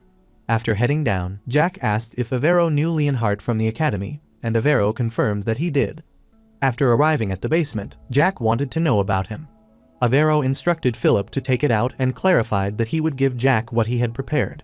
He handed Jack a scroll that made him wonder what it was. Avero explained that Philip's specialty is background investigations. Among those he has worked with, Philip is the best at organizing and compiling information. Philip started blushing after hearing all those compliments from Avero, but he didn't say much. Jack began to open the scroll to see the information they gathered. He discovers that Leonhardt Rudiger is an honorary baron, a 6th Circle swordsman, and was previously part of the Teslan Royal Guard. Now he is the first assistant instructor at the Academy's swordsmanship department. Jack realized that behind it are the personal details of all instructors affiliated with the Academy. He smiled excitedly because it was clear that Avero was truly capable since he was attending the Academy with Charlotte and Thanos, so he prepared to investigate and organize in advance. Furthermore, Avero is thorough in handing over the material on time. Avero explained that Leonhardt was a commoner, but his efforts were recognized, and he served as a royal guard for 15 years before becoming an assistant instructor at the academy at 37 years old. Jack's face turned pale after reading some details, which made him wonder if Leonhardt is a human. He read the special note that Leonhardt is one of the kingdom's scouts, despite having a wife and children, but during his 4 years as an assistant instructor, he pressured 8 students into relationships. Most were coerced using threats of appointments to the Knight Order scholarship or grade manipulation. Jack realized that his target was attractive students from low-status backgrounds. The protagonist knew that Leonhardt was the tip of the iceberg, but the head instructor, the chief instructor, the instructors, and the assistant instructors were all dirty. He annoyingly inquired whether they call it an effort by abusing their authority over students these days. Avero clarified that it is corruption, since those dispatched from each noble family engage in fierce power struggles to draw students from teaching positions, and they package the additional benefits that arise during this process as efforts. After thinking for a while, Jack guessed that Leonhardt sees Charlotte as someone close to the headmaster. Since Charlotte is exceptional, Leonhardt is worried that the Marquis influence will outshine the royal faction. Jack is certain it is the case. He furiously scumbled the document, as the reason was visible, and he supposed that the additional benefit Avero mentioned means Leonhardt is targeting Charlotte. He furiously grits his teeth as he finds Leonhardt disgusting. Jack knew that Charlotte was pretty and had a cute appearance. He is certain she might become the beauty capable of changing the world if she continues growing like that. Therefore, it makes sense that Leonhardt, who preys on every beautiful girl, wouldn't leave Charlotte alone. Jack started closing the scroll, considering it a mess, as he was going to let it slide as an adjustment issue at a school, and he wanted to help her if she told him, but the situation is different now. Avero and Philip's faces turned pale after hearing Jack say that he might have to deal with a corpse, so he sighed to calm down. Abruptly, he looked ahead and saw the storage area clean, and he supposed the Death Knight might have gone to clear the bodies as ordered. Jack handed Avero the spatial pocket containing 19 million and asked him to use it if he needed anything. Avero is startled to hear about the spatial pocket, which makes Jack wonder why he is acting that way, even though it might not be the first time he has seen it. Jack knew that it wasn't his first time, but it looked a bit different from what he had seen. The protagonist wondered how that was different, so Avero explained that he had seen many subspace pockets that required storage points to withdraw from. He is astounded after realizing that all the money is inside this subspace pouch, and Jack affirmed. Avero heard that the real spatial pocket is unique across the continent, so he wondered how the protagonist got it. He is dumbfounded after hearing him say that he made it himself, so Jack clarified again that he made it himself. Avero is in awe to know that Jack could craft an artifact as well, but he knew that something like that was a top-grade spatial pocket. As the protagonist kept glaring at him with a smile, Avero supposed that might be because he is the Marquis, and Jack affirmed. Avero remained doubtful, so he kept glaring at Jack with a suspicious gaze, which confused both Philip and Shell. Jack pointed to the boxes behind and clarified that he hadn't included potions, so he wanted him to take them separately. He is going to say something that makes Avero wonder if there is something else. Jack questioned him about the rumors that he had asked him to spread last time. Avero spread the rumor that a massive battle site had been discovered in the ruins of the former capital of the Gunnar Empire, with hundreds of corpses, including one that was supposed to be a dragon. Upon hearing the news, the Crown Prince fainted on the spot, and all the nobles of Tolkien were greatly shocked. Avero has taken care of everything perfectly, so he guarantees that within 5 days, this news will not only reach the citizens of this country, but also all the nobles of the 5 kingdoms, including Tolkien. Avero is planning to take a few of those spreading the rumors to the Marquis estate. The protagonist wondered how many people it would take, and Avero clarified that it would be 3 in total. The protagonist grabbed him, telling him to ensure that they are well paid, and he is willing to assign him 7 Death Knights while he is staying in the Valentine territory. He wanted Avero to ensure the protection of 2 people, including his sister Elizabeth and Ron. He doesn't care what happens to the other, but he wants Avero to protect these 2 at all costs, even if it means everyone's lives. Avero gets worried after hearing that, and he promised to do his best to protect them. During lunch, the protagonists asked Thanos and Charlotte for something instead of the academy, and he told them to come to the villa if possible. Even though he didn't want to offend the academy chef, their meal was terrible, and the memories of his past life flooded back. After a while, Charlotte arrived at the villa and informed Jack of her return. The protagonist looked back and asked if she had a good trip. Charlotte affirmed, then she looked at the scroll in his hand and wondered what it was. Jack clarified that it is the household account book, and he noticed that Thanos' face had turned pale. He figured out from Thanos' expression that he might have realized about Charlotte's current situation as well. However, the protagonist wanted to eat first, so he wondered what Thanos was waiting for. After finishing their meal, Thanos suggested returning to the academy to avoid being late, and Charlotte, excited to hurry back, concurred. The protagonist wiped his face and instructed Charlotte to stay for a moment. Charlotte affirmed, so she stayed back, concerned about what her boss wanted to say. The protagonist already knew that Charlotte tried to hide her difficult situation from those around her when she faced it. Jack is certain that she developed this habit over time. He was going to wait, but he couldn't hold back anymore, so he inquired if it had been 3 days. Charlotte wondered what he meant, and Jack saw her face turning pale, so he clarified that he was talking about the period she had been without his blood. He noticed that she had dry skin, a dark complexion, and brittle hair. While Charlotte is sweating with worry, Jack is sure the other hasn't noticed yet. He has been drawing blood regularly and leaving it in the kitchen, but it hasn't been touched. Charlotte worriedly apologized for being negligent, but Jack didn't want her to be sorry for anything, and he clarified that he had dropped by the academy earlier. Charlotte's face has turned pale after hearing that Jack rambled that Thanos is doing well and has quite a few friends, unlike her. Charlotte is concerned about being discovered, so her eyes welled up, and she wanted to tell him something. Jack instructed her not to be hit by them, and he knew that she might not understand, as there are countless prejudices like differences in opinion and race. He warned her that she would inevitably experience these things as she loves a vampire, but the way she conducts herself in those situations is all up to her. Even though he knew it might sound irresponsible, it couldn't be helped. Jack can help her, but that is her life, so he wanted her to live it the way she wanted. Charlotte stated, crying, and Jack instructed her to remember one thing that he said earlier, that she shouldn't let those fools hit her. He didn't want her to cower, no matter what they schemed behind her back. Charlotte approached her master, asking what he would do if he were in her place. Jack flinched as the answer to her question was obvious, as he would have killed them all, and Valentine glared at him. Jack changed his words, telling her that he would crush them so that they would never rise again. Charlotte expected this action from her master, and Jack is sure that she hasn't been drinking his blood these past few days for a similar reason. Charlotte affirmed, telling him that she feels like she is changing every time she drinks the blood, and she feels like she is doing something she shouldn't be doing. The protagonist is confused, so he puts his cup of tea down, takes off his jersey, and wonders if that is because of Shell. Charlotte flustered after seeing this, wondering what her master was doing. Jack exposed his shoulder, telling her to come and drink his blood, but she couldn't understand the reason for her being surprised. He pulled her closer to his shoulder, telling her to drink his blood immediately because Shell isn't watching her at the moment. Charlotte's eyes started spinning after encountering this situation, but she started biting and drinking his blood. Jack noticed that she was taller than before and supposed it might be due to a growth spurt. He told her to drink the blood calmly, as he was already there, and he figured out that she might have been hungry. Abruptly, he looked at his master, glaring at him, and he wondered why she was looking at him like that, and if something was wrong. Valentine stayed quiet and didn't say much, which concerned Jack, wondering what was wrong with her. Valentine pointed toward Charlotte, so the protagonist looked at her and was startled to see her eyes turn red.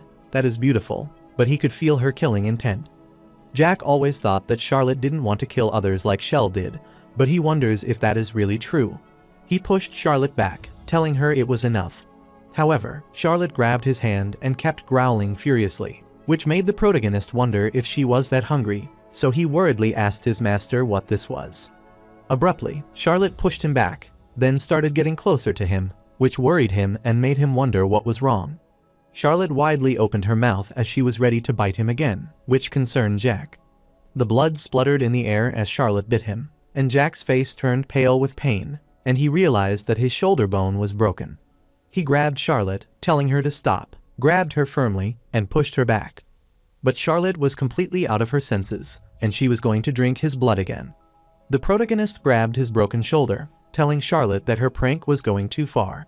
However, after seeing Charlotte's red eyes, Jack found it strange and wondered what it was. After seeing her this way, Jack remembers Shell's words that a demon spoke in darkness, changing the earth and sky, as it will destroy the world. He doesn't believe those words are only coming to his mind at this moment. Valentine reminded him that she had warned him not to let Charlotte feed on his blood. The protagonist is startled to recall that she thought she was saying it casually, and Charlotte lunges at him crazily, which concerns Jack, so he rushes back. Valentine explained that this phenomenon is known as the red spider lily and elucidated that in the distant past, it was named after the flower. While the protagonist saw Charlotte's hands on his shoulder, he got worried and sat, finding it hard to hold, and felt almost like the power of a third or fourth circle mage. The protagonist recalled that the red spider lily, which occurs when the king of the vampires gives blood to the next heir of the vampire lineage, is a phenomenon that occurs during the succession to the throne. Valentine decides to give him the main point after hearing his explanation. She elucidated that a vampire's blood drinking is a process of absorbing the power contained in the blood they drink, so it's not about healing, but about absorption. The protagonist finally understood what she meant, so Valentine explained that the queen of vampires, who will pass down her soul energy, passes down the knowledge of soul energy to the next queen. That is to help them grasp the power. They continue feeding on their own blood, and if they keep drinking blood infused with spirit energy, they eventually go berserk, which becomes a symbolic ritual for the succession to the throne. Valentine kept explaining that the vampire bloodline flowing through Charlotte's veins has made its decision, and it has chosen Jack as the blood of a king who wields soul energy. She said Jack's body continues to grow, and his soul energy will grow stronger. So, every time Charlotte drinks his blood, she will undergo this phenomenon of the red spider lily. Jack worriedly told her to keep it brief, as he wanted to know if this was a good thing or not. Valentine realized that he is quite impatient and explained that it's not bad for growth, as no one could stop Charlotte, except Jack, when she is in her red spider lily state. However, suppose it happened when Jack was absent and countless people surrounded Charlotte. In that case, a vampire who awakens to the taste of blood will go berserk, driven by a powerful impulse. Then she will kill relentlessly and move solely to drink Jack's blood. The protagonist hardly stopped Charlotte and, worried, asked his master for a solution, as they couldn't keep standing around like this. Valentine clarified that there are two methods: either kill her or hold her off until the red spider lily state subsides. The protagonist quickly dismissed Charlotte, telling his master that she should have told him earlier. Valentine calmly reminded Jack, as he is her disciple, that a new trial has come his way in the future that hasn't happened yet, so she wanted him to show her how he would take responsibility. While the protagonist is sweating profusely, he knows that at this point he has only one rational choice: to abandon Charlotte. However, just like how his master was abandoned in the past, and like the master's reverse taboo is something that he might never touch, the protagonist grabbed his wound, clarifying that he is different as he will never abandon the people he cares about and will always keep a promise once he has made it. Meanwhile, Thanos asked Shell what she was planning to do once she got to the academy. Shell wanted to go with Charlotte as well, and she wondered what Charlotte was discussing with their boss. Suddenly, something passed by Shell that startled her, so she looked to the side and was surprised to see Charlotte, who was wondering what was going on. The protagonist came closer, telling them to stand back, which startled Thanos, wondering what his boss was planning to do. After the dust vanished, Charlotte appeared from it, and she wanted to suck his blood. Jack wanted to show this scene to that instructor and the kids who bullied Charlotte, and he is sure they would wet themselves. Thanos is dumbfounded by the situation, wondering what is happening, and Shell supposed it might be a demon tainted by darkness. The protagonist began healing his wound with his fifth circle magic recovery and told them not to worry since their Charlotte is going through puberty. While all of them were worried upon seeing Charlotte attacking the protagonist, Jack dodges her attack and finds it surprising that within Charlotte's heart, 2 circles have already settled in. He realized that 5 minutes ago, while moving around, 1 circle naturally engraved itself. Jack is sure that the academy instructor would have fainted after seeing this. The crimson blood phenomenon only occurs during the royal succession ceremony of the true vampires. So, the transcendent beings who use spiritual energy instead of mana continuously feed their blood to the next true vampire. Therefore, the successor who drinks the spirit-infused blood expands their vessel to absorb that power that is the crimson bloom. Since Jack isn't the vampire king, but he still held a coronation for Charlotte. This happened because he saw Charlotte approaching him. She lifted her hand, started casting the spell while rambling that the earth is vile and heaven is dyed in pitch black, and responded to her command, appearing in this world. Jack is astounded, as that is the spirit incantation that his master used when annihilating Dietrich and his comrade. However, he knew not that anyone can perform this even by imitation, and he knew that Charlotte wasn't just muttering an incantation, but she had cast it. Valentine is dumbfounded upon seeing the skeletons appear in the sky and tries to attack Jack. Jack excitedly attacked it as repelling 2 circle mana is manageable, and even if Charlotte is trying to mimic it, it is different. However, he knew that attempting to emulate this incantation wasn't a small task, and he noticed that she was puzzled about why it didn't work like his master's. Jack smirked after seeing her attempt and realized that his little one had grown up quite well. Abruptly, Charlotte glares at him, gets ready, and charges at him again. Jack felt something familiar, as that is his master technique, and Charlotte's movements are similar. He figures out that Charlotte has been instinctively mimicking everything she has seen and experienced by Jack's side all this time. The protagonist rushed back and saw a fallen tree branch. He quickly grabbed it and was ready to strike back. He ran at Charlotte, and she saw it and blocked his attack instantly. Then she grabbed his shirt and slammed him down. The protagonist fell hard, smiled awkwardly, and asked Charlotte to go a little easy on him. As he saw her lunging at him, he realized she was about to twist his arm. After she came closer, the protagonist threw away the tree branch, so Charlotte followed it and grabbed it, then started looking at it to explore. Jack smirked after figuring it out, as it felt like looking into a mirror. He knew that everyone seeks acknowledgement, whether they're at the bottom or the top of society. They all care about how others perceive them.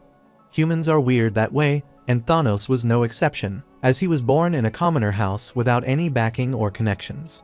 Some scouts brought talented people into noble families, but none of them paid attention to Thanos. Even though Thanos reached 2 circles in just a year, his history of entirely destroying his mana circle held him back. By the 3rd year, Thanos was still stuck at 2 circles, and the 1st year was the same as well. Therefore, the scouts lost all interest in Thanos, but everything changed after Thanos met the protagonist. Jack raised Thanos' circle by 2 in an incredibly short time. And it has been a day, but Thanos has 4 circles, so he became a celebrity instantly.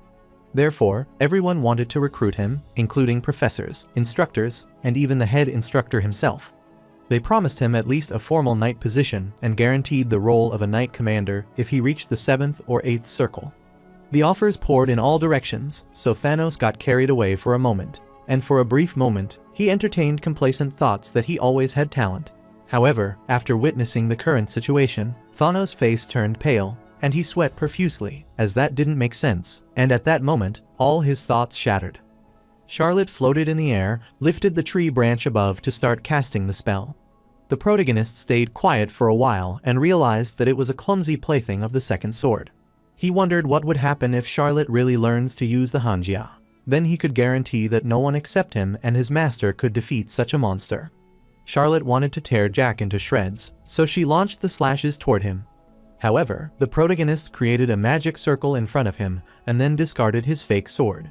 He smiled excitedly as he realized that Charlotte was an absolute genius, and he recalled that when his master used to teach him, he finally understood what she was thinking. He supposed it was the feeling he was having at the moment. He easily blocked all of Charlotte's punches and laughed excitedly as he couldn't stop laughing. Thanos is in awe after witnessing their fight and realizes he has a long way to go. After some time, it was already evening, but they kept fighting, leaving Jack exhausted. Charlotte stopped in her place, her eyes started turning back to normal, and she worriedly called out her master. The protagonist wiped his sweat, realized how tough it was, and guessed Charlotte had been holding a grudge against him as she had bitten the hand that had fed her. Charlotte's eyes welled up after realizing what she had been doing, and she started approaching him with her tears falling. Jack gets worried when he sees this, so he tells her it's all right and doesn't want her to cry. Charlotte clarified that she couldn't help herself, and it felt like she wasn't herself, and that she had to eat her master somehow. The protagonist sighed after realizing that Charlotte remembered everything, and he recalled a similar experience he had once had. He lost control once, and he killed everything in sight, and he is certain that half of the Yungan Empire territory was wiped out at that time. He grabbed Charlotte to calm her down and reminded her that he had told her once that if she hit him on the head with a wooden sword, he would never get mad at her. He grabbed his arm, telling her that she bit out of his shoulder, but he was okay now. He remarked that she is really good at fighting, and that if she had shown it to the people following her, they would have been terrified. Charlotte smiled after hearing that compliment, and Jack told her she would grow a horn on her butt if she cried, then laughed. He grabbed Charlotte's face, telling her that she is his love, and that he didn't want her to bow her head or be discouraged. Abruptly, Shell rushed toward Charlotte and started crying, worried that Charlotte wouldn't come back. The protagonist is pleased to see they're bound, and Shell knew that Charlotte was a vampire, but he didn't know why that was a dark devil a moment ago. She recalls that his master said everything they drew was a lie. She became as strong as she wanted to be, with the power to command that no one can ignore, and she could protect anyone with that kind of power. The following day, the second son of the Bilbao Duke, William Bilbao, was bullying another student in the academy. They started gossiping after hitting that student, who was startled when Charlotte came at them with a sword. William grins upon seeing a commoner girl and wonders if she came to get beaten up as well. Charlotte lifted her wooden sword and wanted to have a duel with William, and she hoped that he wouldn't be scared to be challenged by her. William froze in place after hearing that from this commoner girl's mouth. The second son of Duke Bilbao really hates Charlotte and considers her an arrogant commoner girl. He is infuriated because she was lucky and beat a few students, which makes her think that it is a skill. He considers her a dog for starters, but she is much smaller than the other student, and he is sure that she is lying about her age. He thought kids got hit a few times by accident when they let their guard down, so he is confident he will not lose to a commoner girl like that. William blushed because he found her cute and thought she had a pretty face, so he wanted to train her well and make her his girlfriend. He accosted the other student, telling him he was lucky and that he wanted him to get lost. William agreed to her duel request and wanted to teach her a lesson for being arrogant as a commoner. As soon as the duel started, Charlotte kept attacking and cornering him. William's comrades' faces turned pale after seeing that Charlotte defeated their boss in only 3 hits. Williams fell, his face had turned white, foam came out of his mouth, and he kept trembling. Charlotte furiously glared back, wanted to know who was next, and wanted him to go quickly to her, which sent chills down the other guy's spine. While the protagonist watched their duel from the other side, he considered it a good show, as he expected from Charlotte, who learns quickly. He is sure that Charlotte will one day become a fine ruler, but he knows that an arrogant ruler wouldn't last long, and a ruler who is too altruistic would be used. So, he hopes Charlotte becomes a ruler somewhere in the middle, so Jack doesn't become a psycho like him. The protagonist sighed, and he saw Leonhardt ahead, recalling that he is an associate professor who teaches mana training in the swordsmanship department, the man in charge of Charlotte's class. Leonhardt is also the one who led the bullying of Charlotte, but since she has taken care of her own business, he wanted to try managing the adult matter, as that is what he should handle. On the contrary, Leonhardt was worriedly biting his nails because he didn't like Charlotte. But since there are a few commoners in the academy, that doesn't matter to him. Charlotte, however, was specially admitted to the academy. He wanted Rommel to sit quietly in the back room after he retired from the front lines. He doesn't think the low-born aristocrats will willingly give money to the faculty, so he knows the power over the individual student lies with the academy. However, what concerns him is that if the headmaster starts intervening like this, the lower nobles wouldn't be stuffing money into the faculty's pockets. Leonhardt knew that Charlotte was talented, so in time she would start controlling the students and become the center of attention. Leonhardt knows that if that happens, they will all become knights or wizards of the Assemble, which means there will be fewer people for him to recruit.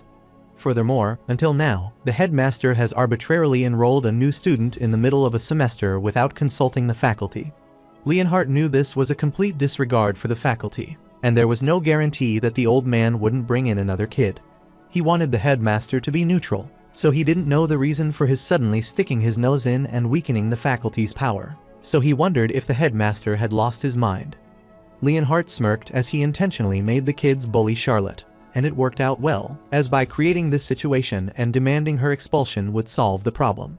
Since that is politics, regardless of the Assemble dukedom's loyalty to the king, the hierarchy might be clear. Leonhardt has a stake in it even though he has sworn allegiance to the royal family, so he needs to do that. He looked around at the students Charlotte had beaten, and was amazed to see that there might be more than 20 teeth. He saw Charlotte fighting with other students, so he wanted her to keep doing that for a while now, and he realized that there are 9 down. Leonhardt wanted to step in when the 15th student fell, and there were only 2 students in the 4th class. He cannot believe that Charlotte defeated half of the class, so even though the headmaster specially admitted her, no way could be overlooked, so he wonders what face the headmaster would make after hearing that.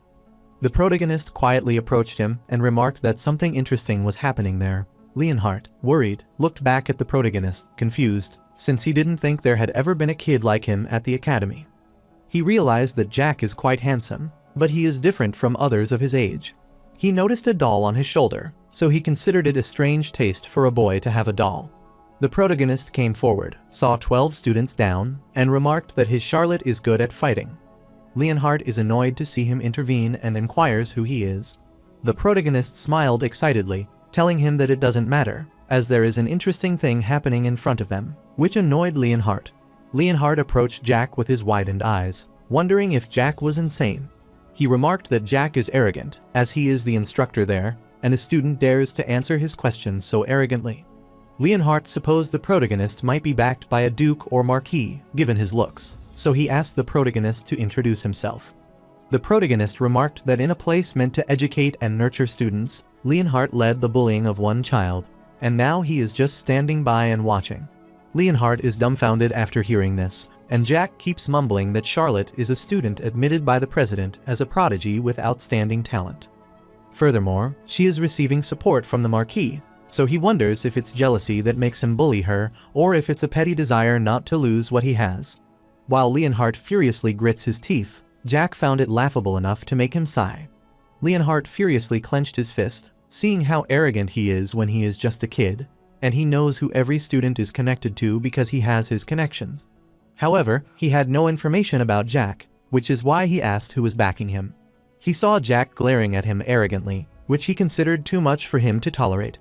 Jack called him a trash instructor because he was supposed to teach students, but what he is doing now is different. Leonhardt is dumbfounded after hearing him call an instructor trash and call him an arrogant kid. The protagonist quickly grabbed his face and wanted to know if this was the fathering of delinquents or a den of criminals.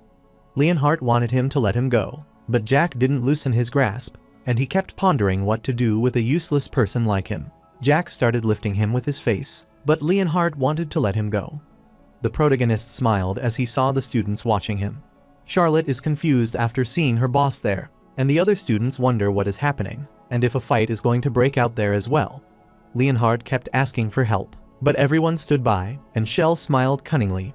Jack slammed Leonhardt firmly on the ground, and he fell directly into the training area. Leonhardt is about to stand up, but he still wants to know who he truly is, and he finally realizes that he is Jack Valantier. The protagonist approached his instructor and asked for a sparring match. He told the instructor to use real weapons or whatever he wanted, as he was in it. Jack threw a real sword toward Leonhardt, telling him to get ready, as they would start the sparring in 5 seconds. He glared at instructor Leonhardt, whose face had turned red in anger, and he began his countdown. Leonhardt firmly grabbed his sword, emanating his aura, and pointed it toward the protagonist. After the 5 seconds ended, Jack quickly lunged at him and slammed him hard on his chest, making him cough up blood. He kept pouring his mana into Leonhardt's body, and he wanted to take a look at his magic circle around his heart and discover that he is a 6-circle magician. So he wanted all of those magic circles to be prepared to be shredded into pieces. On the contrary, in the headmaster's office, Rommel was quietly working when someone barged in. Reinhardt wanted to knock before entering and wondered why the instructor had come there in such a rush and if everything was all right. The instructor worriedly clarified that Jack Valantier had taken down instructor Leonhardt. A while ago, Jack was certain that losing the 6 magic circles would hurt the instructor a lot. Instructor Leonhardt trembled upon hearing this, wondering what he was trying to do. The protagonist glared at him, smirked cunningly, and clarified that he would tear them into shreds if he started the process. Abruptly, he poured his mana into his body, wrapped his 6 aquic circles, and burst them, causing Leonhardt to shout in excruciating pain. After doing what he desired, Jack left and accosted Shell and Charlotte, and both concurred. He asked them what they should do with fools who don't know their place and try to crawl up. Shell answered that they should kill them, but Charlotte is unsure about the appropriate answer. The protagonists looked back, grabbed their words firmly, and informed them that the correct answer is that killing is an option, but sparing them is also an alternative. Jack grabbed his sword and was about to hit Leonhardt, but he slammed it against his face, thus terrifying him. He clarified that the important thing is whether they can fully take responsibility for their choice. Jack told them that they could learn from him, but it's not mandatory that they follow everything he does, so he wanted them to watch loosely. Charlotte and Shell concurred as they were willing to watch how her boss would deal with those who dared to draw up without knowing their place. After that, Jack was immediately dragged into the principal's office, where the instructor told him the headmaster was summoning him. The protagonist looked around, found it funny to say this, but he considers this place his home now, and the room is lovely, so he wants to move his stuff in and live there. Rommel read all the information that Jack handed him, and he found it crazy because Selena, who graduated last year, immediately joined the Royal Guard. However, what is truly agonizing is that Leonhardt laid his hands on Selena, and it's not just her. There are 3 more, so he inquired whether this information was accurate. The protagonist believes this information is credible, and he knew that Leonhardt was something in many ways. As an academy professor, he approached soon-to-graduate students. Furthermore, he introduced them to the royal palace in exchange for their bodies, so Jack considered him unworthy of being an instructor. Rommel pondered about it and wondered if there could be other professors involved in this as well who have done the same. The protagonist concurred, as that is true, as many professors are engaged in these things. Rommel can't believe this. He was supposed to punish Jack, but now he wants to reward him. He told Jack to hand over all the documents he had, as he would personally deal with everyone involved in this matter. The protagonist smirked, wanting to be honest with him, and asked why he thinks he can handle this. Rommel wonders what he means, and Jack gets closer to the headmaster, curious whether he has never noticed this happening. Reinhardt stays quiet for a while, so Jack considers the system quite fascinating. As the children grow up, if their lives are tough, they will start thinking about their future at the academy in advance. They get appointed as knights of noble families, magicians, and administrators, which is obviously convenient. So, he asked the headmaster if, in this situation, the academy students have a choice. After explaining everything, he wanted to ask the headmaster differently what his goal was when the academy was first founded. Rommel can't believe he is asking the academy's headmaster that question and explains that it's to cultivate the foundation of the nation and prepare for the future. Jack cannot believe he is laying the foundation and preparing for the future while half of the academy faculty is rotten to the core. He leaned back and asked whether the headmaster had ever considered the reason the special law was mandatory, that faculty members must be politically neutral. He wondered whether the headmaster had ever considered the reason for the student-led inspection committee's power to impeach professors. According to the Academy's special law, Article 1, Clause 1, all students of the Academy are free and equal, regardless of status. Since the Academy's core ideology is educational equality, in a world deeply rooted in a rigid class system, the only place where status doesn't dictate one's opportunities is the Academy, where nobles and commoners alike learn the same things. Since nations embrace those with exceptional talent, those talented individuals shape the nation's future. Jack knew it might have been an overly idealistic vision, but that is how it should be. The founder of the Tolkien Empire, which currently rules over the half-continent, was a graduate of Teslan Academy, and the founders of its other continents were the same. All of them were of common origin, but the Teslan Empire failed to nurture the individuals with enough talent to build a nation, and they slipped away. Although the exact circumstances of the Tolkien founder remain unclear, the pattern is evident. Just like Thanos, they ignored and bullied him because of his commoner origin, and since he had talent, they envied him, resented him, and rejected him. Instead of embracing the child, they should have cherished them. They chose to keep the mediocre one to fill their own bellies. The Teslan Academy has faced a steady decline in quality for over 400 years due to foolish traditions upheld by the Academy's faculty. Jack understands that the previous headmaster, before Rommel, and the one before them were fools who sat in the headmaster's seat to order his situation for hundreds of years. Jack supposed they might have ignored it and silently strengthened their family's power by planting a loyalist within the Academy. He is certain it is true, but Rommel didn't reply. Jack rambled that the law enacted for the faculty to remain neutral is contradictory, but it was created to prevent this sort of situation. The protagonist wanted to take a look at the headmaster, since the spy Blutus was an assistant instructor in the swordsmanship department, and the professor overseeing second-year students in that department was the head instructor. Furthermore, the majority of the first-year and third-year magic department instructors, and 70% of the fourth-year magic department instructors, are the headmaster faction.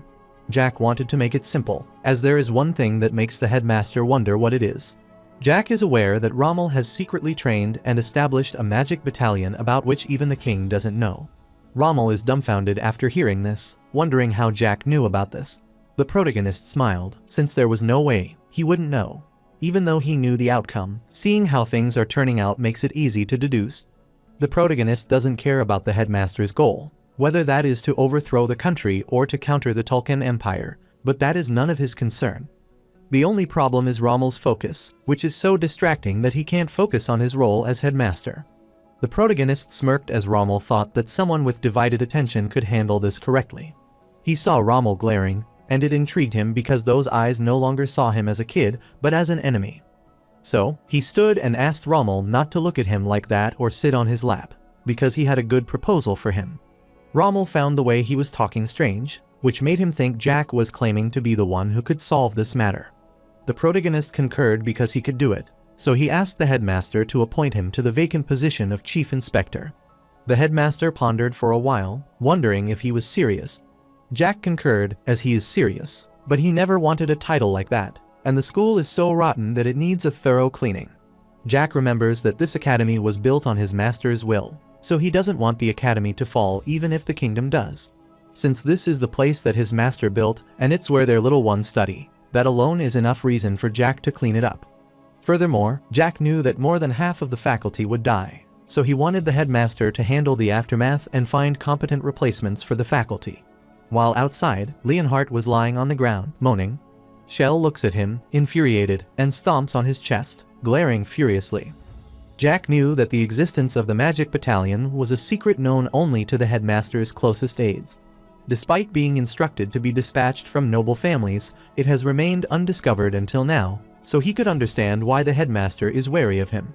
While going away, the protagonist told the headmaster that it isn't the deal, but he is giving him the opportunity. Since the headmaster position isn't an honorary title, he must take responsibility for it by holding it. The protagonist is giving him the chance in the truest sense, which is to be remembered as a slightly better headmaster than the previous fools who mess around. The protagonist could see that Rommel isn't a fool, and his capabilities are on par with Avero's.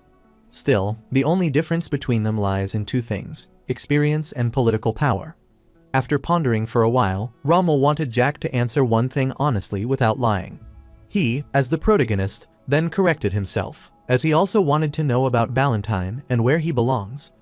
Jack knew that the headmaster was well aware of the complete picture of what was happening on this continent, so he wondered if the headmaster was genuinely trying to save the Teslan Empire or if he was planning to sell it out. Jack doesn't know the exact details of how it happened, even if the headmaster ended up protecting the kingdom, and he knew that looking at the outcome isn't enough to understand everything, but it has nothing to do with him. As they headed out, the protagonist looked back and told the headmaster they were neutral. The headmaster is pleased to hear that, so he clarified that Jack would be the chief inspector from that day onward and asked him to do his best. After some time, the protagonist put on his uniform, not realizing it was an actual uniform. But the brooch was originally his, and Charlotte remarked that she liked his uniform. Valentine grabbed his shirt, stuck close to him, and, after pondering for a while, she apologized, which startled Jack. Even though the Inspection Corps is merely a formal organization in name at the moment, it was strictly established under the Academy's special law. However, its authority allows it to investigate corruption and misconduct among professors and report directly to the Chancellor on a one-on-one basis. However, there was no way the protagonist was satisfied with that. He had rarely been appointed head of the Inspection Corps, but he still had another authority. He has the power to punish those who commit corruption directly, but some instructors in the Swordsmanship Department are at the 8th Circle, and the Dean of the Swordsmanship Department is at the 9th Circle. The protagonist recalled the Dean of the Magic Department, who is also the Tower Master and a 9-Circle Mage, but might soon reach the 10th Circle. That is why a student-led inspection corps can't punish people like them. The protagonist knew that his master didn't expect him to enforce that law. It was just a formality, a way to show that the instructors and the head of the inspection corps are on equal footing. However, that meaningless authority meant a lot to the protagonist. The protagonist looked at his master, wondering why she was apologizing to him. Valentine sadly explained that she doesn't want this kind of academy, and supposed that if she had established a stricter order, the situation would have been different. She blamed herself for not being firm enough, which led to the suffering of countless students, so she doesn't have an excuse for all of them. The protagonist stares at his master, touches Valentine's forehead, and realizes she has grown weak, but he assures her not to worry because he is there. He reminded Valentine that he is her first and last disciple, that they have a student-master bond that transcends 400 years, and that his master's will is his will, so he doesn't want her to worry. The protagonist brought one of the 2 Death Knights from the villa, leaving the other to guard the basement. The Death Knight he brought was a 9-Circle who was originally a 7-Circle, but Jack forcibly raised his rank to 9 circles. Therefore, standing near him causes flesh to crumble into dust, so Jack knew that he would not last a year, not even 8 months. Furthermore, if the Death Knight draws mana, then it wouldn't even last 8 months. The protagonist even gave the Death Knight a name, which is Dulso, so he commanded Dulso to hurry up. After some time, the protagonist arrived outside the room and made a bizarre face upon seeing the room assigned to the Inspection Corps. The place was covered in spider webs, and as soon as he opened the door, dust billowed out, making Jack cough, and he found it unbelievable. He wondered where the Academy is spending its developmental funds to turn this place into what it is. Abruptly, another member sitting inside is startled to see him, but the protagonist is wondering who he is. The girl wondered why he was there, but Jack reminded her to introduce herself first when someone asks for her name. She introduced herself as Amelia, a fourth-year student from the magic department and a member of the inspection corps. Jack is surprised to hear that she is in her fourth year, and he clarified that he is a first-year student from the magic department. Amelia is startled to hear that he is a first-year student, so she wonders what he is doing there. Jack sighed, telling her that he was there because he had become the new head of the inspection corps. Amelia is in disbelief, telling Jack that a first-year student shouldn't joke around like that. Jack is infuriated, telling her that he is serious and he doesn't want to repeat it. Shortly, Dalso followed inside while carrying Instructor Leonhardt, so Jack asked if there was a prison there. Amelia is dumbfounded on seeing an instructor, but Jack wonders why she isn't answering him, as he wanted to know about the prison. Amelia concurred, noting that there is a prison downstairs, so she showed them the way by pointing in that direction. While he is heading there, she wants him to stop and requests that he explain what is going on. Jack is infuriated, wondering what more she needs when he is the head of the inspection corps. He explained that Instructor Leonhardt is a criminal, so that he will lock him up in the prison downstairs. He lifted her chin, supposed she still didn't get it, but he didn't have time to waste on her, which left Amelia speechless. Before leaving, Jack warned her not to stand in his way again. Then he went down to the basement. He considered the prison a mess, with even the iron bars rusted and the straw mats the prisoners are supposed to sleep on covered in dust. He is annoyed, but he threw Leonhardt away and wanted to get started immediately. Jack slapped him across the face, waking Leonhardt, and he wondered what was happening. The protagonist accosted Dalso, who concurred on his command and wanted him to hold the criminal so he couldn't move.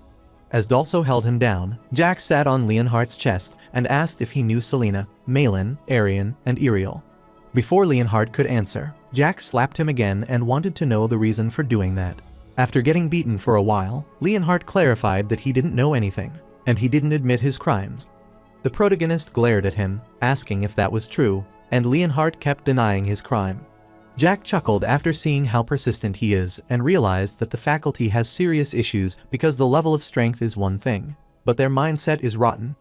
When Jack was talking to the headmaster, including Leonhardt, who was right in front of him, more than half of the faculty had committed crimes, and all of these were still ongoing. The faculty is taking bribes, which is just the beginning, but they are embezzling funds from noble families that sponsor them and threatening students with their bodies. Although there is a loss of crimes committed, which is difficult, the most heinous one is preying on young students. The protagonist stood, lifted his foot, and stomped on Leonhardt's neck, and he bet that he had a great time threatening kids with his tiny scrap of power and making a lot of money as well. Despite all this torture, Leonhardt kept mumbling that he didn't know anything. The protagonist, dumbfounded by his stubbornness, accosted Dalso and gave him 10 minutes. During that time, he could use any torture method he wanted, and he handed him the potion. Dalso obediently concurred, but Leonhardt started trembling in fear. Abruptly, Amelia barged in, wanting Jack to wait as she wanted to know who he truly was. But Shell is trying to stop and keeps telling her not to interfere with the boss. The protagonist can't believe her, as, despite his warning, she still meddled. Amelia kept pushing Shell away, wanting her to let go, but Shell refused to let her go. The protagonist placed his fingers on Amelia's head and began casting the spell to put her to sleep, so she fell asleep, and Shell held her. Jack found her annoying for making him say it twice, when he asked Shell if she was going to watch as he was about to start the torture. Shell concurred, which makes Jack wonder if she is sure, and Shell concurred as she is fine. The protagonist agreed to let her watch and wanted her to tell him if she started feeling nauseous, and also grabbed the dagger to begin the torture. 10 minutes later, the entire place was covered with Leonhardt's blood after being tortured. As Leonhardt trembles and approaches him, the protagonist wonders whether he will admit his crimes. Leonhardt concurred that he did it, and while crying, he clarified that he wasn't the only one. Instructor Bryatina from the swordsmanship department, Instructor Bellin, and Instructor Tylum were involved as well. The protagonist told him to stop, as that is enough, and he already knew that, so he doesn't need to listen to more trash. He grins ecstatically as he wanted to skip the procedure, and he sentenced Leonhardt to death by the authority of the head of the inspection corps. Leonhardt kept crying after hearing his punishment and wanted him not to do that. After some time, Amelia woke up. Suddenly, Jack rushed closer to her. Emilia is startled by his sudden appearance and asks what happened to the instructor. The protagonist looked back and pointed at the bag, clarifying that he is in there. Emilia is dumbfounded because Leonhardt is a former member of the Royal Palace Knight, a quasi-noble with an honorary title, and a deputy instructor at the academy. Yet Jack did this without an official investigation. The protagonist wondered what her point was and clarified that he doesn't need an official investigation. Jack reminded her that Leonhardt assaulted students, so he wondered if she was saying that he should file the case with the Capital Legal Office, drag in all the victims for interrogation, and broadcast the whole thing to the world. Emilia started sweating after hearing that and clarified that it is not what she meant. The protagonist doesn't know what will happen to the victims if this case spreads. Emilia knew that the rumors would spread at all costs, and Jack. The protagonist concurred and was sure that Emilia could understand it well, since she is a girl, to the extent that such rumors would ruin the victim's honor and life. Jack instructed her to keep her mouth shut, unless she is ready to take full responsibility for cleaning this mess. He didn't want her to go blabbing about this case anywhere, and if he heard a whisper, he would consider her an accomplice. He warned Emilia that he would kill her as well if he heard her talking. He doesn't know why Emilia is a part of the inspection corps, but he wants her to return to being a regular student if she didn't volunteer, which worries Emilia. After a while, Valentine looked at the bag containing Leonhardt's corpse and wondered what they should do with it. The protagonist clarified that trash belongs in the trash can so that they would throw it away. Teslin Academy, the second floor of the faculty building, swordsmanship department office. All the faculty were murmuring worriedly after hearing about Leonhardt and wondered where he was at the moment. Abruptly, the protagonist barged into their office and realized everyone was working so hard. All the instructors got worried after seeing Jack there, and their faces turned pale. Jack was startled by their reaction, wondering why they were looking at him so harshly. The instructors were surprised after seeing Jack volunteer there. Dalso threw the bag containing the corpse, and Jack explained that he was unfamiliar with the academy layout and wanted them to go ahead and open it. One of the instructors went to the bag, unzipped it, and quickly rushed back out of the scare after seeing its contents. He can't believe that the bag contains Leonhardt's corpse, and he inquires if Leonhardt is dead. Jack was throwing away some trash, but he didn't know where the incinerator was, so he came to the nearest trash bin.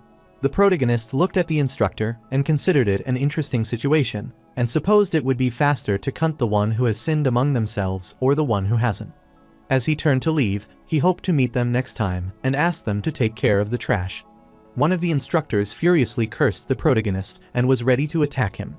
The protagonist wondered who he was, but the instructor wanted to know what made him so arrogant. Jack can't believe that he is spouting nonsense when he asks who he is, and he again asks for his identity. The instructor unsheathed his sword, couldn't believe that the youngest of the volunteer family dared to threaten an instructor, and couldn't believe that an insolent kid like him dared to be the head of the inspection unit. He supposed that Jack might have forgotten his place because the headmaster favored him. The protagonist chuckled after hearing that and figured the instructor was defending a criminal at the moment, which confused the instructor. Jack clarified that he often sees people like this who can't even tell the difference between a sword and a staff. The instructor laughed awkwardly, so Jack looked at him, smirked cunningly, and inquired if he was Leonhardt's accomplice. He wanted the instructor to stay quiet if he wasn't Leonhardt's accomplice. Otherwise, he would turn him into ashes like him. The instructor can't keep his anger under control, so he lunges at the protagonist for daring to run his mouth so arrogantly. The protagonist instructed Dalso to stand down, and Dalso obediently concurred. Then he rushes toward the instructor, who evades his attack and punches him firmly. The instructor can't believe that he dared to attack him, so he lifted his sword to strike again. However, Jack swiftly tossed his sword away, and while the instructor was distracted, Jack attacked him and pushed him back. The instructor grabbed his chest, started coughing, and was infuriated. Jack could feel the movement of the instructor's damaged organs, the sound of his muscles, the flow of his mana. He swiftly rushes behind the instructor, leaving him in utter shock, and without giving him time to counterattack, he kicks him. Several of the instructor's teeth fell out, and he fell hard to the ground. At the same time, all the other instructors were worried after seeing the instructor severely injured.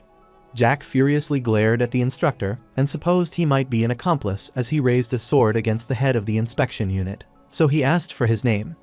The instructor behind him is flustered, but he clarified that he is Instructor Jardel. The protagonist approached Instructor Jardel, who realized that he had been taking a bribe, so he considered this a coincidence. He accosted Dulso, grabbed the dagger, and clarified that he had been thinking about it lately that a person can't live with a sin. Therefore, he wanted everyone to live righteously from this moment onward. All the other instructors trembled upon seeing this, wondering what Jack was trying to do. The protagonist firmly grasped the dagger, approached Instructor Jardel, and wanted everyone to witness what happened to those who committed crimes, as he would show them in practice. Everything that happened following this was hell because Jack cut off Jardel's limbs, and in the end, he pierced through Jardel's heart and shattered all of his circles. The other instructors were terrified by the scene they witnessed. The protagonist handed the dagger back to Dulso, and is certain that some of them might be wondering why this happened all of a sudden. He looked back at the instructors' grins and was certain they would consider this punishment too extreme for a bribe. He knew they might be pondering why he had changed so much, but he wondered why they thought that way. He clarified that what he is doing at the moment and what the instructors have done in the past is similar to the stronger, which suppresses and crushes the weak. He started approaching the female instructor, who was thinking of how she had forced her student in the past, and worriedly covered herself. Jack clarified that nothing has changed, but the only difference is the perspective. He knew some of them might be hoping to get avenged by a noble family, but he didn't want to get their hopes up. He started casting the spell, which is neither mana nor spirit energy, but something only orcs can use, that is, a fighting aura, so this is both a warning and a statement for them. Jack doesn't care about the loyalty to the king or the devotion to the headmaster, because he has no interest in caring about that. He doesn't know how many of them are clean in this room, so if he killed them all, no one would be left to teach the students. Therefore, Jack wanted to make a distinction. Those who committed crimes should die. But he later tried to deal with those who stood by and watched. So, he wanted everyone to listen carefully and to carve this into their bones. If they bear the title of an instructor, they should act accordingly, as this academy doesn't exist to fatten their bellies. He warned the instructors that those who act like scum would die, those who cover them will die, and those who seek revenge will die. Jack is going to tell the king and the headmaster as well if they meddle in this matter. He stomped on the instructor's face, telling the instructor that if they thought they could stop him, they should try it. After stomping on him for a while, Jack increased the force as he realized it wasn't pressing well, which worried the other instructor. Abruptly, he covered his foot with mana, smiled cunningly to see how persistent it was, and smashed Instructor Jardel's head. The female instructor started crying and closed her eyes after witnessing this. Jack wiped the blood from his face and wanted to leave, telling the instructor that if they turned themselves in, he might consider leniency. So, he suggested they go to the prosecution office and asked those seeking revenge to come quickly. After telling everything, he looked back, smiled, wanted them to clean up that trash, and wished them good luck. The protagonist recalls that there are a total of 95 faculty members in the academy, and 30 of them are clean, meaning that those over 60 are rotten. So far, Jack has dealt with 2 of them, so it's time to deal with the third. Before starting this learning, he set an order in which Leonhard and Jardel were small fry who got caught in the crossfire. He came out and couldn't find Shell, so he supposed that she might have gone to see Charlotte. The protagonist set the criteria for who to deal with first. He needed to clean up the swordsmanship department first. The reason is simple, that a magician who uses magic, even if they are a master, can subdue them easily. He recalled about Valactus as he could break the spell instantly the moment they cast it, then seize an opening and kill them. There was a reason they used to call Jack the Bane of Magicians. He had only one weakness from the start. Therefore, if skilled close combat fighters rush him all at once to kill him, that is his only real weakness. Jack decided to start with the swordsmanship department for the same reason, and he wanted to kill the department head first. However, the department head was lucky as he was away on a monster subjugation mission in the Beast Forest. Therefore, the next on the list is the acting head and top instructor, Honorary Count Tessodder Jamel, an 8-circle swordsman. During Tessodder's time as deputy commander of the Royal Palace Knight Order, he was dismissed for assaulting the daughter of a count. In his 5 years as the Knight Commander of the Seville Marquisate, he assaulted a total of 25 maids, including the families of the maids he silenced, so Jack knew that the number of the victims was at least 150. While the protagonist is pondering it, he looks at Thanos, who is attending the lecture. Thanos was startled when he saw the protagonist behind him, wondering what he was doing there. Jack looked at Tessodder delivering the lecture, and he couldn't believe that someone expelled from the Marquisate of Seville was hiding out at the academy. That is why the protagonist called this place a den of criminals. Thanos looked back and saw Jack leaving, so he requested him to stay there for a moment. The protagonist sighed as he was surprised to run into two familiar faces in a place like this, which included Thanos and his lovely half-brother, Phelan. Phelan saw Jack sitting behind, so his face turned pale, wondering why he was there. Abruptly, Instructor Tessauter noticed Jack at the back and asked who he was. Jack clarified that he is the head of the inspection unit, which startled Tessauter. Jack supposed that Tessauter might be out of the loop, as he hadn't been to the faculty office, which might be busy cleaning up the bodies. He remarked that Tessauter has committed numerous crimes. Tessauter is startled, wondering what he is talking about, but his face pales as Jack clarifies that Leonhardt confessed everything. The protagonist began counting his crime as he took money from the Marquisate of Durit, and he even sent some students to them, along with other things that cannot be said out loud. Tessauter furiously cursed Jack as he was spewing nonsense in front of the entire class. Jack smirked after seeing his reaction as he tried to be nice, but he was acting this way, so he told Tessauter to come quietly with him while he was politely asking. Then he would leave him with an arm. Instructor Tessauter is infuriated by how insolent Jack is and suspects he might have lost his mind and not know what he is saying. The protagonist sighed, grabbed his head in annoyance, then accosted Dulcio and instructed him to leave the instructor half dead. Dulcio concurred, so he quickly charged toward the instructor, Tessauter, to attack. While Thanos is confused upon seeing his boss's strange behavior, he also wants to know about his outfit.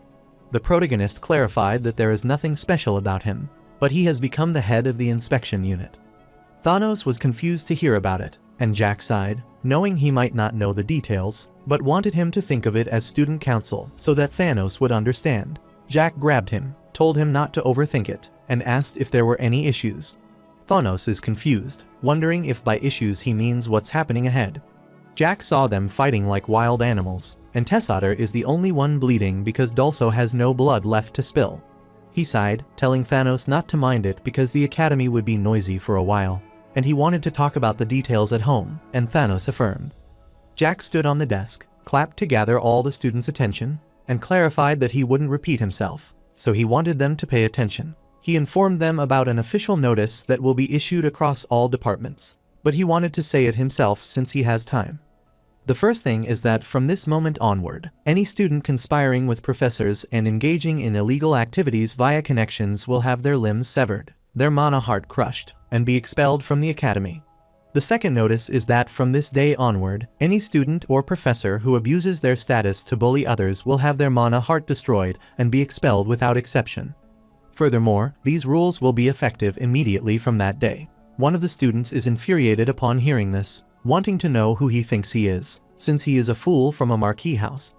The protagonist looked at him, annoyed to see that ambiguously ugly person, and clarified that he was the head of the inspection unit, so he didn't want to introduce himself again. He jumped toward the student who wanted to know his name. The student is startled to see him so close, but tells him that he is Perrin Morris. Jack realized he was from the Count Morris family, based in the southern coastal region, known for their seafood, as he had heard it was tasty a few times. The protagonist approached Perrin and asked if he didn't like his tone. Then he should get out of the academy if he didn't. Perrin is infuriated after hearing this, his veins engorged, and he looked at Jack with disdain. Jack reminded him that this academy is a place to learn, not a playground for people like him to flaunt their family influence. Perrin tried to attack him, but Jack quickly evaded it. Then he kicked him hard, sending him flying. Jack knew that he was from Count Morris' family, but he wondered what this unfunny riffraff was doing there. He accosted his brother behind him and asked whether Perrin was his friend. Phelan was about to say something, but Jack quickly slapped him on the face, which made his nose bleed. Jack warned him not to make him repeat himself, so Phelan promptly told him that he was his friend. The protagonist was enraged, so he demanded that Phelan control his friend, or he would die as well. On the other side, Dulcio slammed Tessauter down, put his foot on his head, and informed his lord that the task is done. The protagonist is pleased to see that, so he appreciates Dulcio for doing a great job and wants to take his leave. Before leaving, he accosted Thanos, telling him that he was an inspector from that day forward, which startled Thanos, as he didn't think he would be the inspector. Jack smiled, telling him that the kids in his class are troublemakers, so he wants him to handle them himself and report to him if he can't. The protagonist seeks to create a system to prevent crime, and he will kill them all if they break it to make an example of them. While leaving Jack Old Thanos, he says that he doesn't care even if he breaks their mana heart or dismembers their limbs as long as he has justification. He is going to take responsibility for those actions, so he wanted him to remember to act based on his judgment. Thanos is worried after being handed over this enormous responsibility, so he glares at the protagonist, then kneels before him to do as he commands, and he is willing to fulfill his duty with accountability. The protagonist killed a total of 5 instructors and 9 assistant instructors before that day ended.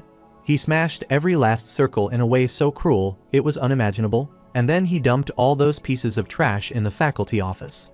As they suffered, they confessed to countless crimes, and the more Jack listened, the more absurd it all was, as it was a full-on criminal organization.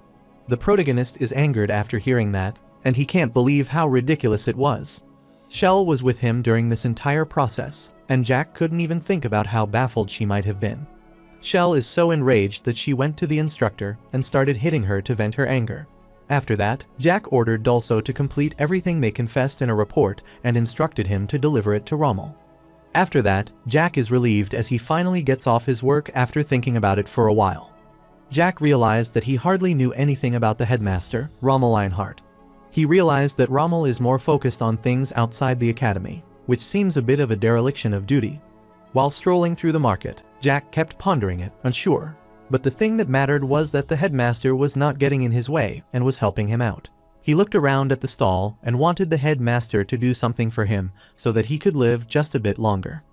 He stopped by the meat stall and wanted to buy some beef, which made Shell wonder if he wanted to celebrate something. Jack can't believe that going home would feel this satisfying, and he is sure that tomato juice is going to taste extra sweet that day. The academy was in chaos due to the birth of overwhelming talent, yet Jack was ruthless, without a shred of mercy. That is a demonic act. In less than a day, Jack's name spread across the entire kingdom, so influential factions took notice, and even the king became involved. The kingdom split into 2 camps. The first half believed Jack should be left alone, and the other half insisted he must be punished. However, those calling for punishment lacked evidence and didn't know under what charges they would punish Jack. Since including Leonhardt, a total of 14 instructors confessed to all their crimes. Taking bribes was the least of it, but some were even using the currently trending drugs. However, the real reason people are asking why is that their abuse of commoners' ties to nobility opened doors to success, as that was beneficial. This prompted some nobles to wonder whether the Volunteer family was trying to monopolize all the students, and some even began pressuring the family. While others sent direct complaints to the headmaster, that was all happening behind closed doors. At the present moment, at the headmaster's office, the instructor complained to him that the kid is insane, yet he made him the chief inspector. The instructor clarified that an appointment like that should have been discussed with the faculty first. The instructors thought the headmaster had been handling this so far unilaterally. The instructor with a mustache clarified that a massacre happened in the academy by a 15-year-old kid. The headmaster smirked after hearing this, reminding the instructor that the chief inspector's authority is outlined in a special law. But no one had ever used it until now, and that was all. All the instructors' faces turned pale after hearing this, but the instructor with a mustache still finds it suspicious that a kid who is merely 15 years old could defeat a 7th Circle instructor. Furthermore, he wanted to know the identity of the man in black who was always by Jack's side. He wanted the headmaster to investigate it immediately, as a strange man had been allowed into the academy while the classes were in session.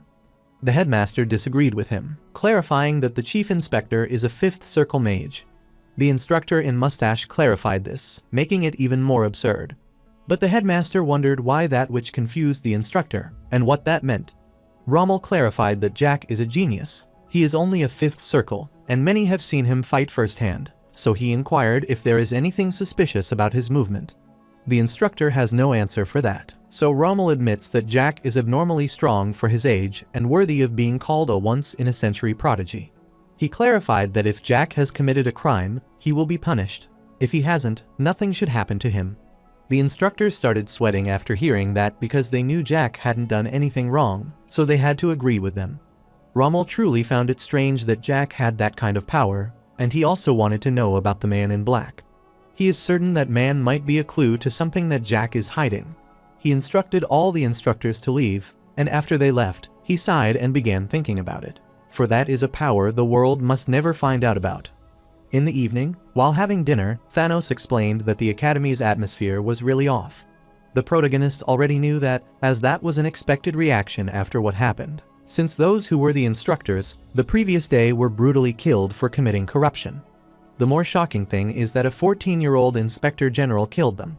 After pondering for a while, the protagonist asked Thanos if he needed to attend class, which made Thanos wonder what the matter was.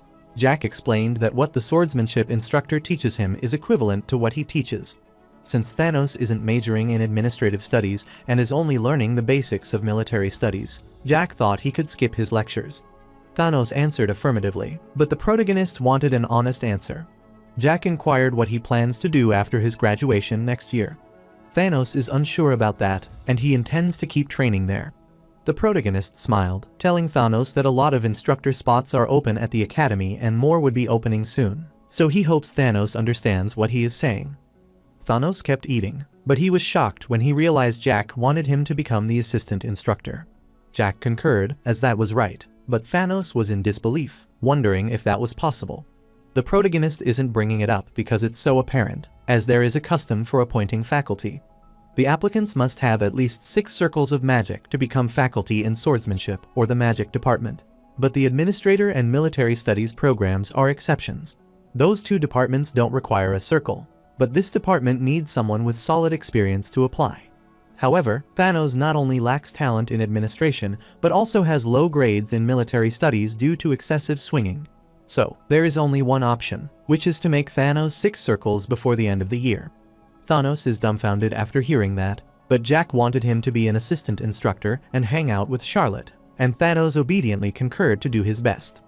Jack looked at Charlotte, who was drinking his blood with a straw. He felt strange, wondering how long she is planning to keep eating. Charlotte stares at the protagonist for a while, which makes him wonder what the matter is.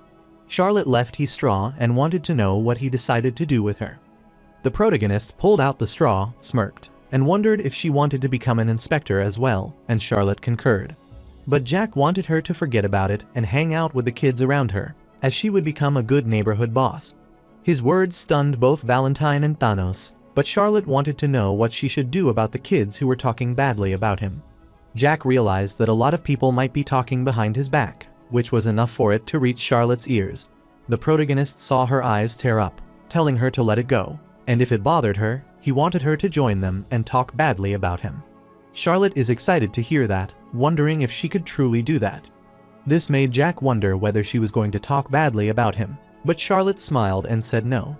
Abruptly, he looked at Shell, who was eating with a straight face, so Jack wondered why she was gloomy, which was like Charlotte before her spiritual awakening. He saw his master glaring at him and smiled awkwardly, as he didn't know how to cheer her up this time. The following day, Bellamy was casting the spell when he excitedly shouted and laughed, finally succeeding. Bellamy cannot believe it because he thought he had lived and died stuck in the 9th circle forever, but he cannot believe remnants of the circle were still inside him. He went near the mirror, don't know how many days it has been, and he found something strange because his entire body feels full of energy as he felt like he had become young. He looked at his reflection in the mirror, dumbfounded, and couldn't believe it was him at his peak. Bellamy had been with Chancellor Rommel for over 30 years, but now that he had reached the level of a master, the first thing that came to his mind wasn't Chancellor Rommel, but Jack Valantier. He rushed out to meet Jack, excited, and guessed that, in this state, that kid might want him to take him on as his teacher. Before he could leave the room, the instructor, Randall, barged in to inform him of something. Bellamy is surprised to see Professor Randall there and wonders what brings him there. Professor Randall told him what was happening at the moment in the academy, which startled Bellamy, as he never thought Jack would do this. Professor Randall explained what happened, and after hearing this, Bellamy clenched his fist in fury and demanded to know where Jack was. The instructor is a bit confused, so Bellamy clarifies that he is asking where that boy is right now. Professor Randall supposed that Jack might be in Hall 1 at the moment. Bellamy wanted to head there immediately because they didn't have time. Professor Randall glared at Bellamy, who smirked cunningly upon thinking that if the Chancellor stayed still, then they could use the Power Master. Furthermore, he knew that the Tower Master was trying to escort Valantier as a disciple, so he was sure that things would start to quiet down now. On the other side, the protagonist went to the professor and asked for Professor Leon and Randall. But first, he wanted to know which instructor was Randall. The other professor worriedly explained that Professor Randall might be in the faculty office. The protagonist saw the instructor tremble upon seeing him. and he remembered that only 30 people in this academy are clean, and that the professor is one of them. He accosted Dulso and realized that Instructor Leon didn't seem like he would come quietly, so he wanted him to rough him up a bit first.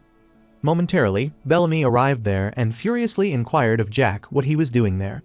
The protagonist could tell at a glance that the man before him wasn't just an everyday high circle user. This was the aura of a master. He looked at the scar on Bellamy's slightly gaunt face and finally recognized him.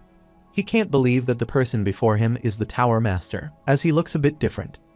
Bellamy stayed quiet for a while, then inquired what he was doing right now. Jack supposed that the Tower Master might not have recognized him. Bellamy asked him again, furiously, what he was trying to do. Jack tapped on Instructor Leon and clarified that he is transporting a criminal because he has taken a lot under the table. Bellamy suspected Jack might have gone mad, but he had no proof. The protagonist clarified that he doesn't have any solid proof but suspicion and explained that, according to the special law, even suspicion alone is enough to warrant an investigation. Bellamy wanted him to stop this, but Jack couldn't believe him, supposed he had misheard, and asked what he had said. Bellamy clarified that he had said he should stop, which infuriated Jack, who was talking nonsense at the moment. Bellamy clarified that Jack is currently breaking the Academy's rules. Jack recalls that in his previous life, many years after the current year, Bellamy became a master and led the Magic Corps to defend the kingdom alongside Rommel, a hero hidden in the shadows. The protagonist told Bellamy that he is the one breaking the Academy rules, since this is the proper procedure for escorting a criminal, yet he is stopping him without any valid reason. He smirked, wondering if Bellamy didn't understand gratitude because the key to becoming a master was given to him by the teacher standing above him at the moment. Therefore, he wanted to know the reason for Bellamy's being so hostile toward them. Since Bellamy wasn't cooperating, Jack decided to list the charges and explained that Leon targeted only the good-looking students, was suspected of constant corruption, and wanted to skip the rest of the details for the moment. Bellamy wanted to do the investigation himself, even if it was needed. The protagonist smiled and clapped after hearing this because Bellamy was covering for his own guy. However, Bellamy refused to tell him whether it was torture or punishment. He would be the one to carry it out, so he asked Jack to step down. The protagonist looked closely at Bellamy's expression and realized he was worried about him, so he wondered why. Bellamy wonders whether Jack is unaware that he has already made many people his enemies. The Tower Master's concern genuinely touched Jack, but this is his business to handle, so he can't step down. He instructed Dulso to subdue Leon, and Dulso obediently concurred, so he rushed toward Instructor Leon. Instructor Leon was worried to see this, so he closed his eyes, but before Dulso could launch a strike, he was attacked by Bellamy and subdued. The protagonist furiously glared at Bellamy, wanting to know what he was doing now. Bellamy furiously began casting the spell, reminding Jack that he had told him to stop. He summoned the chains that tied both Jack and Valentine. Jack can't believe the way he is interrupting, and he told Bellamy to put this away because his back is straining. Bellamy is going to stop Jack at all costs, so he didn't want him to make this bigger than it already is. The protagonist sighed as he finally got what kind of person Bellamy is, and he instructed him to put these chains away. Bellamy didn't comply with his request and kept chaining the protagonist. The protagonist knew that Bellamy wasn't a bad person, but he was frustrating, so he sighed, glared at the Tower Master, and clarified that that was as far as his courtesy went, and he wanted Bellamy to get rid of his mana. Bellamy instructed the protagonist to stay still, because if he moves, he will get hurt. The protagonist looked at the chains and knew mana was real, beyond a doubt. Even though Bellamy hasn't been a master for long, it's dense and powerful, making it difficult to break. He grabbed the chains and easily broke them because that doesn't matter to him. Bellamy is dumbfounded to see this, and Instructor Randall is in awe that Jack has broken free from the Tower Master's restraints. The protagonist descends and can't believe that Bellamy is saying that he is the one breaking Academy rules. Bellamy started casting the spell again, thinking Jack might be kidding. However, before he could attack him, the protagonist punched him firmly and asked who made these rules. He is confident that the founder would never have tolerated this nonsense when the Academy was first founded. Bellamy clarified that it was Lord Teslin, but Jack refused, as he wasn't to talk about that liar. Bellamy is confused to hear that, wondering what he meant. Jack warned Bellamy not to say that man's name in front of him again, because Valentine Milos had founded the Academy from the start. Valentine was the one who made the rules, designed the Academy, and chose the site, as that was all her doing. He can't believe that Bellamy doesn't even know that much. Yet he dares to talk about academy rules in front of him. While Jack is approaching him, the Tower Master casts the fireball spell and wants him to stop at his place. However, the protagonist easily dodged the fireball, so Bellamy summoned the stone wall, but that was broken as well. Bellamy froze at his place after seeing this, but he didn't give up, so he summoned the blizzard, which is fierce rising snow and wind that freezes everything in their path. The protagonist pointed his hand at him, then dispelled the blizzard, which petrified Bellamy. Instructor Randall can't believe that Jack just waved his hand and clenched his fist, which was enough to break the Tower Master's magic.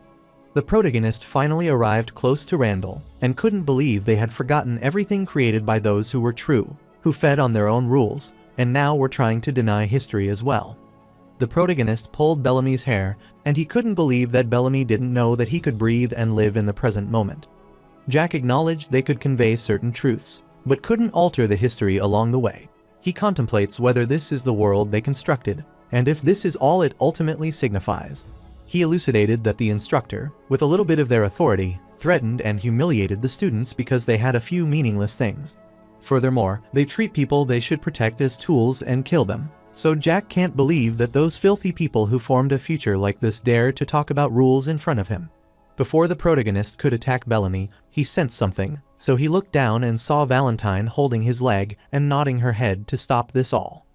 Jack considers it, since the Tower Master is much cleaner than the others and only cares about magic and education. Bellamy wanted him to release his hair, so Jack did that, but he warned Bellamy to stop pretending to worry about him with that half-hearted face and warned him not to crawl back up again. Instructor Randall gets worried after seeing that his schemes didn't work, so he decides to run away. The protagonist looked at the mess-up Dalso found it a pathetic sight, but instructed him to break his arms and legs, then drag him there by the hair. Dalso wondered if he was talking about all of them, but Jack refused, as he was talking about that instructor Leon, who was prepping something. Dalso obediently affirmed as he went to the instructor, Leon, and grabbed his face to begin the punishment. The protagonist praised Dalso for doing a great job and let.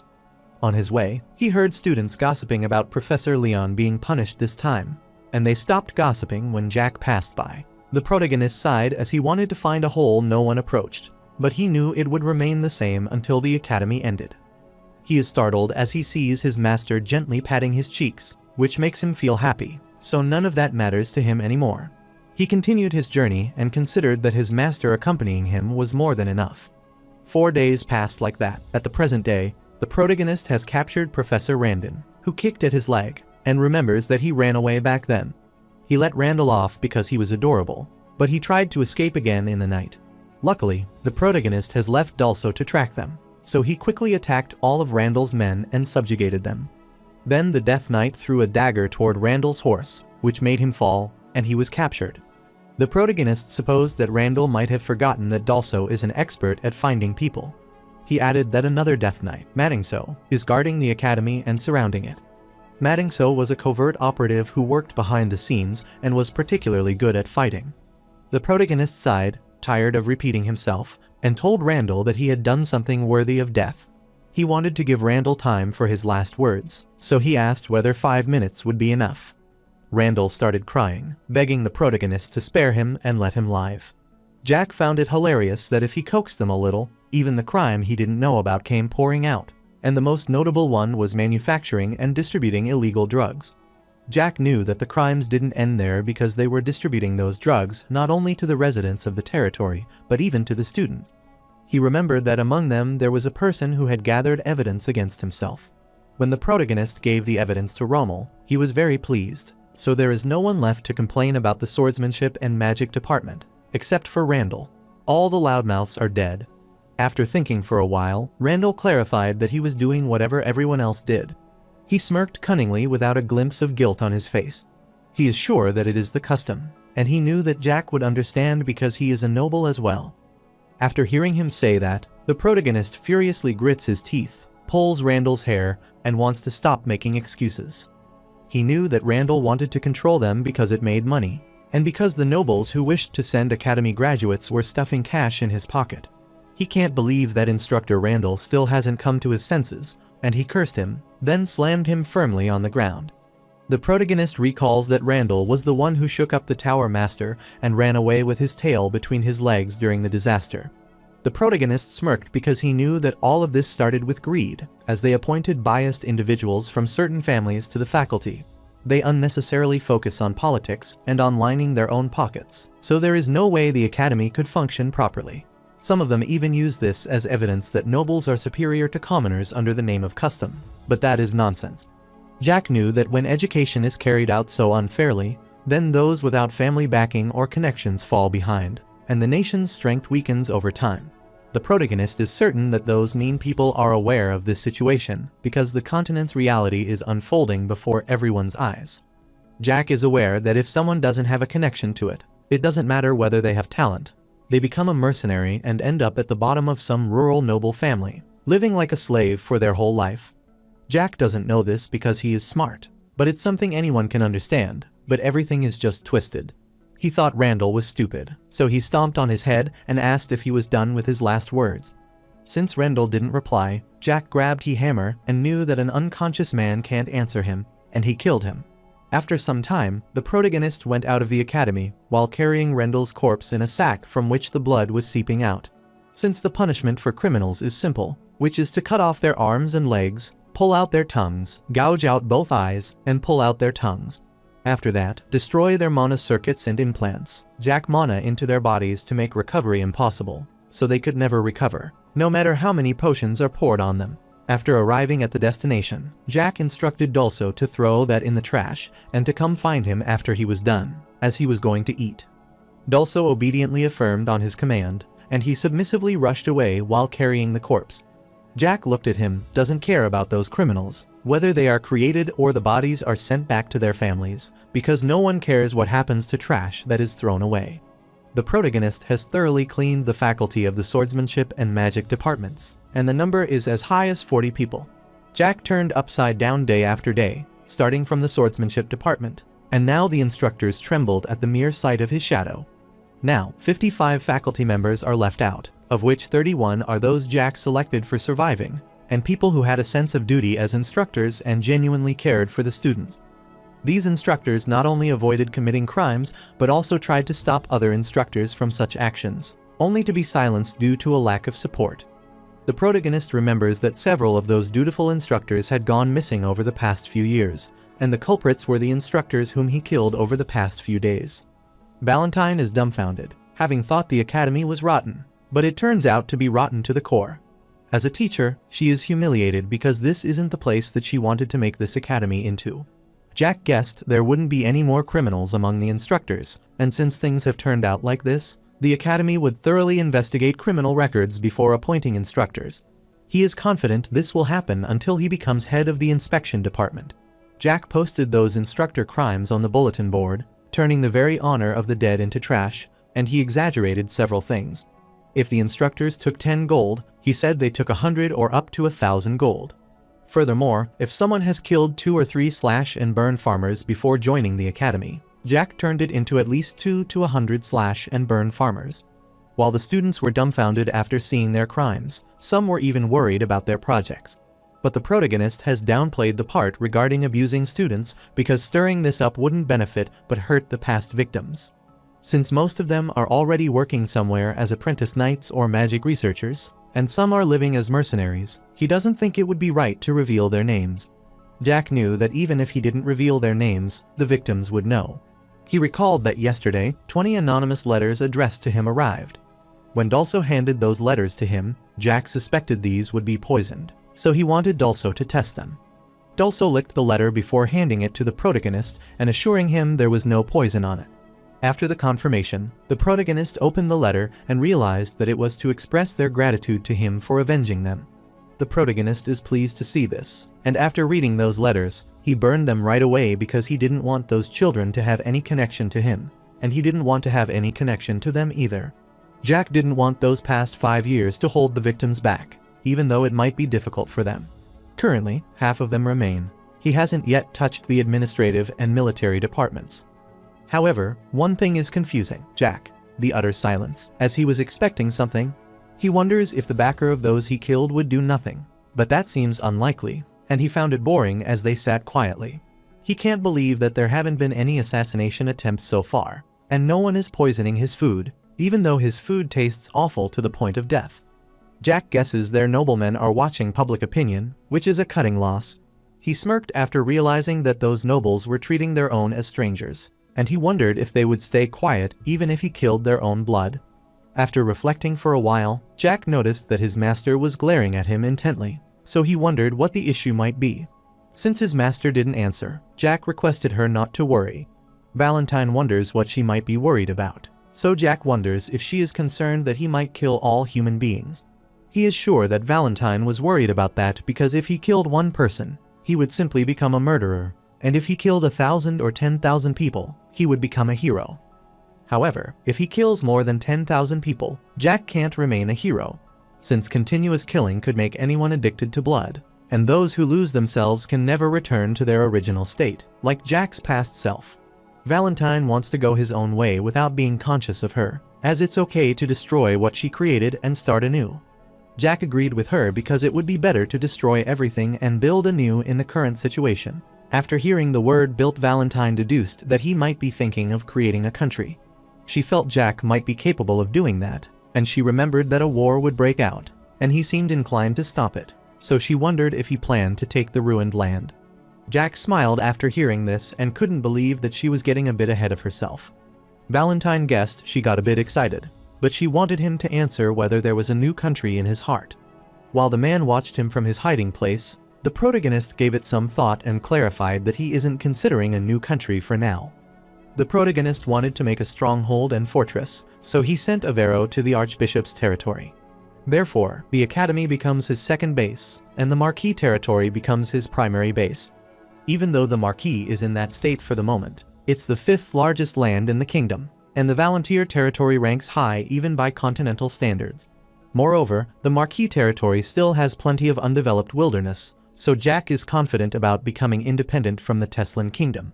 But he isn't keen on it at the moment, and there are things he needs to sort out in the Marquis territory first, which is why there isn't any. After hearing the protagonist's explanation, Valentine pulled his ear and asked if he was being sincere. Jack mocked her to see if she was being sincere, to distinguish between truth and lies. Valentine is left speechless and begins to think about it. The protagonist told her that he was hurt and assured her that he had never told a lie in his life. Valentine is infuriated as she recalls that he lied about the black demon in the past. But Jack clarified that it was in the past, but he is talking about the future. Shell heard that, so she was startled. This left Jack speechless as he noticed her expression. Before the protagonist said anything, Shell sadly realized that was a lie, but Jack lied to Shell that there is no such thing when talking about the black demon prophesied to bring the end of the world, and told her it's made up. Since Shell was mentally unstable due to the experiments at that time, he called it a white lie. But she is open-minded and intelligent, and she likes Charlotte, who tends to brood alone when something happens without telling anyone. Jack sighed as he could tell at a glance that Shell already noticed, and he couldn't believe they were so alike just because they were so close. He patted Shell's head because he could tell that she was feeling impatient. Shell is suddenly confused, wondering what he is doing. Jack clarified that he was feeling apologetic to her. He started contemplating the academy matters as the instructors who hadn't committed a crime and were truly dedicated to education began to step up. First, they eliminated discrimination in education, since in the old academy, if they were a commoner without a connection, the instructor wouldn't even deal with them. The students who were commoners learned by stealth, over their shoulders, and by stealing the education they were given to others. This was the typical discrimination that occurred in all departments of swordsmanship, magic, administration, and military studies. But since the previous day, this discrimination has completely disappeared, as nobles and commoners receive the same education, can ask questions equally, and the real instructors have started paying more attention to commoners by asking them questions. Therefore, from that day, Jack will deal with the administrative and military departments, which will take 3 days. Before he could do that, Gray Siren, leading some teachers, barged into the protagonist's office and greeted him as the head of the inspection department. The protagonist glared at the man with one eye and realized that he was the head of the military studies department, Gray Siren. Gray is also a figure who once held the position of commander-in-chief of the Teslan kingdom, and is the only instructor at the academy to hold a real title, not one bestowed. Gray knelt before the protagonist, along with the inspector, to request something from the head of the inspection department, so he had taken the liberty of coming there despite the impropriety. The protagonist smiled awkwardly, finding it strange that he was speaking so politely, and asked him to speak more comfortably since they were outside the academy. The protagonist knew that the Siren noble family was famous, even as most nobles were obsessed with lining their own pockets. Marquis Siren is known as the epitome of modesty. Furthermore, their territory residents praise Marquis Siren even more than the king, and the reason isn't special, as that is because Grey Siren is the kind of person who dedicates himself entirely to his country. Usually, in the Siren Marquis family, managing the territory comes after retirement, as the one controlling it is the father of the eldest son. But there is a tradition that all members of the Siren Marquis family pour everything into the country before retiring during their prime years, when they shine the brightest. According to Avero's information, Grey Siren is described as being as clean as the Archmage within the academy. Grey clarified that, even if it's outside the academy, the head of the inspection department is on par with the department head.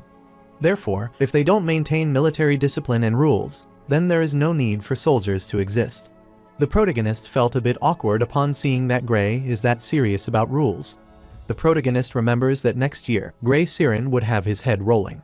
So, he can't believe he received a request from someone destined to be abandoned in the hills, which makes him wonder what to do. Jack doesn't remember it clearly, but before his regression, when he was attending the academy, something happened in the military studies and administrative departments. He remembers it was when he was 15, so it would be around early next year. At that time, the situation in Teslan was terrible due to civil war, and there were strikes in the military studies and administrative departments, so murders occurred. Jack remembers that even within the swordsmanship and military studies department, they took sides and fought each other. As a result, more than 30 instructors died. Grey, as the head of the military studies department, was identified as the mastermind of the incident. After he was ousted from his position as department head, one of the commanders of the Teslan Kingdom's Second Corps was appointed as the head of the Academy's military studies department. After that, Grey Siren was found dead in the hills. The protagonist stood, understanding everything, so he asked about Grey's request. Grey wanted to help the protagonist as he squeezed the Academy's rotten pus out.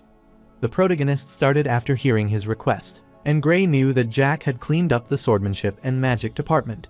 So, he knew it was time to clean up the military studies and administrative departments. Jack wondered whether he was considering making a request and whether he would clean them up, so he asked what kind of help he was specifically offering.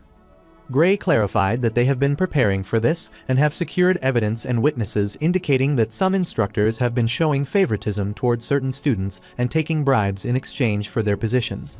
Furthermore, these instructors have been blackmailing and laying hands on both male and female students.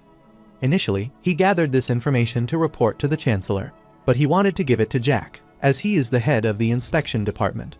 Jack's amazed to hear that, as he thought everyone at the academy was either trash or cowards, but there is always a light in the darkness. Jack remembered that nothing had been revealed about why Department Head Grey was an outcast or what he did at the academy, but now he understood everything. He is sure that Grey might have decided to change the rotten academy, just as he did, but the problem is that these people don't have any power. The protagonist smiled excitedly, telling Grey that there were too many eyes around, so he wanted to go somewhere quieter.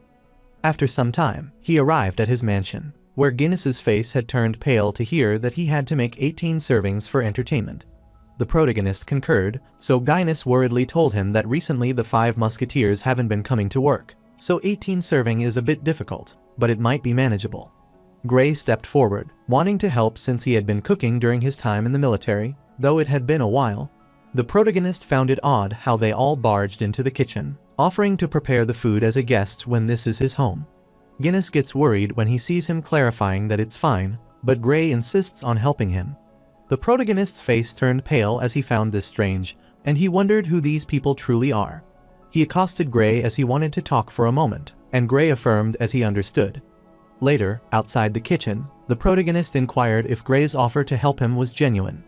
Grey affirmed, so Jack, annoyingly, clarified that he meant, besides organizing the ingredients, and he concurred. Jack wanted to be honest because he suspected that all the instructors in this cafeteria, including the department head, were involved. Grey found it reasonable as he had done the same in his position. The protagonist grabbed his head, wondering what he would do if Grey put it that way, then looked at Grey, who was staring at him. 5 years ago, there was an incident where the common soldier was beaten by a count's son who had enlisted as an officer because he was a commoner. The rumors had it that the commoner died on the spot with broken limbs at the time. Department head Gray, who was nearby, received the report about the incident. He went to where the count's second son was sleeping comfortably in his bedroom and executed him on the spot. Gray didn't just strip the noble family's second son, he executed him on the spot, as that is the kind of person the department head Gray Siren is. Jack doesn't know exactly why this man stepped down from his position as commander-in-chief and came to the academy, as it could be due to his personality or because he had conflicts with the nobles. Still, the fact that he came from commander-in-chief to department head means he was completely pushed out in a political struggle. Jack admitted that department head Gray is unlike the instructors he killed, and his eyes are clear. Despite being in his 40s, Gray has a warrior's body under his clothes, and Jack doesn't know how to take it off because he feels good. The protagonist tapped him on the shoulder, then reached out to him and asked if they could have dinner first. Later, while having lunch, the protagonist is annoyed as he never thought he would see a day like that. Jack can't believe he prepared a big room they never used, packed it full of instructors, and now it's bursting at the seams. He has gathered all of their information thanks to Avero's investigation. Gray Siren, the former commander-in-chief and head of the military studies department, and another, the former commander of the Special Force Battalion, 3rd Corps, Michael Cardew. Then he looked at Shnu Abed, the former commander of the 3rd Company in the 3rd Corps, Galadiner Lafayette, the former commander of the 22nd Reconnaissance Battalion, and Lamarck, the former strategic officer who served under Department Head Gray. The Special Forces Battalion recruits commoners, but their combat prowess is on a different level from that of ordinary soldiers. Furthermore, the 507th Special Forces and the 22nd Reconnaissance Battalion are recognized as true elite even in other countries. The protagonist kept eating his meal and didn't know why he noticed the talented individual. He supposed he might end up creating a country at this rate, and after a while, he inquired whether the food was to Gray's liking. Gray nodded in affirmation, which pleased the protagonist, as the food suited his taste, and there was something he wanted to mention. Gray told him to go ahead, so Jack clarified that he suffered from acquired informal speech syndrome, which startled Gray, as he couldn't believe what he was saying. Even though, in reality, there is no such disease as the protagonist makes up, and Jack is confident they might notice he is hiding something, they still come to request him, so he wanted to talk informally. Gray told him to go ahead, so Jack put his foot on the table and clarified that it's not easy for him to trust them, no matter how he sees this. Jack glares at them, and is certain the only reason they came to find him was to use him as a shield, and asks if he is right. Since the faculty before the protagonist, excluding Marquis Gray and the 3 others, are of common birth, even those 3 are from the vassal families of the Siren Marquis house. But there were too many obstacles on their way, no matter how hard they tried to reform and spread their beliefs. Amidst all this chaos, someone appeared and completely turned their plans upside down. That person is Jack Valentier, so they wanted to know what the matter was with this handsome little boy. Jack deduced all this and supposed he could recruit them to their side if that were true. He became honest with them, saying he doesn't care about the reason, only that the only thing that matters, and clarified that he hates those who stab others in the back. Gray assures him that he has carefully selected these individuals, not only for their incorruptibility, but also for their outstanding education. The protagonist knew that Gray believed they were incorruptible educators, so he wondered whether any of them were hiding their true intentions. Gray wanted to explain it, but Jack knew that Gray, who is publicly known as being at the 8th circle, is actually at the 9th circle, so he had already found someone hiding something. All of Gray's comrades were dumbfounded when they realized he was in the 9th circle, and wondered when that had happened. Gray wanted to explain everything, but Jack wanted to be a generous person, so he could overlook that, as it seemed like he had his personal reason. The protagonist agreed to be his shield, but he is still skeptical about whether they wanted to join hands, so he wanted them to show their trust first. The protagonist used dark magic to cast the spell Veil of Darkness, which startled everyone and made him wonder what it was, while Guinness warily looked around, wondering what was going on. Jaqua ordered if they had heard of black magic, which startled all the instructors as he was using the devil magic that had been cut off from its source. The protagonist is infuriated because they called it devil magic, so he pointed toward Valentine and urged them to consider the creator's perspective, but Valentine was okay with it. The instructor stood in astonishment, telling the department head that it wasn't right and that they should get up and leave now. But Gray glared at him, telling him to sit down after seeing that he didn't stop, making him clarify that he didn't want to repeat himself. The protagonist is glad to realize that hierarchy is superior, which makes the conversation easier, so he decides to use two types of magic. One of the magics is the 10th circle black magic, which he already used, and the other is the 9th circle black magic, whose effect is simple, which will make them answer any question he asks. Jack was going to ask several questions, so he wanted the one who didn't understand these things to raise his hand. Since all of them stayed quiet, the protagonist put his master down, requesting him to wait there for a moment, and Valentine concurred. The protagonist walked around, then touched Gray's shoulder, casting the spell Days of Field, which started making him and everyone around feel dizzy. After a while, Gray lay his head on the chair, and the protagonist began the interrogation. The spell Veil of Darkness is the 10th circle of magic that dominates several dozen meters around the caster. Those within the spell range become mentally vulnerable, while their resistance to curses is lower. At the same time, Days of the Field is synonymous with illusion magic, which is a spell created for war. In a state of weakened immunity, a wide-ranging illusion magic using soul energy was deployed. No one could resist this. Jack glared at Gray and supposed that a master might be able and tie to resist this spell. After pondering for a while, the protagonist wondered what he should ask first, and whether he should ask whether he had committed any crimes before coming to the academy that no one had discovered. He supposed he should ask if Gray had engaged in corruption or about his most closely guarded secret. After a while, the protagonist asked those on the committee to raise their hands, but no one did. Jack inquired if any of them is a spy for the Tolkien Empire and has leaked information about the kingdom. But none of them raised their hands, which pleased the protagonist, as that was amazing. The protagonist helped Valentine sit on his head. He wanted them to raise their hands if anyone came there on someone's orders to gather information about Jack Valantier and recruit him. The reason Jack was asking these questions was that he was already famous in the kingdom. Since a 13-year-old student is sitting as the head of the inspection department and massacring instructors. But in the article published at first, they clearly covered the information about him. However, now they say that the massacre at the academy was carried out by Jack alone. But they are saying the Knights of the Assemble Duchy are leading it, and Jack is just a figurehead put forward by the Assemble Duchy. Since a 14-year-old child is subduing the Tower Master, who is a master level, this is terrific news. So, Jack is sure they are hiding him from the Tolkien Empire, which is obsessed with talent hunting in other countries. But soon they will discover the truth. Currently, everyone wants to know Jack's weakness, how they can entice him, and some might want to watch him for a bit longer to see what kind of person he is. Now, everyone in the kingdom is watching him with such foolish thoughts. But in this situation, suddenly a dozen faculty members appear, saying they wanted to help him. So Jack is sure that even a passing raccoon would dance and say that it's obviously suspicious. After pondering for a while, Jack moved on to the fourth question, and he wanted those who were completely innocent to raise their hand. Abruptly, Valentine tapped on his head as she noticed something, which made Jack wonder what the matter was, so she pointed in a particular direction. The protagonist looked there, startled, wondering if he was too focused on the faculty in front of him, as he couldn't believe that he had forgotten about one person. He looked at Guinness, wondering how long he had been raising his hands. He went to Guinness, recalling that he never asked for his full name and thought that was what he called himself. He instructed Guinness to put his hand down, then started asking the question from the beginning, but he didn't raise his hand on the first two questions. But as soon as Jack uttered that, Guinness arrived on someone's order to gather his information and recruit him. Guinness raised his hand. The protagonist lifted his chin and asked if that person was Chancellor Rommel, and Guinness affirmed. Jack is sure that recruitment couldn't be all, so he pondered the extent to which Chancellor Rommel knows. Guinness explained that Rommel knew Jack had grown from the 2nd to the 5th circle in just one day. Furthermore, he knew that Jack had an unbelievable talent to form a 10th circle magic illusion as a sustained magic circle from scratch.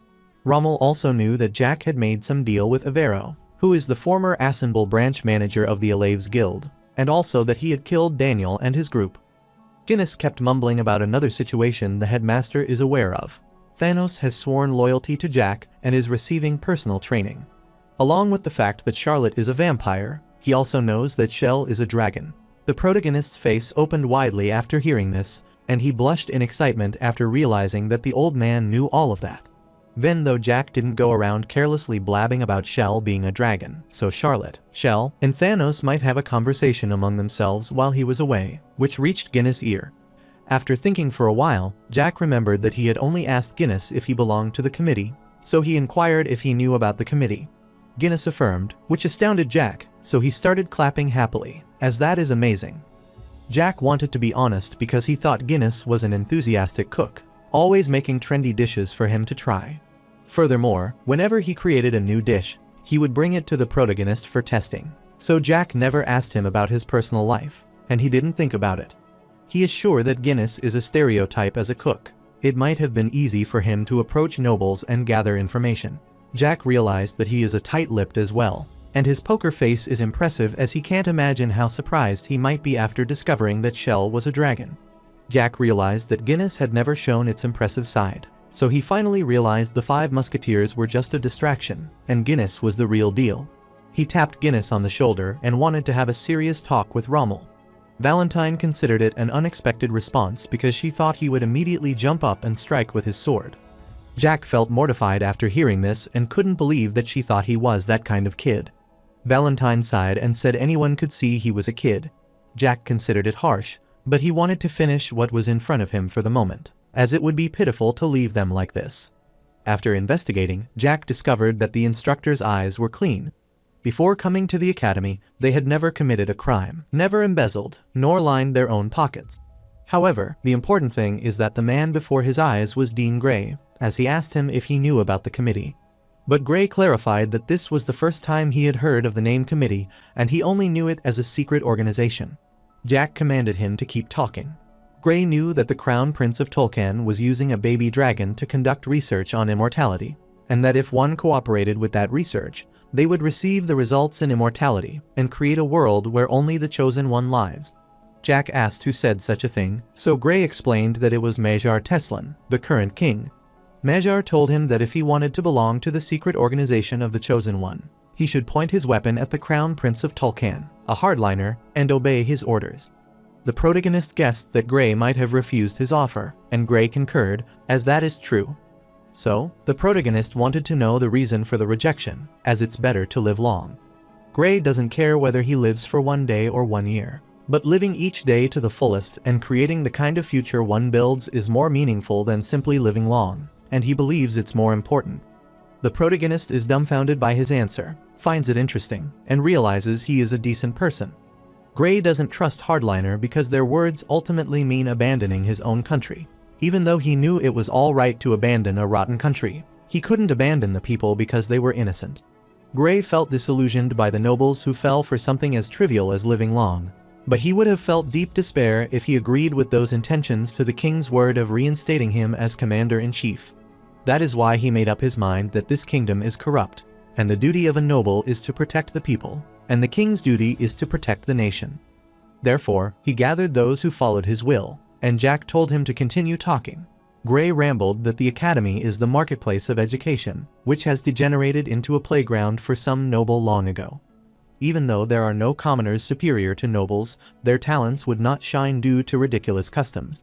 So, Gray wanted to cut out the rotten roots of the academy, and the academy's changes for this are just beginning. After hearing that, it was just the beginning. Jack thinks Gray missed something, so he asked for his will. Gray stayed quiet for a while and clarified that, even if he had to become a villain, killing all those who gnaw at the roots of the nation, even if that meant targeting the king, he would do it. The protagonist sighed after hearing this, not knowing why tidying the academy had become such a big deal. Valentine looked at him and realized that those who wanted to abandon the nation and to protect it had appeared, and those who stood by, like Jack, had also appeared. Jack chuckled because this ultimately means Gray will incite a rebellion directly. Gray concurred, as that is right, but Jack wondered why that is, and if that is to become king. Gray refused because he couldn't become a king, as he is a soldier who protects the people, so the king's position doesn't suit him. The protagonist has been wondering about something since earlier, and is sure that Gray knew that he wasn't close to Dean Rommel's.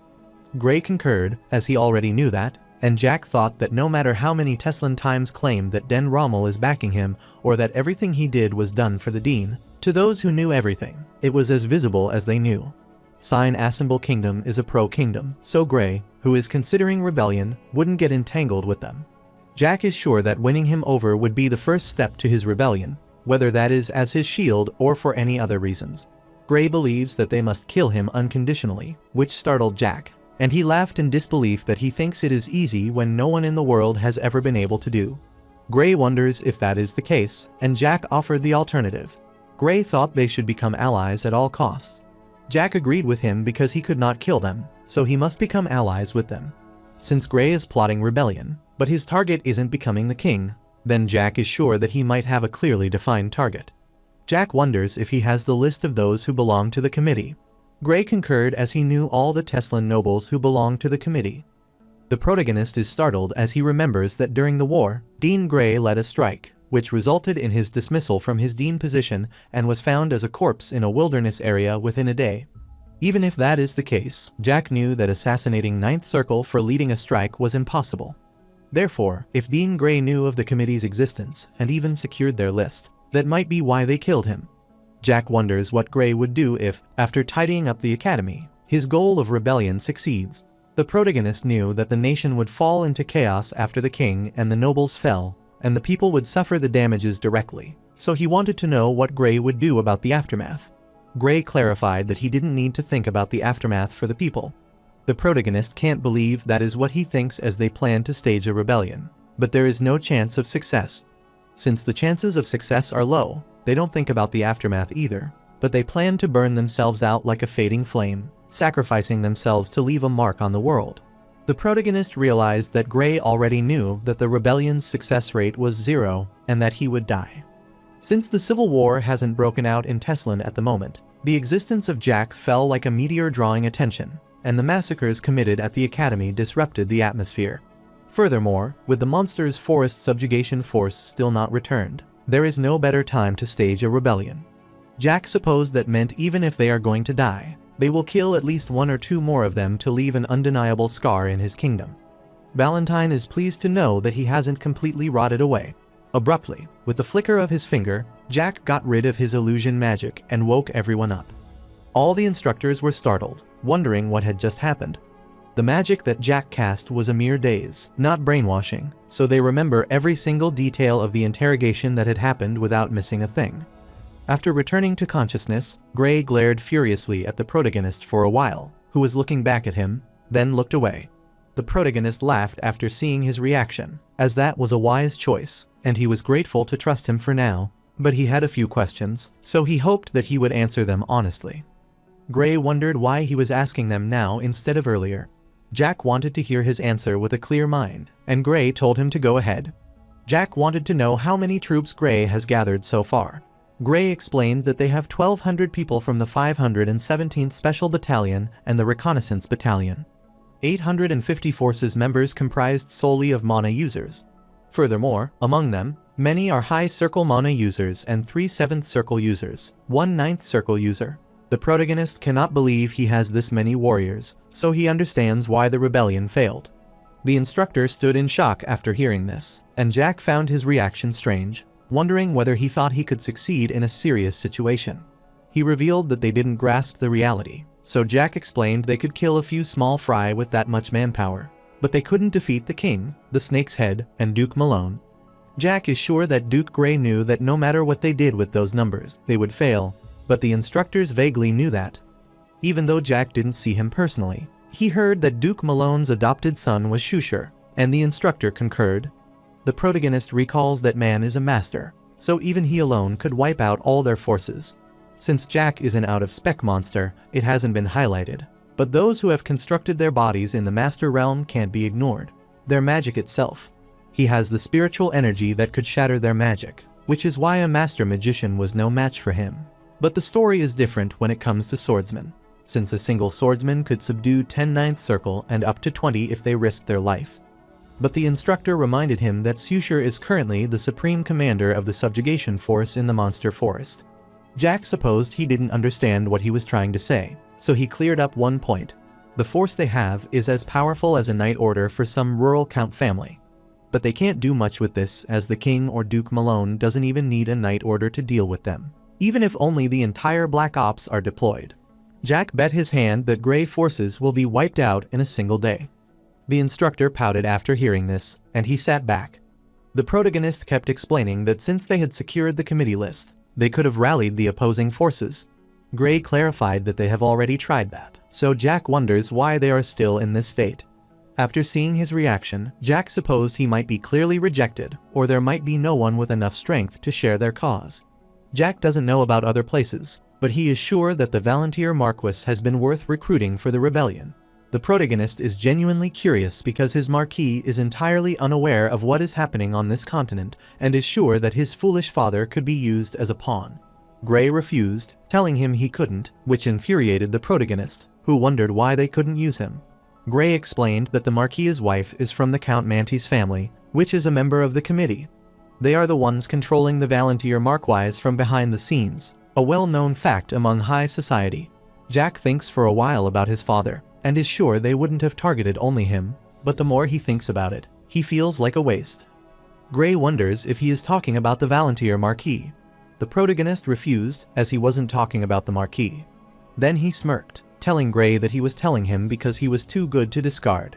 Since Gray has no greed and a will to uphold his convictions by sacrificing his own life, he wanted to make a deal with him. Gray is startled when he hears that he wants to make a deal and hear the details. Jack summoned the Death Knight and told Gray that he covets the list of those belonging to the committee, that he said. Gray clarified that when Jack mesmerized him with that magic earlier, if he had told him to bring the list, he would have done that. Jack already knew that if he ordered him to get it, then he would have done it without a word, but he, like Gray, didn't want to steal it by force. Before answering him about the list, Gray tried to ask him one thing as well, which made the protagonist wonder what that was, so Gray inquired to whom he belonged. Jack clarified that the dean also asked him whether he wanted to give him the same answer he gave them, that he is neutral, but a kind of neutral that dislikes the Tulkan Empire. Gray sighed after hearing his answer, wondering what kind of neutrality that was. Jack wondered why that is, as it's his choice if he says he is neutral, then that's the case. After hearing his reply, Gray wondered how much he knew, so Jack clarified that he knew that Majar Teslin and Duke Malone belonged to the committee along with Dean Rommel. But other than that, he knew nothing. Abruptly, Gray noticed that they had arrived, and Jack understood, so he looked back and soon the Death Knight appeared behind him. Jack is willing to help Gray clean up the academy, but the work will be done his way. He wanted Gray to remove all mentions of students or commoners being harmed from the evidence he gathered.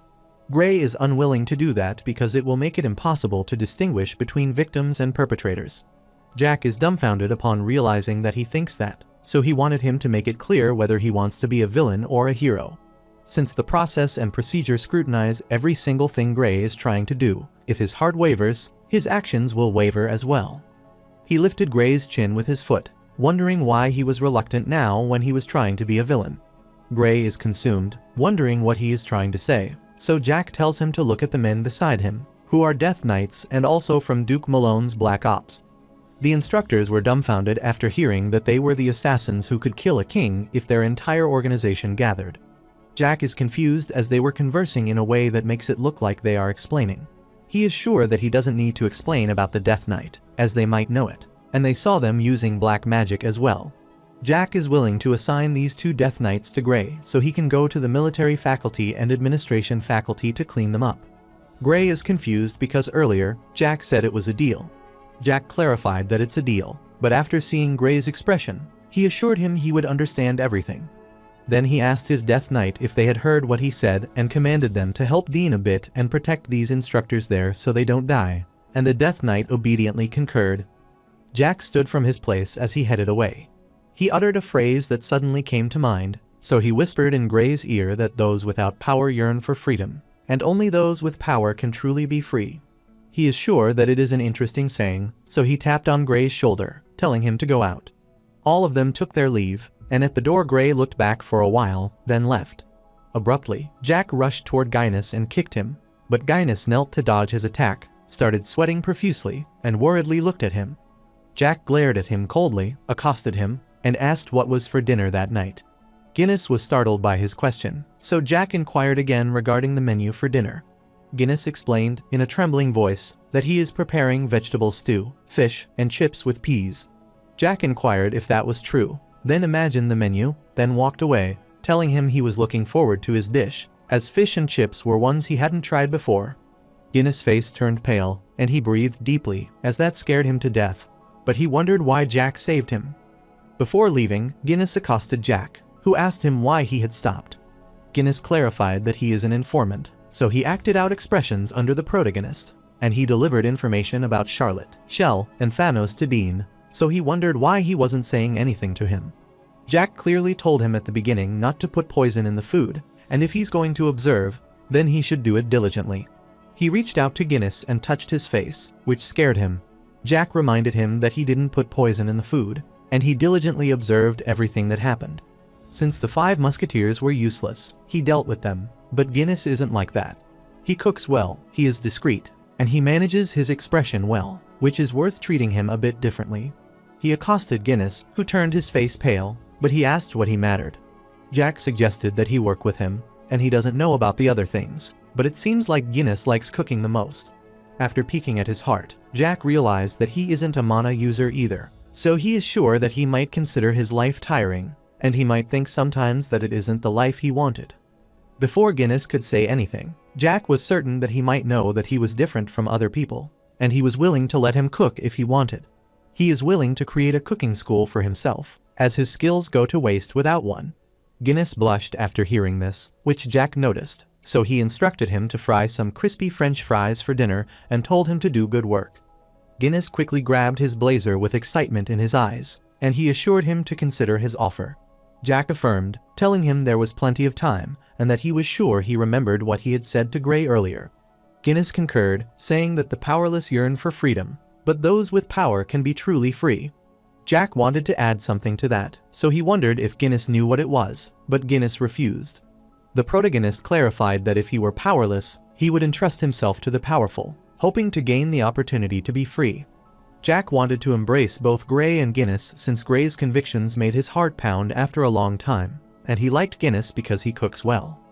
Jack felt apologetic for Ron, but in terms of cooking, Guinness has cut above him, so Dean Gray's side is ambiguous.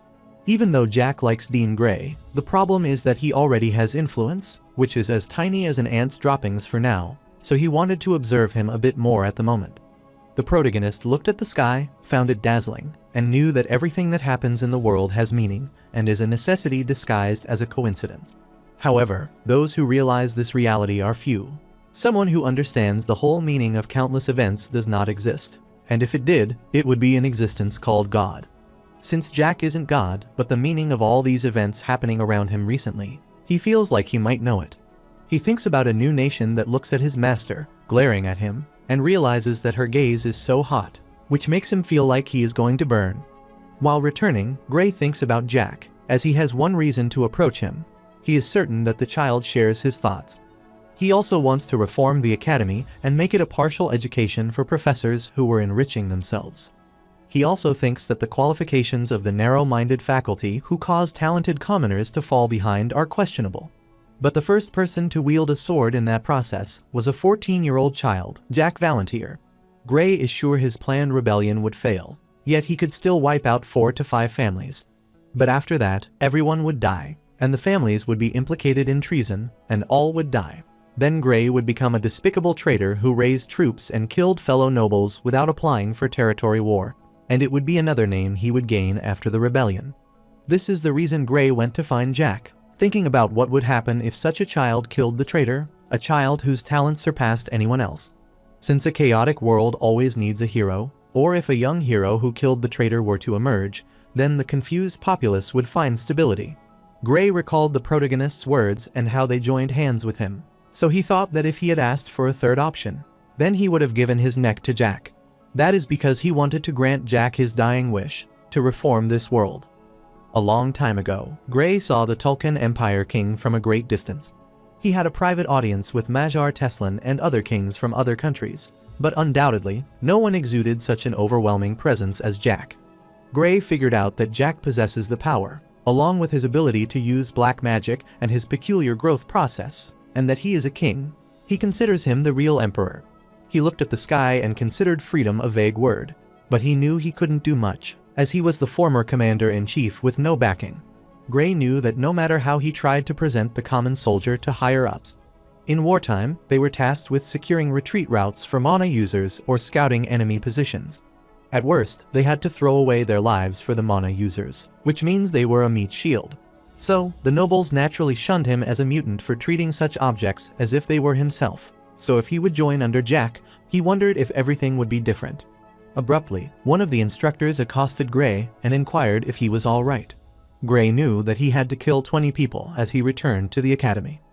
Although they have eaten from the same pot all this time, they are vermin who contribute nothing to the world and are leeches sucking the lifeblood of talented individuals. He wondered how Michael felt at the moment, looked back to see the other instructor wondering why everyone was making that expression, and asked Michael how he felt. Michael is bewildered, but Galadiner was a bit dazed, and Schnua is confused. Gray is aware that the company commander and the battalion commander rose to those positions solely on their abilities, but lost them due to a lack of backing. Gray informed them that if they sweat, they could save blood, and if they bleed, they could save lives. However, if they use their head properly, they could save both blood and lives. Hearing this makes everyone enthusiastic. Gray explained that the academy is where everything begins and shapes the students' future. So, Gray is certain that if they fail, it would still bring the winds of change, which could save countless lives and sustain the land they live on. Gray wanted his comrades to think of only one thing for now, that the person who started this wasn't them, but a small boy. This means they are just helping him, but he wanted them to know that they are definitely in the middle of the change. So, Gray enthusiastically wanted everyone to follow him in making the change, and everyone concurred. On the other side, the protagonist arrived at the academy, grabbed the mic, and started speaking into it, but he was stunned by the loud voice. All the students were annoyed, so they worriedly covered their ears, and Jack felt irritated as well. The protagonist was using an artifact called a mic, which is an item that amplifies voices. He started conversing on the mic again, wanting to know if they could hear him. So the students supposed it might be Jack and wondered what he was going to announce. Jack introduced himself and said the students are perplexed by the recent events at the academy, but it's an issue that needs to be addressed. Therefore, Jack suggested that the students who have complained leave the academy. Furthermore, all regular classes scheduled for that day are cancelled for now, so he requested that students return to their dormitories while all the instructors gather at the faculty office. He gave them 10 minutes and doesn't want them to waste time. Jack knew that there were 18 people at the academy who could act as his hands and feet. He announced again to the students that class was cancelled, so he wanted them to either do self-study or go to the dormitory to catch up on sleep.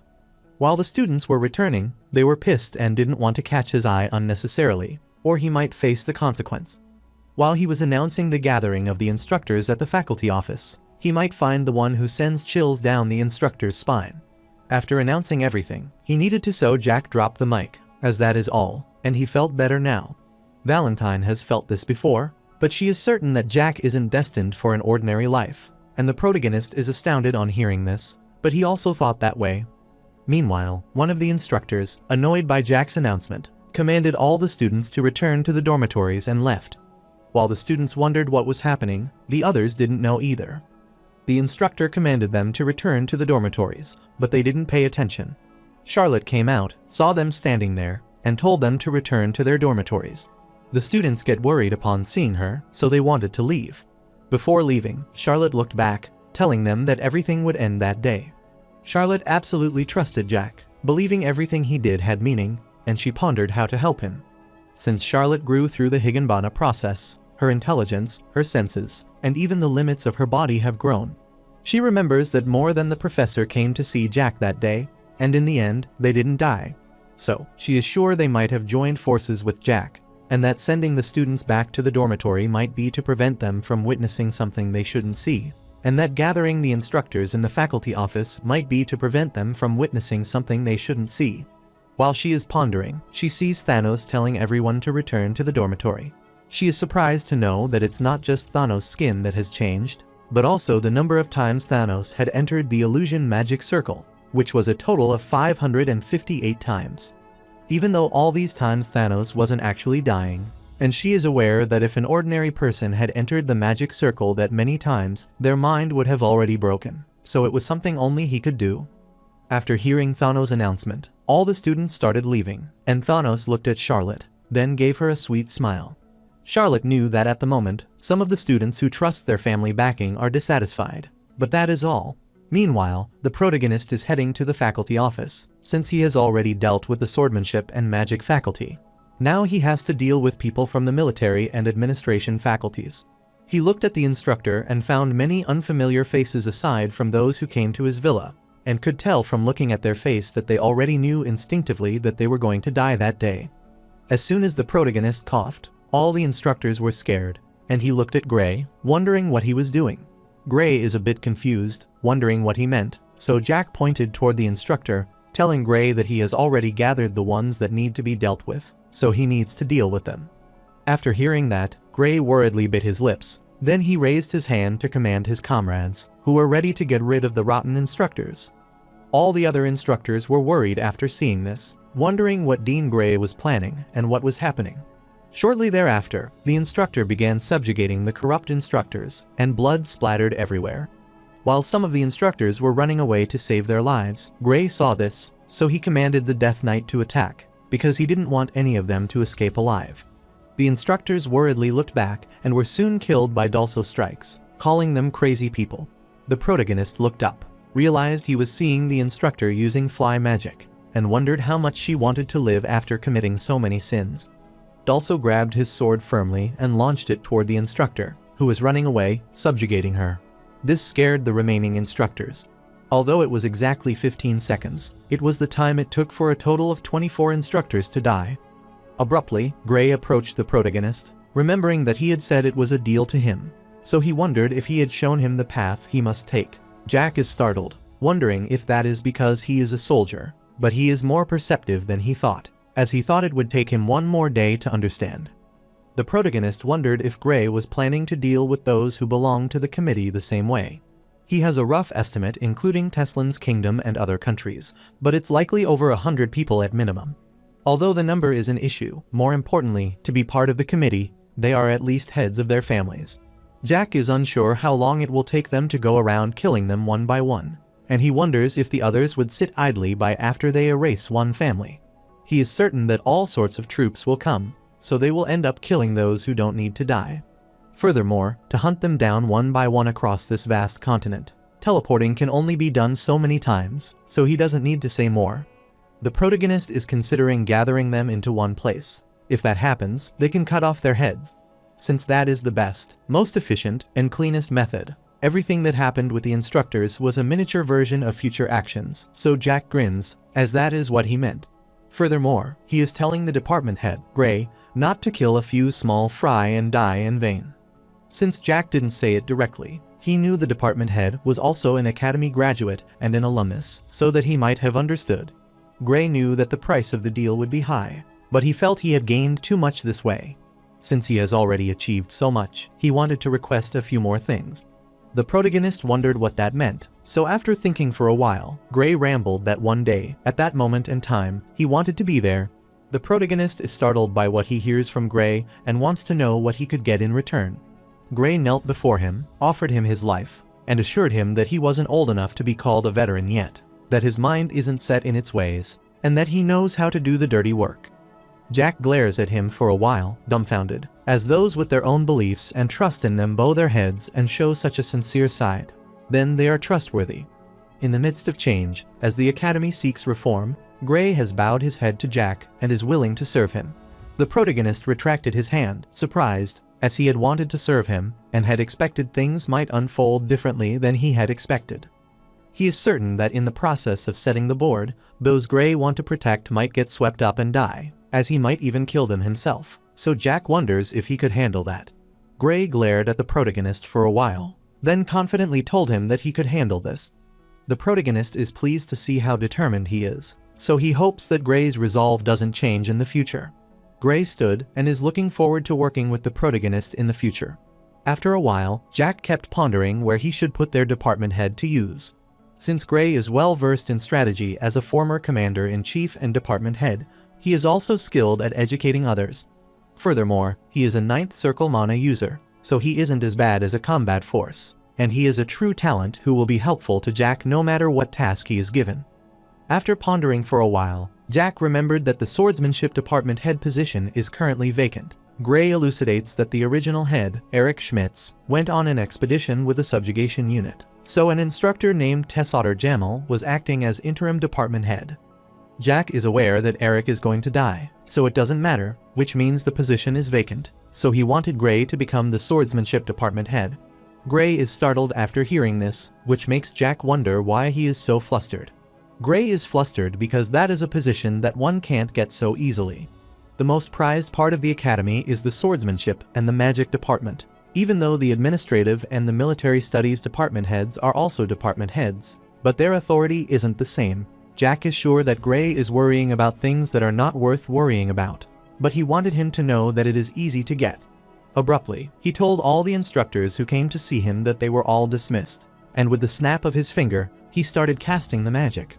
The instructors were dumbfounded when they realized that Jack had used magic without runic formulas with a snap of his fingers. Jack announced that the swordsmanship and magic department was to prepare for classes. The instructors can't believe that they are alive after hearing his announcement. The protagonist pointed toward Gray's comrades and told them to follow him. After a while, he arrived at the vacant room. Jack thought that the place was perfect because there was no one around, so he closed the door. He looked at the instructor ahead and was amused to see a variety of expressions on their faces. He accosted Department Head Gray and asked whether he was sure of their abilities. Gray wondered what he meant, and Jack explained that he had checked their background and knew they were clean, but he had never handled military personnel, which was why he was asking. Gray stepped forward, staking his honor on it, and assured Jack that he didn't need to doubt their abilities. Jack could tell from their expression that they shared Gray's intention, but they didn't seem to want to work under him, as they had an expression that they were just swept up in the situation. He pointed at Michael, telling him to come to him, as he seemed the most satisfied among them and wanted him to say if he had something to tell him. Michael gets worried after hearing this and stays quiet for a while. Jack finally understood that Michael wanted to gather soldiers and start a rebellion immediately. Since they have made preparations, gathered soldiers, and now he feels he must kill something. Jack knew that Michael had drawn his sword, so he might be feeling he must cut something as they came running, just for that. But now they have to bow their head to some psycho with unknown powers, which is pissing them off, and they keep wondering why they should do that. The protagonist asked if he was wrong, but Michael didn't reply, so Jack took his silence as his affirmation. He could understand that he might be like an unwelcomed guest from their perspective. Jack furiously cursed Hitham, telling them that Gray is the 9th circle, Michael is the 5th circle, Galadiner is the 4th circle, and the reason for them is the 3rd to 4th circle, but 7 doesn't even have a circle. He knew that was their real power, and he supposed they were so immature because they hadn't experienced a real war. Michael is pissed after hearing this and asks what he said. Jack knew that the Special Forces Battalion or Elite Forces were still civilians in the end, who were well-trained meat shields that charged first to drain the mana user's power. He knew that he was correct because people like Michael always cause real trouble, and they would all be cut down if 1 or 2 high-class ages showed up. Jack is confident they would die in the blink of an eye if a single master appeared, yet knowing this outcome, they still wanted to go through it. He accosted Gray as he wanted him to tell them with his own mouth how far those 17 people before them could go without Jack and his help. Gray was hesitant to state the truth, so Jack wondered why he was silent when he told him to speak. The protagonist indicated that they might go as far as a baron's or a viscount's house, or to mutual destruction. But the mutual destruction would be fortunate, so he cannot believe that Gray considers these people trustworthy. Since Gray stays quiet, Jack gives them 5 seconds so those who want to join him can step to the other side. He closed his eyes, started the countdown, and the instructors started taking their position. After the countdown ended, Jack opened his eyes and realized that there were 12 who wanted to join his side, but 5 didn't. The protagonist reached into the subspace, drew his sword, and asked whether their decision was final. Michaels was scared after seeing Jack point his sword at them. Gray stepped forward to protect them and asked them to make one humble request, to leave this matter to him. After hearing him say that, the protagonist agreed to give him 1 minute, but clarified that he would do it his way if he didn't like his method. Gray asked his comrade if they were serious about their decision. Michael furiously reminded Gray that they have a purpose, so they can't follow some unknown boy like Jack, as they can't be sure that his goals align with theirs. While the protagonist is silently hearing him argue, Michael stubbornly clarified that he wouldn't follow Jack no matter what the Marquis says. Gray asked whether the other 4 shared Michael's opinion, and they all concurred after some thought. The protagonist looked at Gray, who was retrieving something from his blazer after hearing their decision. Gray took out his sword, unsheathed it, and apologized to them as he was going to kill them. However, before Gray could launch a strike, Jack launched some slashes that beheaded all of them ahead. Jack reminded the department head, Gray, that he was misunderstanding something, which confused Gray, who called it a misunderstanding and closed his comrade's eyes. Jack doesn't want Gray to be so kindly considerate, as he is going to be cursed at a lot and hated by countless people. He remembers that the department head personally said they were talented, but this is the result of them seeing with their own eyes and deciding, and that is enough. He wanted Gray not to show such unnecessary consideration from this moment on, as he would rather be cursed at himself, but he can't stand it when his people are cursed at. Gray is mortified as he thought he would have done it better. Jack knew that Dean Gray was trying to make himself the villain, so he would have tried to kill those 5 with his own hands. But the protagonist wants him not to do such useless things again in the future because he can tolerate being criticized, but he can't accept his people being criticized. Gray looks at him for a while and assures him that he will keep that in mind. Valentine wondered if doing that was really necessary, so Jack affirmed that they were people who absolutely had to be killed. Valentine wondered why he had to do that, so Jack clarified that his people would have been in danger if he didn't do that. He wanted his master to forget about his comrades, but he only heard the number of remaining troops. They were going to incite the rebellion with them. Jack guarantees there is no chance of that succeeding, and they have revealed all their names as well as Gray's. He bet both his arms and both his legs that they would not reveal his name, so he told the other instructor that he had just saved their lives. He hoped they got it, but wanted them not to think about pursuing superficial fame or honor. He wanted them to constantly reflect on the reasons they tried to start a rebellion and the reasons they killed the instructors at the academy. He hopes they understand what he is trying to say and clarified that he hates repeating himself, so he asked again if they understood everything. All the instructors were so scared of him that they quickly concurred that they understood. The protagonist is pleased to hear that. Then he looks at one of the instructors and is certain he is a former battalion commander of a reconnaissance battalion in the 4th Circle, and his name is Galadiner. Galadiner concurred, and Jack noticed that he had no animosity toward him, but his gaze held reverence. The protagonist, like Galadiner, told him that he was the dean of the military faculty from that day onward and instructed him to clean up these bodies, so Galadiner obediently concurred. The protagonist looked back for a while and, before leaving, told them to hold a funeral if they wanted to. After arriving near the door, he looked back, smirked, and instructed Gray to follow him. After a while, they were outside as Jack walked his subject, followed by him, so he looked back and admitted that he was a good man. He is sure that Gray will achieve his dream after the committee is dealt with and everything is over. After arriving at the dean's office, Jack inquired if Rommel is very close to Dulcan's kid. Hearing about Dulcan Rommel, he wondered why he was raising such a question so suddenly. Jack knew that Dean Rommel's power was immense in the Teslan Kingdom. When the Teslan Kingdom was founded, there were a total of 4 families. As time passed, currently only 2 Duke families remain. Currently, the Teslan Kingdom's noble families total 39, and 30 of them are loyal to Dean Rommel. Furthermore, all of them easily ascended to the head of their families thanks to the Dean's help when he was Duke. After thinking about it for a while, Jack admitted that the Dean is an extraordinary man in many ways. On the other hand, the current Duke, Assemble Friedrich, is the Dean's eldest son, but he hasn't been able to catch up to Rommel's influence. Jack requested that the Dean replace the military faculty Dean, Gray, with the currently vacant Dean of the Swordsmanship faculty. Rommel is dumbfounded after hearing that, but Jack wants him to promote Galadiner from chief instructor of the military faculty to its Dean. Rommel is a bit confused, so he wanted to know what Jack is planning to do right now. Jack glared at him with a smile, then asked Gray what would happen if the Dean were injured so severely that he couldn't perform his duties or became ill and was absent from his position. Rommel's face turned pale after hearing that, as he realized that Jack might be planning to do something to him. Gray explained that, according to the Academy's Special Law Article 13, if the Dean is unavoidably unable to perform his duties, a Dean-level official of the Academy acts as a proxy for the Dean. The protagonist smiled cunningly after realizing that this is how it is, and he is sure that the Dean-level official might include the Chief Inspector, which may result in legal liability.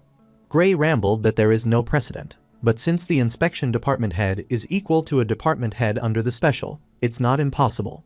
Gray further added that if all department heads unanimously agree, then it is certainly possible.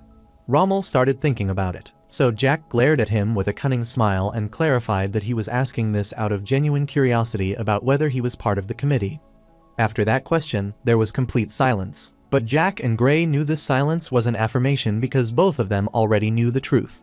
Although Jack hadn't yet relieved the committee list from Gray, he knew the reality.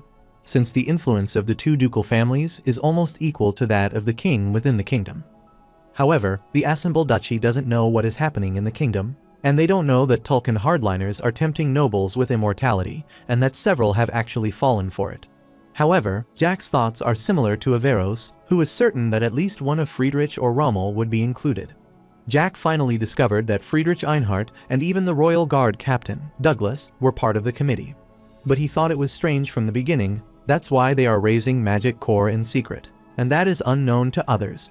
However, Rommel was clearly a hero to the kingdom because he secretly raised a core that moved unpredictably and slaughtered Tolkien Empire soldiers with all sorts of magic circles. He turned entire cities into traps, blowing them up, and he drove the half-baked Transcendents mad with such unbelievable strategies. The mastermind behind it all was Rommel Assenbull, who is sitting right in front of him, and he died after being betrayed by the trusted man, Blutus. The Teslan kingdom also met its end with Rommel's abrupt death, as he is that kind of person. The protagonist is certain that Rommel isn't someone who would be tempted by immortality, but he found it ridiculous to think that he doesn't know about it. He wanted to know why Rommel created the magic core, and that it was out of boredom. Rommel didn't answer any of his questions, so Jack supposed it might be out of loneliness. If that is not the reason, he wonders whether it is because the hardliners revealed their ambition to unify the continent, so the Dean decided to stop them. Gray and Rommel were both startled after hearing that coming out of Jack's mouth.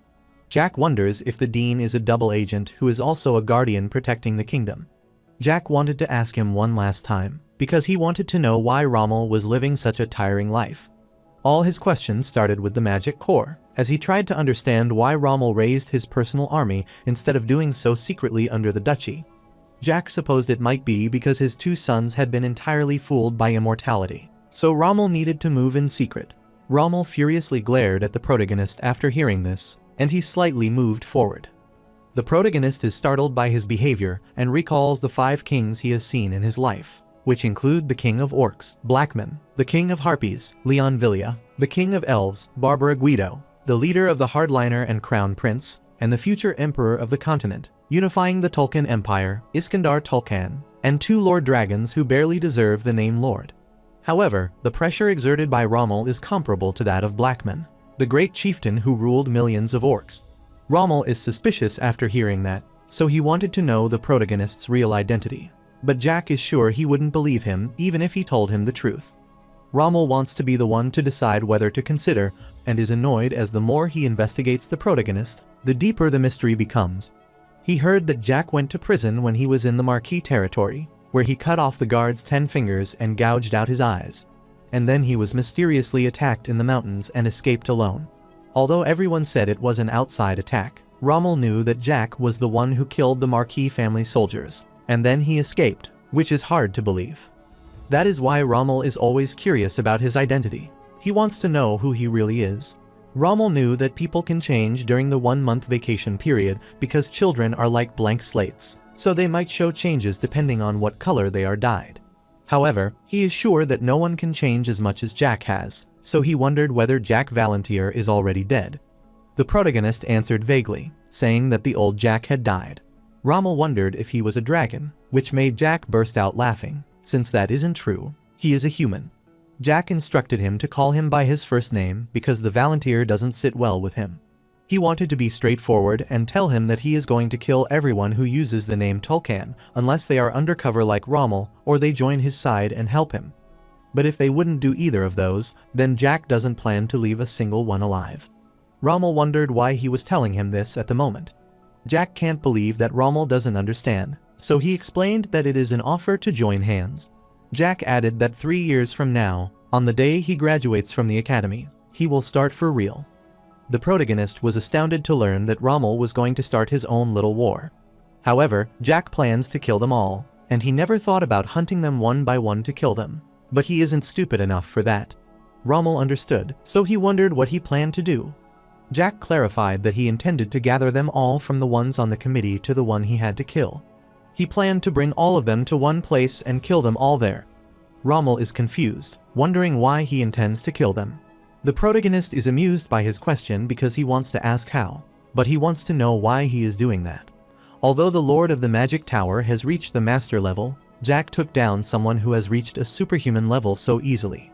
Jack supposed that the old man might think that he could do this, and he clarified that he didn't like them. Rommel was left speechless by his answer that he didn't like them. Jack concurred, as that is the reason, so he doesn't want to drag this out. He is sure that the strange rumors might be spreading around the Tolkien Empire at the moment. Rommel supposed he might be talking about rumors of battle traces at ruins in the Gunnar Empire, and they also found the body of the legendary dragon. Jack guessed it would be weird if he hadn't heard it when it had already spread across the entire continent. But Rommel knew that the dragon was alive at the moment and was well at Jack's place, so he guessed that he was deliberately spreading those rumors. He heard that the Alaves Adventure Guild Assemble Branch Master, Avero, has gone missing recently. Rommel knew that Avero had some relationship with Jack, and he hadn't been killed so that he might be the one spreading the rumor himself. Rommel knew that Avero was capable, so he picked only the core bits and spread them as a rumor. That is why the Teslin committee is shaking, and the same goes for the other committees.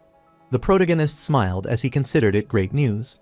Rommel heard that Hanks Beckerman has been out for almost a week, along with his disciple marriages. Rommel knew the rumor wasn't true, and, given the situation, he was sure Jack might have taken down Beckerman. He remembers Jack as a shy, introverted kid, but now Jack's personality has changed a lot, and he is no longer timid. The protagonist cannot believe that Beckerman was out for a whole week, and he supposes he might have been in severe shock. Jack doesn't intend to breathe the same air as people who call themselves Tolkien, but he isn't planning to die yet, so he wanted them to die instead. Rommel wanted to know why Jack was trying to go hostile with the Tolkien Empire. Jack laughed, telling him that if he would tell him the reason, then he would have to go all the way with him. Rommel remembered telling him that he was neutral when he inquired where he belonged. The protagonist concurred, as that is true, so Rommel wondered if he was planning to make a country. Jack's face turned pale, thinking he was crazy, but he didn't know why everyone around him always said that whenever he tried something.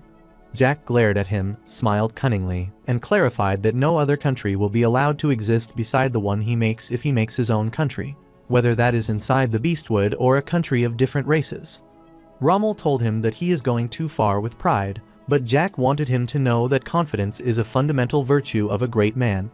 Rommel knew that some who were twisted in a moment might exist, so he feared that Jack would kill even those who go beyond pride into arrogance, so he warned him not to treat the value of life lightly. Jack winked at him, assuring him that he holds the value of life in high regard. But it's a relative that bugs, humans, orcs in the Beastwood, harpies, dragons, and even the beggar in he slums would die if its heart is pierced, or if its head is cut off, so it's the same.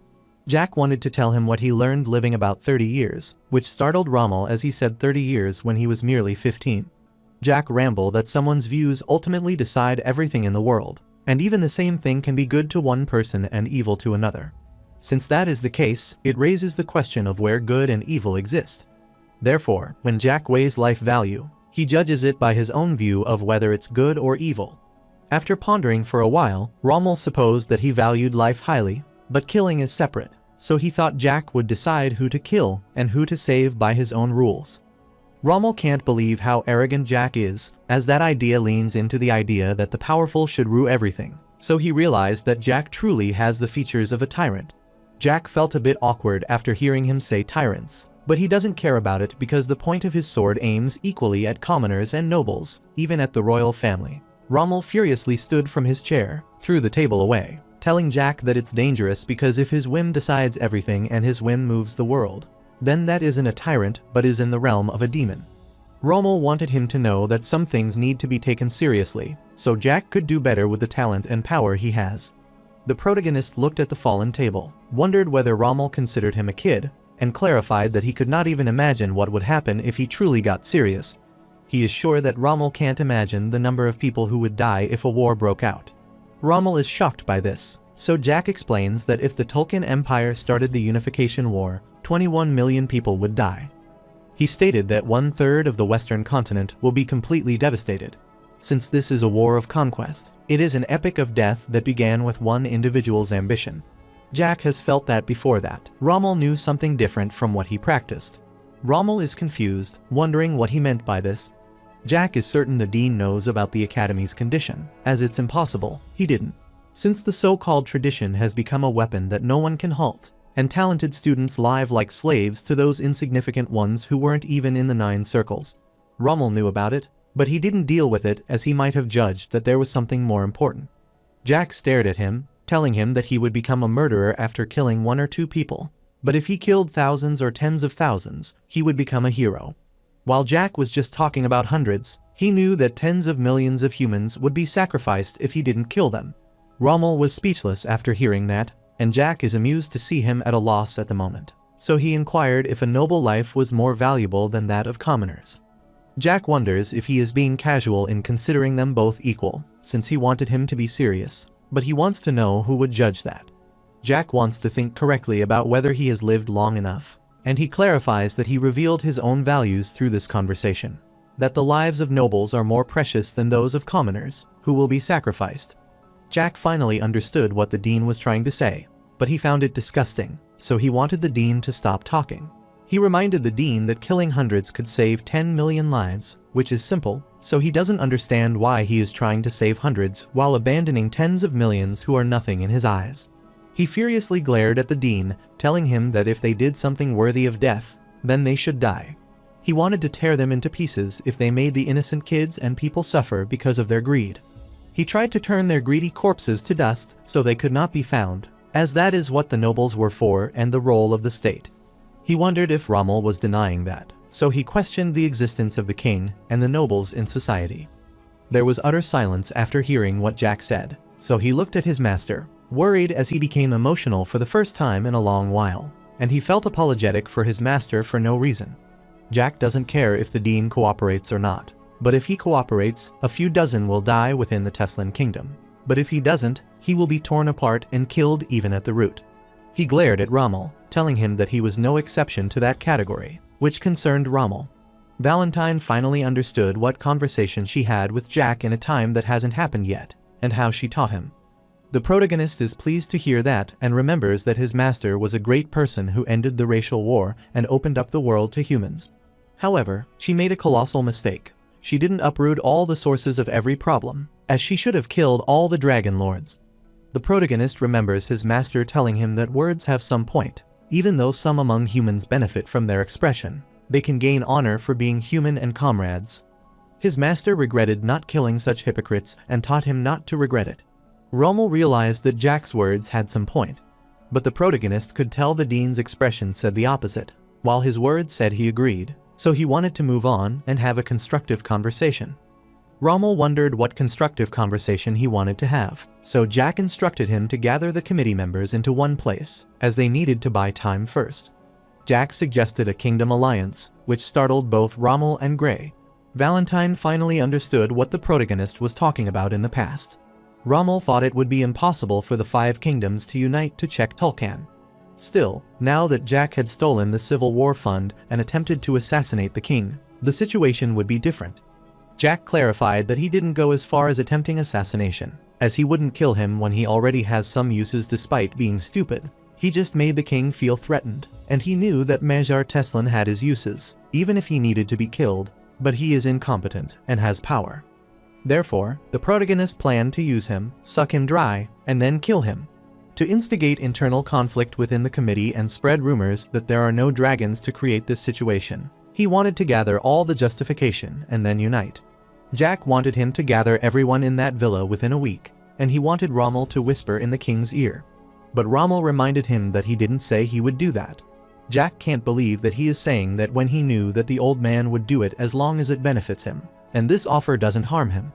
Before leaving, Jack clarified that he looks forward to good news soon about the department head appointment or the Kingdom Alliance.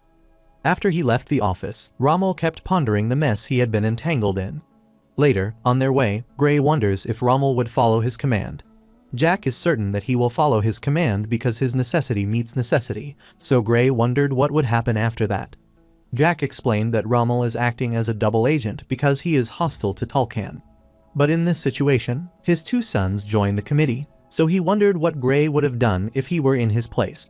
Gray clarified that he would try to persuade them. The other noble families place great importance on bloodline, but the Valantier Marquis family is unusual. Although it's natural to pass everything down, and beyond that, simply because they are family. Gray doesn't know the old man well, but he wouldn't be able to abandon his children, as he knew that Douglas, the captain of the Royal Guard, was loyal to the Chancellor, so he may also be a double agent. The protagonist realized this makes everything sense, but it's clear that Douglas is Rommel's man. He is unsure whether he is a double agent. Gray wondered what he meant by that, so Jack inquired if he was certain whether that person desired immortality or not, which left Gray speechless. Jack explained that desire shapes the world since Douglas is a master and the captain of the Royal Guard. So it's not certain that someone who has everything would follow the Dean because he is his father. Gray supposed that he wouldn't follow his father, and Jack concurred, as that is how most of the nobles are, and this is human nature. He wanted Gray to consider why Douglas is the captain of the Royal Guard, since there is no way someone of Rommel's status would have no close associates in the royal palace. Therefore, there was no need for his son to be the captain of the Royal Guards. In Jack's view, Rommel's son doesn't need to do that, as he would be detected if he were going to be a double agent. But that is just his guess, and the important thing is that, no matter what, they are all bound by the framework of the ducal family. This dumbfounds Gray, as it's a bit complicated, and the protagonist concurs that it's problematic because it is a noble society. Jack is aware that mutants like Gray only know the surface, so he hasn't looked deep inside. Although he hasn't mingled in high society like most nobles, he knows what he needs to know. Since he traversed the entire continent in a world with a dozen countries and transcendence, he had to learn many things, so he roughly understands how the noble world flows and what powerful old men think. Jack doesn't want to think too complicatedly, as Rommel will know who needs to bow down to whom, so he tries to give him some time. Gray understood everything, and Jack is sure that if they can create a kingdom alliance, he will buy some time in which Rommel could persuade his two sons, and the Crown Prince of Tolkien will have time to consolidate internally. Since that is the only way to turn this difficult situation into a lull, and they also need other things besides time. Gray wondered what he meant and what other things they needed. Jack is certain that the committee list that Gray handed him is limited to the Teslan Kingdom, so he needs a list of nobles from all kingdoms in the committee, and those who can survive among them will be counted on one hand. After hearing this from the protagonist, Gray wanted to know the criteria for the survivors. The protagonist clarified that the survivors would be someone who can handle the chaos. He yawned, annoyed, because that is a self-imposed struggle. Even though things are going according to plan so far, the critical matter is separate, as his master's remaining lifespan is only 13 years. He wanted to think of a way to extend her lifespan, and he also wanted to comfort his little dragon, who might be moping around the home alone. While he was pondering, Valentine woke up, looked at him, and wanted to know what he was thinking so deeply. The protagonist looked at his master, smiled, and pondered the only thing he had imagined about his master, so he supposed that, after trying it, he might get a sense of it. He knew that his master would get angry if she found out about that, and he thought he could cheer up Shell as well if he did it well, so he continued his journey. Later that night at his home, Shell approached him and asked why he had brought her there. The protagonist happily waves at her and is glad to see her there, but Shell is a bit concerned by his bizarre behavior. Shell wondered why he called there, so Jack looked at her and realized that she had a lot to say lately. Shell realized that he had been observing her all this time, and the protagonist concurred. Shell knew that might sound strange, but she often felt Jack gaze on her. Even when she was looking at the 5 corpses in the basement, she noticed that Jack was always watching her and asked if she was right. The protagonist concurred, having been watching her, so he wondered what the matter was. Shell started sweating and was a bit hesitant to say more, but after mustering her courage, she asked if he was going to abandon her. The protagonist was speechless after hearing this, wondering why the conversation had suddenly taken that turn, and he wanted to know what had led her to think that way. Shell knew that she wasn't as cheerful as Charlotte, nor as pure as Big Brother Thanos. Although she is fine usually, when a fight breaks out or when she sees blood or corpses, she feels an uncontrollable murderous intent boiling inside her. She started crying as she considered herself problematic and crazy, thinking there might be something wrong with her mind. The protagonist was worried by her behavior and knew it had started since Charlotte went through her reincarnation, when Shell began to wear a strangely gloomy expression. The protagonist noticed that even at the academy, Shell was smiling wickedly after seeing the blood spilled everywhere. Although Jack thought there were all kinds of people in this universe, that didn't mean he ever neglected Shell. After seeing that Shell kept crying, he approached her, then lifted her and put her on his shoulder, which made Shell feel a bit embarrassed. He looked at Shell, asking how that is and if she has any problems, but Shell is a bit confused. Jack told her that after he sees someone fighting, he has a strong fighting spirit to fight as well, but there is nothing wrong with that. He told Shell that Thanos hasn't been able to grow all this time because he can't distinguish between fighting and sports. He elaborates that even if a person loses an arm or a leg, he should approach a fight with the mindset of putting a hole in his opponent's stomach at all costs. But if they can't recognize it and approach a real fight like it's his turn, then his opponent turns like a card game, then he wouldn't improve. However, he knew Shell was different from both Charlotte and Thanos, so he didn't want her to try to be like them. Jack knew that Shell wanted to fight, and she needed power for revenge. So, to achieve the goal of revenge, she needs power, and in that process, she needs a fighting spirit, so there is no problem in that. After thinking that way, Shell realized that the protagonist is right. The protagonist reminded her that her target for revenge is Hank Beckerman and 2 Dragon Lords, for a total of 3. While she is wondering about it, Jack increases that number a bit, so he wanted her to listen carefully to what he was going to tell her. Jack told Shell about human desires for immortality and their greed for power. He also told her that Hank Beckerman and his group hurt her just because of such things, and he explained all the background to her. Shell furiously clenched her fist and gritted her teeth as she couldn't believe they dared to hurt her just to be immortal. Jack looked at her expression, amazed to see that the mana in the air was reacting to her will. He had felt it before, but mana loves Shell, and he remarked that this is expected of the strongest creature on Earth. He wanted to wait until she calmed down, and after a while, he asked her if she had calmed down. Shell concurred as she has calmed down, so Jack wanted to tell her the reason he is telling her all this. Shell knew that it was because of the target of her revenge. Jack concurred as she is right, so he wanted to crush them, as there aren't just 3 of them but countless in this entire world.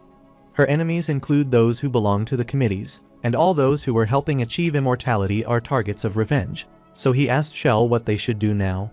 Shell worriedly grabbed her head as she was unsure. Jack is willing to help her, which makes Shell wonder how he would help her. Jack reminded her of the man with the hat she had briefly seen before. Shell's face turned pale when she recalled Gray, and she thought of him as a scary-looking man. Jack mumbled that man has a list of Teslan men clinging to Tulkan, but they can't stop at just Teslan, as they would create a kingdom alliance on this continent. So, if they buy time, they will secure a list of everyone in the committee, which is why they are allies with the same goal.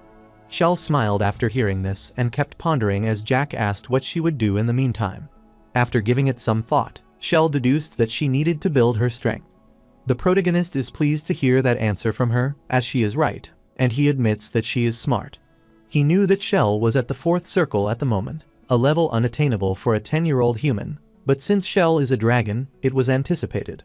Jack wanted to tell her something crucial that had been left behind among all these, and she wondered what it was. The protagonist's smile faded as he told Shell it was 2 lords. Shell gets worried after hearing this, wondering if he is planning to meet those 2 lords. Since the beginning, all this isn't about the Crown Prince, but about the 2 lords trapped on the Arundel Island in the Black Sea. They mindlessly throw Shell to Tulkan so that they could start the immortality experiments, and using her, they divided the continent. But in response to their bait, all the incompetent committee members dance like fools. Therefore, Jack wanted to settle everything. But if they prioritize the first one to get rid of, it is the lizard, which is the root of everything. Jack noticed that the 2 lords hadn't come to their senses as they might have felt his master Nedgery, so he found it irritating that they hadn't shown their faces at all. Although he planned to let them live for a few more years, he can't let that happen now. Valentine ponders it for a while and is concerned that things might escalate if they go to the 2 lords now. Jack is concerned that they might pull some dirty tricks after figuring out that his master isn't in normal condition. He contemplates whether that is what his master intended to convey, but that doesn't matter, as he even has something to test that prompts Valentine to ponder what he aimed to test. On the contrary, Charlotte is sparring with Thanos and struggling to deal with her.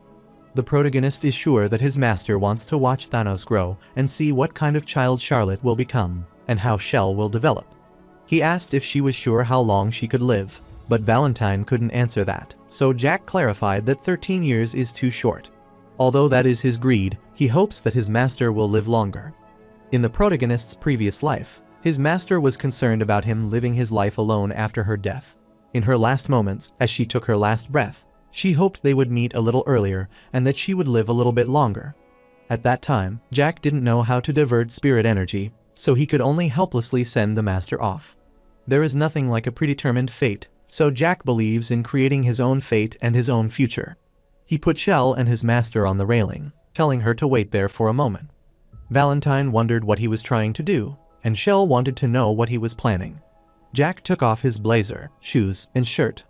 Both Valentine and Shell were shocked after seeing several scars on his body, traces of the spirit energy he had been using. Since there were things he needed to try, he reached out to his master.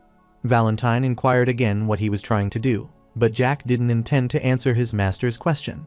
He takes a deep breath, vibrating his soul, and he wants to show the result to his master instead of answering.